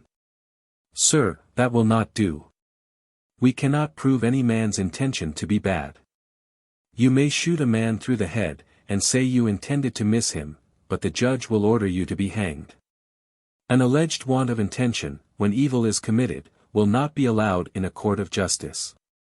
Rousseau, sir, is a very bad man. I would sooner sign a sentence for his transportation, than that of any felon who has gone from the Old Bailey these many years. Yes, I should like to have him work in the plantations. Boswell. Sir, do you think him as bad a man as Voltaire? Johnson. Why, sir, it is difficult to settle the proportion of iniquity between them. On his favorite subject of subordination, Johnson said, "So far is it from being true that men are naturally equal, that no 2 people can be half an hour together, but one shall acquire an evident superiority over the other." I mentioned the advice given us by philosophers, to console ourselves, when distressed or embarrassed, by thinking of those who are in a worse situation than ourselves. This, I observed, could not apply to all, for there must be some who have nobody worse than they are. Johnson. Why, to be sure, sir, there are, but they don't know it. There is no being so poor and so contemptible, who does not think there is somebody still poorer, and still more contemptible. As my stay in London at this time was very short, I had not many opportunities of being with Dr. Johnson. But I felt my veneration for him in no degree lessened, by my having seen multaram hominum mores et herbs. On the contrary, by having it in my power to compare him with many of the most celebrated persons of other countries, my admiration of his extraordinary mind was increased and confirmed. The roughness, indeed, which sometimes appeared in his manners, was more striking to me now, from my having been accustomed to the studied smooth complying habits of the continent. And I clearly recognized in him, not without respect for his honest conscientious zeal, the same indignant and sarcastical mode of treating every attempt to unhinge or weaken good principles. One evening when a young gentleman teased him with an account of the infidelity of his servant, who, he said, would not believe the Scriptures, because he could not read them in the original tongues, and be sure that they were not invented, why? Foolish fellow, said Johnson, has he any better authority for almost everything that he believes? Boswell.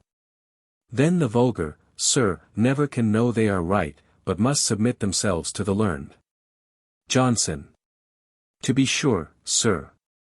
The vulgar are the children of the state, and must be taught like children. Boswell. Then, sir, a poor Turk must be a Mahometan, just as a poor Englishman must be a Christian. Johnson. Why, yes, sir, and what then? This now is such stuff as I used to talk to my mother, when I first began to think myself a clever fellow. And she ought to have whipped me for it. Another evening Dr. Goldsmith and I called on him, with the hope of prevailing on him to sup with us at the Mitre. We found him indisposed, and resolved not to go abroad. Come then, said Goldsmith, we will not go to the Mitre tonight, since we cannot have the big man with us. Johnson then called for a bottle of port, of which Goldsmith and I partook, while our friend, now a water drinker, sat by us. Goldsmith. I think, Mr. Johnson, you don't go near the theatres now. You give yourself no more concern about a new play, than if you had never had anything to do with the stage. Johnson. Why, sir, our tastes greatly alter. The lad does not care for the child's rattle, and the old man does not care for the young man's whore. Goldsmith. Nay, sir, but your muse was not a whore. Johnson. Sir, I do not think she was. But as we advance in the journey of life, we drop some of the things which have pleased us, whether it be that we are fatigued and don't choose to carry so many things any farther, or that we find other things which we like better. Boswell. But, sir, why don't you give us something in some other way? Goldsmith. Sir, we have a claim upon you. Johnson. No, sir, I am not obliged to do any more. No man is obliged to do as much as he can do. A man is to have part of his life to himself. If a soldier has fought a good many campaigns, he is not to be blamed if he retires to ease and tranquility. A physician, who has practiced long in a great city, may be excused if he retires to a small town, and takes less practice.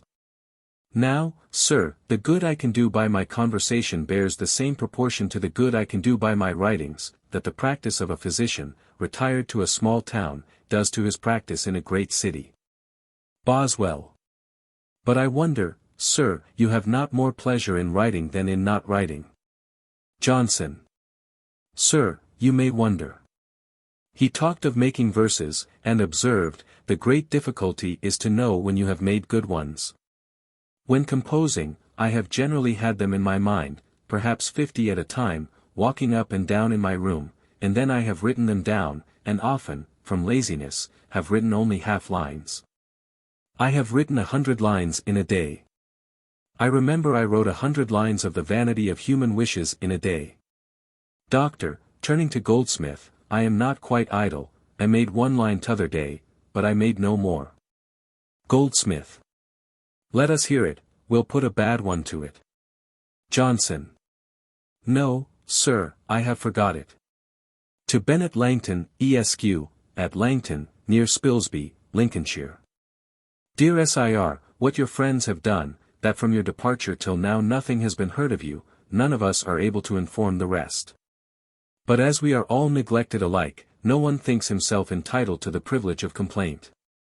I should have known nothing of you or of Langton, from the time that dear Miss Langton left us, had not I met Mr.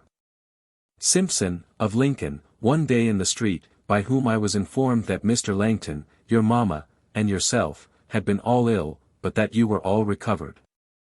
That sickness should suspend your correspondence, I did not wonder, but hoped that it would be renewed at your recovery. Since you will not inform us where you are, or how you live, I know not whether you desire to know anything of us. However, I will tell you that the club subsists. But we have the loss of Burke's company since he has been engaged in public business, in which he has gained more reputation than perhaps any man at his first appearance ever gained before. He made 2 speeches in the House for repealing the Stamp Act, which were publicly commended by Mr. Pitt, and have filled the town with wonder. Burke is a great man by nature, and is expected soon to attain civil greatness.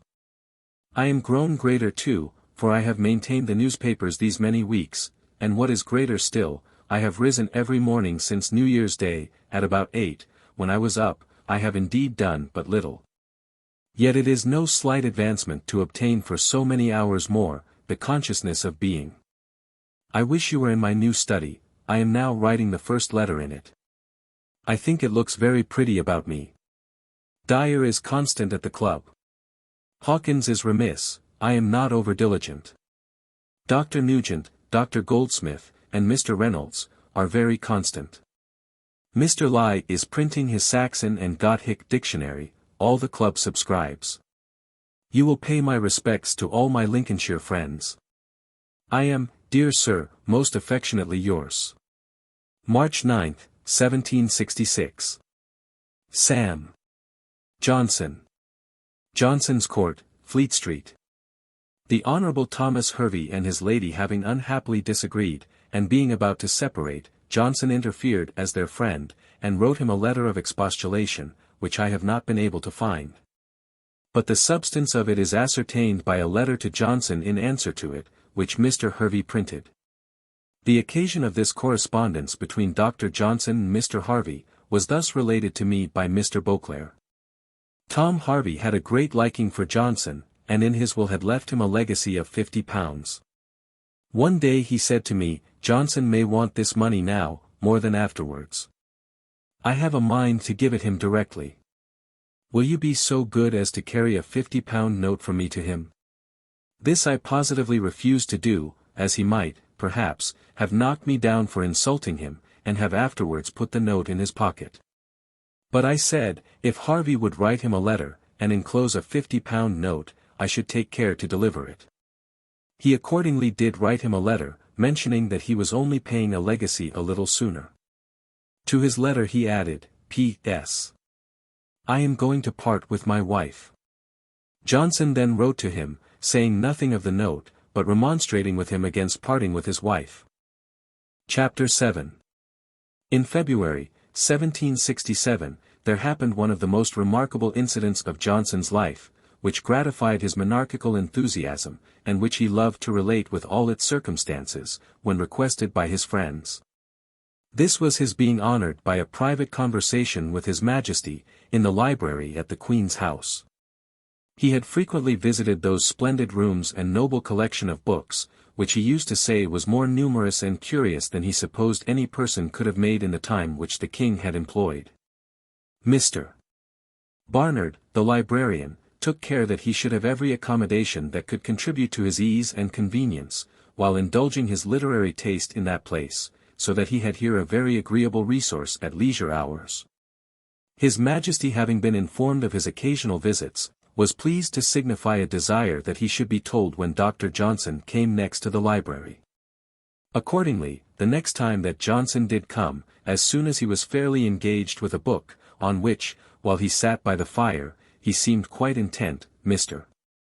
Barnard stole round to the apartment where the King was, and, in obedience to His Majesty's commands, mentioned that Dr. Johnson was then in the library.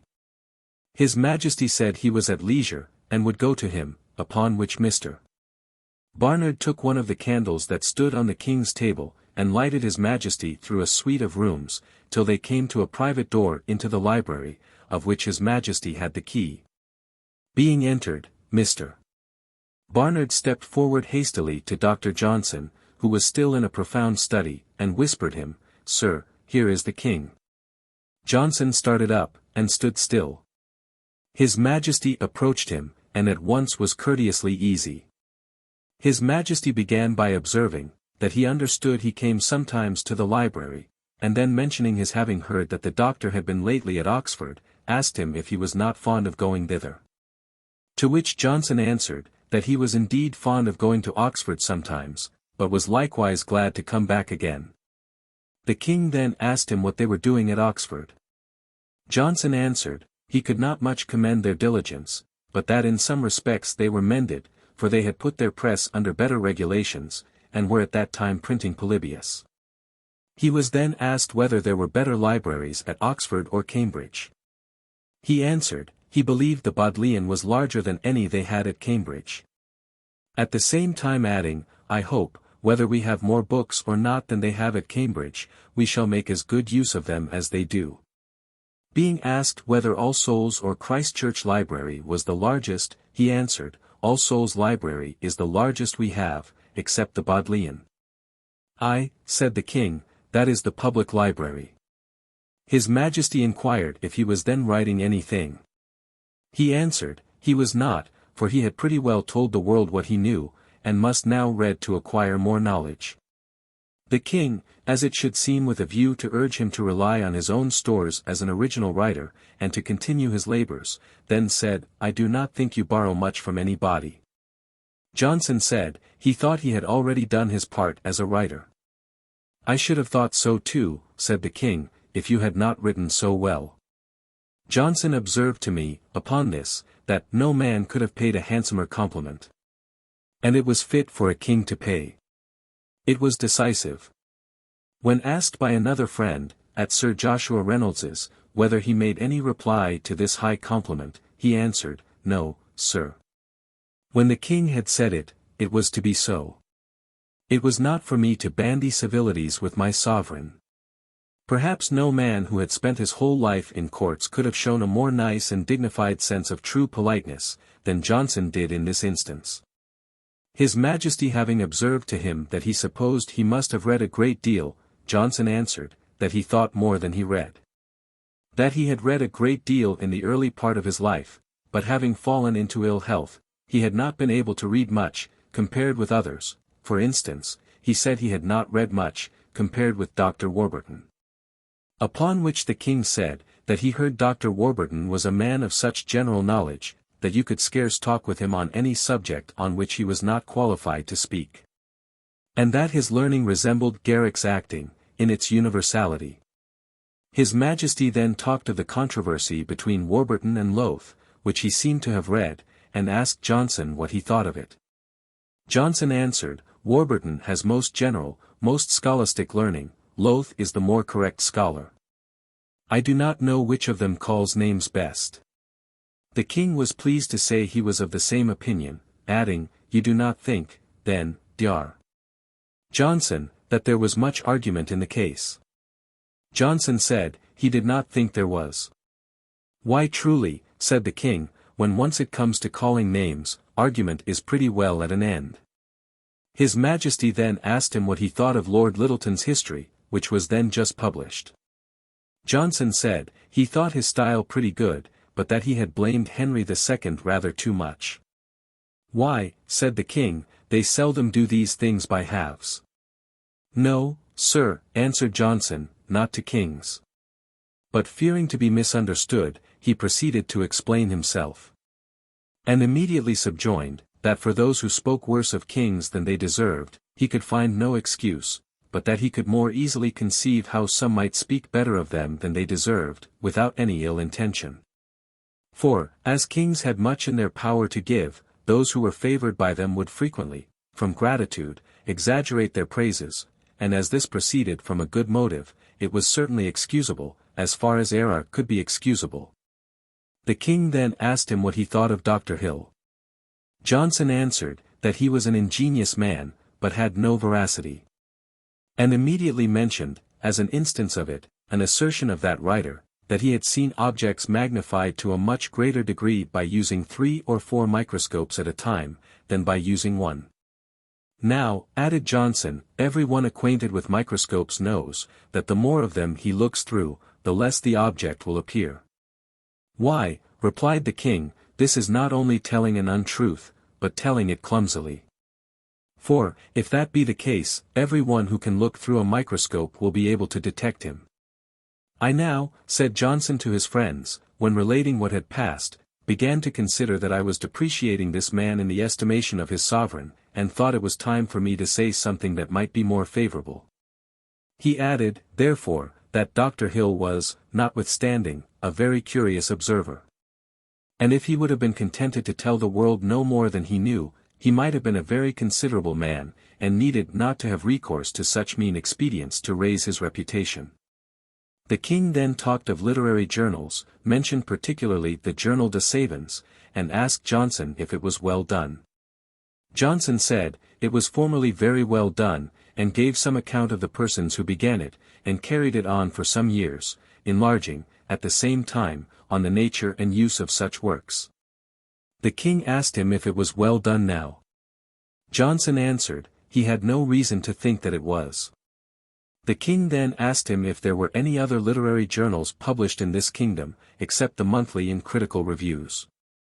And on being answered there were no other, his majesty asked which of them was the best. Johnson answered, that the monthly review was done with most care, the critical upon the best principles. Adding that the authors of the monthly review were enemies to the church. This the king said he was sorry to hear.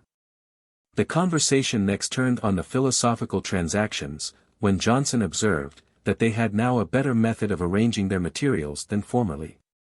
"I," said the king, "they are obliged to Dr. Johnson for that." For his majesty had heard and remembered the circumstance, which Johnson himself had forgot. His majesty expressed a desire to have the literary biography of this country ably executed, and proposed to Dr. Johnson to undertake it. Johnson signified his readiness to comply with his majesty's wishes. During the whole of this interview, Johnson talked to his majesty with profound respect, but still in his firm manly manner, with a sonorous voice, and never in that subdued tone which is commonly used at the levee and in the drawing-room. After the king withdrew, Johnson shewed himself highly pleased with his majesty's conversation, and gracious behaviour. He said to Mr. Barnard, "Sir, they may talk of the king as they will, but he is the finest gentleman I have ever seen." And he afterwards observed to Mr. Langton, "Sir, his manners are those of as fine a gentleman as we may suppose Louis XIV or Charles II. At Sir Joshua Reynolds's, where a circle of Johnson's friends was collected round him to hear his account of this memorable conversation, Dr. Joseph Warton, in his frank and lively manner, was very active in pressing him to mention the particulars. "Come now, sir, this is an interesting matter, do favour us with it." Johnson, with great good humour, complied. He told them, "I found his majesty wished I should talk, and I made it my business to talk. I find it does a man good to be talked to by his sovereign. In the first place, a man cannot be in a passion." Here some question interrupted him, which is to be regretted, as he certainly would have pointed out and illustrated many circumstances of advantage, from being in a situation, where the powers of the mind are at once excited to vigorous exertion, and tempered by reverential awe. During all the time in which Dr. Johnson was employed in relating to the circle at Sir Joshua Reynolds's the particulars of what passed between the king and him, Dr. Goldsmith remained unmoved upon a sofa at some distance, affecting not to join in the least in the eager curiosity of the company. He assigned as a reason for his gloom and seeming inattention, that he apprehended Johnson had relinquished his purpose of furnishing him with a prologue to his play, with the hopes of which he had been flattered. But it was strongly suspected that he was fretting with chagrin and envy at the singular honour Dr. Johnson had lately enjoyed. At length, the frankness and simplicity of his natural character prevailed. He sprung from the sofa, advanced to Johnson, and in a kind of flutter, from imagining himself in the situation which he had just been hearing described, exclaimed, "Well, you acquitted yourself in this conversation better than I should have done. For I should have bowed and stammered through the whole of it." His diary affords no light as to his employment at this time. He passed 3 months at Lichfield.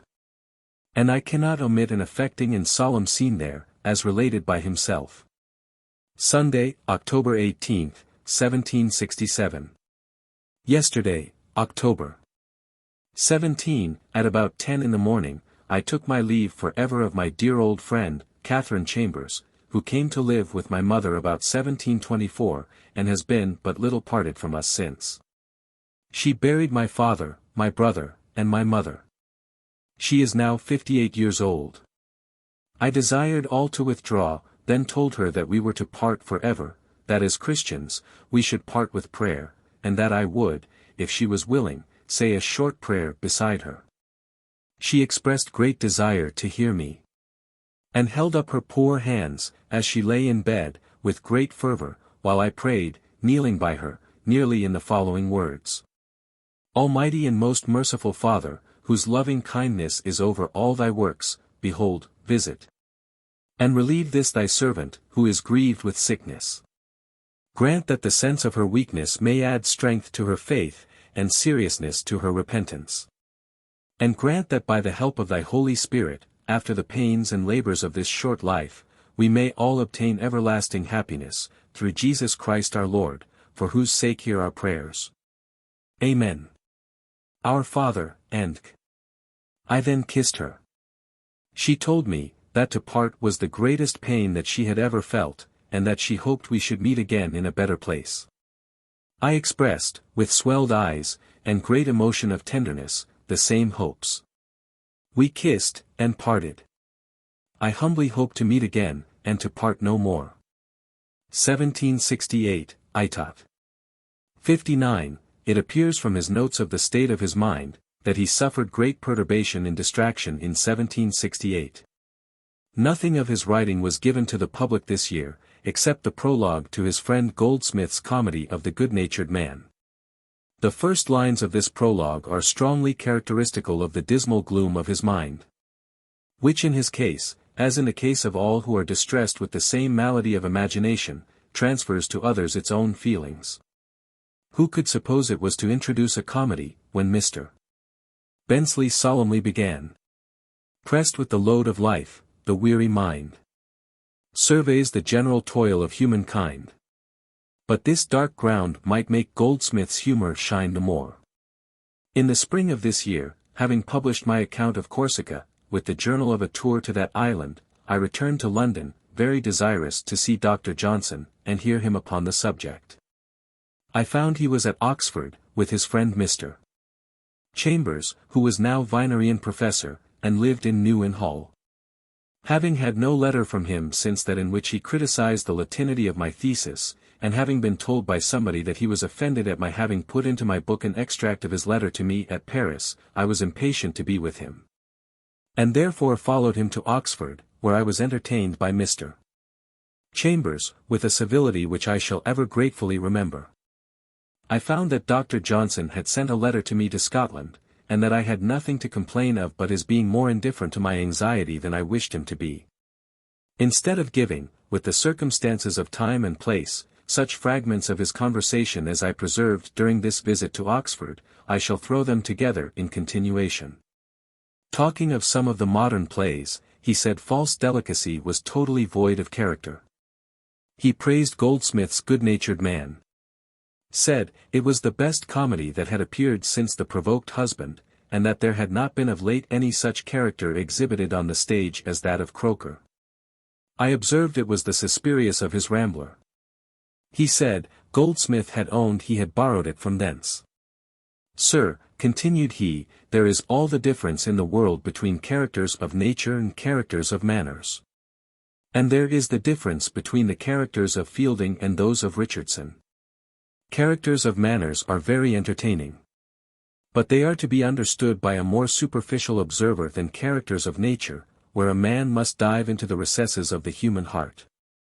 It always appeared to me that he estimated the compositions of Richardson too highly, and that he had an unreasonable prejudice against Fielding.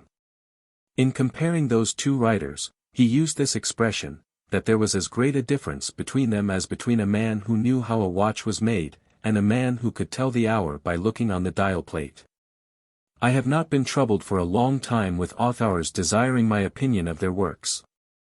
I used once to be sadly plagued with a man who wrote verses, but who literally had no other notion of a verse, but that it consisted of 10 syllables.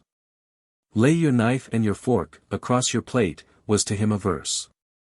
Lay your knife and your fork across your plate. As he wrote a great number of verses, he sometimes by chance made good ones, though he did not know it. Johnson expatiated on the advantages of Oxford for learning. There is here, sir, said he, such a progressive emulation. The students are anxious to appear well to their tutors. The tutors are anxious to have their pupils appear well in the college, the colleges are anxious to have their students appear well in the university, and there are excellent rules of discipline in every college. That the rules are sometimes ill-observed, may be true, but is nothing against the system. The members of an university may, for a season, be unmindful of their duty. I am arguing for the excellency of the institution. He said he had lately been a long while at Lichfield, but had grown very weary before he left it. Boswell. I wonder at that, sir, it is your native place. Johnson. Why, so is Scotland your native place. His prejudice against Scotland appeared remarkably strong at this time. When I talked of our advancement in literature, sir, said he, you have learned a little from us, and you think yourselves very great men.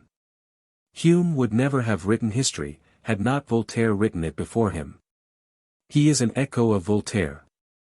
Boswell. But, sir, we have Lord Kames. Johnson. You have Lord Kames. Keep him, ha, ha, ha. We don't envy you him. Do you ever see Dr. Robertson? Boswell. Yes, sir. Johnson. Does the dog talk of me? Boswell. Indeed, sir, he does, and loves you. Thinking that I now had him in a corner, and being solicitous for the literary fame of my country, I pressed him for his opinion on the merit of Dr. Robertson's History of Scotland. But, to my surprise, he escaped. Sir, I love Robertson, and I won't talk of his book. An essay, written by Mr. Dean, a divine of the Church of England, maintaining the future life of brutes, by an explication of certain parts of the Scriptures, was mentioned, and the doctrine insisted on by a gentleman who seemed fond of curious speculation. Johnson, who did not like to hear of anything concerning a future state which was not authorized by the regular canons of orthodoxy, discouraged this talk. And being offended at its continuation, he watched an opportunity to give the gentleman a blow of reprehension. So, when the poor speculatist, with a serious metaphysical pensive face, addressed him, but really, sir, when we see a very sensible dog, we don't know what to think of him. Johnson, rolling with joy at the thought which beamed in his eye, turned quickly round, and replied, True, sir, and when we see a very foolish fellow, we don't know what to think of him. He then rose up, strided to the fire, and stood for some time laughing and exulting. I asked him if it was not hard that one deviation from chastity should so absolutely ruin a young woman. Johnson. Why, no, sir. It is the great principle which she is taught. When she has given up that principle, she has given up every notion of female honor and virtue, which are all included in chastity. A gentleman talked to him of a lady whom he greatly admired and wished to marry, but was afraid of her superiority of talents. Sir, said he, you need not be afraid, marry her.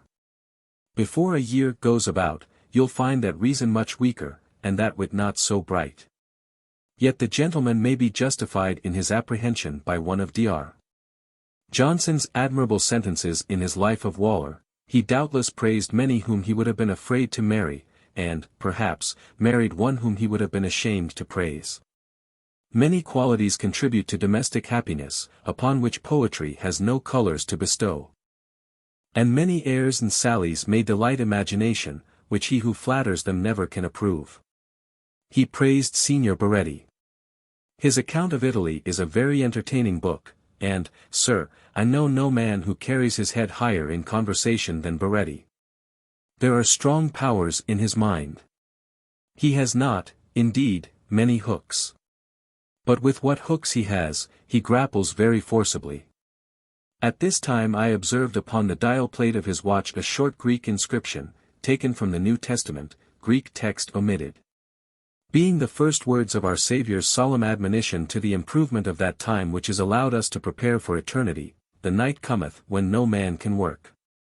He some time afterwards laid aside this dial plate, and when I asked him the reason, he said, it might do very well upon a clock which a man keeps in his closet. But to have it upon his watch which he carries about with him, and which is often looked at by others, might be censured as ostentatious. Mr. Stevens is now possessed of the dial plate inscribed as above. He remained at Oxford a considerable time. I was obliged to go to London, where I received his letter, which had been returned from Scotland. To James Boswell, Esq. My dear Boswell, I have omitted a long time to write to you, without knowing very well why. I could now tell why I should not write, for who would write to men who publish the letters of their friends, without their leave? Yet I write to you in spite of my caution, to tell you that I shall be glad to see you, and that I wish you would empty your head of Corsica, which I think has filled it rather too long. But, at all events, I shall be glad, very glad to see you. I am, sir, yours affectionately, Sam. Johnson. Oxford, March 23, 1768. Upon his arrival in London in May, he surprised me one morning with a visit at my lodgings in Half Moon Street, was quite satisfied with my explanation, and was in the kindest and most agreeable frame of mind. As he had objected to a part of one of his letters being published, I thought it right to take this opportunity of asking him explicitly whether it would be improper to publish his letters after his death.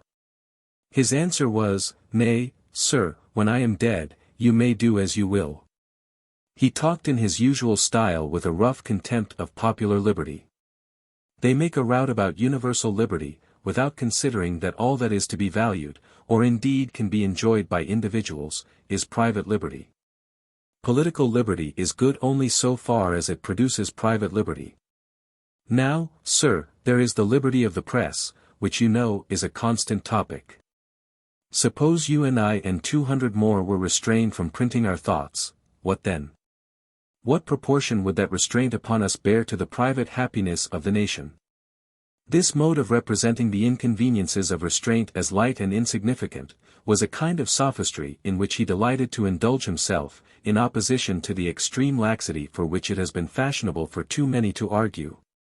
When it is evident, upon reflection, that the very essence of government is restraint. And certain it is, that as government produces rational happiness, too much restraint is better than too little. But when restraint is unnecessary, and so close as to gall those who are subject to it, the people may and ought to remonstrate. And, if relief is not granted, to resist. Of this manly and spirited principle, no man was more convinced than Johnson himself. His sincere regard for Francis Barber, his faithful negro servant, made him so desirous of his further improvement, that he now placed him at a school at Bishop Stortford, in Hertfordshire. This humane attention does Johnson's heart much honor. Out of many letters which Mr. Barber received from his master, he has preserved 3, which he kindly gave me, and which I shall insert according to their dates. To Mr. Francis Barber. Dear Francis, I have been very much out of order. I am glad to hear that you are well, and design to come soon to see you. I would have you stay at Mrs. Clapp's for the present, till I can determine what we shall do. Be a good boy. My compliments to Mrs. Clapp and to Mr. Fowler. I am, yours affectionately, Sam. Johnson. May 28, 1768. Soon afterwards, he supped at the Crown and Anchor Tavern, in the Strand, with a company whom I collected to meet him. They were Dr. Percy, now Bishop of Dromore, Dr. Douglas, now Bishop of Salisbury, Mr. Langton, Dr. Robertson the historian, Dr. Hugh Blair, and Mr. Thomas Davies, who wished much to be introduced to these eminent Scotch literati. But on the present occasion he had very little opportunity of hearing them talk, for with an excess of prudence, for which Johnson afterwards found fault with them, they hardly opened their lips. And that only to say something which they were certain would not expose them to the sword of Goliath. Such was their anxiety for their fame when in the presence of Johnson. He was this evening in remarkable vigor of mind, and eager to exert himself in conversation, which he did with great readiness and fluency. But I am sorry to find that I have preserved but a small part of what passed. He was vehement against old Dr. Mounsey, of Chelsea College, as a fellow who swore and talked bawdy. I have been often in his company, said Dr. Percy, and never heard him swear or talk bawdy. Mr. Davies, who sat next to Dr. Percy, having after this had some conversation aside with him, made a discovery which, in his zeal to pay court to Dr. Johnson, he eagerly proclaimed aloud from the foot of the table, "Oh, sir, I have found out a very good reason why Dr. Percy never heard Mounsey swear or talk bawdy, for he tells me, he never saw him but at the Duke of Northumberland's table." "And so, sir," said Johnson loudly, to Dr. Percy, "you would shield this man from the charge of swearing and talking bawdy, because he did not do so at the Duke of Northumberland's table. Sir, you might as well tell us that you had seen him hold up his hand at the Old Bailey, and he neither swore nor talked bawdy, or that you had seen him in the cart at Tyburn, and he neither swore nor talked bawdy. And is it thus, sir, that you presume to controvert what I have related?" Dr. Johnson's animadversion was uttered in such a manner, that Dr. Percy seemed to be displeased, and soon afterwards left the company, of which Johnson did not at that time take any notice. Swift having been mentioned, Johnson, as usual, treated him with little respect as an author. Some of us endeavored to support the Dean of St. Patrick's by various arguments. One in particular praised his conduct of the Allies. Johnson: "Sir, his conduct of the Allies is a performance of very little ability." "Surely, sir," said Dr. Douglas, "you must allow it has strong facts." Johnson: "Why yes, sir, but what is that to the merit of the composition? In the Sessions paper of the Old Bailey, there are strong facts. Housebreaking is a strong fact, robbery is a strong fact. And murder is a mighty strong fact, but is great praise due to the historian of those strong facts? No, sir. Swift has told what he had to tell distinctly enough, but that is all. He had to count 10, and he has counted it right." Then recollecting that Mr. Davies, by acting as an informer, had been the occasion of his talking somewhat too harshly to his friend Dr. Percy, for which, probably, when the first ebullition was over, he felt some compunction, he took an opportunity to give him a hit, so added, with a preparatory laugh, "Why, sir, Tom Davies might have written the conduct of the Allies." Poor Tom, being thus suddenly dragged into ludicrous notice in presence of the Scottish doctors, to whom he was ambitious of appearing to advantage, was grievously mortified. Nor did his punishment rest here. For upon subsequent occasions, whenever he, statesman all over, assumed a strutting importance, I used to hail him, the author of the conduct of the Allies. When I called upon Dr. Johnson next morning, I found him highly satisfied with his colloquial prowess the preceding evening. "Well," said he, "we had good talk." Boswell: "Yes, sir, you tossed and gored several persons. The late Alexander, Earl of Eglintown, who loved wit more than wine, and men of genius more than sycophants, had a great admiration of Johnson. But from the remarkable elegance of his own manners, was, perhaps, too delicately sensible of the roughness which sometimes appeared in Johnson's behaviour. One evening about this time, when his lordship did me the honour to sup at my lodgings with Dr. Robertson and several other men of literary distinction, he regretted that Johnson had not been educated with more refinement, and lived more in polished society. "No, no, my lord," said Signor Baretti, "do with him what you would, he would always have been a bear." "True," answered the Earl, with a smile, "but he would have been a dancing bear." To obviate all the reflections which have gone round the world to Johnson's prejudice, by applying to him the epithet of a bear, let me impress upon my readers a just and happy saying of my friend Goldsmith, who knew him well. Johnson, to be sure, has a roughness in his manner. But no man alive has a more tender heart. He has nothing of the bear but his skin. 1769, Itot. 60. I came to London in the autumn, and having informed him that I was going to be married in a few months, I wished to have as much of his conversation as I could before engaging in a state of life which would probably keep me more in Scotland, and prevent me seeing him so often as when I was a single man. But I found he was at Brighthelmstone with Mr. and Mrs. Thrale. After his return to town, we met frequently, and I continued the practice of making notes of his conversation, though not with so much assiduity as I wish I had done. At this time, indeed, I had a sufficient excuse for not being able to appropriate so much time to my journal. For General Paoli, after Corsica had been overpowered by the monarchy of France, was now no longer at the head of his brave countrymen, but having with difficulty escaped from his native island, had sought an asylum in Great Britain. And it was my duty, as well as my pleasure, to attend much upon him. Such particulars of Johnson's conversation at this period as I have committed to writing, I shall here introduce, without any strict attention to methodical arrangement. Sometimes short notes of different days shall be blended together, and sometimes a day may seem important enough to be separately distinguished. He said, he would not have Sunday kept with rigid severity and gloom, but with a gravity and simplicity of behavior. I told him that David Hume had made a short collection of Scotticisms. I wonder, said Johnson, that he should find them. On the 30th of September we dined together at the Mitre. I attempted to argue for the superior happiness of the savage life, upon the usual fanciful topics. Johnson. Sir, there can be nothing more false. The savages have no bodily advantages beyond those of civilized men. They have not better health, and as to care or mental uneasiness, they are not above it, but below it, like bears. No, sir. You are not to talk such paradox, let me have no more on't. It cannot entertain, far less can it instruct. Lord Monboddo, one of your Scotch judges, talked a great deal of such nonsense. I suffered him, but I will not suffer you. Boswell. But, sir, does not Rousseau talk such nonsense? Johnson. True, sir, but Rousseau knows he is talking nonsense, and laughs at the world for staring at him. Boswell. How so, sir? Johnson. Why, sir, a man who talks nonsense so well, must know that he is talking nonsense. But I am afraid, chuckling and laughing, Monboddo does not know that he is talking nonsense.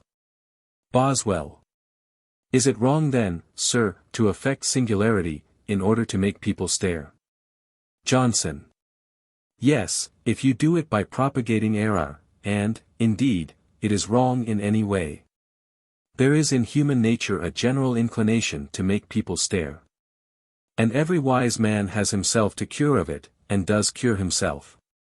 If you wish to make people stare by doing better than others, why, make them stare till they stare their eyes out. But consider how easy it is to make people stare by being absurd. I may do it by going into a drawing-room without my shoes. You remember the gentleman in the Spectator, who had a commission of lunacy taken out against him for his extreme singularity, such as never wearing a wig, but a nightcap. Now, sir, abstractedly, the nightcap was best, but, relatively, the advantage was overbalanced by his making the boys run after him. Talking of a London life, he said, the happiness of London is not to be conceived but by those who have been in it. I will venture to say, there is more learning and science within the circumference of 10 miles from where we now sit, than in all the rest of the kingdom. Boswell. The only disadvantage is the great distance at which people live from one another. Johnson. Yes, sir, but that is occasioned by the largeness of it, which is the cause of all the other advantages. Boswell. Sometimes I have been in the humor of wishing to retire to a Dessart. Johnson. Sir, you have Dessart enough in Scotland. Although I had promised myself a great deal of instructive conversation with him on the conduct of the married state, of which I had then a near prospect, he did not say much upon that topic. Mr. Seward heard him once say, that a man has a very bad chance for happiness in that state, unless he marries a woman of very strong and fixed principles of religion.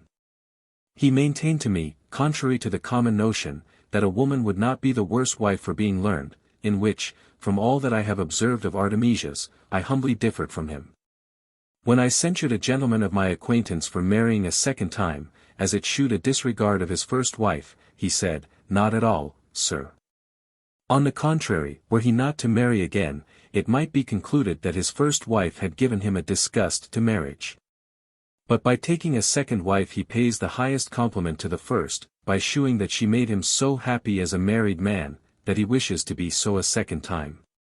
So ingenious a turn did he give to this delicate question. And yet, on another occasion, he owned that he once had almost asked a promise of Mrs. Johnson that she would not marry again, but had checked himself. Indeed, I cannot help thinking, that in his case the request would have been unreasonable. For if Mrs. Johnson forgot, or thought it no injury to the memory of her first love, the husband of her youth and the father of her children, to make a second marriage, why should she be precluded from a third, should she be so inclined? In Johnson's persevering fond appropriation of his Teddy, even after her decease, he seems totally to have overlooked the prior claim of the honest Birmingham trader. I presume that her having been married before had, at times, given him some uneasiness, for I remember his observing upon the marriage of one of our common friends, "He has done a very foolish thing, sir. He has married a widow, when he might have had a maid." We drank tea with Mrs. Williams. I had last year the pleasure of seeing Mrs. Thrale at Dr. Johnson's one morning, and had conversation enough with her to admire her talents, and to shew her that I was as Johnsonian as herself. Dr.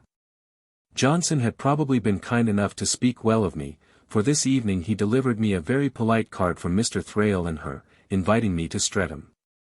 On the 6th of October I complied with this obliging invitation, and found, at an elegant villa, 6 miles from town, every circumstance that can make society pleasing.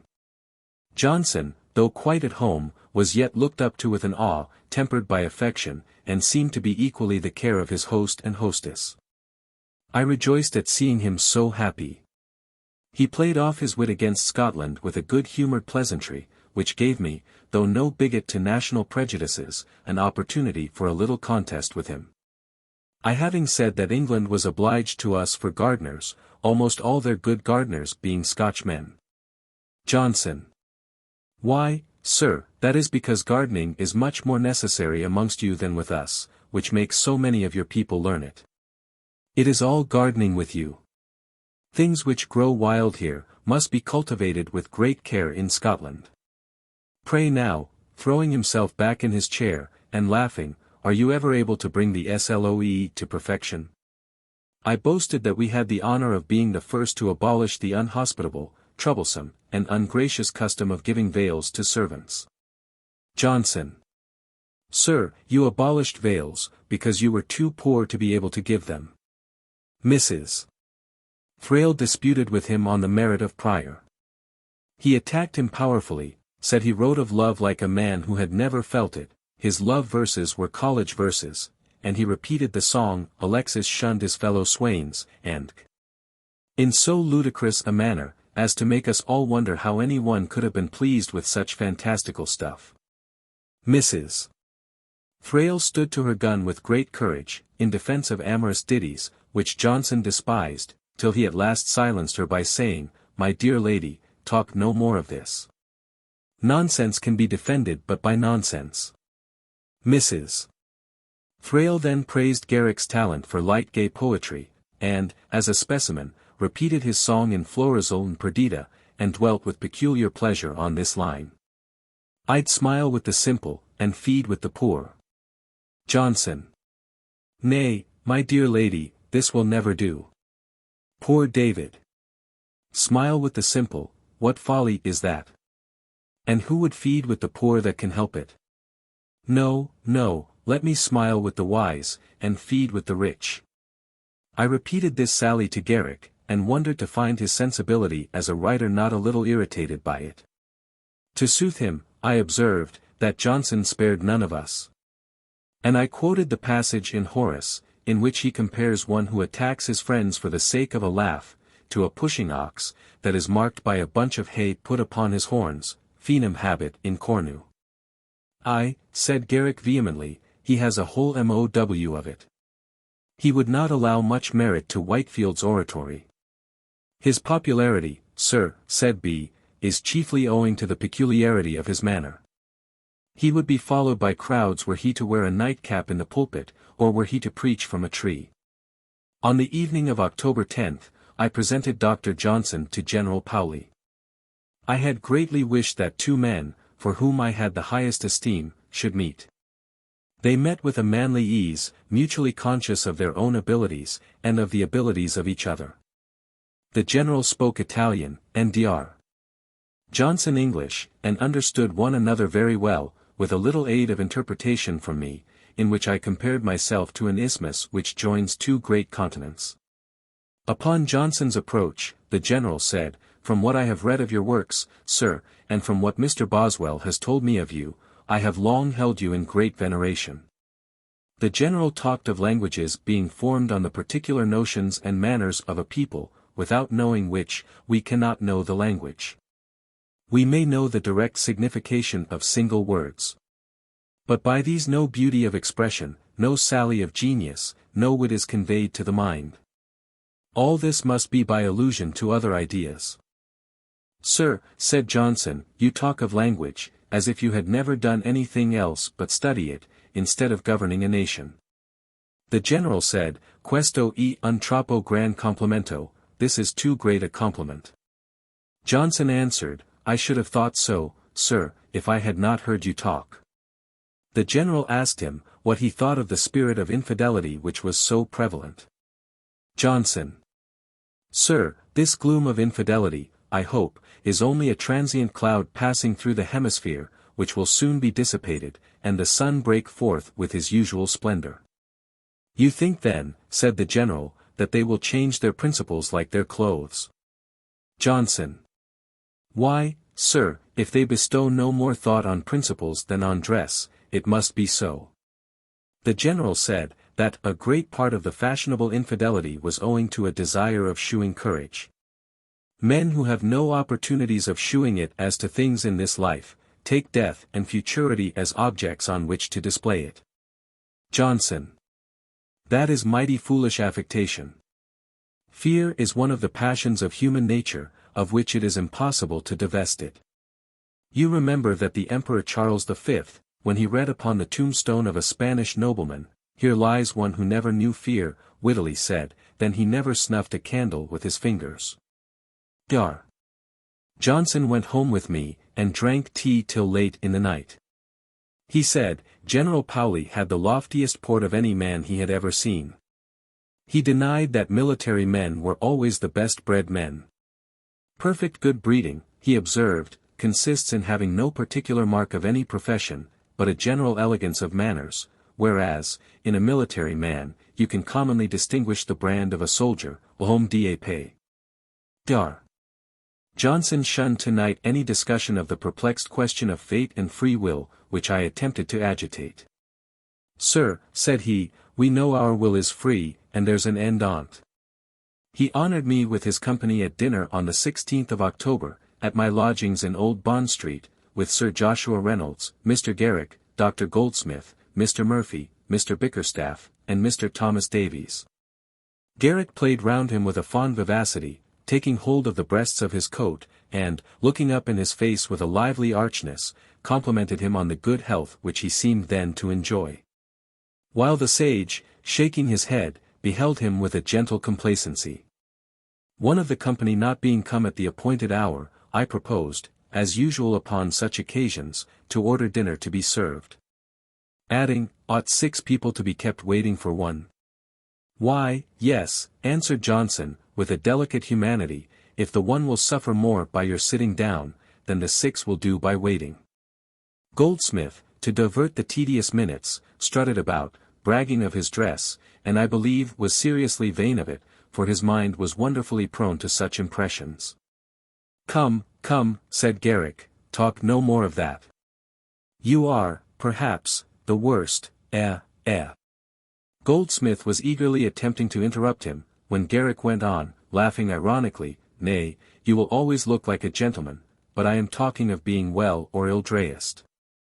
"Well, let me tell you," said Goldsmith, "when my tailor brought home my bloom-colored coat, he said, 'Sir, I have a favor to beg of you. When anybody asks you who made your clothes, be pleased to mention John Philby, at the Harrow, in Water Lane.'" Johnson. "Why, sir, that was because he knew the strange color would attract crowds to gaze at it, and thus they might hear of him, and see how well he could make a coat even of so absurd a color." After dinner our conversation first turned upon Pope. Johnson said, his characters of men were admirably drawn, those of women not so well. He repeated to us, in his forcible melodious manner, the concluding lines of the Dunciad.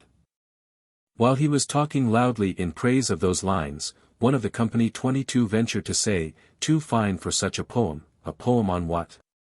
Johnson, with a disdainful look, "Why, on dunces. It was worth while being a dunce then." "Ah, sir, hadst you lived in those days. It is not worth while being a dunce now, when there are no wits." Bickerstaff observed, as a peculiar circumstance, that Pope's fame was higher when he was alive than it was then. Johnson said, his pastorals were poor things, though the versification was fine. He told us, with high satisfaction, the anecdote of Pope's inquiring who was the author of his London, and saying, "He will be soon to tear." He observed, that in Dryden's poetry there were passages drawn from a profundity which Pope could never reach. He repeated some fine lines on love, by the former, which I have now forgotten, and gave great applause to the character of Zimri. Goldsmith said, that Pope's character of Addison shewed a deep knowledge of the human heart. Johnson said, that the description of the temple, in The Morning Bride, was the finest poetical passage he had ever read. He recollected none in Shakespeare equal to it. "But," said Garrick, all alarmed for the god of his idolatry, "we know not the extent and variety of his powers. We are to suppose there are such passages in his works. Shakespeare must not suffer from the badness of our memories." Johnson, diverted by this enthusiastic jealousy, went on with greater ardor, "No, sir, Congreve has nature," smiling on the tragic eagerness of Garrick Winkyface. But composing himself, he added, "Sir, this is not comparing Congreve on the whole, with Shakespeare on the whole, but only maintaining that Congreve has one finer passage than any that can be found in Shakespeare. Sir, a man may have no more than 10 guineas in the world, but he may have those 10 guineas in one piece, and so may have a finer piece than a man who has 10,000 pounds, but then he has only one 10-guinea piece. What I mean is, that you can shew me no passage where there is simply a description of material objects, without any intermixture of moral notions, which produces such an effect." Mr. Murphy mentioned Shakespeare's description of the night before the Battle of Agincourt, but it was observed, it had men in it. Mr. Davies suggested the speech of Juliet, in which she figures herself awaking in the tomb of her ancestors. Some one mentioned the description of Dover Cliff. Johnson. "No, sir, it should be all precipice, all vacuum. The crows impede your fall. The diminished appearance of the boats, and other circumstances, are all very good descriptions. But do not impress the mind at once with the horrible idea of immense height. The impression is divided, you pass on by computation, from one stage of the tremendous space to another. Had the girl in The Morning Bride said, she could not cast her shoe to the top of one of the pillars in the temple, it would not have aided the idea, but weakened it." Talking of a barrister who had a bad utterance, some one, to rouse Johnson, wickedly said, that he was unfortunate in not having been taught oratory by Sheridan. Johnson. "Nay, sir, if he had been taught by Sheridan, he would have cleared the room." Garrick. "Sheridan has too much vanity to be a good man." We shall now see Johnson's mode of defending a man, taking him into his own hands, and discriminating. Johnson. No, sir. There is, to be sure, in Sheridan, something to reprehend, and everything to laugh at, but, sir, he is not a bad man. No, sir, were mankind to be divided into good and bad, he would stand considerably within the ranks of good. And, sir, it must be allowed that Sheridan excels in plain declamation, though he can exhibit no character. Mrs. Montague, a lady distinguished for having written an essay on Shakespeare, being mentioned, Reynolds. I think that essay does her honor. Johnson. Yes, sir, it does her honor, but it would do nobody else honor. I have, indeed, not read it all. But when I take up the end of a web, and find it packthread, I do not expect, by looking further, to find embroidery. Sir, I will venture to say, there is not one sentence of true criticism in her book. Garrick. But, sir, surely it shews how much Voltaire has mistaken Shakespeare, which nobody else has done. Johnson. Sir, nobody else has thought it worth while. And what merit is there in that? You may as well praise a schoolmaster for whipping a boy who has construed ill. No, sir, there is no real criticism in it, none shewing the beauty of thought, as formed on the workings of the human heart.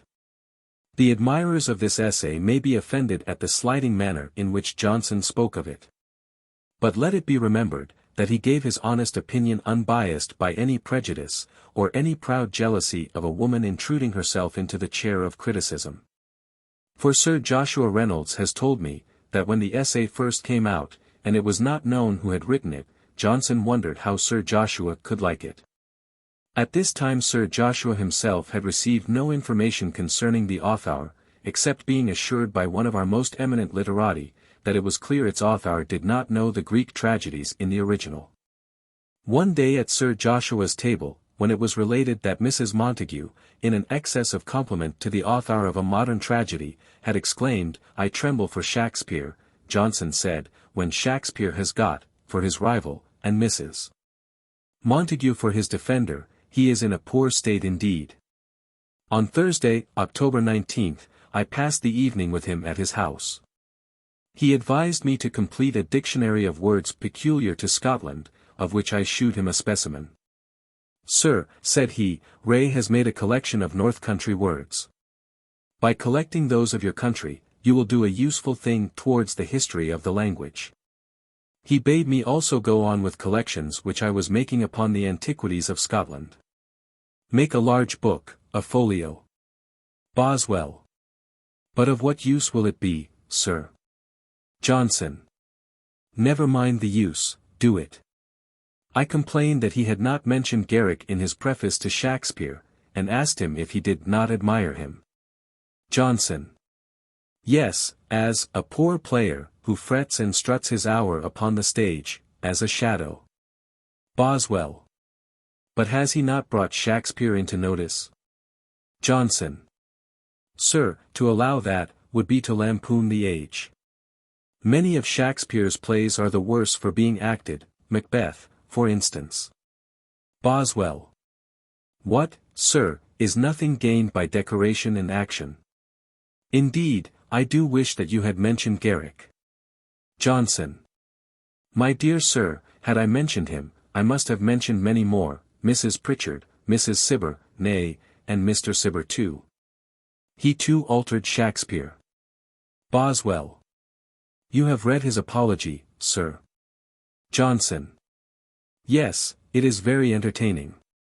But as for Cibber himself, taking from his conversation all that he ought not to have said, he was a poor creature. I remember when he brought me one of his odes to have my opinion of it, I could not bear such nonsense, and would not let him read it to the end, so little respect had I for that great man. Laughing. Yet I remember Richardson wondering that I could treat him with familiarity. I mentioned to him that I had seen the execution of several convicts at Tyburn, 2 days before, and that none of them seemed to be under any concern. Johnson. Most of them, sir, have never thought at all.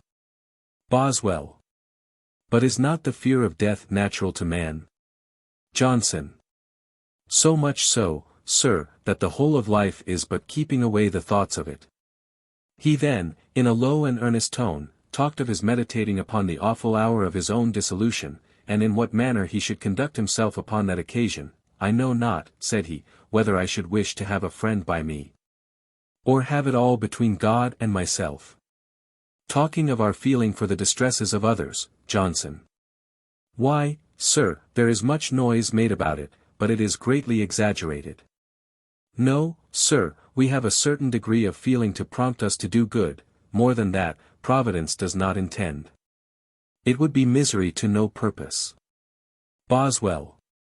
But suppose now, sir, that one of your intimate friends were apprehended for an offence for which he might be hanged. Johnson. I should do what I could to bail him, and give him any other assistance. But if he were once fairly hanged, I should not suffer. Boswell. Would you eat your dinner that day, sir? Johnson.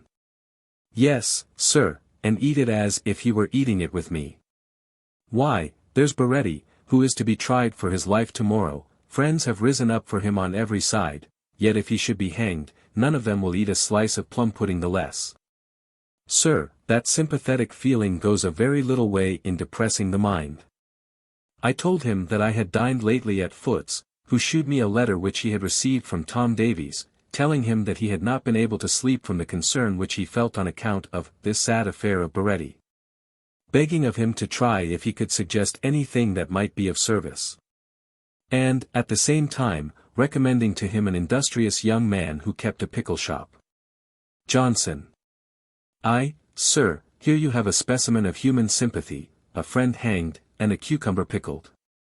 We know not whether Baretti or the pickleman has kept Davies from sleep, nor does he know himself. And as to his not sleeping, sir, Tom Davies is a very great man. Tom has been upon the stage, and knows how to do those things. I have not been upon the stage, and cannot do those things. Boswell. I have often blamed myself, sir, for not feeling for others as sensibly as many say they do. Johnson. Sir, don't be duped by them any more. You will find these very feeling people are not very ready to do you good. They pay you by feeling. Boswell. Foote has a great deal of humor. Johnson. Yes, sir. Boswell. He has a singular talent of exhibiting character. Johnson. Sir, it is not a talent, it is a vice, it is what others abstain from. It is not comedy, which exhibits the character of a species, as that of a miser gathered from many misers, it is farce, which exhibits individuals. Boswell. Did not he think of exhibiting you, sir? Johnson. Sir, fear restrained him, he knew I would have broken his bones. I would have saved him the trouble of cutting off a leg, I would not have left him a leg to cut off. Boswell. Pray, sir, is not Foote an infidel? Johnson. I do not know, sir, that the fellow is an infidel, but if he be an infidel, he is an infidel as a dog is an infidel, that is to say, he has never thought upon the subject. 23 Boswell. I suppose, sir, he has thought superficially, and seized the first notions which occurred to his mind. Johnson. Why then, sir, still he is like a dog, that snatches the piece next him. Did you never observe that dogs have not the power of comparing? A dog will take a small bit of meat as readily as a large, when both are before him. Boswell. What do you think of Dr. Young's Night Thoughts, sir? Johnson.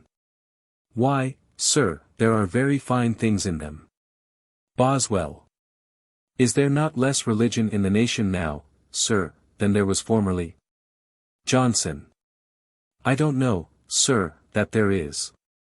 Boswell. For instance, there used to be a chaplain in every great family, which we do not find now. Johnson. Neither do you find any of the state servants, which great families used formerly to have. There is a change of modes in the whole department of life. Next day, October 20th, he appeared, for the only time I suppose in his life, as a witness in a court of justice, being called to give evidence to the character of Mr. Baretti, who having stabbed a man in the street, was arraigned at the Old Bailey for murder. Never did such a constellation of genius enlighten the awful Sessions House, emphatically called Justice Hall, Mr. Burke, Mr. Garrick, Mr. Beauclerk, and Dr. Johnson, and undoubtedly their favorable testimony had due weight with the court and jury. Johnson gave his evidence in a slow, deliberate, and distinct manner, which was uncommonly impressive. It is well known that Mr. Baretti was acquitted. Chapter 8. On the 26th of October, we dined together at the Mitre Tavern. I found fault with Foote for indulging his talent of ridicule at the expense of his visitors, which I colloquially termed making fools of his company. Johnson. Why, sir, when you go to see Foote, you do not go to see a saint, you go to see a man who will be entertained at your house, and then bring you on a public stage. Who will entertain you at his house, for the very purpose of bringing you on a public stage. Sir, he does not make fools of his company, they whom he exposes are fools already, he only brings them into action. We went home to his house to tea. Mrs. Williams made it with sufficient dexterity, notwithstanding her blindness, though her manner of satisfying herself that the cups were full enough appeared to me a little awkward. For I fancied she put her finger down a certain way, till she felt the tea touch at point 24 in my first elation at being allowed the privilege of attending Dr. Johnson at his late visits to this lady, which was like being e secretioribus conciliis, I willingly drank cup after cup, as if it had been the Heliconian spring. But as the charm of novelty went off, I grew more fastidious. And besides, I discovered that she was of a peevish temper. There was a pretty large circle this evening. Dr. Johnson was in very good humor, lively, and ready to talk upon all subjects. Mr. Ferguson, the self-taught philosopher, told him of a new invented machine which went without horses, a man who sat in it turned a handle, which worked a spring that drove it forward. Then, sir, said Johnson, what is gained is, the man has his choice whether he will move himself alone, or himself and the machine too. Dominicetti being mentioned, he would not allow him any merit. There is nothing in all this boasted system. No, sir, medicated baths can be no better than warm water, their only effect can be that of tepid moisture. One of the company took the other side, maintaining that medicines of various sorts, and some too of most powerful effect, are introduced into the human frame by the medium of the pores. And, therefore, when warm water is impregnated with salutiferous substances, it may produce great effects as a bath. This appeared to me very satisfactory. Johnson did not answer it. But talking for victory, and determined to be master of the field, he had recourse to the device which Goldsmith imputed to him in the witty words of one of Cibber's comedies, there is no arguing with Johnson. For when his pistol misses fire, he knocks you down with the butt end of it. He turned to the gentleman, well, sir, go to Dominicetti, and get thyself fumigated, but be sure that the steam be directed to thy head, for that is the peccant part. This produced a triumphant roar of laughter from the motley assembly of philosophers, printers, and dependents, male and female. I know not how so whimsical a thought came into my mind, but I asked, if, sir, you were shut up in a castle, and a newborn child with you, what would you do? Johnson. Why, sir, I should not much like my company. Boswell. But would you take the trouble of rearing it? He seemed, as may well be supposed, unwilling to pursue the subject, but upon my persevering in my question, replied, why yes, sir, I would, but I must have all conveniencies. If I had no garden, I would make a shed on the roof, and take it there for fresh air. I should feed it, and wash it much, and with warm water to please it, not with cold water to give it pain. Boswell. But, sir, does not heat relax? Johnson. Sir, you are not to imagine the water is to be very hot. I would not coddle the child. No, sir, the hearty method of treating children does no good. I'll take you 5 children from London, who shall cuff 5 Highland children. Sir, a man bred in London will carry a burthen, or run, or wrestle, as well as a man brought up in the heartiest manner in the country. Boswell. Good living, I suppose, makes the Londoners strong. Johnson. Why, sir, I don't know that it does. Our chairmen from Ireland, who are as strong men as any, have been brought up upon potatoes. Quantity makes up for quality. Boswell. Would you teach this child that I have furnished you with anything? Johnson. No, I should not be apt to teach it. Boswell. Would not you have a pleasure in teaching it? Johnson. No, sir, I should not have a pleasure in teaching it. Boswell. Have you not a pleasure in teaching men? There I have you. You have the same pleasure in teaching men, that I should have in teaching children. Johnson.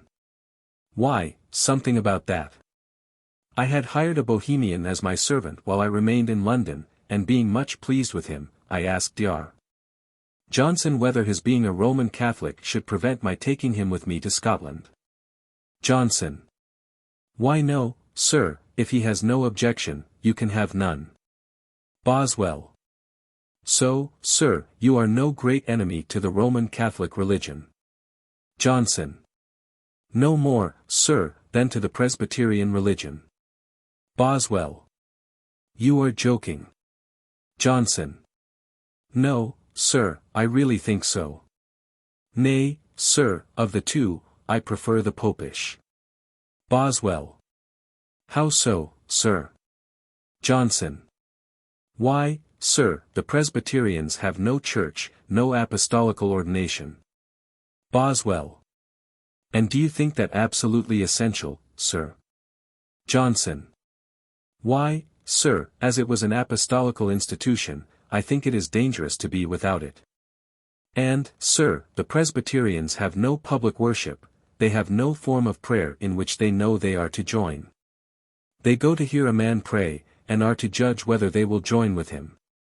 I proceeded, what do you think, sir, of purgatory, as believed by the Roman Catholics? Johnson. Why, sir, it is a very harmless doctrine.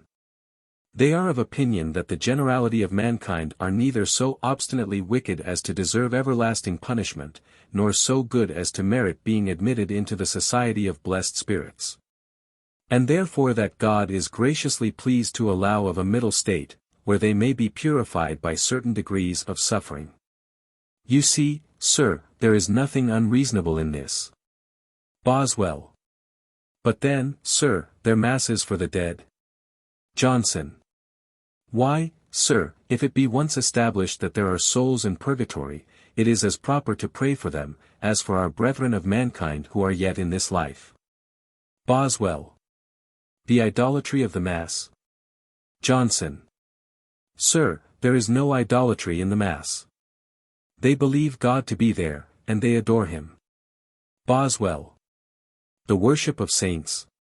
Johnson. Sir, they do not worship saints, they invoke them, they only ask their prayers. I am talking all this time of the doctrines of the Church of Rome.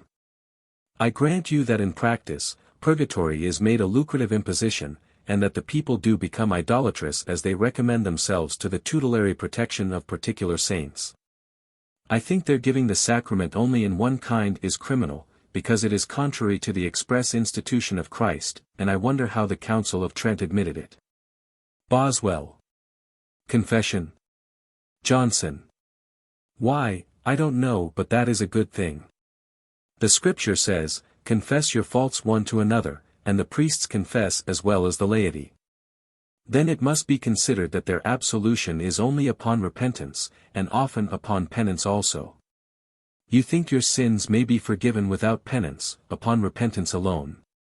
When we were alone, I introduced the subject of death, and endeavored to maintain that the fear of it might be got over. I told him that David Hume said to me, he was no more uneasy to think he should not be after this life, than that he had not been before he began to exist. Johnson. Sir, if he really thinks so, his perceptions are disturbed. He is mad. If he does not think so, he lies. He may tell you, he holds his finger in the flame of a candle, without feeling pain, would you believe him? When he dies, he at least gives up all he has. Boswell. Foote, sir, told me, that when he was very ill he was not afraid to die.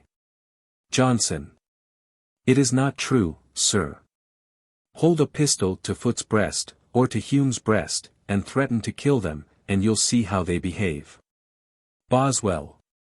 But may we not fortify our minds for the approach of death? Here I am sensible I was in the wrong, to bring before his view what he ever looked upon with horror. For although when in a celestial frame, in his vanity of human wishes he has supposed death to be kind nature's signal for retreat, from this state of being to a happier seat, his thoughts upon this awful change were in general full of dismal apprehensions. His mind resembled the vast amphitheatre, the Colosseum at Rome. In the centre stood his judgment, which, like a mighty gladiator, combated those apprehensions that, like the wild beasts of the arena, were all around in cells, ready to be let out upon him. After a conflict, he drives them back into their dens. But not killing them, they were still assailing him. To my question, whether we might not fortify our minds for the approach of death, he answered, in a passion, No, sir, let it alone. It matters not how a man dies, but how he lives. The act of dying is not of importance, it lasts so short a time. He added, with an earnest look, a man knows it must be so, and submits. It will do him no good to whine. I attempted to continue the conversation.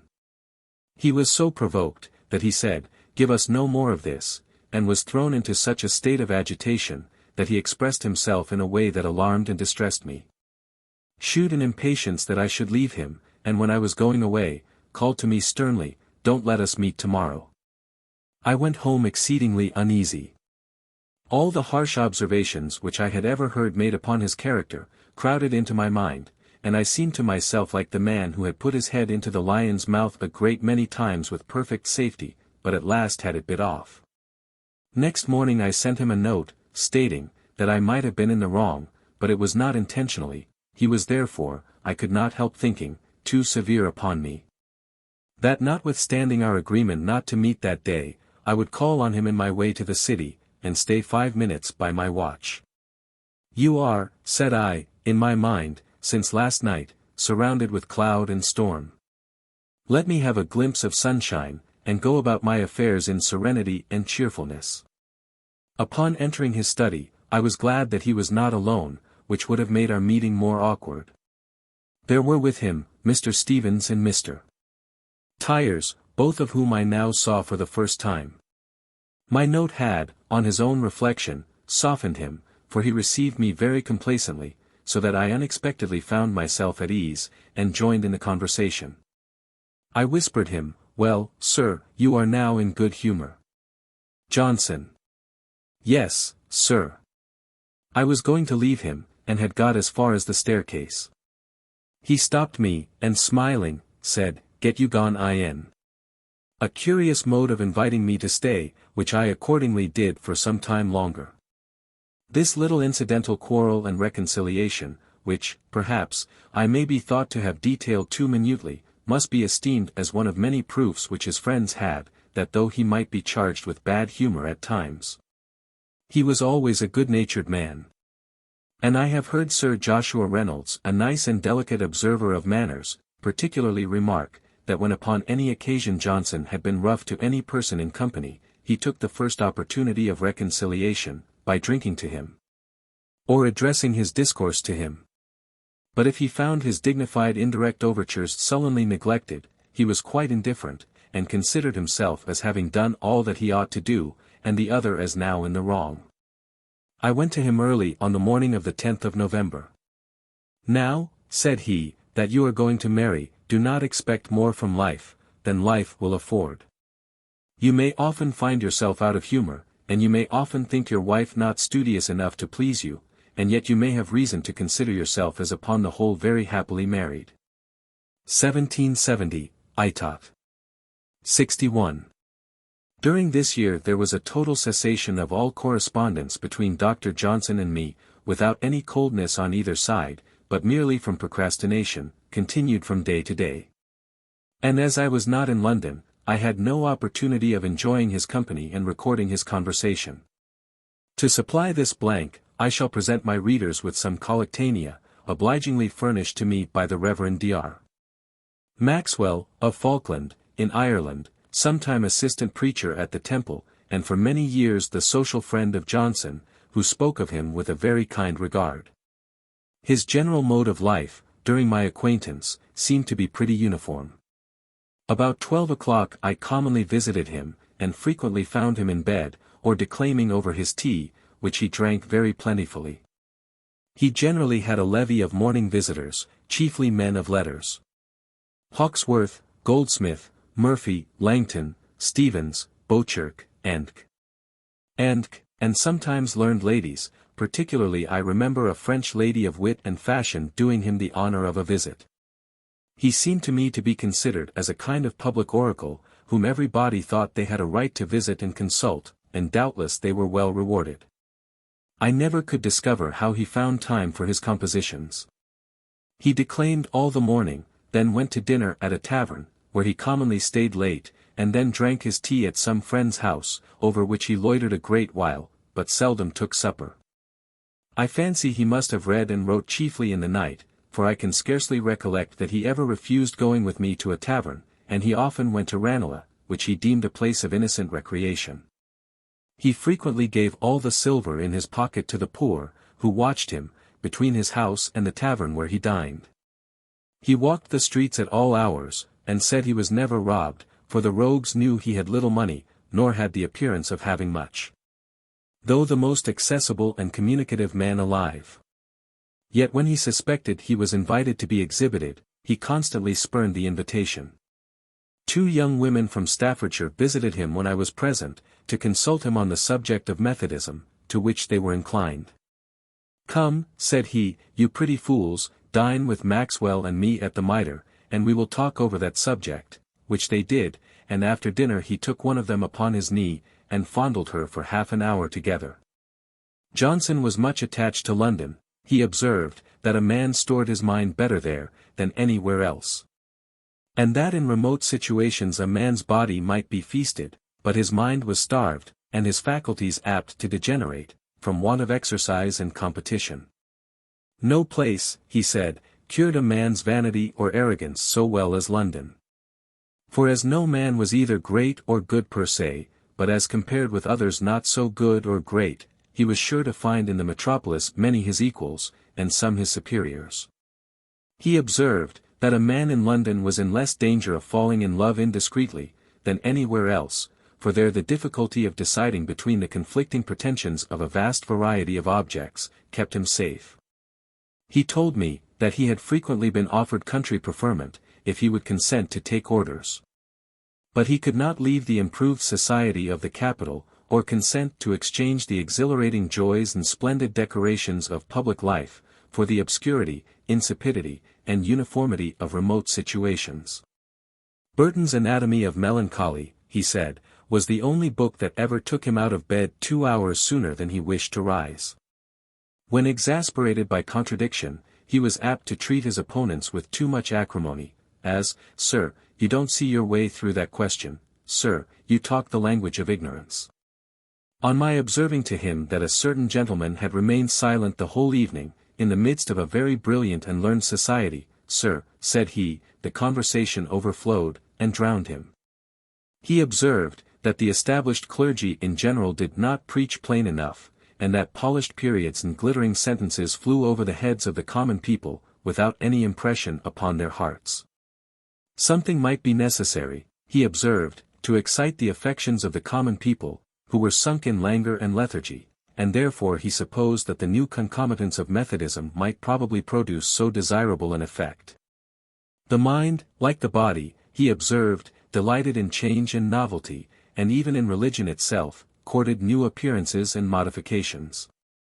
Whatever might be thought of some Methodist teachers, he said, he could scarcely doubt the sincerity of that man, who travelled 900 miles in a month, and preached 12 times a week. For no adequate reward, merely temporal, could be given for such indefatigable labor. In a Latin conversation with the Père Boscovich, at the house of Mrs. Chumley, I heard him maintain the superiority of Sir Isaac Newton over all foreign philosophers, with a dignity and eloquence that surprised that learned foreigner. It being observed to him, that a rage for everything English prevailed much in France after Lord Chatham's glorious war. He said, he did not wonder at it, for that we had drubbed those fellows into a proper reverence for us, and that their national petulance required periodical chastisement. Speaking of a dull tiresome fellow, whom he chanced to meet, he said, that fellow seems to me to possess but one idea, and that is a wrong one.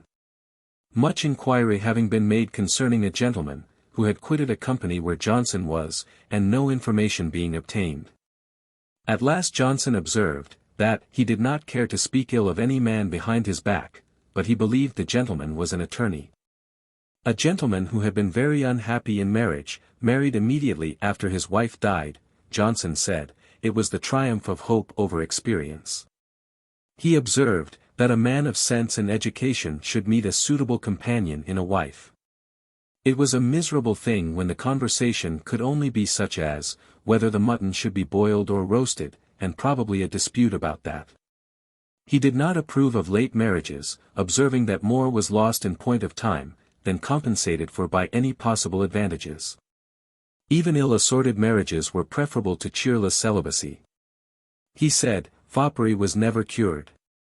It was the bad stamina of the mind, which, like those of the body, were never rectified, once a coxcomb, and always a coxcomb. Being told that Gilbert Cooper called him the Caliban of literature, well, said he, I must dub him the Punchinello. He said few people had intellectual resources sufficient to forego the pleasures of wine. They could not otherwise contrive how to fill the interval between dinner and supper. One evening at Mrs. Montague's, where a splendid company was assembled, consisting of the most eminent literary characters, I thought he seemed highly pleased with the respect and attention that were shown him, and asked him on our return home if he was not highly gratified by his visit. No, sir, said he, not highly gratified. Yet I do not recollect to have passed many evenings with fewer objections. Though of no high extraction himself, he had much respect for birth and family, especially among ladies. He said, adventitious accomplishments may be possessed by all ranks, but one may easily distinguish the born gentlewoman. Speaking of Burke, he said, it was commonly observed, he spoke too often in Parliament. But nobody could say he did not speak well, though too frequently and too familiarly. We dined tête-à-tête at the Mitre, as I was preparing to return to Ireland, after an absence of many years. I regretted much leaving London, where I had formed many agreeable connections. Sir, said he, I don't wonder at it, no man, fond of letters, leaves London without regret. But remember, sir, you have seen and enjoyed a great deal. You have seen life in its highest decorations, and the world has nothing new to exhibit. No man is so well qualified to leave public life as he who has long tried it and known it well. We are always hankering after untried situations and imagining greater felicity from them than they can afford. No, sir, knowledge and virtue may be acquired in all countries, and your local consequence will make you some amends for the intellectual gratifications you relinquish. He then took a most affecting leave of me. Said, he knew, it was a point of duty that called me away. We shall all be sorry to lose you, said he, laudo tamen. 1771, Itot. 62. To Sir Joshua Reynolds, Indiana Leicester Fields. Dear Sir, when I came to Lichfield, I found that my portrait had been much visited, and much admired. Every man has a lurking wish to appear considerable in his native place. And I was pleased with the dignity conferred by such a testimony of your regard. Be pleased, therefore, to accept the thanks of, Sir, your most obliged and most humble servant. Ashbourne in Derbyshire. Sam. Johnson. July 17, 1771. Compliments to Miss Reynolds. In his religious record of this year, we observe that he was better than usual, both in body and mind, and better satisfied with the regularity of his conduct. But he is still trying his ways too rigorously. He charges himself with not rising early enough, yet he mentions what was surely a sufficient excuse for this, supposing it to be a duty seriously required, as he all his life appears to have thought it. One great hindrance is want of rest. My nocturnal complaints grow less troublesome towards morning, and I am tempted to repair the deficiencies of the night. Alas! How hard would it be if this indulgence were to be imputed to a sick man as a crime? In his retrospect on the following Easter Eve, he says, "When I review the last year, I am able to recollect so little done, that shame and sorrow, though perhaps too weakly, come upon me." In 1772 he was altogether quiescent as an author. But it will be found from the various evidences which I shall bring together that his mind was acute, lively, and vigorous. To James Boswell, Esq. Dear Sir, that you are coming so soon to town I am very glad. And still more glad that you are coming as an advocate. I think nothing more likely to make your life pass happily away, than that consciousness of your own value, which eminence in your profession will certainly confer. If I can give you any collateral help, I hope you do not suspect that it will be wanting. My kindness for you has neither the merit of singular virtue, nor the reproach of singular prejudice. Whether to love you be right or wrong, I have many on my side. Mrs. Thrale loves you, and Mrs. Williams loves you, and what would have inclined me to love you, if I had been neutral before, you are a great favourite of Dr. Beattie. 25. Of Dr. Beattie I should have thought much, but that his lady puts him out of my head. She is a very lovely woman. The ejection which you come hither to oppose, appears very cruel, unreasonable, and oppressive. I should think there could not be much doubt of your success. My health grows better, yet I am not fully recovered. I believe it is held, that men do not recover very fast after 60.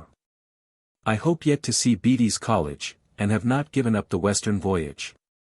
But however all this may be or not, let us try to make each other happy when we meet, and not refer our pleasure to distant times or distant places.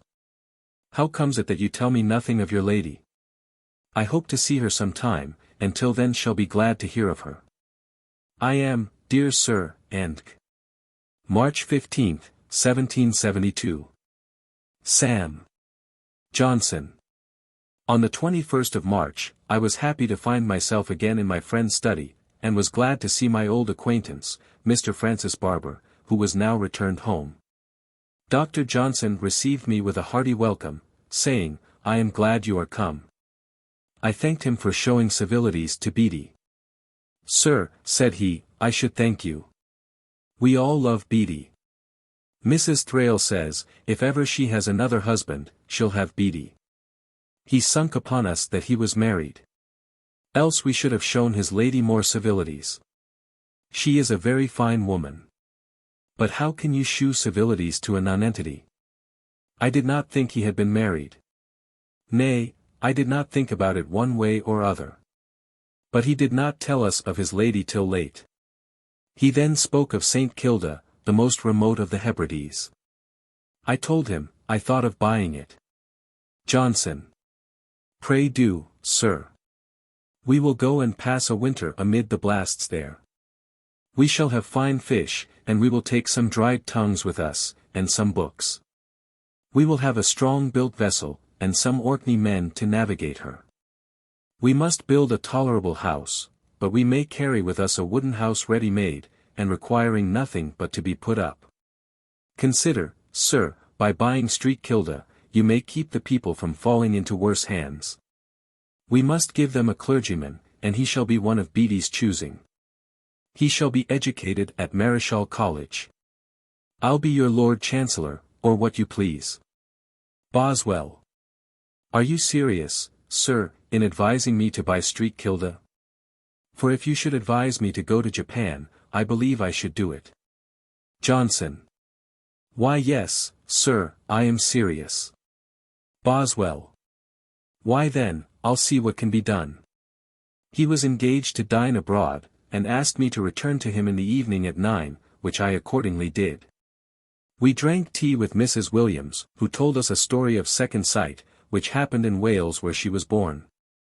He listened to it very attentively, and said he should be glad to have some instances of that faculty well authenticated.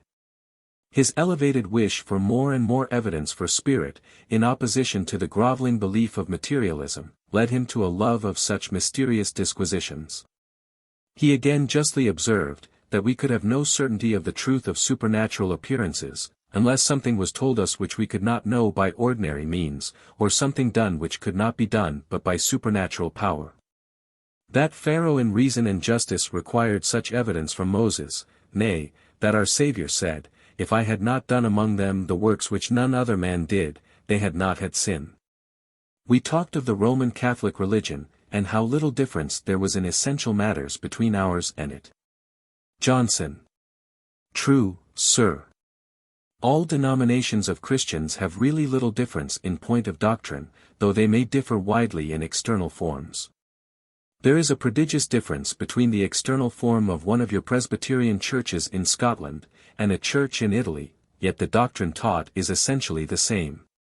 In the morning we had talked of old families, and the respect due to them. Johnson. Sir, you have a right to that kind of respect, and are arguing for yourself. I am for supporting the principle, and am disinterested in doing it, as I have no such right. Boswell. Why, sir, it is one more incitement to a man to do well. Johnson. Yes, sir, and it is a matter of opinion, very necessary to keep society together. What is it but opinion, by which we have a respect for authority, that prevents us, who are the rabble, from rising up and pulling down you who are gentlemen from your places, and saying, We will be gentlemen in our turn? Now, sir, that respect for authority is much more easily granted to a man whose father has had it, than to an upstart, and so society is more easily supported. Boswell. At present, sir, I think riches seem to gain most respect. Johnson. No, sir, riches do not gain hearty respect, they only procure external attention. A very rich man, from low beginnings, may buy his election in a borough, but, coeteris paribus, a man of family will be preferred. People will prefer a man for whose father their fathers have voted, though they should get no more money, or even less. That shows that the respect for family is not merely fanciful, but has an actual operation. If gentlemen of family would allow the rich upstarts to spend their money profusely, which they are ready enough to do, and not vie with them in expense, the upstarts would soon be at an end. And the gentlemen would remain, but if the gentlemen will vie in expense with the upstarts, which is very foolish, they must be ruined. On Monday, March 23, I found him busy, preparing a fourth edition of his folio dictionary. Mr. Peyton, one of his original amanuenses, was writing for him. He seemed also to be intent on some sort of chemical operation. I was entertained by observing how he contrived to send Mr. Peyton on an errand, without seeming to degrade him. Mr. Peyton, will you be so good as to take a walk to Temple Bar? You will there see a chymist's shop, at which you will be pleased to buy for me an ounce of oil of vitriol, not spirit of vitriol, but oil of vitriol. It will cost 3 halfpence. Peyton immediately went, and returned with it, and told him it cost but a penny. On Saturday, March 27, I introduced to him Sir Alexander MacDonald, with whom he had expressed a wish to be acquainted. He received him very courteously. Sir A. I think, sir, almost all great lawyers, such at least as have written upon law, have known only law, and nothing else. Johnson. Why no, sir, Judge Hale was a great lawyer, and wrote upon law, and yet he knew a great many other things. And has written upon other things. Selden too. Sira, very true, sir, and Lord Bacon. But was not Lord Coke a mere lawyer? Johnson. Why, I am afraid he was, but he would have taken it very ill if you had told him so. He would have prosecuted you for scandal. Boswell. Lord Mansfield is not a mere lawyer. Johnson. No, sir. I never was in Lord Mansfield's company, but Lord Mansfield was distinguished at the university. Lord Mansfield, when he first came to town, drank champagne with the wits, as Prior says. He was the friend of Pope. Sira barristers, I believe, are not so abusive now as they were formerly. I fancy they had less law long ago, and so were obliged to take to abuse, to fill up the time. Now they have such a number of precedents, they have no occasion for abuse. Johnson. Nay, sir, they had more law long ago than they have now. As to precedents, to be sure they will increase in course of time, but the more precedents there are, the less occasion is there for law, that is to say, the less occasion is there for investigating principles. Sir A. I have been correcting several Scotch accents in my friend Boswell. I doubt, sir, if any Scotchman ever attains to a perfect English pronunciation. Johnson. Why, sir, few of them do, because they do not persevere after acquiring a certain degree of it. But, sir, there can be no doubt that they may attain to a perfect English pronunciation, if they will. We find how near they come to it. And certainly, a man who conquers 19 parts of the Scottish accent, may conquer the 20th. But, sir, when a man has got the better of 9/10 he grows weary, he relaxes his diligence, he finds he has corrected his accent so far as not to be disagreeable, and he no longer desires his friends to tell him when he is wrong. Nor does he choose to be told. Sir, when people watch me narrowly, and I do not watch myself, they will find me out to be of a particular county. In the same manner, Dunning may be found out to be a Devonshire man. So most Scotch men may be found out. But, sir, little aberrations are of no disadvantage. I never catched Mallet in a Scotch accent, and yet Mallet, I suppose, was past 25 before he came to London. I again visited him at night. Finding him in a very good humour, I ventured to lead him to the subject of our situation in a future state, having much curiosity to know his notions on that point. Boswell. I do not know whether there are any well-attested stories of the appearance of ghosts. You know there is a famous story of the appearance of Mrs. Veal, prefixed to Drelincourt on death. Johnson. I believe, sir, that is given up. I believe the woman declared upon her deathbed that it was a lie. Boswell. This objection is made against the truth of ghosts appearing, that if they are in a state of happiness, it would be a punishment to them to return to this world. And if they are in a state of misery, it would be giving them a respite. Johnson.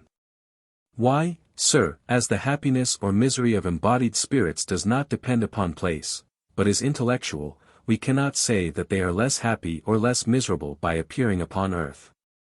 We went down between 12 and 1 to Mrs. Williams's room, and drank tea. I mentioned that we were to have the remains of Mr. Gray, in prose and verse, published by Mr. Mason. Johnson.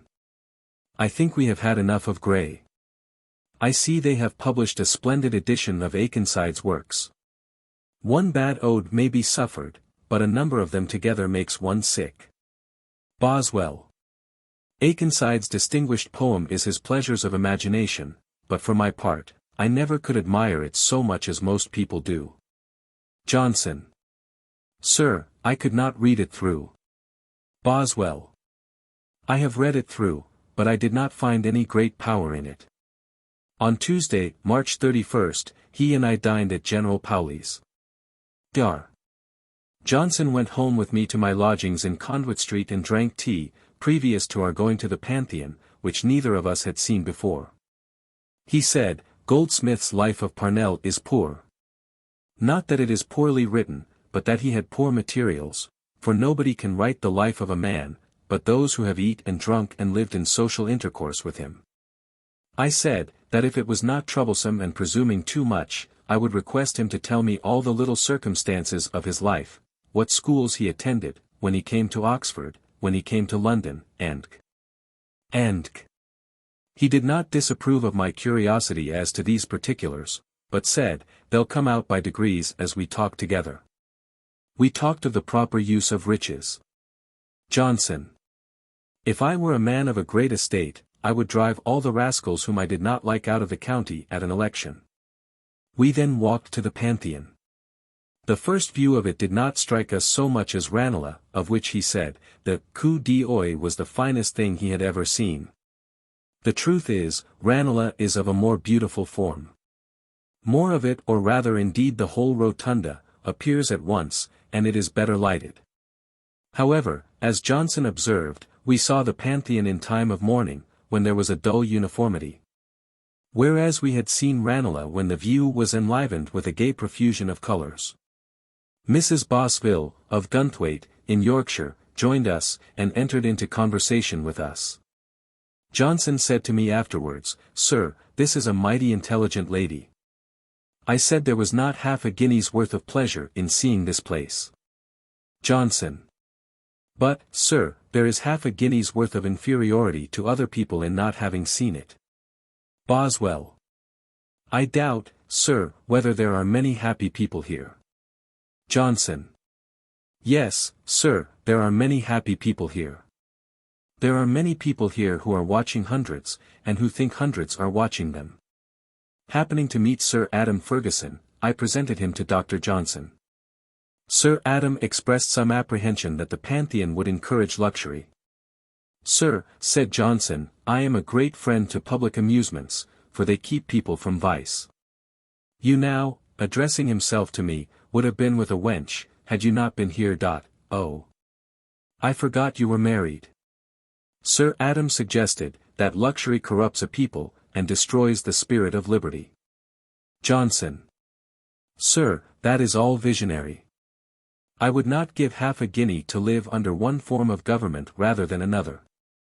It is of no moment to the happiness of an individual. Sir, the danger of the abuse of power is nothing to a private man. What Frenchman is prevented from passing his life as he pleases? Sir Adam. But, sir, in the British Constitution it is surely of importance to keep up a spirit in the people, so as to preserve a balance against the Crown. Johnson. Sir, I perceive you are a vile Whig. Why all this childish jealousy of the power of the Crown? The Crown has not power enough. When I say that all governments are alike, I consider that in no government power can be abused long. Mankind will not bear it. If a sovereign oppresses his people to a great degree, they will rise and cut off his head. There is a remedy in human nature against tyranny, that will keep us safe under every form of government. Had not the people of France thought themselves honored as sharing in the brilliant actions of Louis XIV, they would not have endured him, and we may say the same of the King of Prussia's people. Sir Adam introduced the ancient Greeks and Romans. Johnson. Sir, the mass of both of them were barbarians. The mass of every people must be barbarous where there is no printing, and consequently knowledge is not generally diffused. Knowledge is diffused among our people by the newspapers. Sir Adam mentioned the orators, poets, and artists of Greece. Johnson. Sir, I am talking of the mass of the people. We see even what the boasted Athenians were. The little effect which Demosthenes' orations had upon them, shews that they were barbarians. On Sunday, April 5, after attending divine service at St. Paul's Church, I found him alone. He said, he went more frequently to church when there were prayers only, than when there was also a sermon, as the people required more an example for the one than the other. It being much easier for them to hear a sermon, than to fix their minds on prayer. On Monday, April 6, I dined with him at Sir Alexander Macdonald's, where was a young officer in the regimentals of the Scots Royal, who talked with a vivacity, fluency, and precision so uncommon, that he attracted particular attention. He proved to be the Honourable Thomas Erskine, youngest brother to the Earl of Buchan, who has since risen into such brilliant reputation at the bar in Westminster Hall. Fielding being mentioned, Johnson exclaimed, he was a blockhead. And upon my expressing my astonishment at so strange an assertion, he said, what I mean by his being a blockhead is that he was a barren rascal. Boswell. Will you not allow, sir, that he draws very natural pictures of human life? Johnson. Why, sir, it is a very low life. Richardson used to say, that had he not known who Fielding was, he should have believed he was an ostler. Sir, there is more knowledge of the heart in one letter of Richardson's, than in all Tom Jones. I, indeed, never read Joseph Andrews. Erskine. Surely, sir, Richardson is very tedious. Johnson. Why, sir, if you were to read Richardson for the story, your impatience would be so much fretted that you would hang yourself. But you must read him for the sentiment, and consider the story as only giving occasion to the sentiment. We talked of gaming, and animadverted on it with severity. Johnson. Nay, gentlemen, let us not aggravate the matter. It is not roguery to play with a man who is ignorant of the game, while you are master of it, and so win his money, for he thinks he can play better than you, as you think you can play better than he, and the superior skill carries it. Erskine. He is a fool, but you are not a rogue. Johnson. That's much about the truth, sir. It must be considered, that a man who only does what every one of the society to which he belongs would do, is not a dishonest man. In the Republic of Sparta, it was agreed, that stealing was not dishonorable, if not discovered. I do not commend a society where there is an agreement that what would not otherwise be fair, shall be fair. But I maintain, that an individual of any society, who practices what is allowed, is not a dishonest man. Boswell.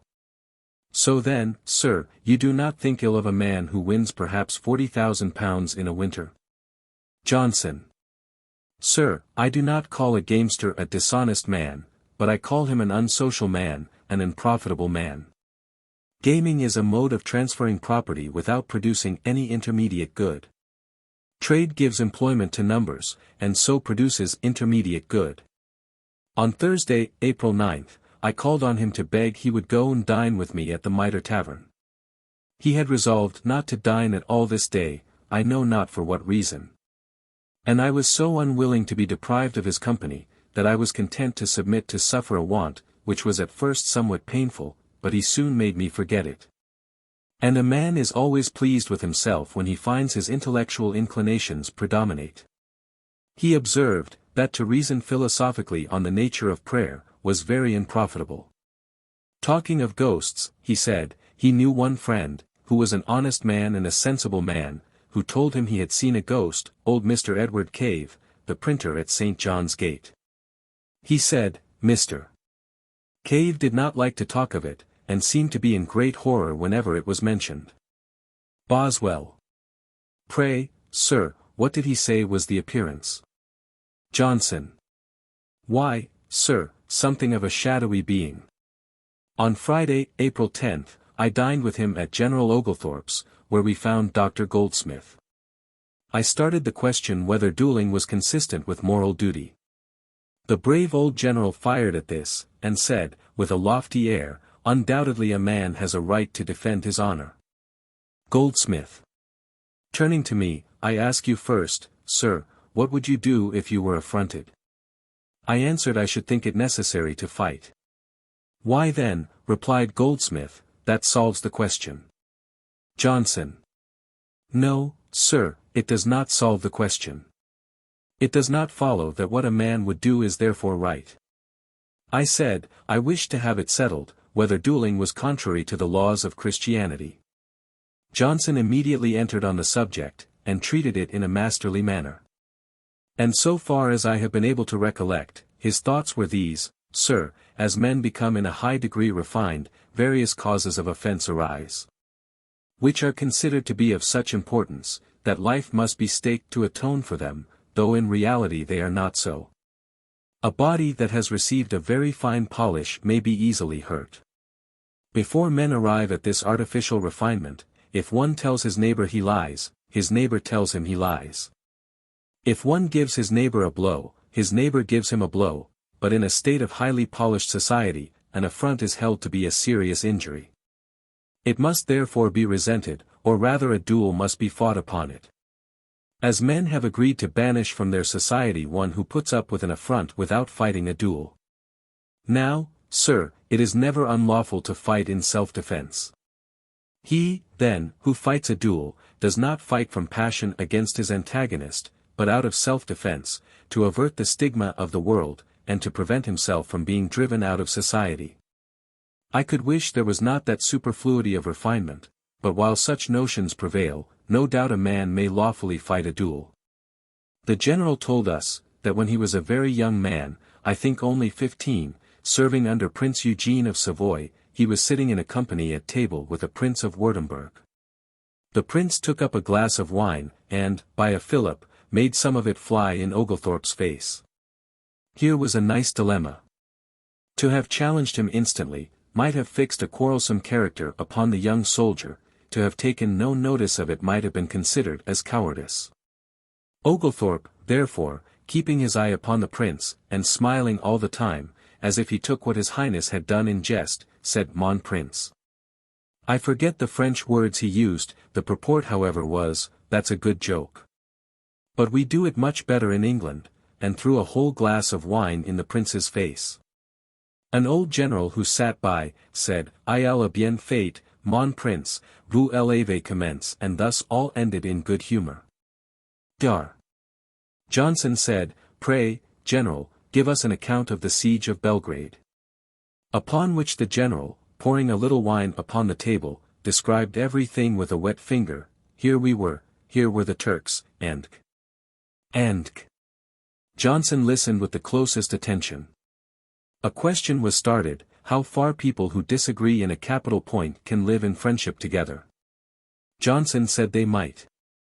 Goldsmith said they could not, as they had not the idem vel et idem nol, the same likings and the same aversions. Johnson. Why, sir, you must shun the subject as to which you disagree. For instance, I can live very well with Burke. I love his knowledge, his genius, his diffusion, and affluence of conversation, but I would not talk to him of the Rockingham party. Goldsmith. But, sir, when people live together who have something as to which they disagree, and which they want to shun, they will be in the situation mentioned in the story of Bluebeard. You may look into all the chambers but one. But we should have the greatest inclination to look into that chamber, to talk of that subject. Johnson. With a loud voice, "Sir, I am not saying that you could live in friendship with a man from whom you differ as to some point, I am only saying that I could do it. You put me in mind of Sappho in Ovid." Goldsmith told us, that he was now busy in writing a natural history, and, that he might have full leisure for it, he had taken lodgings, at a farmer's house, near to the 6-milestone, on the Edgware road. And had carried down his books in 2 return post-chaises. He said, he believed the farmer's family thought him an odd character, similar to that in which the Spectator appeared to his landlady and her children. He was the gentleman. Mr. Mickle, the translator of the Lusiad, and I went to visit him at this place a few days afterwards. He was not at home. But having a curiosity to see his apartment, we went in and found curious scraps of descriptions of animals, scrawled upon the wall with a black lead pencil. On Saturday, April 11th, he appointed me to come to him in the evening, when he should be at leisure to give me some assistance for the defence of Hasty, the schoolmaster of Campbelltown, for whom I was to appear in the House of Lords. When I came, I found him unwilling to exert himself. I pressed him to write down his thoughts upon the subject. He said, "There's no occasion for my writing. I'll talk to you." Of our friend, Goldsmith, he said, "Sir, he is so much afraid of being unnoticed, that he often talks merely lest you should forget that he is in the company." Boswell. Yes, he stands forward. Johnson. True, sir. But if a man is to stand forward, he should wish to do it not in an awkward posture, not in rags, not so as that he shall only be exposed to ridicule. Boswell. For my part, I like very well to hear honest Goldsmith talk away carelessly. Johnson. Why yes, sir, but he should not like to hear himself. On Tuesday, April 14th, the decree of the Court of Session in the schoolmaster's cause was reversed in the House of Lords, after a very eloquent speech by Lord Mansfield, who shewed himself an adept in school discipline. But I thought was too rigorous towards my client. On the evening of the next day I supped with Dr. Johnson, at the Crown and Anchor Tavern, in the Strand, in company with Mr. Langton and his brother-in-law, Lord Binning. I talked of the recent expulsion of 6 students from the University of Oxford, who were Methodists and would not desist from publicly praying and exhorting. Johnson. Sir, that expulsion was extremely just and proper. What have they to do at an university who are not willing to be taught, but will presume to teach? Where is religion to be learnt but at an university? Sir, they were examined, and found to be mighty ignorant fellows. Boswell. But, was it not hard, sir, to expel them, for I am told they were good beings? Johnson.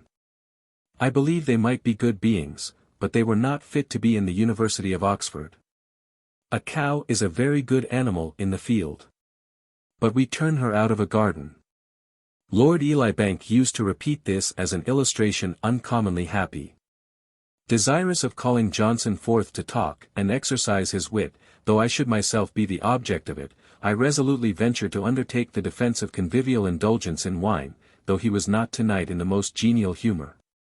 After urging the common plausible topics, I at last had recourse to the maxim, in vino veritas, a man who is well warmed with wine will speak truth.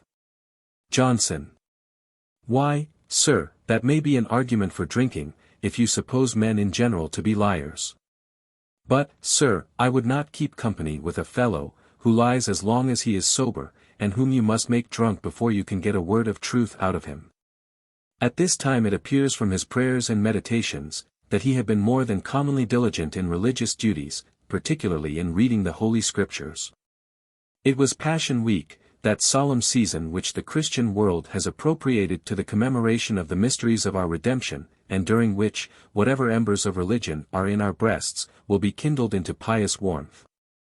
I paid him short visits both on Friday and Saturday, and seeing his large folio Greek Testament before him, beheld him with a reverential awe, and would not intrude upon his time.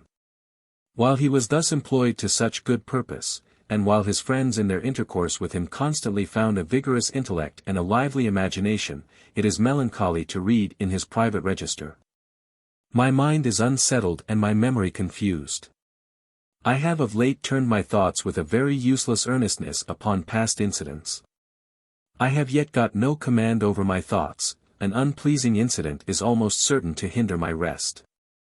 What philosophic heroism was it in him to appear with such manly fortitude to the world while he was inwardly so distressed? We may surely believe that the mysterious principle of being made perfect through suffering was to be strongly exemplified in him. On Sunday, April 19th, being Easter Day, General Paoli and I paid him a visit before dinner. We talked of sounds.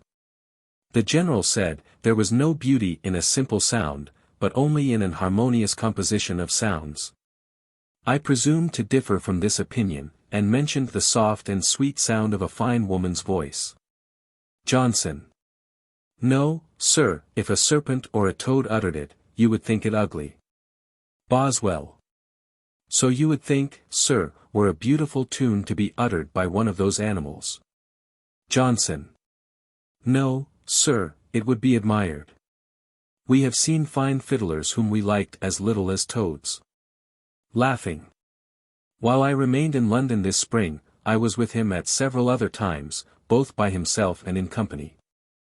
I dined with him one day at the Crown and Anchor Tavern, in the Strand, with Lord Elibank, Mr. Langton, and Dr. Van Sittert of Oxford. Without specifying each particular day, I have preserved the following memorable things. I regretted the reflection in his preface to Shakespeare against Garrick, to whom we cannot but apply the following passage. I collated such copies as I could procure, and wished for more. But have not found the collectors of these rarities very communicative. I told him, that Garrick had complained to me of it, and had vindicated himself by assuring me, that Johnson was made welcome to the full use of his collection, and that he left the key of it with a servant, with orders to have a fire and every convenience for him. I found Johnson's notion was, that Garrick wanted to be courted for them, and that, on the contrary, Garrick should have courted him, and sent him the plays of his own accord. But, indeed, considering the slovenly and careless manner in which books were treated by Johnson, it could not be expected that scarce and valuable editions should have been lent to him. A gentleman 26 having to some of the usual arguments for drinking added this, you know, sir, drinking drives away care, and makes us forget whatever is disagreeable. Would not you allow a man to drink for that reason? Johnson. Yes, sir, if he sat next you. A learned gentleman who in the course of conversation wished to inform us of this simple fact, that the counsel upon the circuit at Shrewsbury were much bitten by fleas, took, I suppose, 7 or 8 minutes in relating it circumstantially. He in a plenitude of phrase told us, that large bales of woolen cloth were lodged in the town hall, that by reason of this, fleas nestled there in prodigious numbers, that the lodgings of the council were near to the town hall, and that those little animals moved from place to place with wonderful agility. Johnson sat in great impatience till the gentleman had finished his tedious narrative, and then burst out, playfully however, "It is a pity, sir, that you have not seen a lion. For a flea has taken you such a time, that a lion must have served you a 12-month. He would not allow Scotland to derive any credit from Lord Mansfield, for he was educated in England. Much, said he, may be made of a Scotchman, if he be caught young. He said, I am very unwilling to read the manuscripts of authors, and give them my opinion. If the authors who apply to me have money, I bid them boldly print without a name. If they have written in order to get money, I tell them to go to the booksellers, and make the best bargain they can. Boswell. But, sir, if a bookseller should bring you a manuscript to look at? Johnson. Why, sir, I would desire the bookseller to take it away. I mentioned a friend of mine who had resided long in Spain, and was unwilling to return to Britain. Johnson.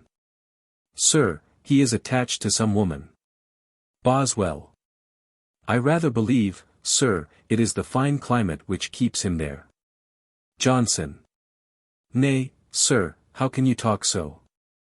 What is climate to happiness? Place me in the heart of Asia, should I not be exiled? What proportion does climate bear to the complex system of human life? You may advise me to go to live at Bologna to eat sausages. The sausages there are the best in the world, they lose much by being carried. On Saturday, May 9th, Mr. Dempster and I had agreed to dine by ourselves at the British Coffee House.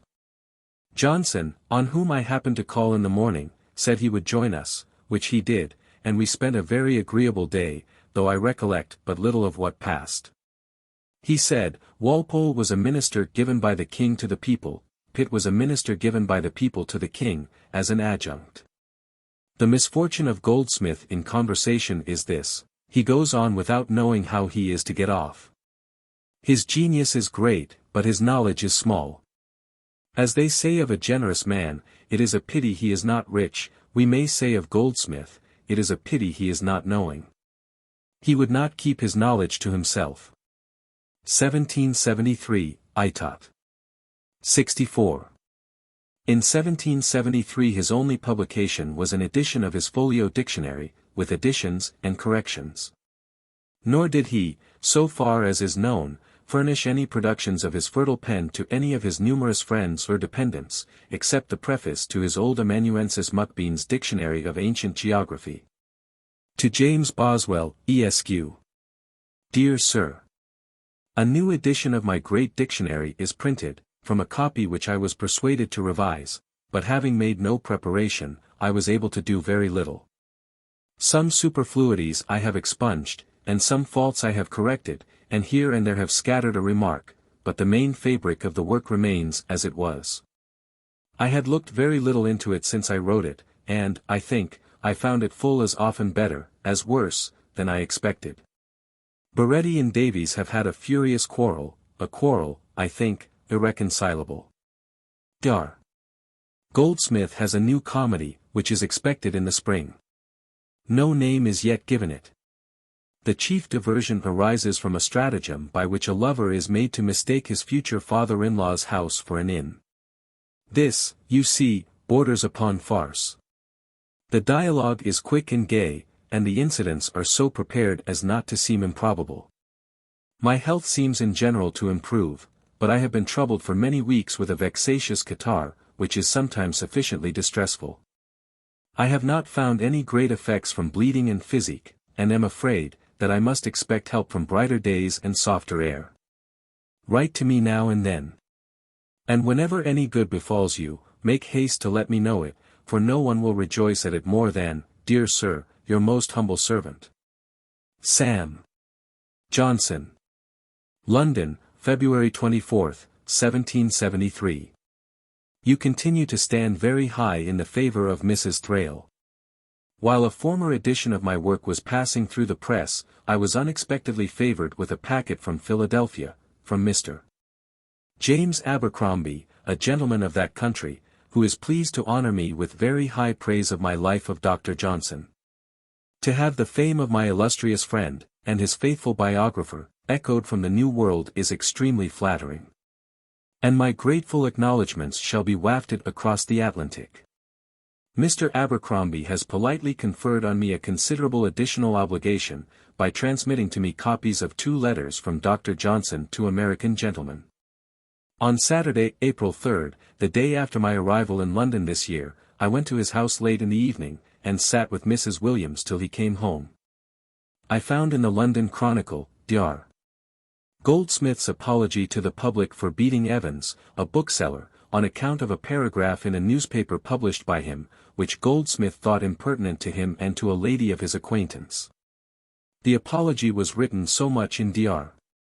Johnson's manner, that both Mrs. Williams and I supposed it to be his, but when he came home, he soon undeceived us. When he said to Mrs. Williams, "Well, Dr. Goldsmith's manifesto has got into your paper," I asked him if Dr.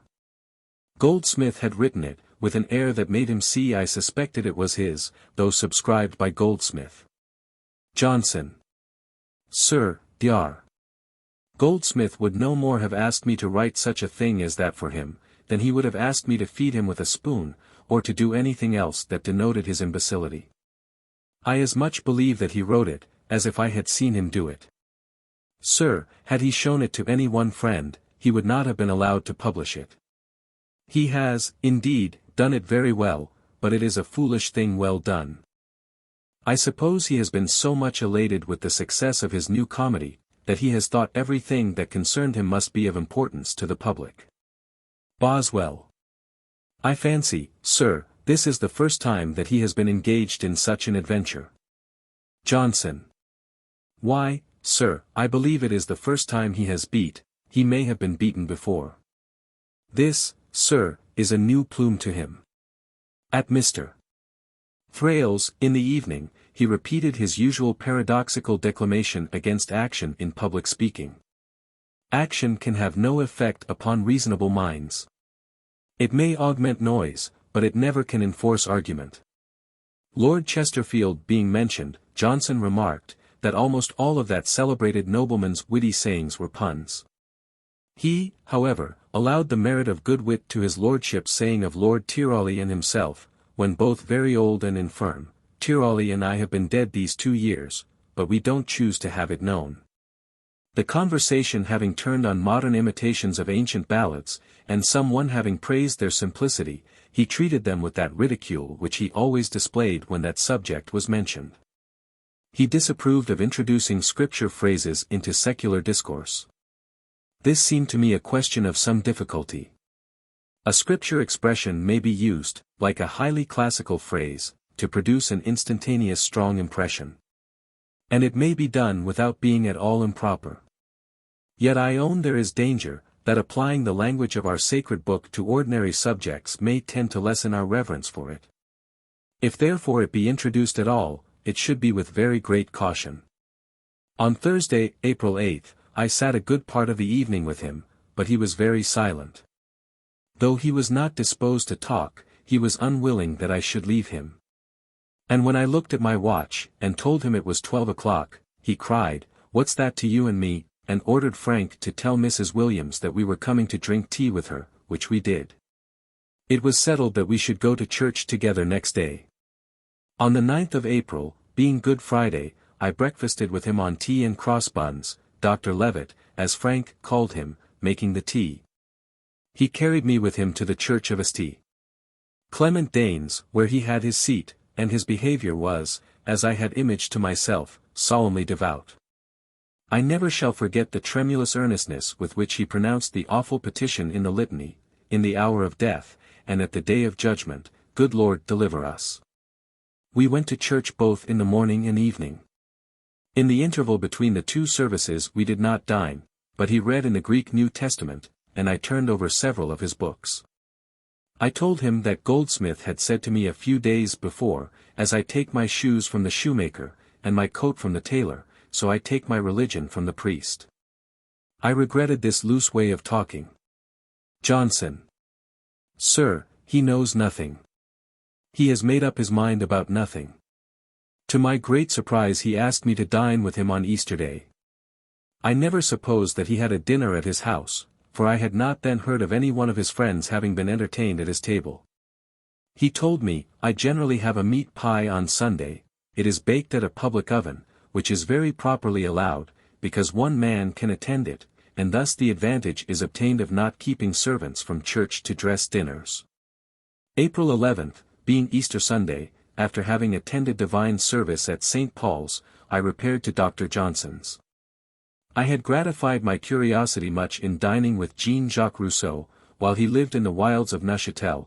I had as great a curiosity to dine with Dr. Samuel Johnson, in the dusky recess of a court in Fleet Street. I supposed we should scarcely have knives and forks, and only some strange, uncouth, ill-dressed dish, but I found everything in very good order. We had no other company but Mrs. Williams and a young woman whom I did not know. As a dinner here was considered as a singular phenomenon, and as I was frequently interrogated on the subject, my readers may perhaps be desirous to know our bill of fare. I remember, in allusion to Francis, the Negro, was willing to suppose that our repast was black broth. But the fact was, that we had a very good soup, a boiled leg of lamb and spinach, a veal pie, and a rice pudding. He owned that he thought Hawkesworth was one of his imitators, but he did not think Goldsmith was. Goldsmith, he said, had great merit. Boswell. But, sir, he is much indebted to you for his getting so high in the public estimation. Johnson. Why, sir, he has perhaps got sooner to it by his intimacy with me. Goldsmith, though his vanity often excited him to occasional competition, had a very high regard for Johnson, which he at this time expressed in the strongest manner in the dedication of his comedy, entitled, She Stoops to Conquer. He told me that he had 12 or 14 times attempted to keep a journal of his life, but never could persevere. He advised me to do it. The great thing to be recorded, said he, is the state of your own mind. And you should write down everything that you remember, for you cannot judge at first what is good or bad, and write immediately while the impression is fresh, for it will not be the same a week afterwards. I again solicited him to communicate to me the particulars of his early life. He said, You shall have them all for 2d. I hope you shall know a great deal more of me before you write my life. He mentioned to me this day many circumstances, which I wrote down when I went home, and have interwoven in the former part of this narrative. On Tuesday, April 13th, he and Dr. Goldsmith and I dined at General Oglethorpe's. Goldsmith expatiated on the common topic, that the race of our people was degenerated, and that this was owing to luxury. Johnson. Sir, in the first place, I doubt the fact. I believe there are as many tall men in England now, as ever there were. But, secondly, supposing the stature of our people to be diminished, that is not owing to luxury, for, sir, consider to how very small a proportion of our people luxury can reach. Our soldiery, surely, are not luxurious, who live on 6d a day. And the same remark will apply to almost all the other classes. Luxury, so far as it reaches the poor, will do good to the race of people, it will strengthen and multiply them. Sir, no nation was ever hurt by luxury. For, as I said before, it can reach but to a very few. I admit that the great increase of commerce and manufactures hurts the military spirit of a people. Because it produces a competition for something else than martial honors, a competition for riches. It also hurts the bodies of the people. For you will observe, there is no man who works at any particular trade, but you may know him from his appearance to do so. One part or other of his body being more used than the rest, he is in some degree deformed, but, sir, that is not luxury. A tailor sits cross-legged, but that is not luxury. Goldsmith. Come, you're just going to the same place by another road. Johnson. Nay, sir, I say that is not luxury. Let us take a walk from Charing Cross to Whitechapel, through, I suppose, the greatest series of shops in the world, what is there in any of these shops, if you except gin shops, that can do any human being any harm? Goldsmith. Well, sir, I'll accept your challenge. The very next shop to Northumberland House is a pickle shop. Johnson. Well, sir, do we not know that a maid can in one afternoon make pickles sufficient to serve a whole family for a year? Nay, that 5 pickle shops can serve all the kingdom. Besides, sir, there is no harm done to any body by the making of pickles, or the eating of pickles. We drank tea with the ladies.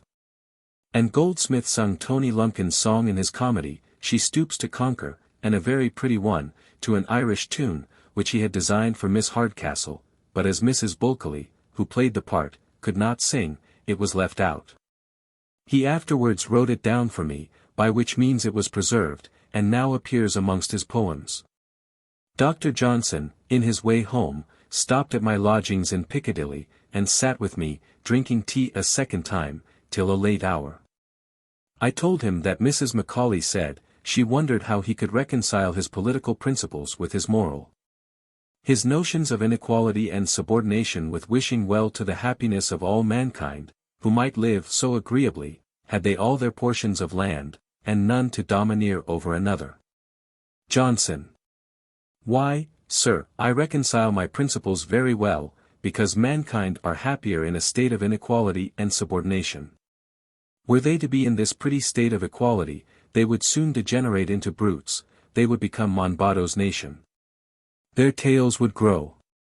Sir, all would be losers were all to work for all, they would have no intellectual improvement. All intellectual improvement arises from leisure, all leisure arises from one working for another. Talking of the family of Stuart, he said, it should seem that the family at present on the throne has now established as good a right as the former family, by the long consent of the people. And that to disturb this right might be considered as culpable. At the same time I own, that it is a very difficult question, when considered with respect to the House of Stuart. To oblige people to take oaths as to the disputed right, is wrong. I know not whether I could take them, but I do not blame those who do. So conscientious and so delicate was he upon this subject, which has occasioned so much clamour against him. On Thursday, April 15, I dined with him and Dr. Goldsmith at General Pauley's.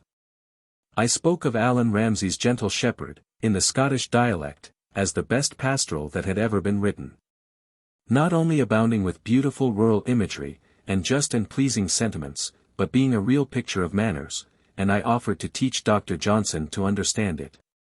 No, sir, said he, I won't learn it. You shall retain your superiority by my not knowing it. It having been observed that there was little hospitality in London, Johnson. Nay, sir, any man who has a name, or who has the power of pleasing, will be very generally invited in London. The man, Sterne, I have been told, has had engagements for 3 months. Goldsmith. And a very dull fellow. Johnson. Why, no, sir. Martinelli told us, that for several years he lived much with Charles Townshend, and that he ventured to tell him he was a bad joker. Johnson. Why, sir, thus much I can say upon the subject. One day he and a few more agreed to go and dine in the country, and each of them was to bring a friend in his carriage with him.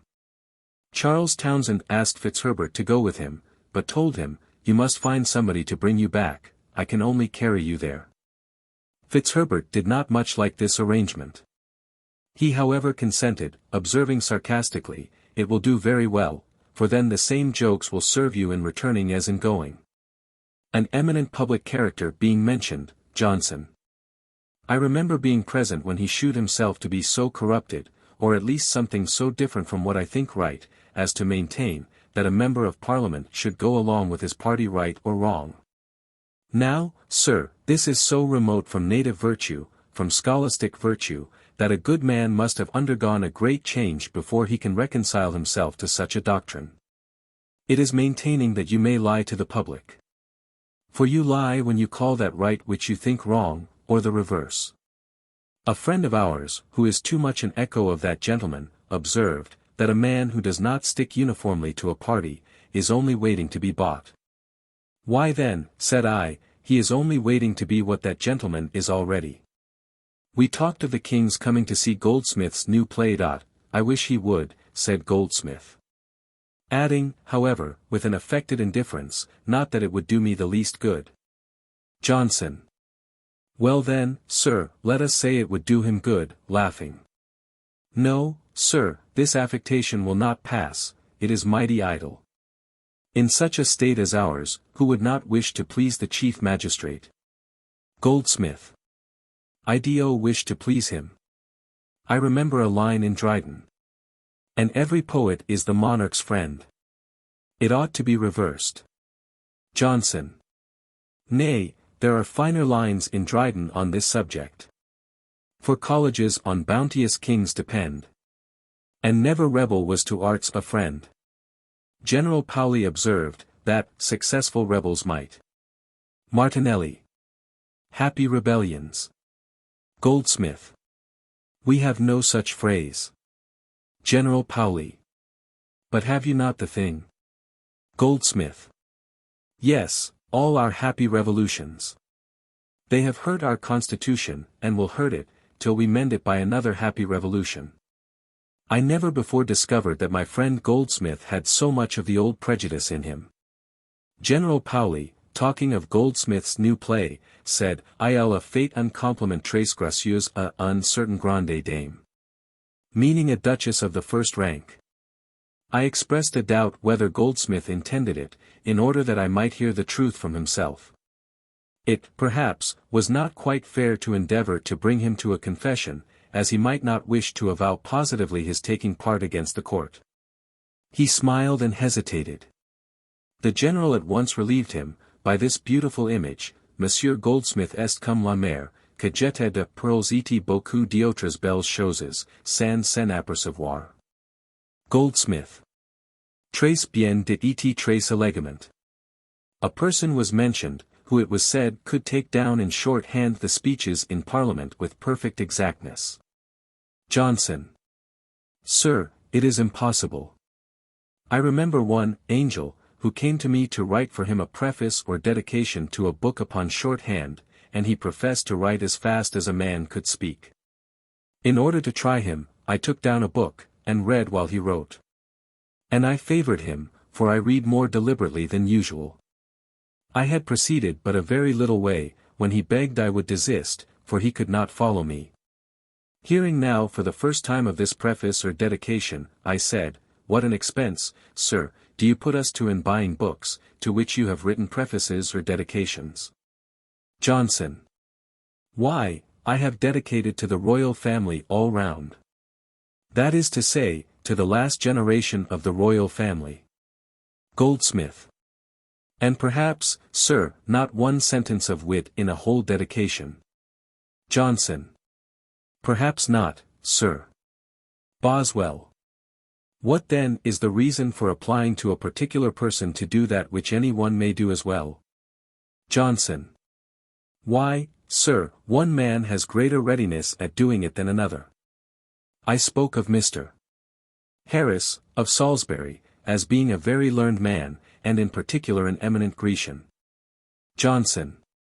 I am not sure of that. His friends give him out as such, but I know not who of his friends are able to judge of it. Goldsmith. He is what is much better, he is a worthy humane man.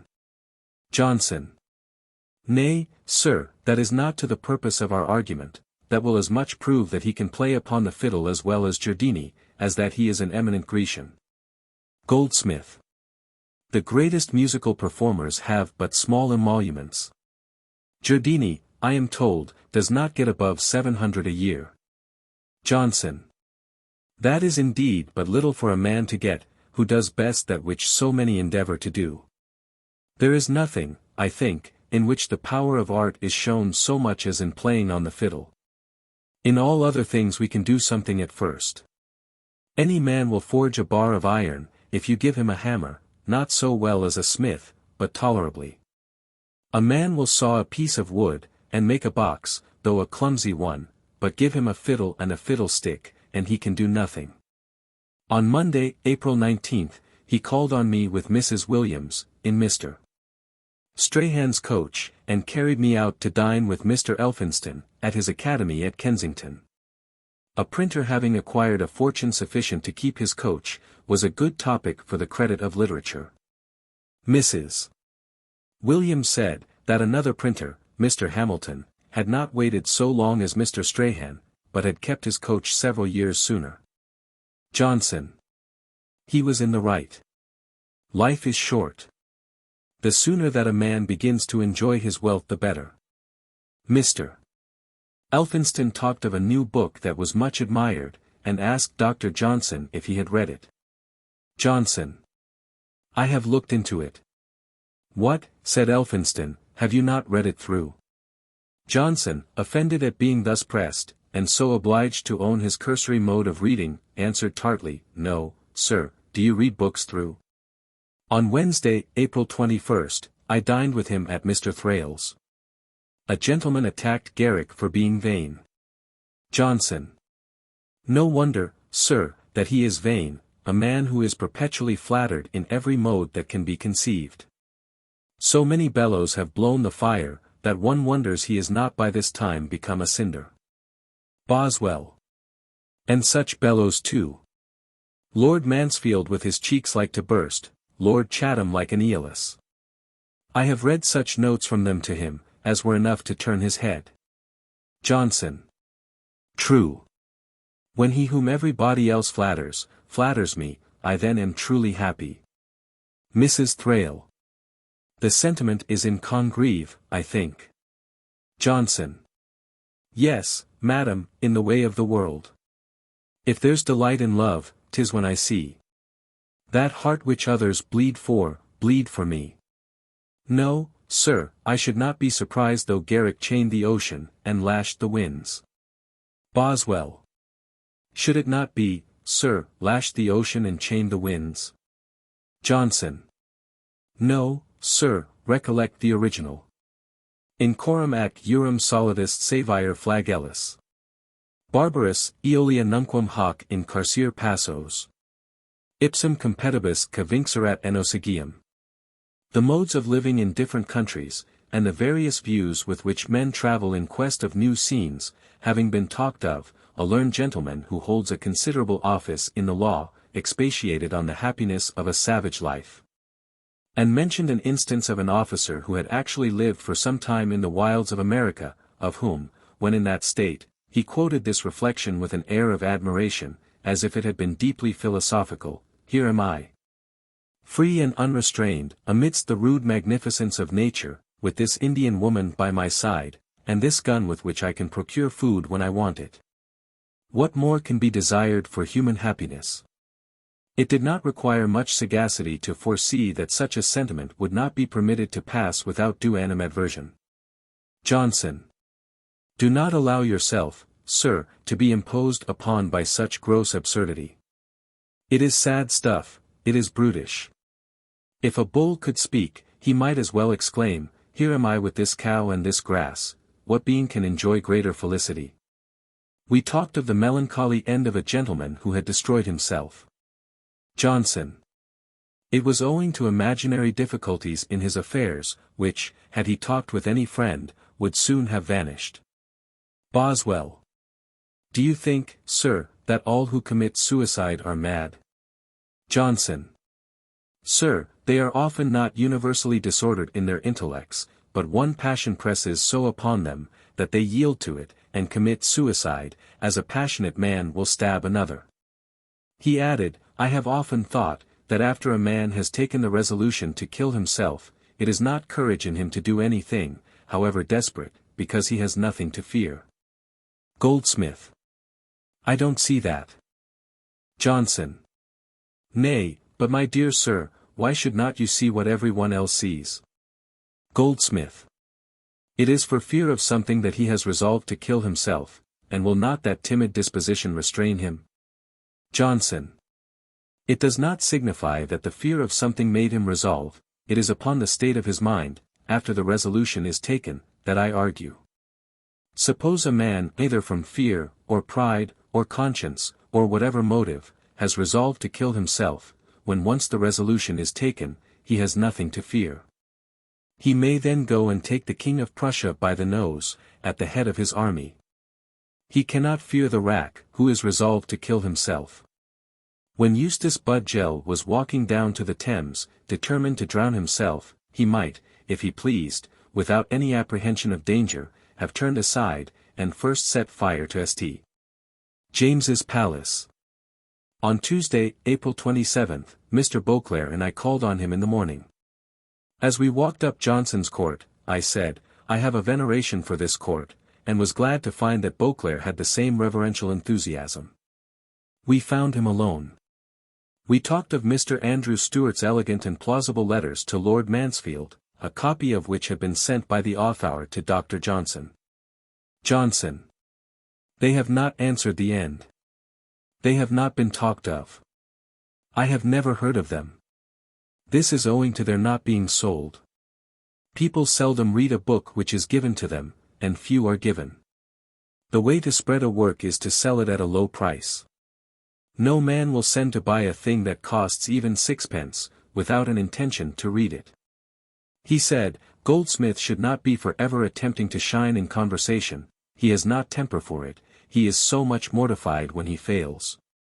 Sir, a game of jokes is composed partly of skill, partly of chance, a man may be beat at times by one who has not the 10th part of his wit. Now Goldsmith's putting himself against another, is like a man laying 100 to 1 who cannot spare the 100. It is not worth a man's while. A man should not lay 100 to 1, unless he can easily spare it, though he has 100 chances for him, he can get but a guinea, and he may lose 100. Goldsmith is in this state. When he contends, if he gets the better, it is a very little addition to a man of his literary reputation, if he does not get the better, he is miserably vexed. Johnson's own superlative powers of wit set him above any risk of such uneasiness. Garrick had remarked to me of him, a few days before, Rabelais and all other wits are nothing compared with him. You may be diverted by them, but Johnson gives you a forcible hug, and shakes laughter out of you, whether you will or no. Goldsmith, however, was often very fortunate in his witty contests, even when he entered the lists with Johnson himself. Sir Joshua Reynolds was in company with them one day, when Goldsmith said, that he thought he could write a good fable, mentioned the simplicity which that kind of composition requires, and observed that in most fables the animals introduced seldom talk in character. For instance, said he, the fable of the little fishes, who saw birds fly over their heads, and envying them, petitioned Jupiter to be changed into birds. The skill, continued he, consists in making them talk like little fishes. While he indulged himself in this fanciful reverie, he observed Johnson shaking his sides, and laughing. Upon which he smartly proceeded, Why, Dr. Johnson, this is not so easy as you seem to think. For if you were to make little fishes talk, they would talk like whales. Chapter 9. On Thursday, April 29, I dined with him at General Oglethorpe's, where were Sir Joshua Reynolds, Mr. Langton, Dr. Goldsmith, and Mr. Thrale. I was very desirous to get Dr. Johnson absolutely fixed in his resolution to go with me to the Hebrides this year, and I told him that I had received a letter from Dr. Robertson the historian, upon the subject, with which he was much pleased. And now talked in such a manner of his long-intended tour, that I was satisfied he meant to fulfill his engagement. The character of Mallet having been introduced, and spoken of slightingly by Goldsmith, Johnson. Why, sir, Mallet had talents enough to keep his literary reputation alive as long as he himself lived, and that, let me tell you, is a good deal. Goldsmith. But I cannot agree that it was so. His literary reputation was dead long before his natural death. I consider an author's literary reputation to be alive only while his name will ensure a good price for his copy from the booksellers. I will get you, to Johnson, 100 guineas for anything whatever that you shall write, if you put your name to it. Dr. Goldsmith's new play, She Stoops to Conquer, being mentioned, Johnson. I know of no comedy for many years that has so much exhilarated an audience, that has answered so much the great end of comedy, making an audience merry. Goldsmith having said, that Garrick's compliment to the Queen, which he introduced into the play of the Chances, which he had altered and revised this year, was mean and gross flattery. Johnson. Why, sir, I would not write, I would not give solemnly under my hand, a character beyond what I thought really true, but a speech on the stage, let it flatter ever so extravagantly, is formular. It has always been formular to flatter kings and queens, so much so, that even in our church service we have our most religious king, used indiscriminately, whoever is king. Nay, they even flatter themselves. We have been graciously pleased to grant. No modern flattery, however, is so gross as that of the Augustan age, where the emperor was deified. Prosens divus habebiter Augustus. And as to meanness, rising into warmth, how is it mean in a player, a showman, a fellow who exhibits himself for a shilling, to flatter his queen? The attempt, indeed, was dangerous. For if it had missed, what became of Garrick, and what became of the Queen? As Sir William Temple says of a great general, it is necessary not only that his designs be formed in a masterly manner, but that they should be attended with success. Sir, it is right, at a time when the royal family is not generally liked, to let it be seen that the people like at least one of them. Sir Joshua Reynolds. I do not perceive why the profession of a player should be despised. For the great and ultimate end of all the employments of mankind is to produce amusement. Garrick produces more amusement than any body. Boswell. You say, Dr. Johnson, that Garrick exhibits himself for a shilling. In this respect he is only on a footing with a lawyer who exhibits himself for his fee, and even will maintain any nonsense or absurdity, if the case requires it. Garrick refuses a play or a part which he does not like, a lawyer never refuses. Johnson. Why, sir, what does this prove? Only that a lawyer is worse. Boswell is now like Jack in the tail of a tub, who, when he is puzzled by an argument, hangs himself. He thinks I shall cut him down, but I'll let him hang. Laughing vociferously. Sir Joshua Reynolds. Mr. Boswell thinks that the profession of a lawyer being unquestionably honorable, if he can show the profession of a player to be more honorable, he proves his argument. On Friday, April 30th, I dined with him at Mr. Beauclerk's, where were Lord Charlemont, Sir Joshua Reynolds, and some more members of the literary club, whom he had obligingly invited to meet me, as I was this evening to be balloted for as candidate for admission into that distinguished society. Johnson had done me the honor to propose me, and Beauclerk was very zealous for me. Goldsmith being mentioned, Johnson. It is amazing how little Goldsmith knows. He seldom comes where he is not more ignorant than any one else. Sir Joshua Reynolds. Yet there is no man whose company is more liked. Johnson. To be sure, sir. When people find a man of the most distinguished abilities as a writer, their inferior while he is with them, it must be highly gratifying to them. What Goldsmith comically says of himself is very true, he always gets the better when he argues alone, meaning, that he is master of a subject in his study, and can write well upon it. But when he comes into company, grows confused, and unable to talk. Take him as a poet, his Traveller is a very fine performance, aye, and so is his Deserted Village, were it not sometimes too much the echo of his Traveller. Whether, indeed, we take him as a poet, as a comic writer, or as an historian, he stands in the first class. Boswell. An historian. My dear sir, you surely will not rank his compilation of the Roman history with the works of other historians of this age. Johnson. Why, who are before him? Boswell. Hume, Robertson, Lord Lyttelton. Johnson, his antipathy to the Scotch beginning to rise. I have not read Hume, but, doubtless, Goldsmith's history is better than the verbiage of Robertson, or the foppery of Dalrymple. Boswell. Will you not admit the superiority of Robertson, in whose history we find such penetration, such painting? Johnson. Sir, you must consider how that penetration and that painting are employed. It is not history, it is imagination. He who describes what he never saw, draws from fancy. Robertson paints minds as Sir Joshua paints faces in a history piece, he imagines an heroic countenance. You must look upon Robertson's work as romance, and try it by that standard. History it is not. Besides, sir, it is the great excellence of a writer to put into his book as much as his book will hold. Goldsmith has done this in his history. Now Robertson might have put twice as much into his book. Robertson is like a man who has packed gold and wool, the wool takes up more room than the gold. No, sir, I always thought Robertson would be crushed by his own weight, would be buried under his own ornaments. Goldsmith tells you shortly all you want to know, Robertson detains you a great deal too long. No man will read Robertson's cumbrous detail a second time, but Goldsmith's plain narrative will please again and again. I would say to Robertson what an old tutor of a college said to one of his pupils, read over your compositions, and wherever you meet with a passage which you think is particularly fine, strike it out.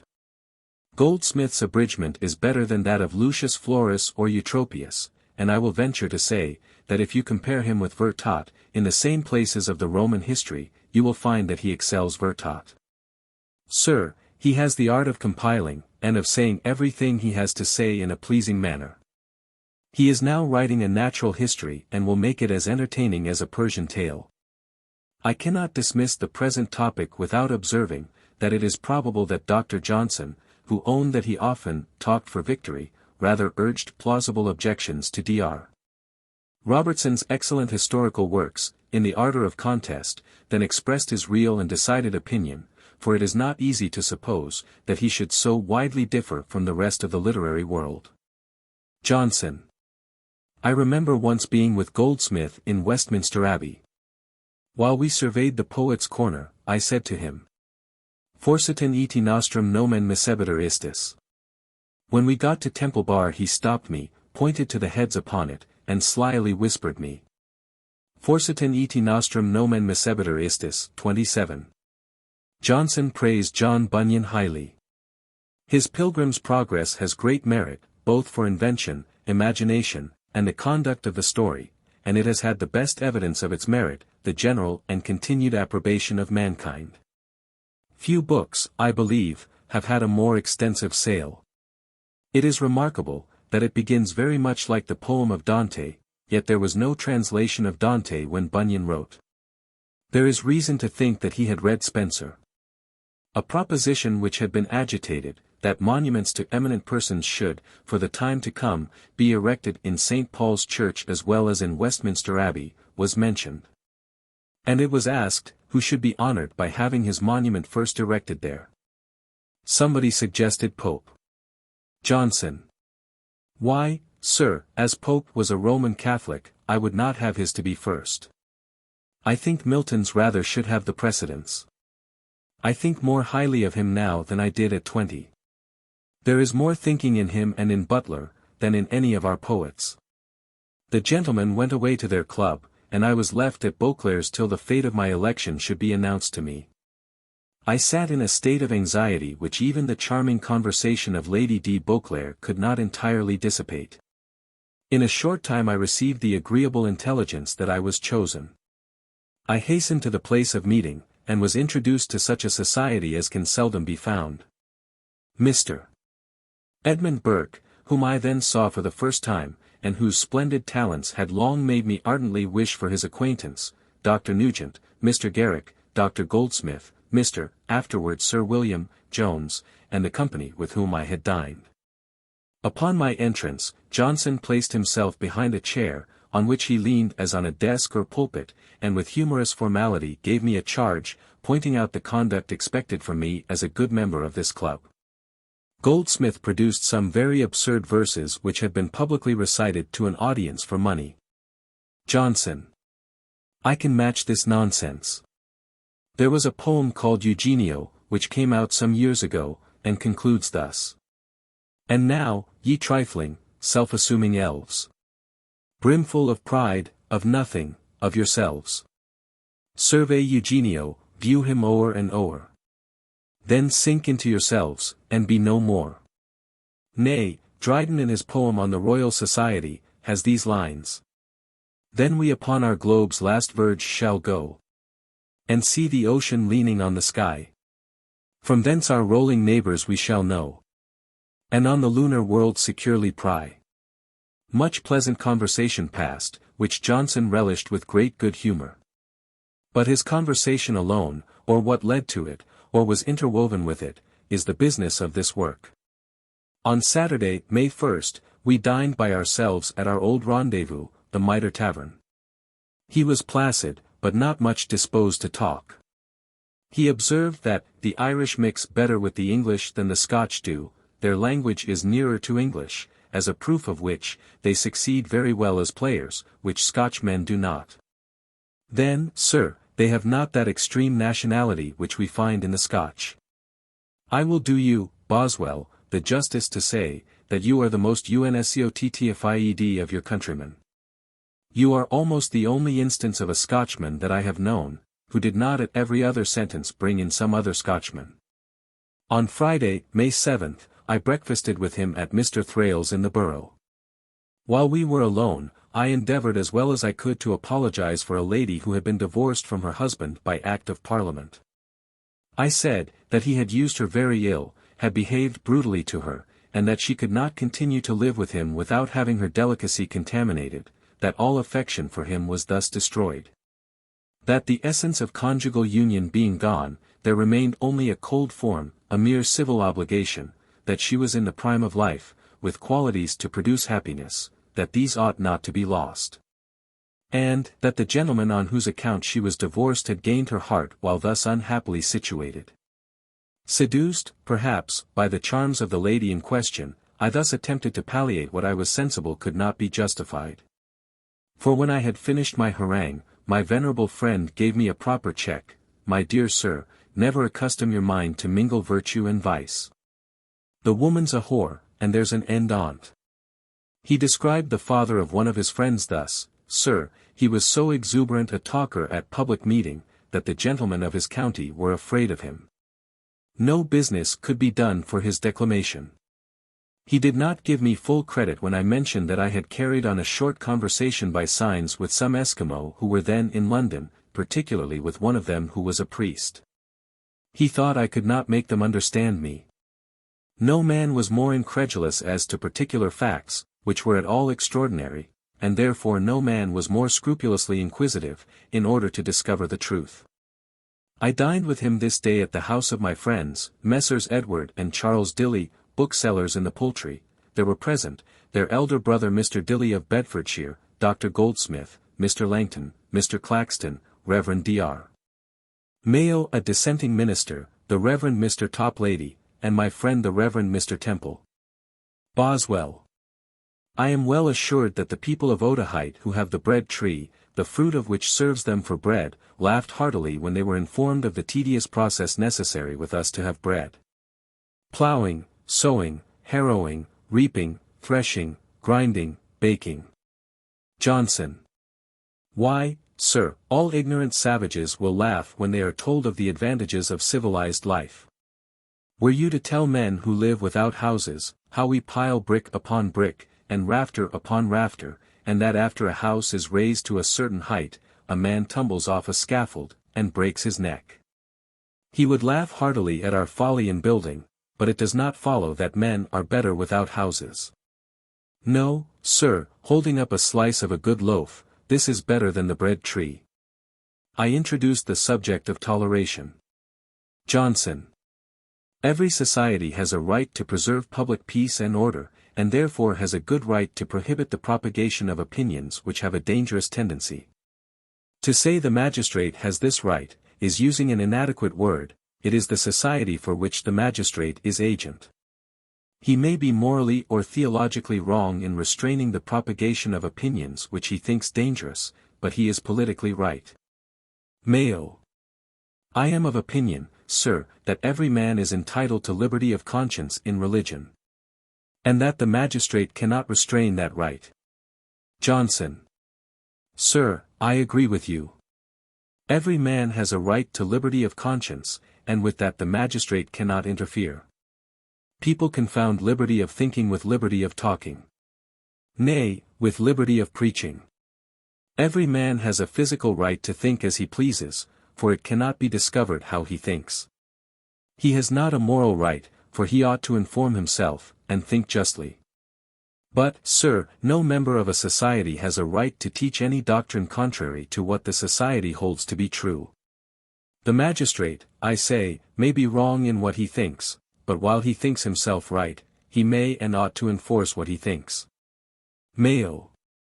Then, sir, we are to remain always in error, and truth never can prevail, and the magistrate was right in persecuting the first Christians. Johnson.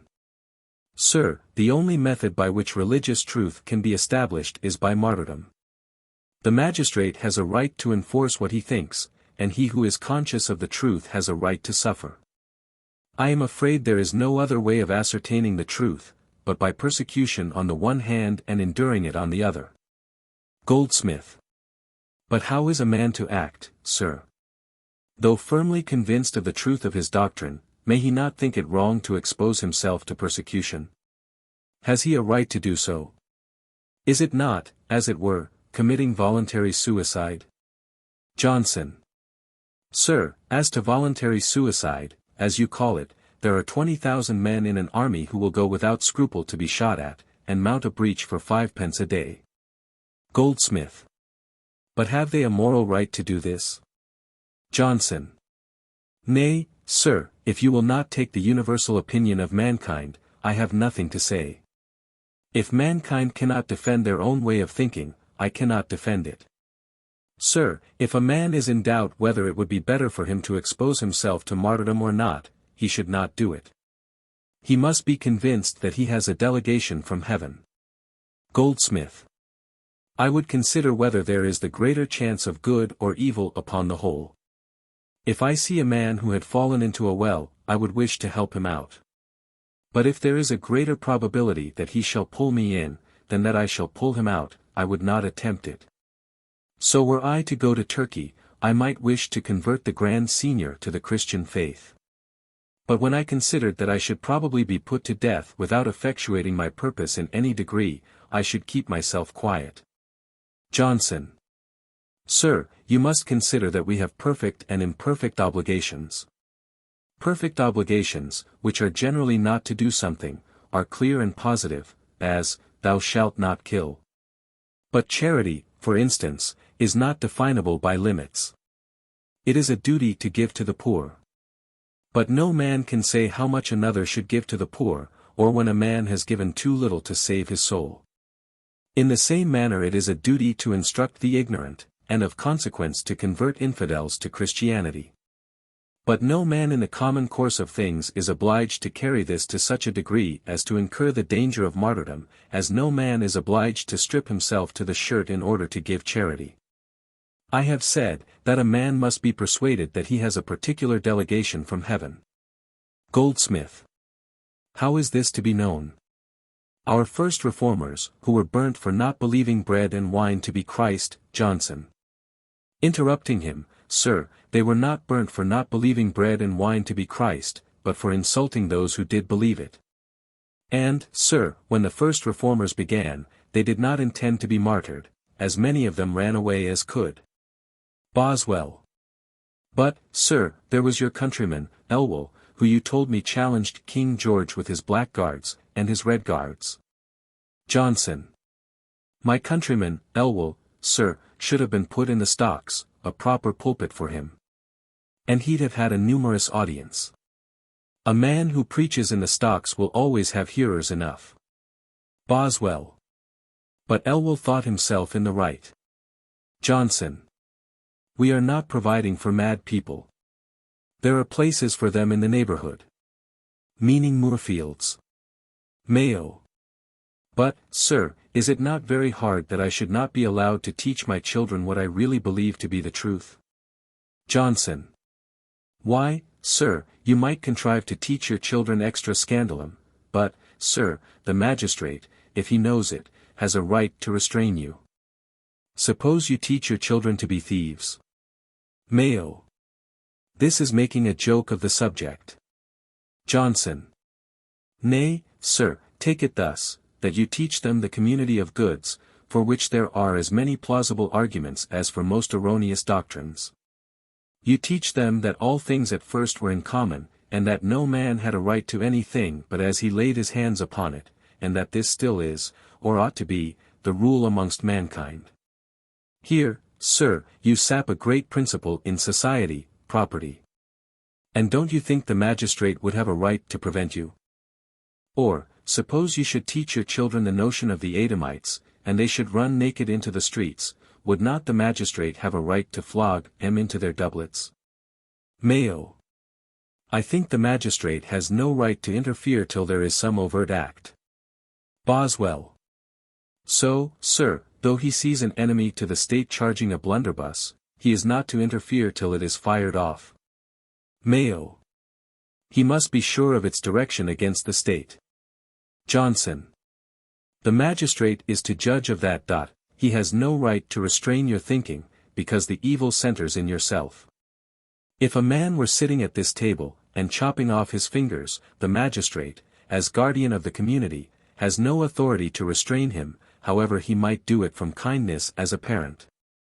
Though, indeed, upon more consideration, I think he may, as it is probable, that he who is chopping off his own fingers, may soon proceed to chop off those of other people. If I think it right to steal Mr. Dilly's plate, I am a bad man. But he can say nothing to me. If I make an open declaration that I think so, he will keep me out of his house. If I put forth my hand, I shall be sent to Newgate. This is the gradation of thinking, preaching, and acting. If a man thinks erroneously, he may keep his thoughts to himself, and nobody will trouble him. If he preaches erroneous doctrine, society may expel him. If he acts in consequence of it, the law takes place, and he is hanged. Mayo. But, sir, ought not Christians to have liberty of conscience? Johnson. I have already told you so, sir. You are coming back to where you were. Boswell. Dar. Mayo is always taking a return post-chaise, and going the stage over again. He has it at half price. Johnson. Darth Mayo, like other champions for unlimited toleration, has got a set of words. Sir, it is no matter, politically, whether the magistrate be right or wrong. Suppose a club were to be formed, to drink confusion to King George III, and a happy restoration to Charles III, this would be very bad with respect to the state. But every member of that club must either conform to its rules, or be turned out of it. Old Baxter, I remember, maintains, that the magistrate should tolerate all things that are tolerable. This is no good definition of toleration upon any principle, but it shows that he thought some things were not tolerable. Toplady. Sir, you have untwisted this difficult subject with great dexterity.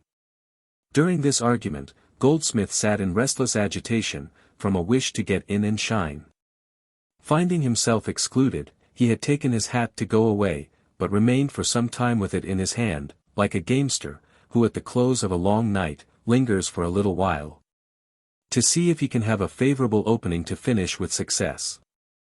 Once when he was beginning to speak, he found himself overpowered by the loud voice of Johnson, who was at the opposite end of the table, and did not perceive Goldsmith's attempt.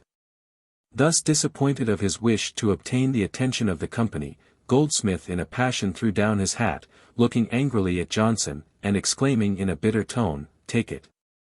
When Toplady was going to speak, Johnson uttered some sound, which led Goldsmith to think that he was beginning again, and taking the words from Toplady. Upon which, he seized this opportunity of venting his own envy and spleen, under the pretext of supporting another person. "Sir," said he to Johnson, "the gentleman has heard you patiently for an hour, pray allow us now to hear him." Johnson. Sternly, "Sir, I was not interrupting the gentleman. I was only giving him a signal of my attention." "Sir, you are impertinent." Goldsmith made no reply, but continued in the company for some time. A gentleman present ventured to ask Dr.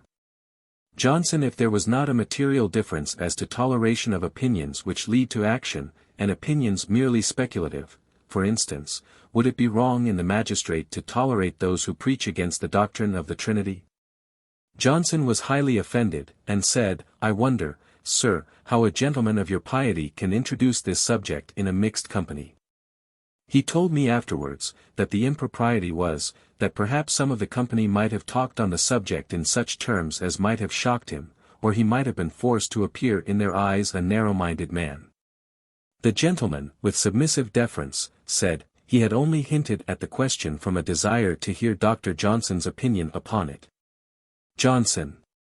Why then, sir, I think that permitting men to preach any opinion contrary to the doctrine of the established Church tends, in a certain degree, to lessen the authority of the Church and consequently, to lessen the influence of religion.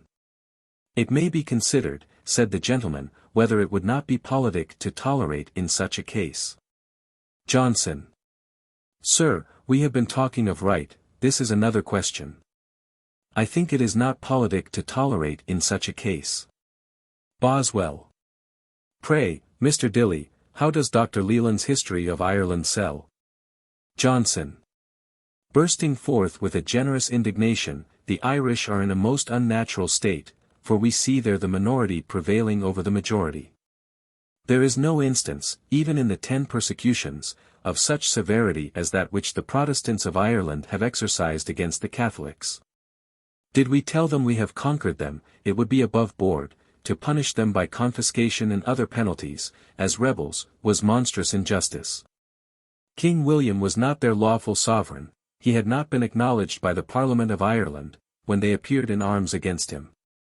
He and Mr. Langton and I went together to the club, where we found Mr. Burke, Mr. Garrick, and some other members, and amongst them our friend Goldsmith, who sat silently brooding over Johnson's reprimand to him after dinner. Johnson perceived this, and said aside to some of us, I'll make Goldsmith forgive me. And then called to him in a loud voice, Dear Goldsmith, something passed today where you and I dined, I ask your pardon. Goldsmith answered placidly, It must be much from you, sir, that I take ill. And so at once the difference was over, and they were on as easy terms as ever, and Goldsmith rattled away as usual. In our way to the club tonight, when I regretted that Goldsmith would, upon every occasion, endeavour to shine, by which he often exposed himself, Mr. Langton observed, that he was not like Addison, who was content with the fame of his writings, and did not aim also at excellency in conversation, for which he found himself unfit. And that he said to a lady who complained of his having talked little in company, Madam, I have but 9 pence in ready money, but I can draw for £1,000. I observed, that Goldsmith had a great deal of gold in his cabinet, but, not content with that, was always taking out his purse. Johnson. Yes, sir, and that so often an empty purse. Goldsmith's incessant desire of being conspicuous in company, was the occasion of his sometimes appearing to such disadvantage as one should hardly have supposed possible in a man of his genius. When his literary reputation had risen deservedly high, and his society was much courted, he became very jealous of the extraordinary attention which was everywhere paid to Johnson. One evening, in a circle of wits, he found fault with me for talking of Johnson as entitled to the honour of unquestionable superiority. Sir, said he, you are for making a monarchy of what should be a republic. He was still more mortified, when talking in a company with fluent vivacity, and, as he flattered himself, to the admiration of all who were present. A German who sat next him, and perceived Johnson rolling himself, as if about to speak, suddenly stopped him, saying, Stay, Dr. Johnson is going to say something. This was, no doubt, very provoking, especially to one so irritable as Goldsmith, who frequently mentioned it with strong expressions of indignation. It may also be observed, that Goldsmith was sometimes content to be treated with an easy familiarity, but, upon occasions, would be consequential and important. An instance of this occurred in a small particular. Johnson had a way of contracting the names of his friends, as Beauclerk, Beau, Boswell, Bozzy, Langton, Lanky, Murphy, Moore, Sheridan, Sherry. I remember one day, when Tom Davies was telling that Dr. Johnson said, We are all in labour for a name to Goldie's play. Goldsmith seemed displeased that such a liberty should be taken with his name, and said, I have often desired him not to call me Goldie. Tom was remarkably attentive to the most minute circumstance about Johnson. I recollect his telling me once, on my arrival in London, "Sir, our great friend has made an improvement on his appellation of old Mr. Sheridan. He calls him now Sherry Derry." On Monday, May 9th, as I was to set out on my return to Scotland next morning, I was desirous to see as much of Dr. Johnson as I could. But I first called on Goldsmith to take leave of him. The jealousy and envy which, though possessed of many most amiable qualities, he frankly avowed, broke out violently at this interview. Upon another occasion, when Goldsmith confessed himself to be of an envious disposition, I contended with Johnson that we ought not to be angry with him, he was so candid in owning it. "Nay, sir," said Johnson, "we must be angry that a man has such a superabundance of an odious quality, that he cannot keep it within his own breast, but it boils over." In my opinion, however, Goldsmith had not more of it than other people have, but only talked of it freely. He now seemed very angry that Johnson was going to be a traveller. Said, he would be a dead weight for me to carry, and that I should never be able to lug him along through the Highlands and Hebrides. Nor would he patiently allow me to enlarge upon Johnson's wonderful abilities. But exclaimed, "Is he like Burke, who wins into a subject like a serpent?" "But," said I, "Johnson is the Hercules who strangled serpents in his cradle." I dined with Dr. Johnson at General Pauley's. He was obliged, by indisposition, to leave the company early. He appointed me, however, to meet him in the evening at Mr. (now Sir Robert) Chambers's in the Temple, where he accordingly came, though he continued to be very ill. Chambers, as is common on such occasions, prescribed various remedies to him. Johnson. Fretted by pain, Carethi, don't tease me. Stay till I am well, and then you shall tell me how to cure myself. He grew better, and talked with a noble enthusiasm of keeping up the representation of respectable families. His zeal on this subject was a circumstance in his character exceedingly remarkable, when it is considered that he himself had no pretensions to blood. I heard him once say, "I have great merit in being zealous for subordination and the honours of birth, for I can hardly tell who was my grandfather." He maintained the dignity and propriety of male succession, in opposition to the opinion of one of our friends, who had that day employed Mr. Chambers to draw his will, devising his estate to his 3 sisters, in preference to a remote heir male. Johnson called them 3 Dowdies, and said, with as high a spirit as the boldest baron in the most perfect days of the feudal system, an ancient estate should always go to males. It is mighty foolish to let a stranger have it because he marries your daughter, and takes your name. As for an estate newly acquired by trade, you may give it, if you will, to the dog Towser, and let him keep his own name. I have known him at times exceedingly diverted at what seemed to others a very small sport. He now laughed immoderately, without any reason that we could perceive, at our friend's making his will. Called him the testator, and added, "I dare say, he thinks he has done a mighty thing. He won't stay till he gets home to his seat in the country, to produce this wonderful deed, he'll call up the landlord of the first inn on the road. And, after a suitable preface upon mortality and the uncertainty of life, will tell him that he should not delay making his will. And here, sir, will he say, is my will, which I have just made, with the assistance of one of the ablest lawyers in the kingdom, and he will read it to him, laughing all the time. He believes he has made this will. But he did not make it, you, Chambers, made it for him. I trust you have had more conscience than to make him say, being of sound understanding, ha, ha, ha. I hope he has left me a legacy. I'd have his will turned into verse, like a ballad."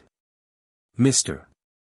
Chambers did not by any means relish this jocularity upon a matter of which pars magna fuit, and seemed impatient till he got rid of us.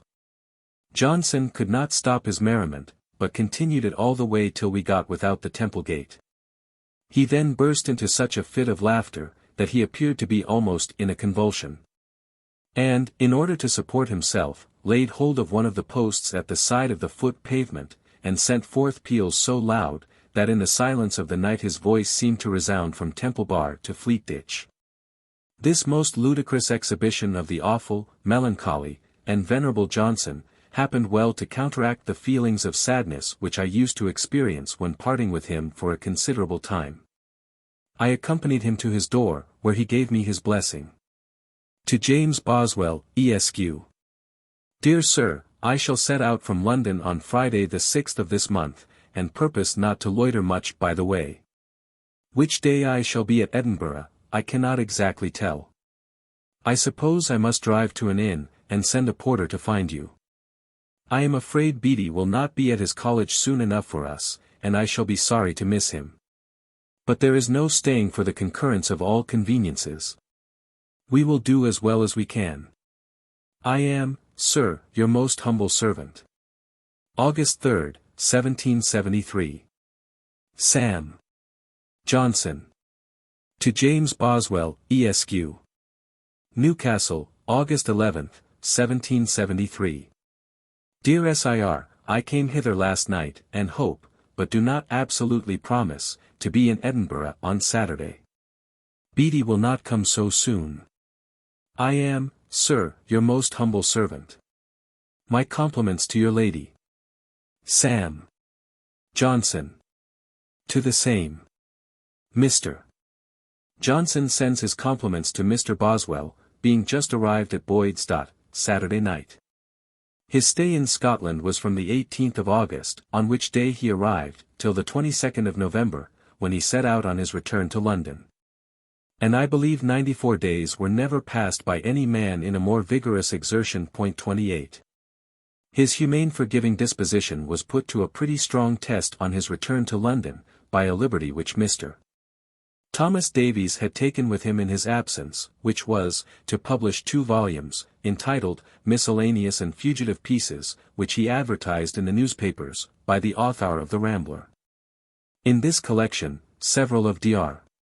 Johnson's acknowledged writings, several of his anonymous performances, and some which he had written for others, were inserted, but there were also some in which he had no concern whatever. He was at first very angry, as he had good reason to be. But, upon consideration of his poor friend's narrow circumstances, and that he had only a little profit in view, and meant no harm, he soon relented, and continued his kindness to him as formerly. In the course of his self-examination with retrospect to this year, he seems to have been much dejected. For he says, January 1st, 1774, this year has passed with so little improvement, that I doubt whether I have not rather impaired than increased my learning, and yet we have seen how he read, and we know how he talked during that period. He was now seriously engaged in writing an account of our travels in the Hebrides, in consequence of which I had the pleasure of a more frequent correspondence with him. To Bennet Langton, Esq., at Langton, near Spilsby, Lincolnshire. Dear Sir, you have reason to reproach me that I have left your last letter so long unanswered, but I had nothing particular to say. Chambers, you find, is gone far, and poor Goldsmith is gone much further. He died of a fever, exasperated, as I believe, by the fear of distress. He had raised money and squandered it, by every artifice of acquisition, and folly of expense. But let not his frailties be remembered, he was a very great man. I have just begun to print my journey to the Hebrides, and am leaving the press to take another journey into Wales, whither Mr. Thrale is going, to take possession of, at least, 500 a year, fallen to his lady. All at Streatham, that are alive, are well. I have never recovered from the last dreadful illness, but flatter myself that I grow gradually better, much, however, yet remains to mend. Greek text omitted. If you have the Latin version of busy, curious, thirsty fly, be so kind as to transcribe and send it, but you need not be in haste, for I shall be I know not where, for at least 5 weeks. I wrote the following tetastric on poor Goldsmith. Greek text omitted. Please to make my most respectful compliments to all the ladies, and remember me to young George and his sisters. I reckon George begins to shoe a pair of heels. Do not be sullen now, but let me find a letter when I come back. I am, dear Sir, your affectionate, humble servant. Sam. Johnson. July 5, 1774. In his manuscript diary of this year, there is the following entry. November 27th. Advent Sunday. I considered that this day, being the beginning of the ecclesiastical year, was a proper time for a new course of life. I began to read the Greek Testament regularly at 160 verses every Sunday. This day I began the Acts. In this week I read Virgil's pastorals. I learned to repeat the Pollio and Gallus. I read carelessly the first Georgic. Such evidences of his unceasing ardor, both for divine and human lore, when advanced into his 65th year, and notwithstanding his many disturbances from disease, must make us at once honor his spirit, and lament that it should be so grievously clogged by its material tegument. 1775, Itot. 66, Mr. Boswell to Dr. Johnson. Edinburgh, February 2, 1775. As to Macpherson, I am anxious to have from yourself a full and pointed account of what has passed between you and him. It is confidently told here, that before your book came out he sent to you, to let you know that he understood you meant to deny the authenticity of Ossian's poems, that the originals were in his possession, that you might have inspection of them, and might take the evidence of people skilled in the Erse language, and that he hoped, after this fair offer, you would not be so uncandid as to assert that he had refused reasonable proof. That you paid no regard to his message, but published your strong attack upon him, and then he wrote a letter to you, in such terms as he thought suited to one who had not acted as a man of veracity. What words were used by Mr. Macpherson in his letter to the venerable sage, I have never heard, but they are generally said to have been of a nature very different from the language of literary contest. Dr. Johnson's answer appeared in the newspapers of the day, and has since been frequently republished, but not with perfect accuracy. I give it as dictated to me by himself, written down in his presence, and authenticated by a note in his own handwriting. This, I think, is a true copy. Marked James Macpherson, I received your foolish and impudent letter. Any violence offered me I shall do my best to repel. And what I cannot do for myself, the law shall do for me. I hope I shall never be deterred from detecting what I think a cheat, by the menaces of a ruffian. What would you have me retract? I thought your book an imposture, I think it an imposture still. For this opinion I have given my reasons to the public, which I here dare you to refute. Your rage I defy. Your abilities, since your Homer, are not so formidable. And what I hear of your morals, inclines me to pay regard not to what you shall say, but to what you shall prove. You may print this if you will. Sam. Johnson. Mr. Macpherson little knew the character of Dr. Johnson, if he supposed that he could be easily intimidated, for no man was ever more remarkable for personal courage. He had, indeed, an awful dread of death, or rather, of something after death. And what rational man, who seriously thinks of quitting all that he has ever known, and going into a new and unknown state of being, can be without that dread? But his fear was from reflection, his courage natural. His fear, in that one instance, was the result of philosophical and religious consideration. He feared death, but he feared nothing else, not even what might occasion death. Many instances of his resolution may be mentioned. One day, at Mr.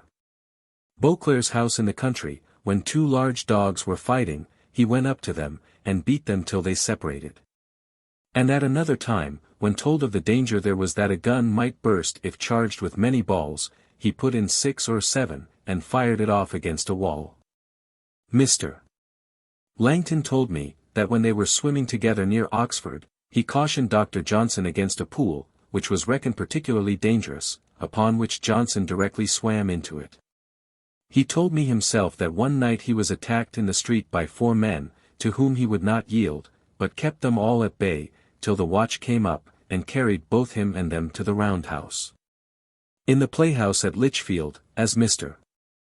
Garrick informed me, Johnson having for a moment quitted a chair which was placed for him between the side scenes, a gentleman took possession of it, and when Johnson on his return civilly demanded his seat, rudely refused to give it up. Upon which Johnson laid hold of it, and tossed him and the chair into the pit. Foote, who so successfully revived the old comedy, by exhibiting living characters, had resolved to imitate Johnson on the stage, expecting great profits from his ridicule of so celebrated a man. Johnson being informed of his intention, and being at dinner at Mr. Thomas Davies's the bookseller, from whom I had the story, he asked Mr. Davies, what was the common price of an oak stick? And being answered 6 pence, why then, sir, said he, give me leave to send your servant to purchase me a shilling one. I'll have a double quantity. For I am told Foot means to take me off, as he calls it, and I am determined the fellow shall not do it with impunity. Davies took care to acquaint Foot of this, which effectually checked the wantonness of the mimic. Mr. Macpherson's menaces made Johnson provide himself with the same implement of defence, and had he been attacked, I have no doubt that, old as he was, he would have made his corporal prowess be felt as much as his intellectual. His journey to the western islands of Scotland is a most valuable performance. Johnson's grateful acknowledgments of kindnesses received in the course of this tour, completely refute the brutal reflections which have been thrown out against him, as if he had made an ungrateful return. And his delicacy in sparing in his book those who we find from his letters to Mrs. Thrale were just objects of censure, is much to be admired. His candour and amiable disposition is conspicuous from his conduct, when informed by Mr. MacLeod, of Rossy, that he had committed a mistake, which gave that gentleman some uneasiness. He wrote him a courteous and kind letter, and inserted in the newspapers an advertisement, correcting the mistake. As to his prejudice against the Scotch, which I always ascribed to that nationality which he observed in them, he said to the same gentleman, when I find a Scotchman, to whom an Englishman is as a Scotchman, that Scotchman shall be as an Englishman to me. His intimacy with many gentlemen of Scotland, and his employing so many natives of that country as his amanuenses, prove that his prejudice was not virulent. And I have deposited in the British Museum, amongst other pieces of his writing, the following note in answer to one from me, asking if he would meet me at dinner at the Mitre, though a friend of mine, a Scotchman, was to be there. Mr. Johnson does not see why Mr. Boswell should suppose a Scotchman less acceptable than any other man. He will be at the Mitre. My much valued friend Dar. Barnard, now Bishop of Killallock, having once expressed to him an apprehension, that if he should visit Ireland he might treat the people of that country more unfavourably than he had done the Scotch, he answered, with strong pointed double-edged wit, Sir, you have no reason to be afraid of me. The Irish are not in a conspiracy to cheat the world by false representations of the merits of their countrymen. No, sir, the Irish are a fair people, they never speak well of one another. All the miserable cavillings against his journey, in newspapers, magazines, and other fugitive publications, I can speak from certain knowledge, only furnished him with sport. At last there came out a scurrilous volume, larger than Johnson's own, filled with malignant abuse, under a name, real or fictitious, of some low man in an obscure corner of Scotland, though supposed to be the work of another Scotchman, who has found means to make himself well known both in Scotland and England. The effect which it had upon Johnson was, to produce this pleasant observation to Mr. Seward, to whom he lent the book, this fellow must be a blockhead. They don't know how to go about their abuse. Who will read a 5-shilling book against me? No, sir, if they had wit, they should have kept pelting me with pamphlets. On Tuesday, March 21st, I arrived in London, and on repairing to Dr. Johnson's before dinner, found him in his study, sitting with Mr. Peter Garrick, the elder brother of David, strongly resembling him in countenance and voice, but of more sedate and placid manners. Johnson informed me, that, though Mr. Beauclerk was in great pain, it was hoped he was not in danger, and that he now wished to consult Dr. Heberden to try the effect of a new understanding. Both at this interview, and in the evening at Mr. Thrale's where he and Mr. Peter Garrick and I met again, he was vehement on the subject of the Ossian controversy, observing, we do not know that there are any ancient Erse manuscripts. And we have no other reason to disbelieve that there are men with 3 heads, but that we do not know that there are any such men. He also was outrageous upon his supposition that my countrymen loved Scotland better than truth, saying, all of them, nay not all, but droves of them, would come up, and attest anything for the honour of Scotland. He also persevered in his wild allegation, that he questioned if there was a tree between Edinburgh and the English border older than himself. I assured him he was mistaken, and suggested that the proper punishment would be that he should receive a stripe at every tree above 100 years old, that was found within that space. He laughed, and said, I believe I might submit to it for a bawbee. The doubts which, in my correspondence with him, I had ventured to state as to the justice and wisdom of the conduct of Great Britain towards the American colonies. While I at the same time requested that he would enable me to inform myself upon that momentous subject, he had altogether disregarded.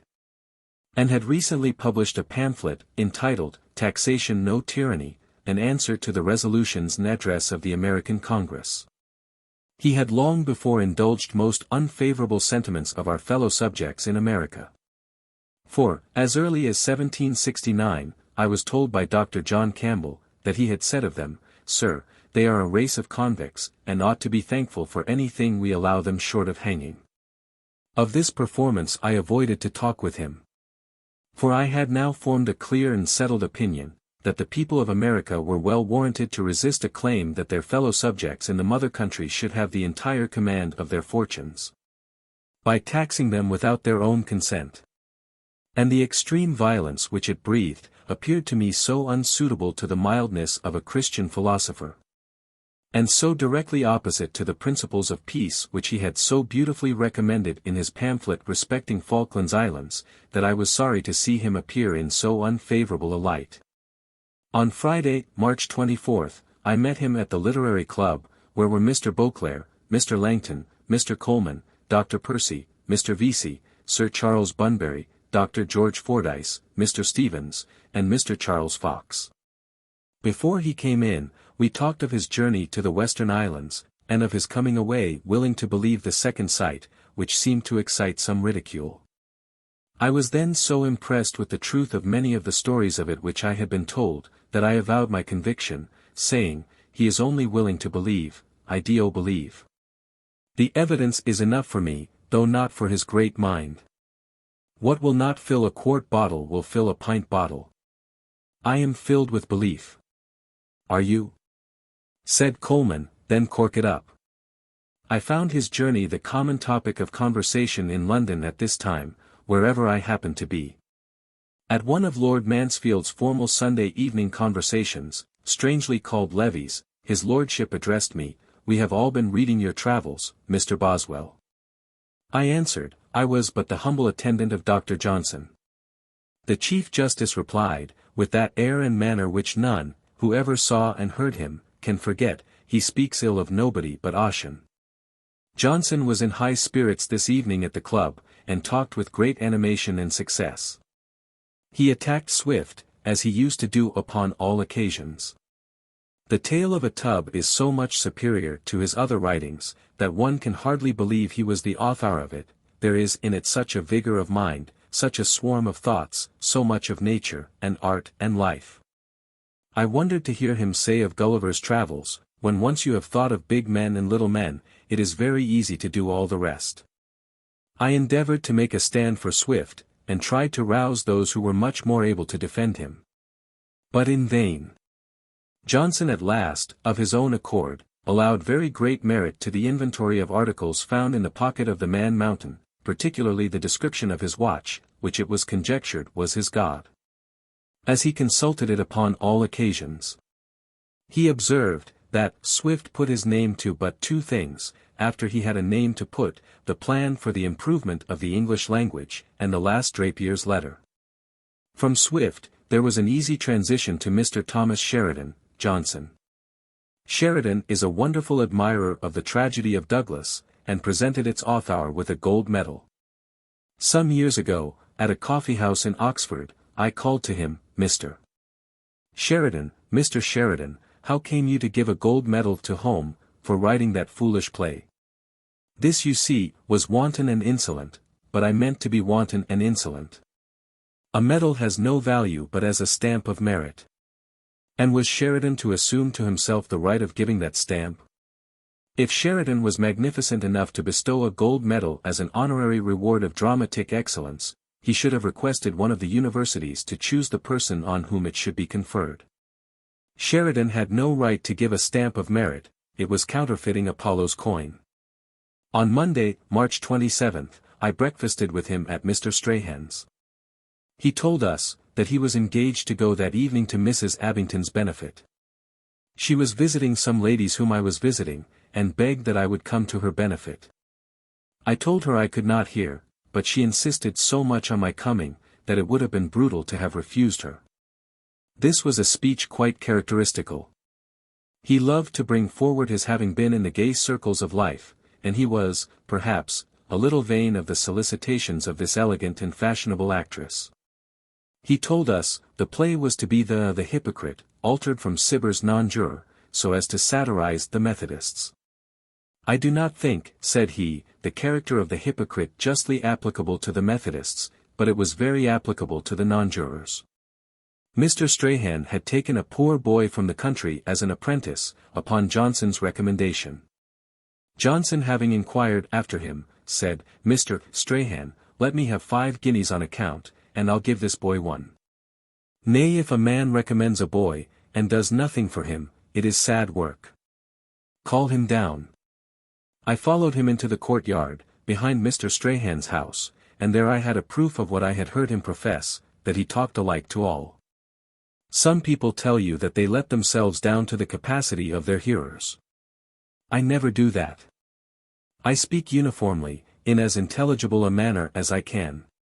Well, my boy, how do you go on? Pretty well, sir, but they are afraid I ain't strong enough for some parts of the business. Johnson.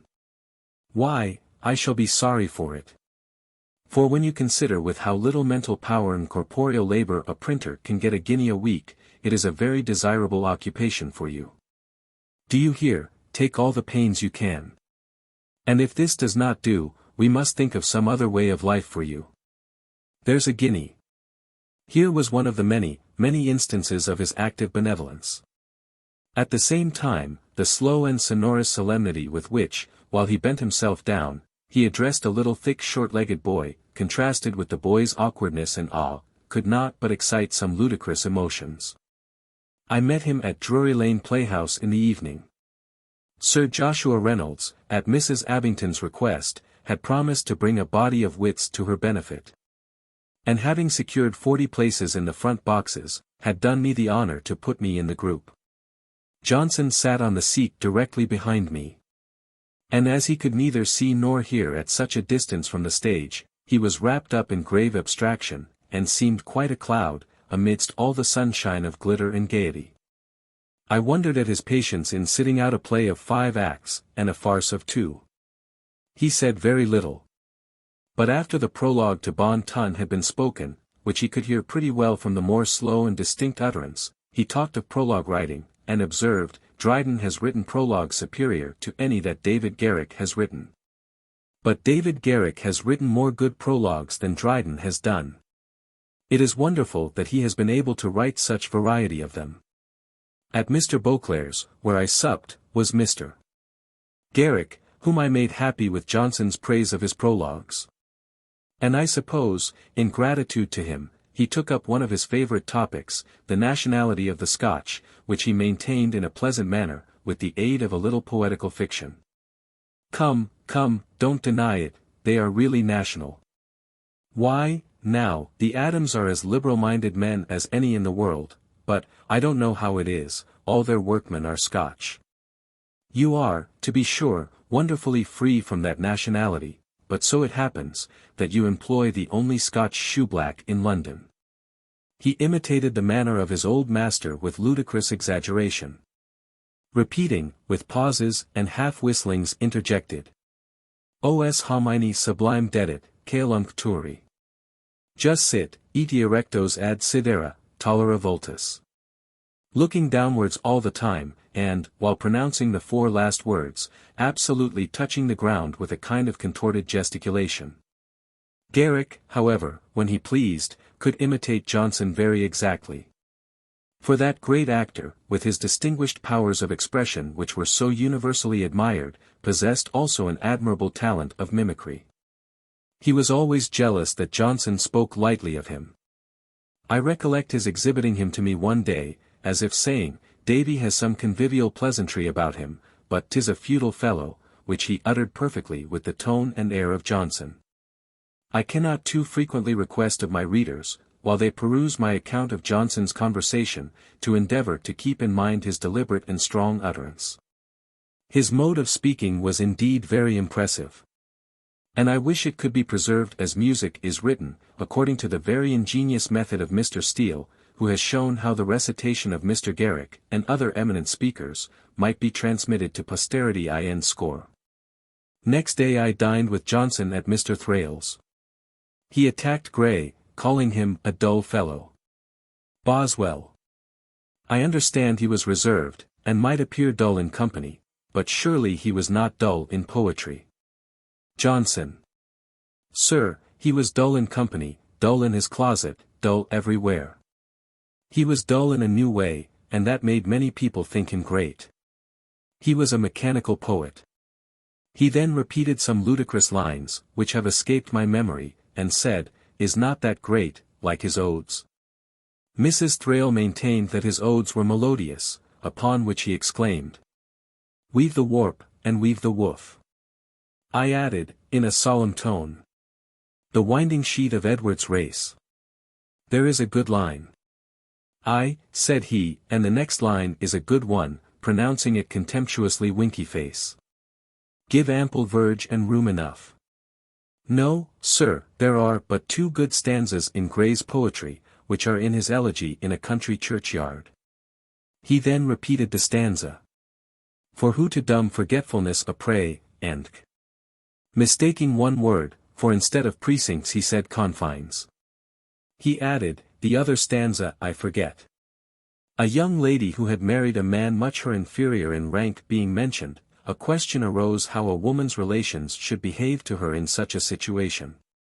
And, while I recapitulate the debate, and recollect what has since happened, I cannot but be struck in a manner that delicacy forbids me to express.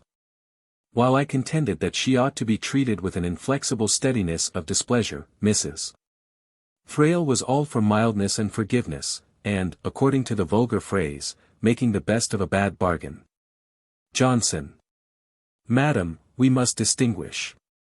Were I a man of rank, I would not let a daughter starve who had made a mean marriage. But having voluntarily degraded herself from the station which she was originally entitled to hold, I would support her only in that which she herself had chosen, and would not put her on a level with my other daughters. You are to consider, madam, that it is our duty to maintain the subordination of civilized society, and when there is a gross and shameful deviation from rank, it should be punished so as to deter others from the same perversion. On Friday, March 31st, I supped with him and some friends at a tavern. One of the company 29 attempted, with too much forwardness, to rally him on his late appearance at the theatre, but had reason to repent of his temerity. "Why, sir, did you go to Mrs. Abington's benefit? Did you see Johnson?" "No, sir." "Did you hear Johnson?" "No, sir." "Why then, sir, did you go Johnson?" "Because, sir, she is a favorite of the public. And when the public cares the 1,000th part for you that it does for her, I will go to your benefit too." Next morning I won a small bet from Lady Diana Beauclerk, by asking him as to one of his particularities, which her ladyship laid I durst not do. It seems he had been frequently observed at the club to put into his pocket the Seville oranges, after he had squeezed the juice of them into the drink which he made for himself. Beauclerk and Garrick talked of it to me, and seemed to think that he had a strange unwillingness to be discovered. We could not divine what he did with them, and this was the bold question to be put. I saw on his table the spoils of the preceding night, some fresh peels nicely scraped and cut into pieces. "Oh, sir," said I now partly see what you do with the squeezed oranges which you put into your pocket at the club." Johnson. "I have a great love for them." Boswell. "And pray, sir, what do you do with them?" "You scrape them, it seems, very neatly, and what next?" Johnson. "Let them dry, sir." Boswell. "And what next?" Johnson. "Nay, sir, you shall know their fate no further." Boswell. "Then the world must be left in the dark." It must be said, assuming a mock solemnity, he scraped them, and let them dry, but what he did with them next, he never could be prevailed upon to tell. Johnson. Nay, sir, you should say it more emphatically, he could not be prevailed upon, even by his dearest friends, to tell. He had this morning received his diploma as Doctor of Laws from the University of Oxford. He did not vaunt of his new dignity, but I understood he was highly pleased with it. I observed to him that there were very few of his friends so accurate as that I could venture to put down in writing what they told me as his sayings. Johnson. Why should you write down my sayings? Boswell. I write them when they are good. Johnson. Nay, you may as well write down the sayings of any one else that are good. But where, I might with great propriety have added, can I find such? Next day, Sunday, April 2nd, I dined with him at Mr. Hoole's. We talked of Pope. Johnson. He wrote, his Dunciad for fame. That was his primary motive. Had it not been for that, the dunces might have railed against him till they were weary, without his troubling himself about them. He delighted to vex them, no doubt, but he had more delight in seeing how well he could vex them. His taxation no tyranny being mentioned, he said, I think I have not been attacked enough for it. Attack is the reaction, I never think I have hit hard, unless it rebounds. Boswell. I don't know, sir, what you would be at. 5 or 6 shots of small arms in every newspaper, and repeated cannonading in pamphlets, might, I think, satisfy you. But, sir, you'll never make out this match, of which we have talked, with a certain political lady, 30 since you are so severe against her principles. Johnson. Nay, sir, I have the better chance for that. She is like the Amazons of old. She must be courted by the sword. But I have not been severe upon her. Boswell. Yes, sir, you have made her ridiculous. Johnson. That was already done, sir. To endeavor to make her ridiculous, is like blacking the chimney. I talked of the cheerfulness of Fleet Street, owing to the constant quick succession of people which we perceive passing through it. Johnson. Why, sir, Fleet Street has a very animated appearance. But I think the full tide of human existence is at Charing Cross. He made the common remark on the unhappiness which men who have led a busy life experience, when they retire in expectation of enjoying themselves at ease, and that they generally languish for want of their habitual occupation, and wish to return to it. He mentioned as strong an instance of this as can well be imagined.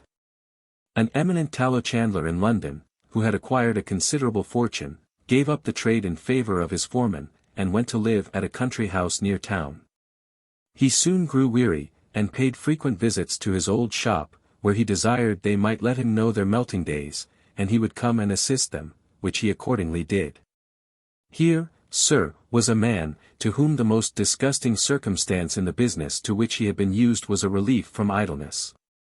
On Wednesday, April 5th, I dined with him at Messrs. Dilly's, with Mr. John Scott of Amwell, the Quaker, Mr. Langton, Mr. Miller, now Sir John, and Dr. Thomas Campbell, an Irish clergyman, whom I took the liberty of inviting to Mr. Dilly's table, having seen him at Mr. Thrale's, and been told that he had come to England chiefly with a view to see Dr. Johnson, for whom he entertained the highest veneration. He has since published a philosophical survey of the south of Ireland, a very entertaining book, which has, however, one fault, that it assumes the fictitious character of an Englishman. We talked of public speaking, Johnson. We must not estimate a man's powers by his being able, or not able to deliver his sentiments in public. Isaac Hawkins Brown, one of the first wits of this country, got into Parliament, and never opened his mouth. For my own part, I think it is more disgraceful never to try to speak, than to try it and fail. As it is more disgraceful not to fight, than to fight and be beaten. This argument appeared to me fallacious, for if a man has not spoken, it may be said that he would have done very well if he had tried. Whereas, if he has tried and failed, there is nothing to be said for him. Why then, I asked, is it thought disgraceful for a man not to fight, and not disgraceful not to speak in public? Johnson. Because there may be other reasons for a man's not speaking in public than want of resolution, he may have nothing to say, laughing. Whereas, sir, you know courage is reckoned the greatest of all virtues. Because, unless a man has that virtue, he has no security for preserving any other. On Thursday, April 6, I dined with him at Mr. Thomas Davies's, with Mr. Hickey, the painter, and my old acquaintance Mr. Moody, the player. Dr. Johnson, as usual, spoke contemptuously of Colley Cibber. It is wonderful that a man, who for 40 years had lived with the great and the witty, should have acquired so ill the talents of conversation, and he had but half to furnish. For one half of what he said was oaths. He, however, allowed considerable merit to some of his comedies, and said there was no reason to believe that The Careless Husband was not written by himself. Davies said, he was the first dramatic writer who introduced genteel ladies upon the stage. Johnson refuted this observation by instancing several such characters in comedies before his time. Davies, trying to defend himself from a charge of ignorance, I mean genteel moral characters. I think, said Hickey, gentility and morality are inseparable. Boswell. By no means, sir. The genteelest characters are often the most immoral. Does not Lord Chesterfield give precepts for uniting wickedness and the graces? A man, indeed, is not genteel when he gets drunk. But most vices may be committed very genteelly. A man may debauch his friend's wife genteelly, he may cheat at cards genteelly. Hickey. I do not think that is genteel. Boswell. Sir, it may not be like a gentleman, but it may be genteel. Johnson. You are meaning two different things. One means exterior grace, the other honor. It is certain that a man may be very immoral with exterior grace. Lovelace, in Clarissa, is a very genteel and a very wicked character. Tom Hervey, who died t'other day, though a vicious man, was one of the genteelest men that ever lived. Tom Davies instanced Charles II. Johnson. Taking fire at any attack upon that prince, for whom he had an extraordinary partiality, Charles II was licentious in his practice, but he always had a reverence for what was good. Charles II knew his people, and rewarded merit. The church was at no time better filled than in his reign. He was the best king we have had from his time till the reign of his present majesty, except James II, who was a very good king, but unhappily believed that it was necessary for the salvation of his subjects that they should be Roman Catholics. He had the merit of endeavoring to do what he thought was for the salvation of the souls of his subjects, till he lost a great empire. We, who thought that we should not be saved if we were Roman Catholics, had the merit of maintaining our religion, at the expense of submitting ourselves to the government of King William, for it could not be done otherwise. To the government of one of the most worthless scoundrels that ever existed. No, Charles II was not such a man as, naming another king. He did not destroy his father's will. He took money, indeed, from France, but he did not betray those over whom he ruled, he did not let the French fleet pass ours. George I knew nothing, and desired to know nothing, did nothing, and desired to do nothing. And the only good thing that is told of him is, that he wished to restore the crown to its hereditary successor. He roared with prodigious violence against George II. When he ceased, Moody interjected, in an Irish tone, and with a comic look, "Ah! Poor George II. I mentioned that Dr. Thomas Campbell had come from Ireland to London, principally to see Dr. Johnson. He seemed angry at this observation. Davies. Why, you know, sir, there came a man from Spain to see Livy. And Corelli came to England to see Purcell, and when he heard he was dead, went directly back again to Italy. Johnson. I should not have wished to be dead to disappoint Campbell, had he been so foolish as you represent him. But I should have wished to have been 100 miles off. This was apparently perverse, and I do believe it was not his real way of thinking. He could not but like a man who came so far to see him. He laughed with some complacency, when I told him Campbell's odd expression to me concerning him, that having seen such a man, was a thing to talk of a century hence, as if he could live so long. We got into an argument whether the judges who went to India might with propriety engage in trade. Johnson warmly maintained that they might. For why, he urged, should not judges get riches, as well as those who deserve them less? I said, they should have sufficient salaries, and have nothing to take off their attention from the affairs of the public. Johnson. No judge, sir, can give his whole attention to his office. And it is very proper that he should employ what time he has to himself, to his own advantage, in the most profitable manner. Then, sir, said Davies, who enlivened the dispute by making it somewhat dramatic, he may become an insurer.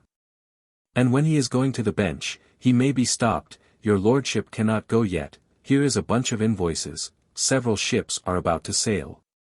Johnson. Sir, you may as well say a judge should not have a house. For they may come and tell him, your lordship's house is on fire, and so, instead of minding the business of his court, he is to be occupied in getting the engine with the greatest speed. There is no end of this. Every judge who has land, trades to a certain extent in corn or in cattle, and in the land itself, undoubtedly. His steward acts for him, and so do clerks for a great merchant. A judge may be a farmer, but he is not to geld his own pigs. A judge may play a little at cards for his amusement, but he is not to play at marbles, or at chuck-farthing in the piazza.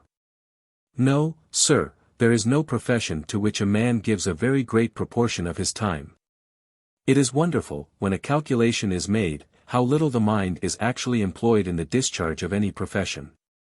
No man would be a judge, upon the condition of being totally a judge. The best employed lawyer has his mind at work but for a small proportion of his time, a great deal of his occupation is merely mechanical.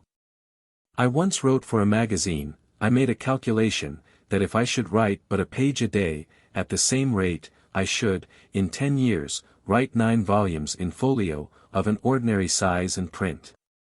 Boswell. Such as Carte's History. Johnson. Yes, sir. When a man writes from his own mind, he writes very rapidly. The greatest part of a writer's time is spent in reading. In order to write, a man will turn over half a library to make one book. We spoke of Rolt, to whose Dictionary of Commerce Dr. Johnson wrote the preface. Johnson. Old Gardner the bookseller employed Rolt and Smart to write a monthly miscellany, called the Universal Visitor. There was a formal written contract, which Allen the printer saw. Gardner thought as you do of the judge. They were bound to write nothing else, they were to have, I think, a third of the profits of this 6-penny pamphlet. And the contract was for 99 years. I wish I had thought of giving this to Thurlow, in the cause about literary property. What an excellent instance would it have been of the oppression of booksellers towards poor authors. Smiling. Davies, zealous for the honor of the trade, said, Gardner was not properly a bookseller. Johnson. Nay, sir, he certainly was a bookseller. He had served his time regularly, was a member of the Stationers' Company, kept a shop in the face of mankind, purchased copyright, and was a bibliopole, sir, in every sense. I wrote for some months in the Universal Visitor, for poor Smart, while he was mad, not then knowing the terms on which he was engaged to write, and thinking I was doing him good. I hoped his wits would soon return to him. Mine returned to me, and I wrote in the Universal Visitor no longer. Friday, April 7th, I dined with him at a tavern, with a numerous company. One of the company suggested an internal objection to the antiquity of the poetry said to be Ossian's, that we do not find the wolf in it, which must have been the case had it been of that age. The mention of the wolf had led Johnson to think of other wild beasts, and while Sir Joshua Reynolds and Mr. Langton were carrying on a dialogue about something which engaged them earnestly, he, in the midst of it, broke out, Pennant tells of bears, what he added, I have forgotten. They went on, which he being dull of hearing, did not perceive, or, if he did, was not willing to break off his talk.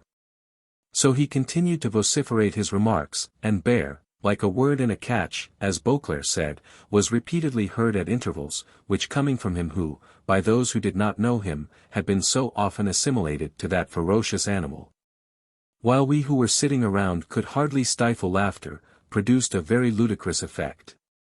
Silence having ensued, he proceeded, "We are told, that the Black Bear is innocent, but I should not like to trust myself with him."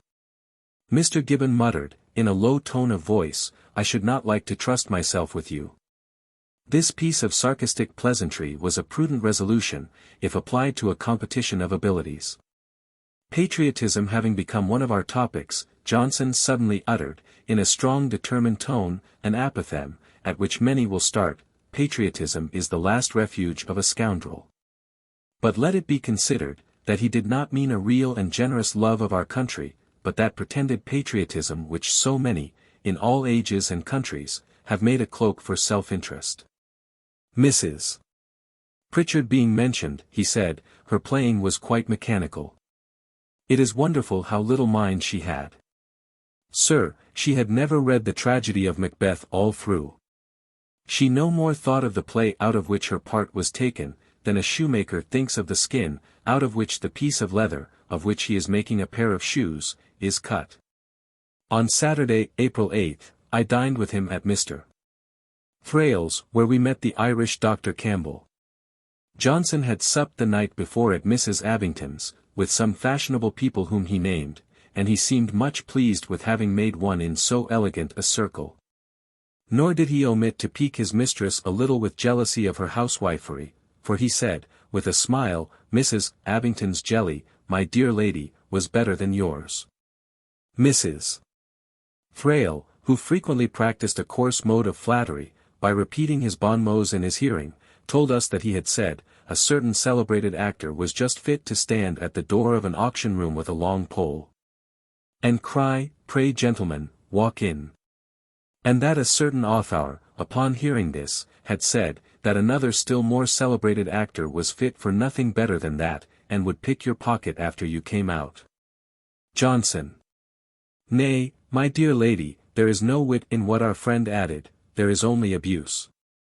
You may as well say of any man that he will pick a pocket. Besides, the man who is stationed at the door does not pick people's pockets.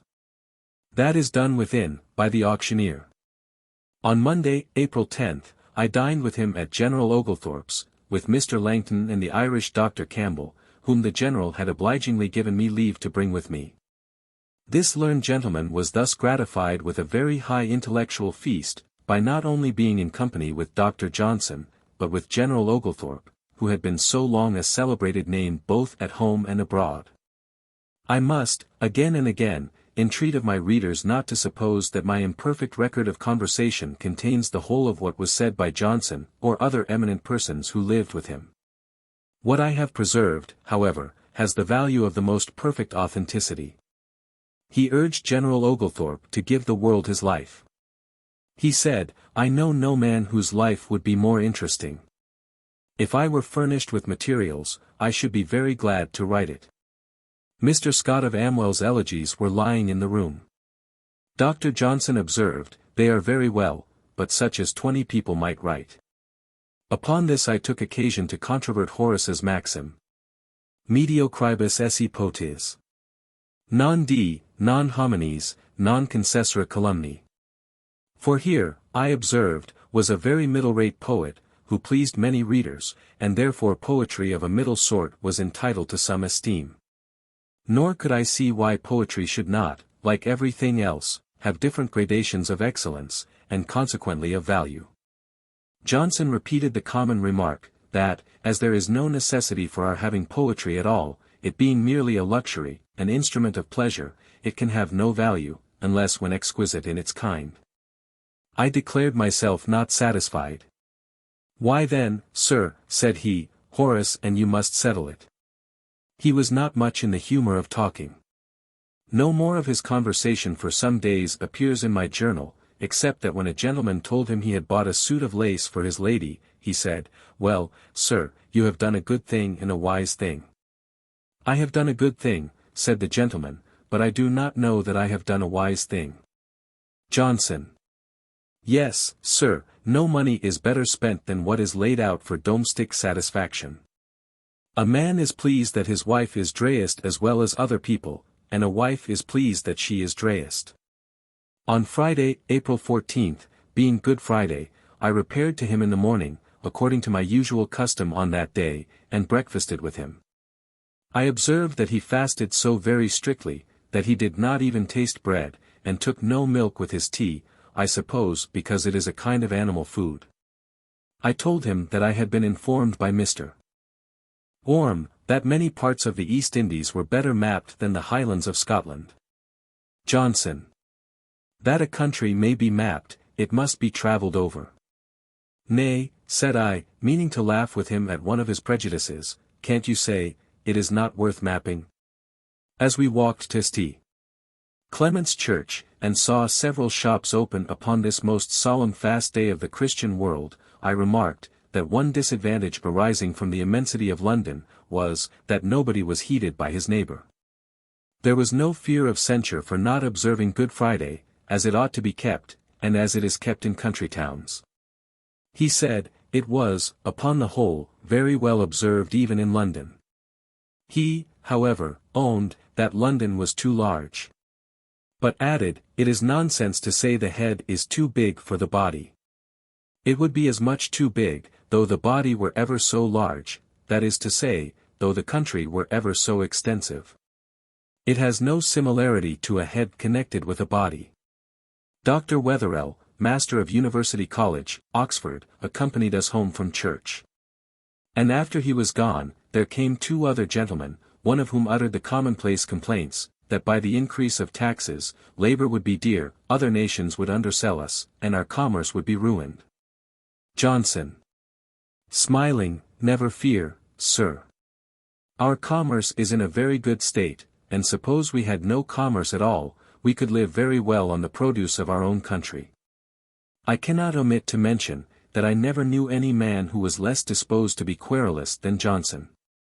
Whether the subject was his own situation, or the state of the public, or the state of human nature in general, though he saw the evils, his mind was turned to resolution, and never to whining or complaint. We went again to St. Clement's in the afternoon. He had found fault with the preacher in the morning for not choosing a text adapted to the day. The preacher in the afternoon had chosen one extremely proper, it is finished. After the evening service, he said, come, you shall go home with me, and sit just an hour. But he was better than his word, for after we had drunk tea with Mrs. Williams, he asked me to go up to his study with him, where we sat a long while together in a serene undisturbed frame of mind, sometimes in silence, and sometimes conversing, as we felt ourselves inclined, or more properly speaking, as he was inclined.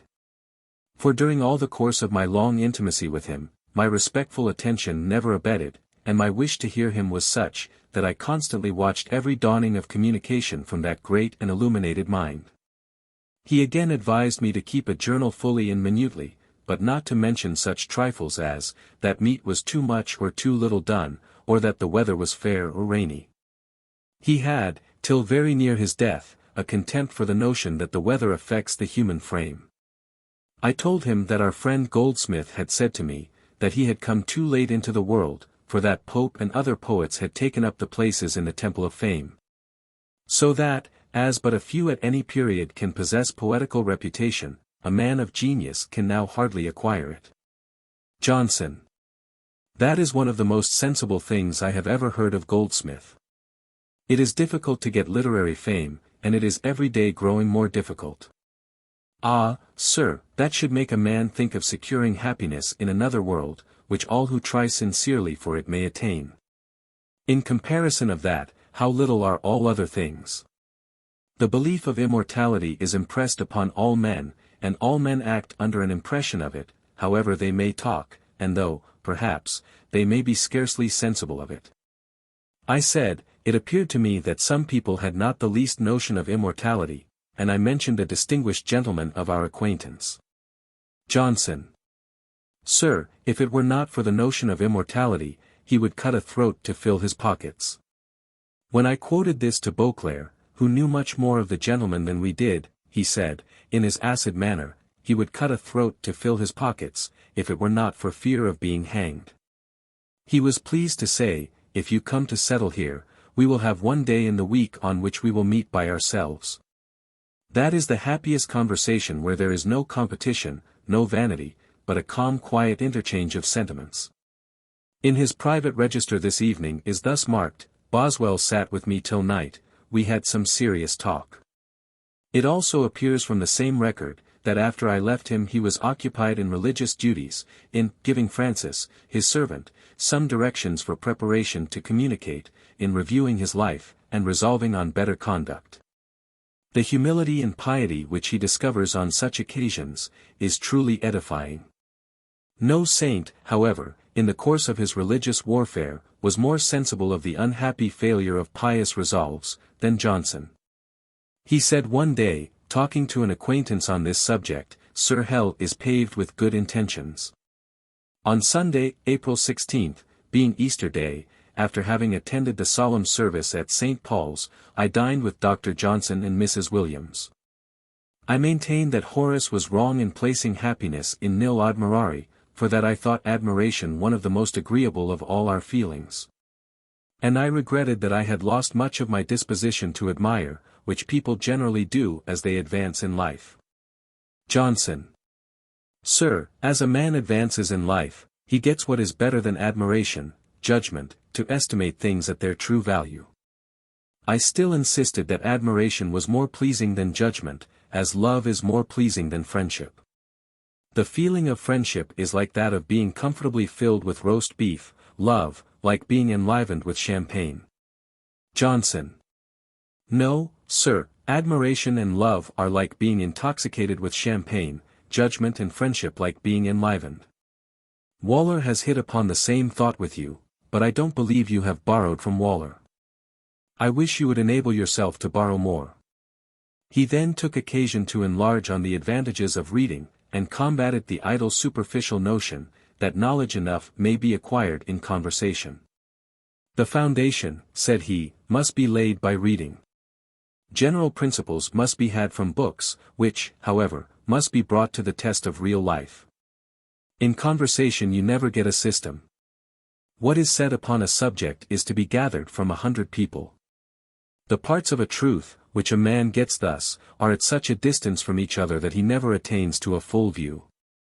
On Tuesday, April 15, he and I were engaged to go with Sir Joshua Reynolds to dine with Mr. Cambridge, at his beautiful villa on the banks of the Thames, near Twickenham. Dar.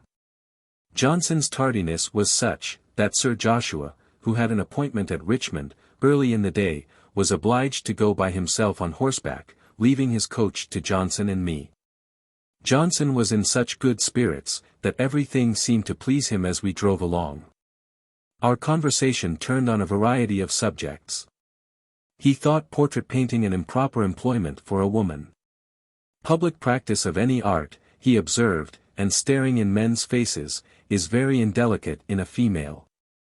I happened to start a question, whether, when a man knows that some of his intimate friends are invited to the house of another friend, with whom they are all equally intimate, he may join them without an invitation. Johnson. No, sir. He is not to go when he is not invited. They may be invited on purpose to abuse him, smiling. As a curious instance how little a man knows, or wishes to know, his own character in the world, or, rather, as a convincing proof that Johnson's roughness was only external, and did not proceed from his heart, I insert the following dialogue. Johnson. It is wonderful, sir, how rare a quality good humor is in life. We meet with very few good-humored men. I mentioned 4 of our friends, none of whom he would allow to be good-humored. One was acid, another was muddy, and to the others he had objections which have escaped me. Then, shaking his head and stretching himself at ease in the coach, and smiling with much complacency, he turned to me and said, I look upon myself as a good-humored fellow. The epithet fellow, applied to the great lexicographer, the stately moralist, the masterly critic, as if he had been Sam Johnson, a mere pleasant companion, was highly diverting, and this light notion of himself struck me with wonder. I answered, also smiling, no, no, sir, that will not do. You are good-natured, but not good-humored, you are irascible. You have not patience with folly and absurdity. I believe you would pardon them, if there were time to deprecate your vengeance, but punishment follows so quick after sentence, that they cannot escape. I had brought with me a great bundle of Scotch magazines and newspapers, in which his journey to the Western Islands was attacked in every mode, and I read a great part of them to him, knowing they would afford him entertainment. I wish the writers of them had been present, they would have been sufficiently vexed. One ludicrous imitation of his style, by Mr. Maclaurin, now one of the Scotch judges, with the title of Lord Dreghorn, was distinguished by him from the rude mass. This, said he, is the best. But I could caricature my own style much better myself. He defended his remark upon the general insufficiency of education in Scotland, and confirmed to me the authenticity of his witty saying on the learning of the Scotch: their learning is like bread in a besieged town, every man gets a little, but no man gets a full meal. There is, said he, in Scotland, a diffusion of learning, a certain portion of it widely and thinly spread. A merchant there has as much learning as one of their clergy. No sooner had we made our bow to Mr. Cambridge, in his library, than Johnson ran eagerly to one side of the room, intent on poring over the backs of the books. Sir Joshua observed, aside, he runs to the books, as I do to the pictures, but I have the advantage. I can see much more of the pictures than he can of the books. Mr. Cambridge, upon this, politely said, Dear Johnson, I am going, with your pardon, to accuse myself, for I have the same custom which I perceive you have. But it seems odd that one should have such a desire to look at the backs of books. Johnson, ever ready for contest, instantly started from his reverie, wheeled about, and answered, Sir, the reason is very plain. Knowledge is of two kinds. We know a subject ourselves, or we know where we can find information upon it. When we inquire into any subject, the first thing we have to do is to know what books have treated of it. This leads us to look at catalogues, and the backs of books in libraries. Sir Joshua observed to me the extraordinary promptitude with which Johnson flew upon an argument. Yes, said I, he has no formal preparation, no flourishing with his sword. He is through your body in an instant. Johnson was here solaced with an elegant entertainment, a very accomplished family, and much good company, among whom was Mr. Harris of Salisbury, who paid him many compliments on his journey to the Western Islands. The common remark as to the utility of reading history being made, Johnson. We must consider how very little history there is. I mean real authentic history. That certain kings reigned, and certain battles were fought, we can depend upon as true, but all the coloring, all the philosophy of history is conjecture. Boswell. Then, sir, you would reduce all history to no better than an almanac, a mere chronological series of remarkable events. Mr. Gibbon, who must at that time have been employed upon his history, of which he published the first volume in the following year, was present, but did not step forth in defense of that species of writing. He probably did not like to trust himself with Johnson. The Beggar's Opera, and the common question, whether it was pernicious in its effects, having been introduced, Johnson. As to this matter, which has been very much contested, I myself am of opinion, that more influence has been ascribed to the Beggar's Opera, than it in reality ever had. For I do not believe that any man was ever made a rogue by being present at its representation.